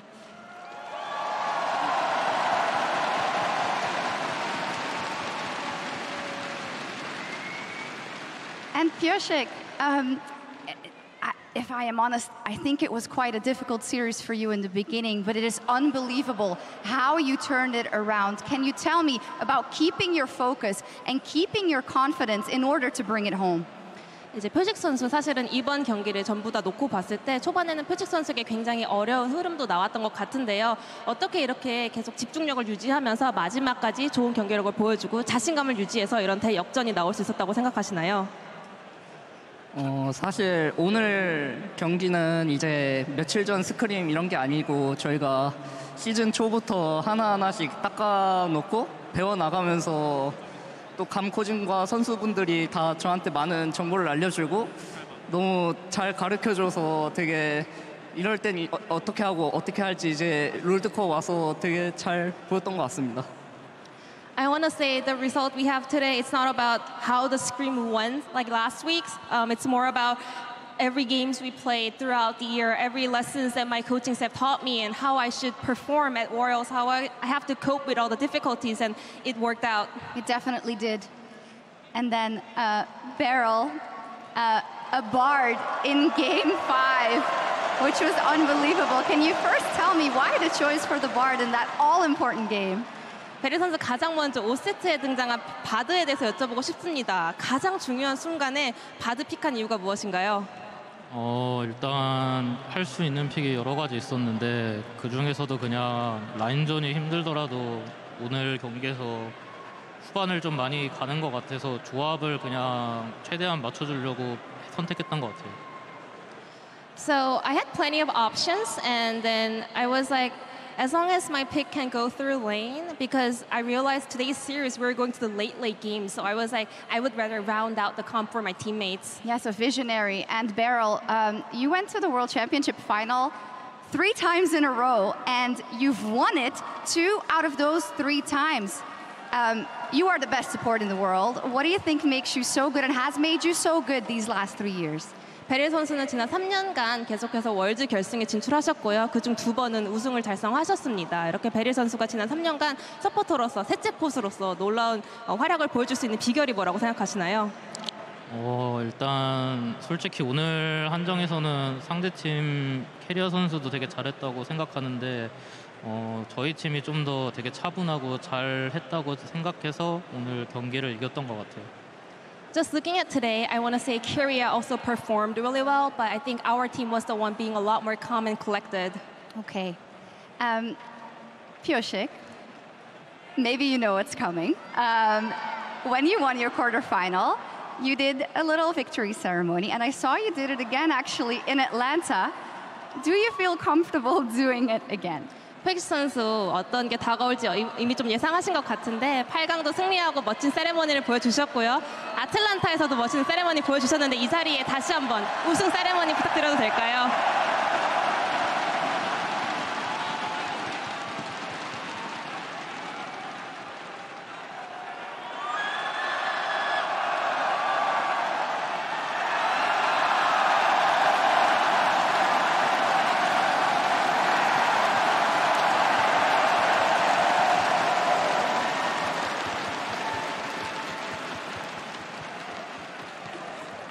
I'm not sure again what it was, but I'm sure we'll find out. Oh, maybe Hecarim. 어떤 세레머니였나요? 헤카림이 이기고 망자의 갑옷까지 얻고 이동속도 600까지 올라가는 그런 모습이었습니다. It's myself as a Hecarim with the movement speed boost with the E skill, also the active items, and hitting 600 movement speed. Nice.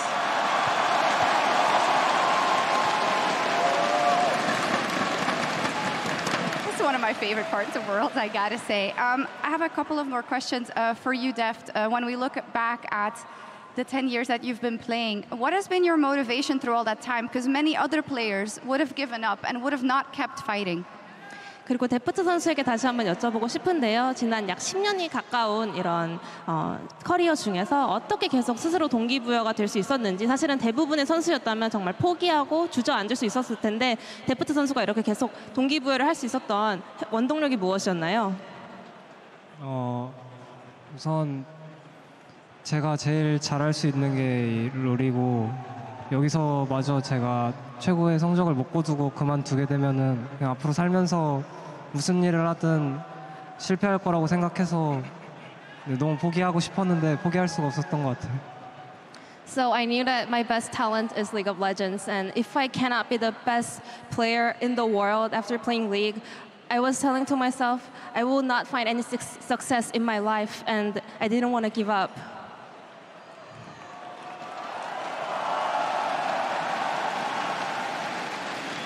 And we are very happy for that. Deft, would you like to take this moment to talk to all the fans, not just here supporting you around the world and especially back home in Korea? 마지막으로 이제 여기 있는 많은 팬분들뿐만 아니라 또 한국에 계신 팬분들께 한마디 부탁드립니다.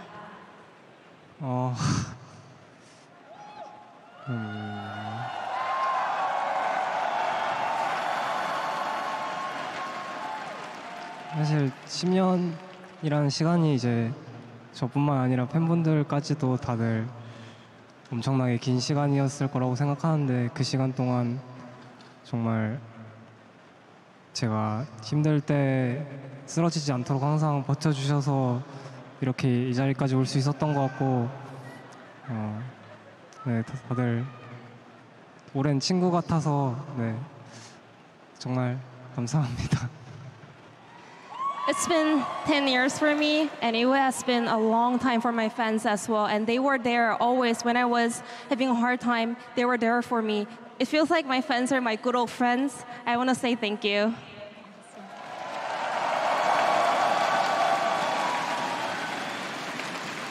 Well, while the Summoners Cup has a new home for next year, there's still one more honor left to award this evening. Experts from every competitive region around the world have weighed in, and now it is time to meet the 2022 OnePlus Finals MVP.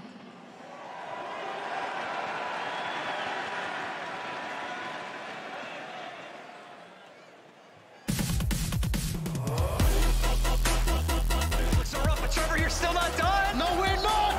Way away! Will he survive? Counter-strike stone, counter-jump! Now steps forward!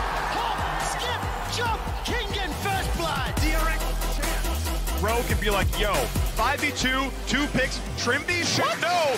Trimby saw them! I think he saw them come in. The fabled support, Heimerdinger Death Brush though! We finally got it! Stays alive! Oh. Double stun! Death will not fall! Zeka will not allow it! Going with the quadra kill! It is first ever World Championship! And now Pioshik is here and Mark is in trouble. Zeka arrives and he's the solo multi-jack. He's gonna go down! Oh, look at that! Jackie's caught up! DRX win the fight! Oh my god, Feral played that so incredibly well. He held his wall for so long. And he's going to put the stopwatch now as well. Flandre needs to live, get the bit of healing, but it's not going to be enough. Jinja mostly left alone, knocked up and slain, and Jeff will take another head, and another, and another, and that's going to steal the deal. I can't help myself.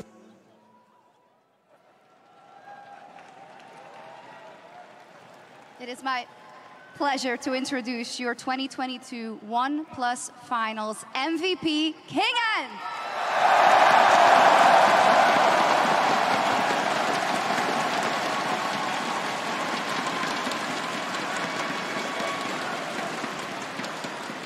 Absolutely fantastic. Congratulations, Kingen. How much did you expect this after, I guess, especially your Game 5 performance? 킹겐 선수 정말 축하드립니다. MVP에 선정되실 것을 어느 정도 예상하셨는지, 특히나 5경기 경기력이 대단하셨는데요. 이렇게 파이널스 MVP에 선정될 걸 예상하셨나요? 예상한 것 같고 그만큼 제가 좀 4, 5경기 때만 되면 항상 뭔가 좀 뭐에 홀린 듯이 좀 검투사 정신이 발휘한 건지 상대를 못 죽이면 내가 죽는다는 마인드로 약간 야수의 심장으로 임하다 보니까 좀 마지막에 포텐이 좀 많이 터진 것 같아요. I kind of saw it coming because whenever I had the game 4 and 5, I become a duelist, you know. I go all in or go home, you know. I always look for fights. I become a beast. And then I was able to get this, you know, performance. Unbelievable. He was a beast indeed. Kingen, when you look at kind of the whole year and the struggles that DRX has had, but also the fact that you never let up and you always kept achieving your goals even though people counted you out. How do you look back on the journey you have traveled this entire year? 그러면 킹겐 선수 올 한 해 여정 어떻게 돌아보시는지 궁금합니다. 사실은 많은 분들이 또 의심을 하기도 했고 많은 분들이 응원을 보내주지 않은 순간도 있었는데 올 한 해 여정을 놓고 보면 어떤 감상이 드시나요? 제가 정규 시즌 때부터 지금 이 자리에 있기까지 제가 사실 좀 생긴 거랑은 다르게 되게 뭔가를 추진하는 거에 대해서 굉장히 고민도 많이 하고 뭔가 많이 망설이는 성격 때문에 뭔가 보시는 분들도 좀 많이 답답한 장면이라든지 좀 아쉬운 장면이 많이 나왔던 것 같은데 좀 이제 월즈로 오게 되면서 이제 감독님이 항상 하시던 말이 이 승부의 세계에서는 망설이는 사람이 지게 된다고 그렇다고 이제 막 생각 없이 하는 건 아닌데 이제 망설이는 사람이 진다 이 말을 되게 많이 해주셨단 말이에요. 그게 제 플레이에 많이 영향을 준 것 같고 그래서 오늘 과감한 플레이도 좀 잘 성공을 해서 이런 자리까지 만들어진 거라고 생각합니다. Throughout the domestic league, I'm pretty sure that I was underperforming because unlike how I look, I actually hesitate a lot, you know. I know a lot of fans were also frustrated because I was not giving a go for the aggressive plays, but heading into this Worlds, our coach Song, he always told me the one who hesitates is the one that loses, and that has become a motto for my play. That has impacted my play the most, and I always kept that in mind, and today I was able to pull off the aggressive moves. Okay. awesome to also credit the coaching staff, which are always so important in these victories. So I want to give you the floor to maybe say something about all the people that surround DRX and make sure that you can play your best game. 그렇다면 이제 DRX에 계시면서 이제 킹겐 선수가 최고의 퍼포먼스를 보여줄 수 있게 도와주신 모든 분들께 혹시 하고 싶은 말씀이 있는지 궁금합니다. 어떻게 보면 식상할 수도 있지만 제가 힘들 때부터 좀 보시느라 힘들었던 우리 엄마 아빠랑 그리고 우리 할머니랑 할아버지까지 너무 고맙고 그리고 이제 봐주셨던 팬들도 좀 많이 감사하고 제가 막상 이런 멘트를 좀 준비해 오면 뭔가 잘 할 수 있을 것 같았는데 막상 좀 잘 안 되네요. 그래서 마지막으로 하고 싶은 말은 그냥 제 주위에 있었던 모든 사람들한테 너무 기다려줘서 고맙다는 말 하고 싶고 이번에 우승했지만 이제 내년도 절대 자만하지 않고 항상 배운다는 마음가짐으로 내년도 화이팅 해보겠습니다. 감사합니다. This might sound a little bit boring, but first off, I want to start off by saying thank you to my mom and dad, and also my grandma and grandpa, who has been supporting me throughout all this time, and also all the fans who have supported me. And I want to say, everyone that was around me, who supported me, and who was just like being next to me, watching me become a professional player and supporting me, I want to say thank you for following my journey. And I thought of preparing a script for this to be better at it, and it's harder than I expected. But yeah, I want to say thank you to all the people that were around me. Thank you. I think you did great, for sure. Fans in San Francisco and everybody around the world, join me once again in congratulating your 2022 OnePlus Finals MVP, Kingen. And now you can rejoin your team and raise the Summoners Cup crafted by Tiffany & Co. one more last time as the League of Legends World Champions.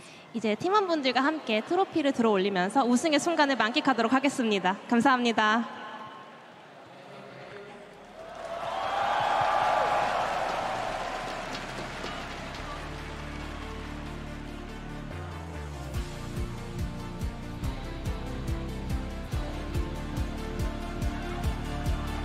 Thank you.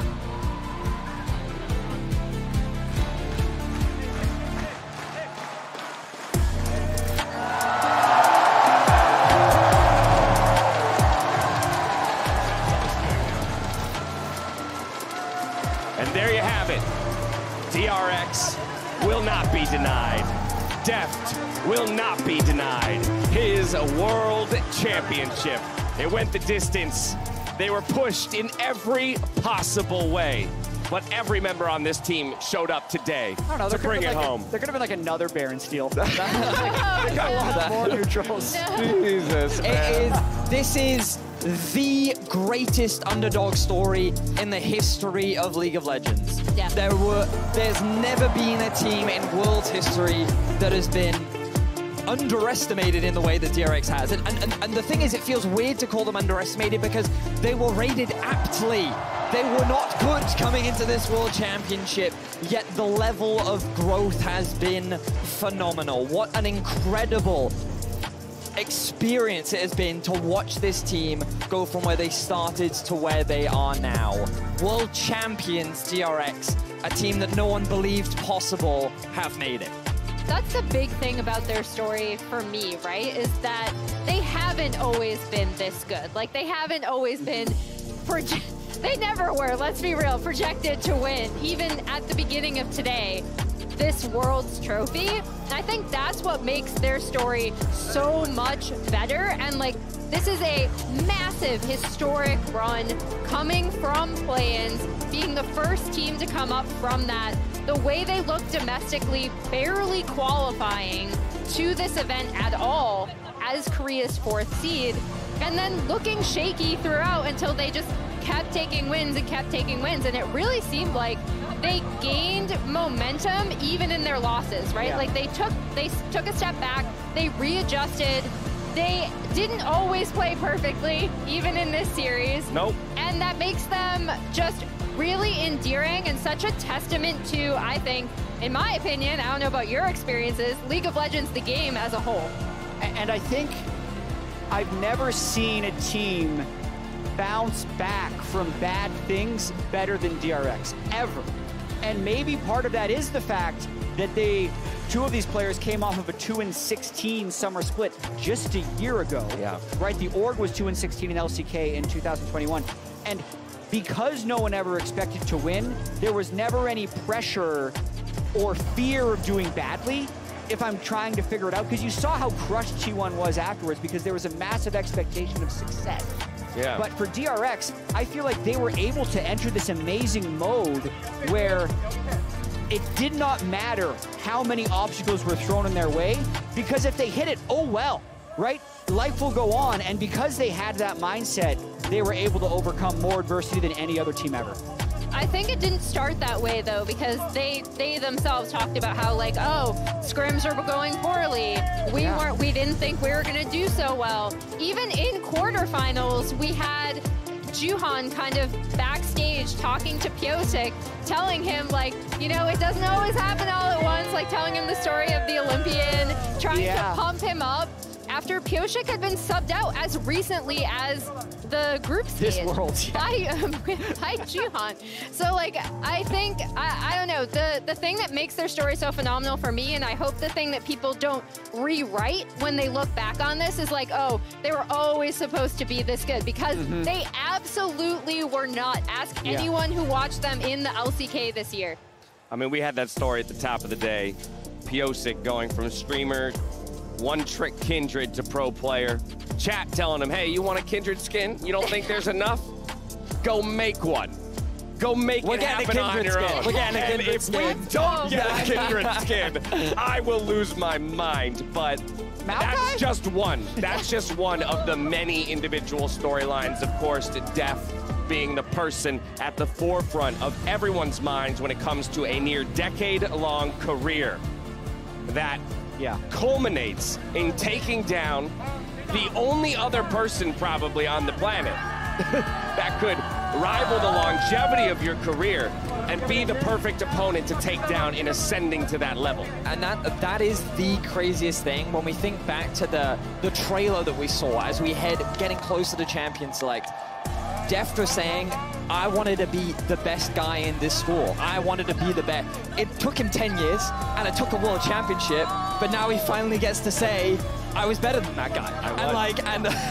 And I love the way that he said it as well. He wanted to come on this stage and say, I'm the best in the world, but it wasn't about that anymore. It wasn't about him being the best in the world. It was about being a part of the best team. And when you hear about the environment that these players have built for themselves, the journey that they've taken together, where they never created this expectation where they needed to win, it was just put everything on the table and put it all on the Rift. And just walk away feeling happy and accomplished. And that was the mindset that resulted in them being world champ. And to that end, Emily, I think we got to talk about our MVP of the series in Kingin. So much of this tournament, when it was top laners, it was Zeus. It was 369. The conversation was not about this guy at any point until the finals. And then he showed up in the biggest possible way. Is this where I get to put my KT fan hat on? Throw it on. Hey, KT made Throw it on. I do think, though, that we touched upon the fact that it's not just that people were not really looking at Kingin because he wasn't necessarily a massive part of their wins when they did win. But the fact that he had a similar kind of like hype around his debut. When he was a trainee, people were looking at him to kind of be the next really good top laner, or potentially be the next really good top laner. I gotta love it. All the players hitting the floor in this moment. They must be exhausted. I can't imagine the exhaustion you're feeling after a 5-game series like that. But like I said, like I was talking to Chronicler, LCK caster, during the game 5, and we were just like, they're playing through Kingin, like they're playing through topside, and that's this team in their evolution throughout this event, you know, put him on Aatrox, he can deliver. We talked about how important that pick was going to be. You know what? And the tournament came full circle. Aatrox. And Maokai. And Maokai came back. Maokai came back. When everything was on the line, 100% presence, Aatrox is there to save the day. And I'm so happy that we went through the lane by lane, and something we talked about, Dash, was very much that we need to see Kingen get to the level of Zeus. And if you had told me, let alone the whole DRX winning Worlds thing, that coming into today, that Kingen would gap Zeus, solo kill him in Game 5, I would have said, okay, bro, come on. Like, there's one thing that... Behind us, taking a much-deserved bow to still many cheers of the remaining fans. But it's been an incredible run. Series ended over a half hour ago at this point, and people are still here to cheer on their world champions here. I think it might be wise, as we see the team making their exit, for us to relive some of the moments of this series and talk through them, because it did go the distance. It went the whole way. With blue side, I'll remind everybody, as Pyosik goes for the run. That man on your screen has impeccable mental, can I just say? Impeccable mental. Also, we were talking about everyone else being exhausted, and then this guy's like, Pyosik's like, I'm gonna do laps, guys. I played Hecarim, okay? I'm gonna do some laps. What a force for positivity in that team. You talk about mental, I think you're right. When you see his smile, that's infectious. Well, and like he was getting absolutely destroyed for missing those smites and like not syncing up with Def's Kalista, right? And that was one of the reasons why they lost that game. And then to come back and just be like, yeah, it's fine. Like, I'm good. I couldn't do that. I don't have that mental. Give me the horse. A horse is a horse, of course, and I'm gonna run people over. It is bittersweet. Because, so bittersweet. Yeah. Because on the one hand, like, I was fully bought into the underdog story, right? And seeing the rise from play-ins all the way to finals. But on the other side, it was Faker who was defeated. And this could have been his 4-piece, this could have been his 4th title. And like, you can see how much it meant to the players. And like, it was heartbreaking. My heart broke for Carrier. It was so painful to watch them, and you know how hard they've tried, and what an incredible year for such young players as well. But you know that the burden and the responsibility that rests on their shoulders is just so high, considering it is the T1 legacy that you have to give credit. Like, they had a phenomenal series, and Carrier had an incredible best of 5. Yeah, and it was T1, if we all recall, that struck first blood 5-6 hours ago here at the Chase Center. Dash, that was their first mistake. They just made DRX stronger by beating them the first time. If they let DRX get up in the series, then maybe it comes down to... In all seriousness, DRX shows the adaptabilities we've talked about so much, but let's not forget how close this really was. Game 1 was fairly one-sided in the favor of T1. Games 2 and 3 were extremely close, as well as Game 5 being extremely close. So probably the most competitive World Finals we've ever had. I can't think of a more competitive World Finals. Like, there were a few. Emily, you mentioned earlier. By Def. That was to keep this series not being 2-0 up T1. Yeah. Oh, man. But yeah, Emily, you mentioned earlier, like, even last year's EDG versus Darm1 final, that went all the 5 games. Like, obviously an incredibly competitive series that one was. We also managed to see, well, T1 versus Samsung many years ago. Like, that was also an incredible final. Very few finals actually go the full distance. But to have a series like this just goes to, like, both teams putting everything on the table. I think the big thing for me, as we run through the Baron Steel highlights, I think the big thing for me as well is, like you said, it's not just that it went to 5 games, but kind of reflecting how close, oh God, it hurts, some of these games were, right? And like what they came down to. And then, by contrast, how, again, here we see the DRX recovery, how they were able to recover, take that Game 5, and have it still be just such a remarkably close series. What I loved was that it wasn't clean league. Like, in my opinion, like, I got a bunch of tweets as well being like, these guys are playing like bronze, like this is meant to be. By the way, I'm like, I hate that phrase to begin with, clean league, because clean league, you can't play clean league if both teams are playing well. Because somebody's got to kill the other person. I think that what league is inherently is, well, some people look at it as like who makes the fewest number of mistakes. Sure. And in one argument, like that's where we see some of the crisp, like old school Korean dominance, where like they made no mistakes, right. and they constantly punish their opposition. Well, that's not exciting. This to me felt like an expression of like people just trying to do stuff. right? And I know I was going to say a naughty word. Okay, I'll say it. They were just trying. They were throwing everything at the wall. Okay, Yeah, like there you go. it was crazy to see like so many individuals stepped up at so many different moments. Like think of Faker game 1, dived into 3 people just to get a kill on the support, managed to get out with his life. Zeka and Hecarim in the 5th game with their dive in the flank that got caught out. Like this steal, like it was just so many insane plays from start to finish. And yeah, that's so remarkable about this series that there were so many individual moments for all team members, right? And both of these teams have evolved so much in terms of their macro understanding, their map movements, even the setup for this Drake from DRX. You could see this wasn't something they would have been able to pull off in the domestic season, I don't think. But the fact that DRX of all teams, again, trying to go toe-to-toe with T1 mechanically and having both teams just be like, we're going to out-mechanic each other. Zeka at the forefront of that, because he's a name we actually haven't mentioned a lot, but his journey has been phenomenal. Just scrolling through some of the many conversations that were happening on Twitter throughout this series.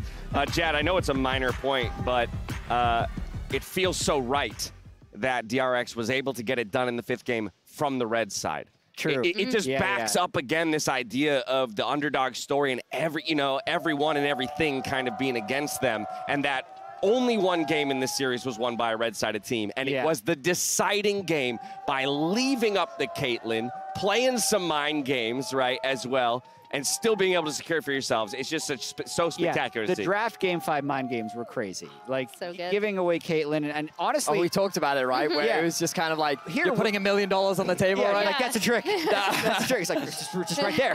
Just take it. But honestly, the karma was really effective at keeping the Caitlyn out of the game if T1 could have won the game before 38 minutes. I want to jump back to something you said, Vedius, in terms of for people that would say this wasn't like a clean series. Like if this isn't, I'm going to interchange words, clean and good. Like if the 2 best teams in the world isn't good league, I'm sorry, you're probably not the fan that we're going for. Well, then I don't know what good league is, and I don't want good league. And also, good league is wrong in that case because it's the 2 best teams in the moment. Like, this is American sports reference, but for people like, maybe Vedius even knows this, the helmet catch. You can leave. Did you ever see the helmet catch? No, he didn't. No, American sports reference. Wow, and okay. It's actually contractually, Vedius is he's cleared as soon as somebody mentions American sports. We're actually going to bring in a new person. So, but like that was a Super Bowl winning moment because someone caught the ball on their helmet after they just flip it up and hope. Like Gumayushi shooting that Varus Q at Baron was an equivalent of a Hail Mary. He's just like whipping a ball up at the buzzer and it goes in. But that's still the moments that end up defining these things. Thank you, Vedius. I'm really excited to talk to you. I'm so glad we brought an American on the desk to talk about our American sports references. Vedi had to sub out. What are we chatting about? Did you know that? Have you ever heard of the helmet catch? The what? Okay, we'll move on. We're done. What is he on about? Pedro, how was that? Finals. How do you have a voice? I don't have much of a voice. I barely have one too. I was just kind of, this is spontaneous. Hello, I'm just subbing it all of a sudden. Did you guys enjoy it? We were just, oh my God. I mean, for me, best World Finals. Oh, yeah. In history, I think. I think it would be hard to argue against that, but depth. Here, you came in at perfect time. Let's bring it all back to depth because this was nearly 10 years in the making. It's his first World Trophy. It starts with depth and it ends with depth, right? I don't think you can, even if you gave this League of Legends year to a script writer, he couldn't write a better story than what we've just seen this year. Yeah, that's the nice thing about sports is because, actually you can try writing the script, and if you write this, you're like, it's too easy. Yeah. It never happened. The 2 guys from the same high school coming back 10 years later and winning, you wouldn't do that. I said this to Emily, I was like, Piosik's a world champion. You know, if you told me that last year, that he's going to be a world champion next year. After 2 and 16? I'd send you to the loony house if you said that last year. Are you kidding me? But this, right now, Keria, I was heartbroken for Keria. He was. I know. This was tough to watch. So emotional. But that's also. But that is, again, it speaks to this moment, and it speaks to the passion of every single one of the players on that stage. There's going to be 5 unhappy people at the end of every series, and unfortunately, this time it fell the way of T1 to take the loss. Yeah, and Defts had to see so many of his former teammates win without him, right? Chovy. EDG won a world championship without him. His turn. And now Keria has to be the one to watch Deft win without him. When they said together, they promised each other they'd win. Do it. tugs at my heartstrings, Somebody had to win. The back-to-back It's EDG sports. winning Worlds and then Deft winning it the next year. I think to return to that idea of like perfect league though, and what makes sports in general so amazing for me, is that if you're playing League perfectly, it can't be played by humans. Yeah. Like if you are a human being, you cannot play it out. So there's always going to be mistakes. There's always going to be moments where you're looking at it, you're like, this shouldn't have happened, and here's why it did. And if people play perfectly, if they were able to, you don't get a stage like this. You don't get a DRX story. Like, how can you not love this story of Deft finally winning after so many years? I've look at been that hug. watching him since 2013. Human error is what makes this game beautiful. If everything was perfect, everything would be boring. Exactly. No one would enjoy it. So much mutual respect with these guys too, right? Like the fact that I feel like Piosik teared up seeing Kyria's pain. Oh, right? absolutely. It's so many conflicting emotions, and I feel like that's what Zetka and Deft are all talking about. Like they're crying, but they're so happy. So it's just. I mean, they came up together. Yeah. Like they played together previously. Deft nurtured him and grew it. By the way, brand new trophy, first team to lift it. Yeah. That's got to feel good too, right? A little bit of a change in style. Do you think of the iterations teams like Longzhou and Kingzone had with like BDD and Khan on the rise, you know, first seeded Worlds, I think it was 2016, 2017, they're going to win. And the one team you doubt the most is the one that does it for them. It's unbelievable. Exactly. Beryl is 1 Worlds away from tying Faker.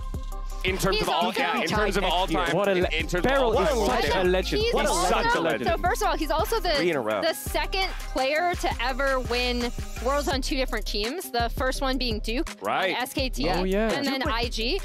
Then also, aren't we super glad that he was able to connect to Genshin Impact, because apparently.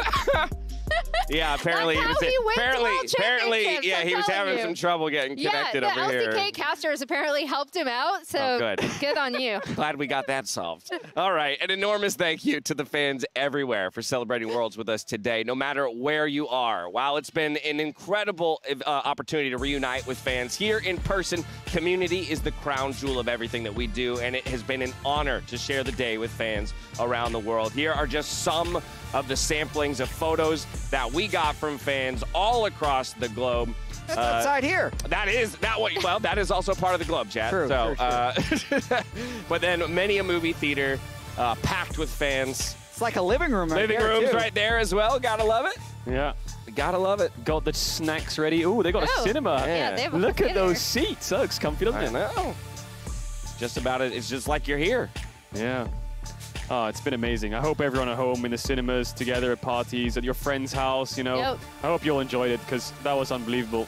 I just like It's seeing hard not to. For me, I just like seeing smiles on faces and like moments That's like that. a Oh, that is such an incredible photo. Yeah. But like, because that is it. That's what this is about, is having that shared moment with everybody. They faked that photo. They probably did. They I was probably looking at the guy closest they to me. probably There's did. no way. No, yeah. The dog wasn't losing it either. I feel like when you all lose in a room, the dog just starts going crazy, but the dog was just sleeping. You thought you fooled us. Yeah, No, it was yeah. close. It was We were close. up to you. But I guess the guy in the front ruined it. No. Too good, though. Too good. As long as it's bringing people together and we're having a good time, that's all that matters. Now, though, it's time to get a final word from Faker. Thank you very much. I have Faker here with me and also Helen standing by to help with the translation.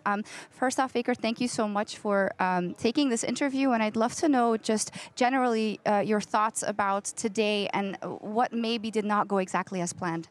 오늘 전반적인 생각이랑 어떤 부분에서 미스가 있었는지에 대해서 여쭤볼게요. 저희가 아무래도 일주일 동안 이전처럼 연습 경기를 하면서 시간을 보내기가 어려웠기 때문에 좀 컨디션 관리나 기본기 쪽에서 많이 좋은 결과를 보여주려고 노력했고 오늘은 좀 여러모로 잘된 부분도 있었지만 좀 부족한 부분이 있어서 패배했다고 생각합니다. So since a week ago, I feel like our practice didn't really go as planned, and there are a lot of challenges that we faced. And I feel like today's match, honestly, there are parts that went well, but a lot of parts that we lacked in. So I think that's what brought to this result. Okay. It might not feel like it now, but it is still incredibly impressive for you to make it back to this final. What lies in the future? 이제 결과는 좀 아쉽지만 이 결승전까지 올라왔다는 거에 대해서 정말 대단한 것 같아요. 그래서 이제 앞으로 나아가면서 어떤 미래의 계획이 있으신가요? 또 다시 준승을 했다는 거는 굉장히 아쉬운 일이지만 이번 경기로 인해서 많은 점들을 배웠고 다음에 제가 더 성장할 수 있는 기회가 될 것 같습니다. 그리고 여기 와주신 팬분들도 굉장히 많이 열심히 응원을 해주셔가지고 다음에도 꼭 와보고 싶습니다. It is a shame that we finished as runner-ups, but there are a lot of things that we learned through this entire tournament. So I hope that we can get back on our feet and do even better in the future. And I would like to also say thank you so much for our fans for cheering for us. They were all so loud and we could hear their energy. They definitely were. We are looking forward to the future as well. 감사합니다, Baker and Helen as well. Back over to you. Thank you to Shocks. Thank you to Faker as well. As we get final words from him. Unfortunately, today it ended in defeat, but he is still very much the GOAT of our sport. And when we talk about it meaning so much for DRX, again, so much of that is because it was done against that man and that organization in T1. Faker will be back. I don't think this is the end of Faker. I hope, and I don't want to say he's not going to, but I hope he doesn't retire, but I think he'll be back stronger than ever. I don't think he will. He's going to win another one. Oh. I don't think he'll retire. Oh, no. I thought you said that he won't be back. Yeah, I mean, damn, that would be like the meanest thing to say. No, I really do think he will, especially with T1. I don't even know if they make roster changes. Like, unless one of the players has a change of heart or something really big happen in the offseason, they showed so much improvement. They were so good the whole year. I want to see them run everything back. Yeah. Me too. I hope for the same. But, of course, we'll have to wait till 2023 to see. Yeah. As you may have noticed, silence has befell the arena as we begin to tear tearing it down. things down. So I'm going to bring everybody onto the set. Get in here. Let's go, guys. Get in here. Everyone who was a part of making this World Championship the best World Championship that we have ever seen. The best World Final that we have ever seen. After so many years being in a remote situation, this Worlds was exactly what we needed. It was soul-mending, I think is the word that I use for it. But that's going to do it from us here. So on behalf of myself, the casters, the entire broadcast crew, thank you so much for watching. We'll see you next year for more League of Legends. Until then, stay healthy, stay safe, and be good to each other. Good night. Good night. I love you. Red Cisco, let me hear you!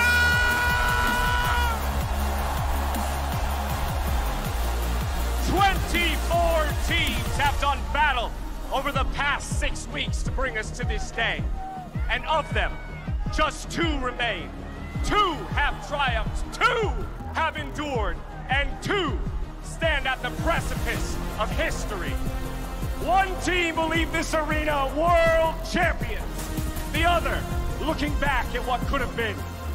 Give it up one more time. San Francisco, it's DRX and T1!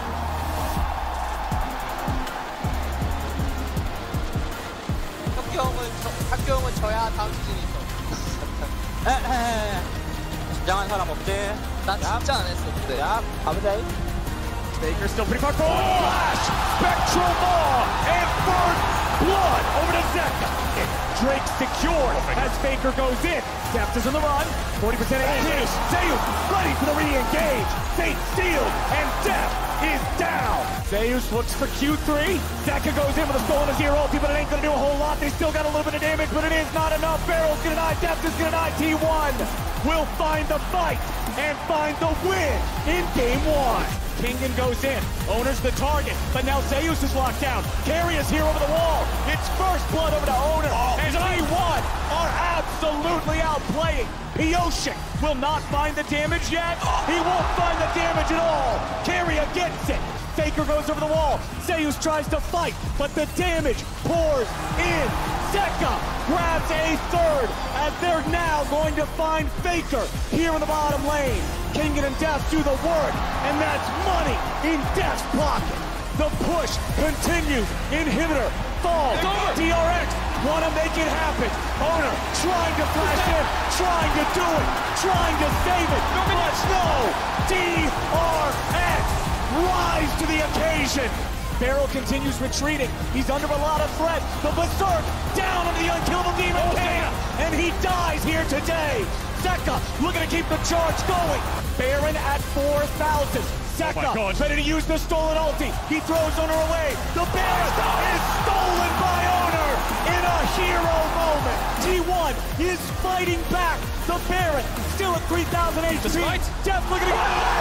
No way in the world. Def dies next.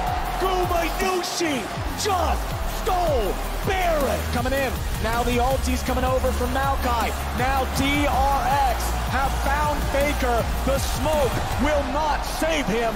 Faker is nearly down. Hostile takeover over the wall. Wish from Soraka will heal the mid laner, but Maokai says no. Kingen chasing him away. Gumayushi goes in. It won't matter. They're done. That's it. DRX are taking us to game 5. One game to decide it all. But right now, it's time for Silver Scrapes. T1 didn't find a response. Guma, can he steal it? Guma will have to fire right now. He's trying to send him away. Owner goes in. Owner is down. The Drake secured. T1's jungle trying to fill. T1's going to the base. They're going for the Nexus. Can they do it in time? Kingen comes back. Elder Drake at the ready. But what can he do? Q3, no damage just yet. Elder Drake, the execute, failed, is down. DRX, hold on. Kingen goes to the Whirlwinder. Gumayushi is dead. They have been doubted. They have been discounted. They have been dismissed. But DRX are your 2022 World Champions. One of the greatest finals in League of Legends history. People are going to be watching that VOD for years to come.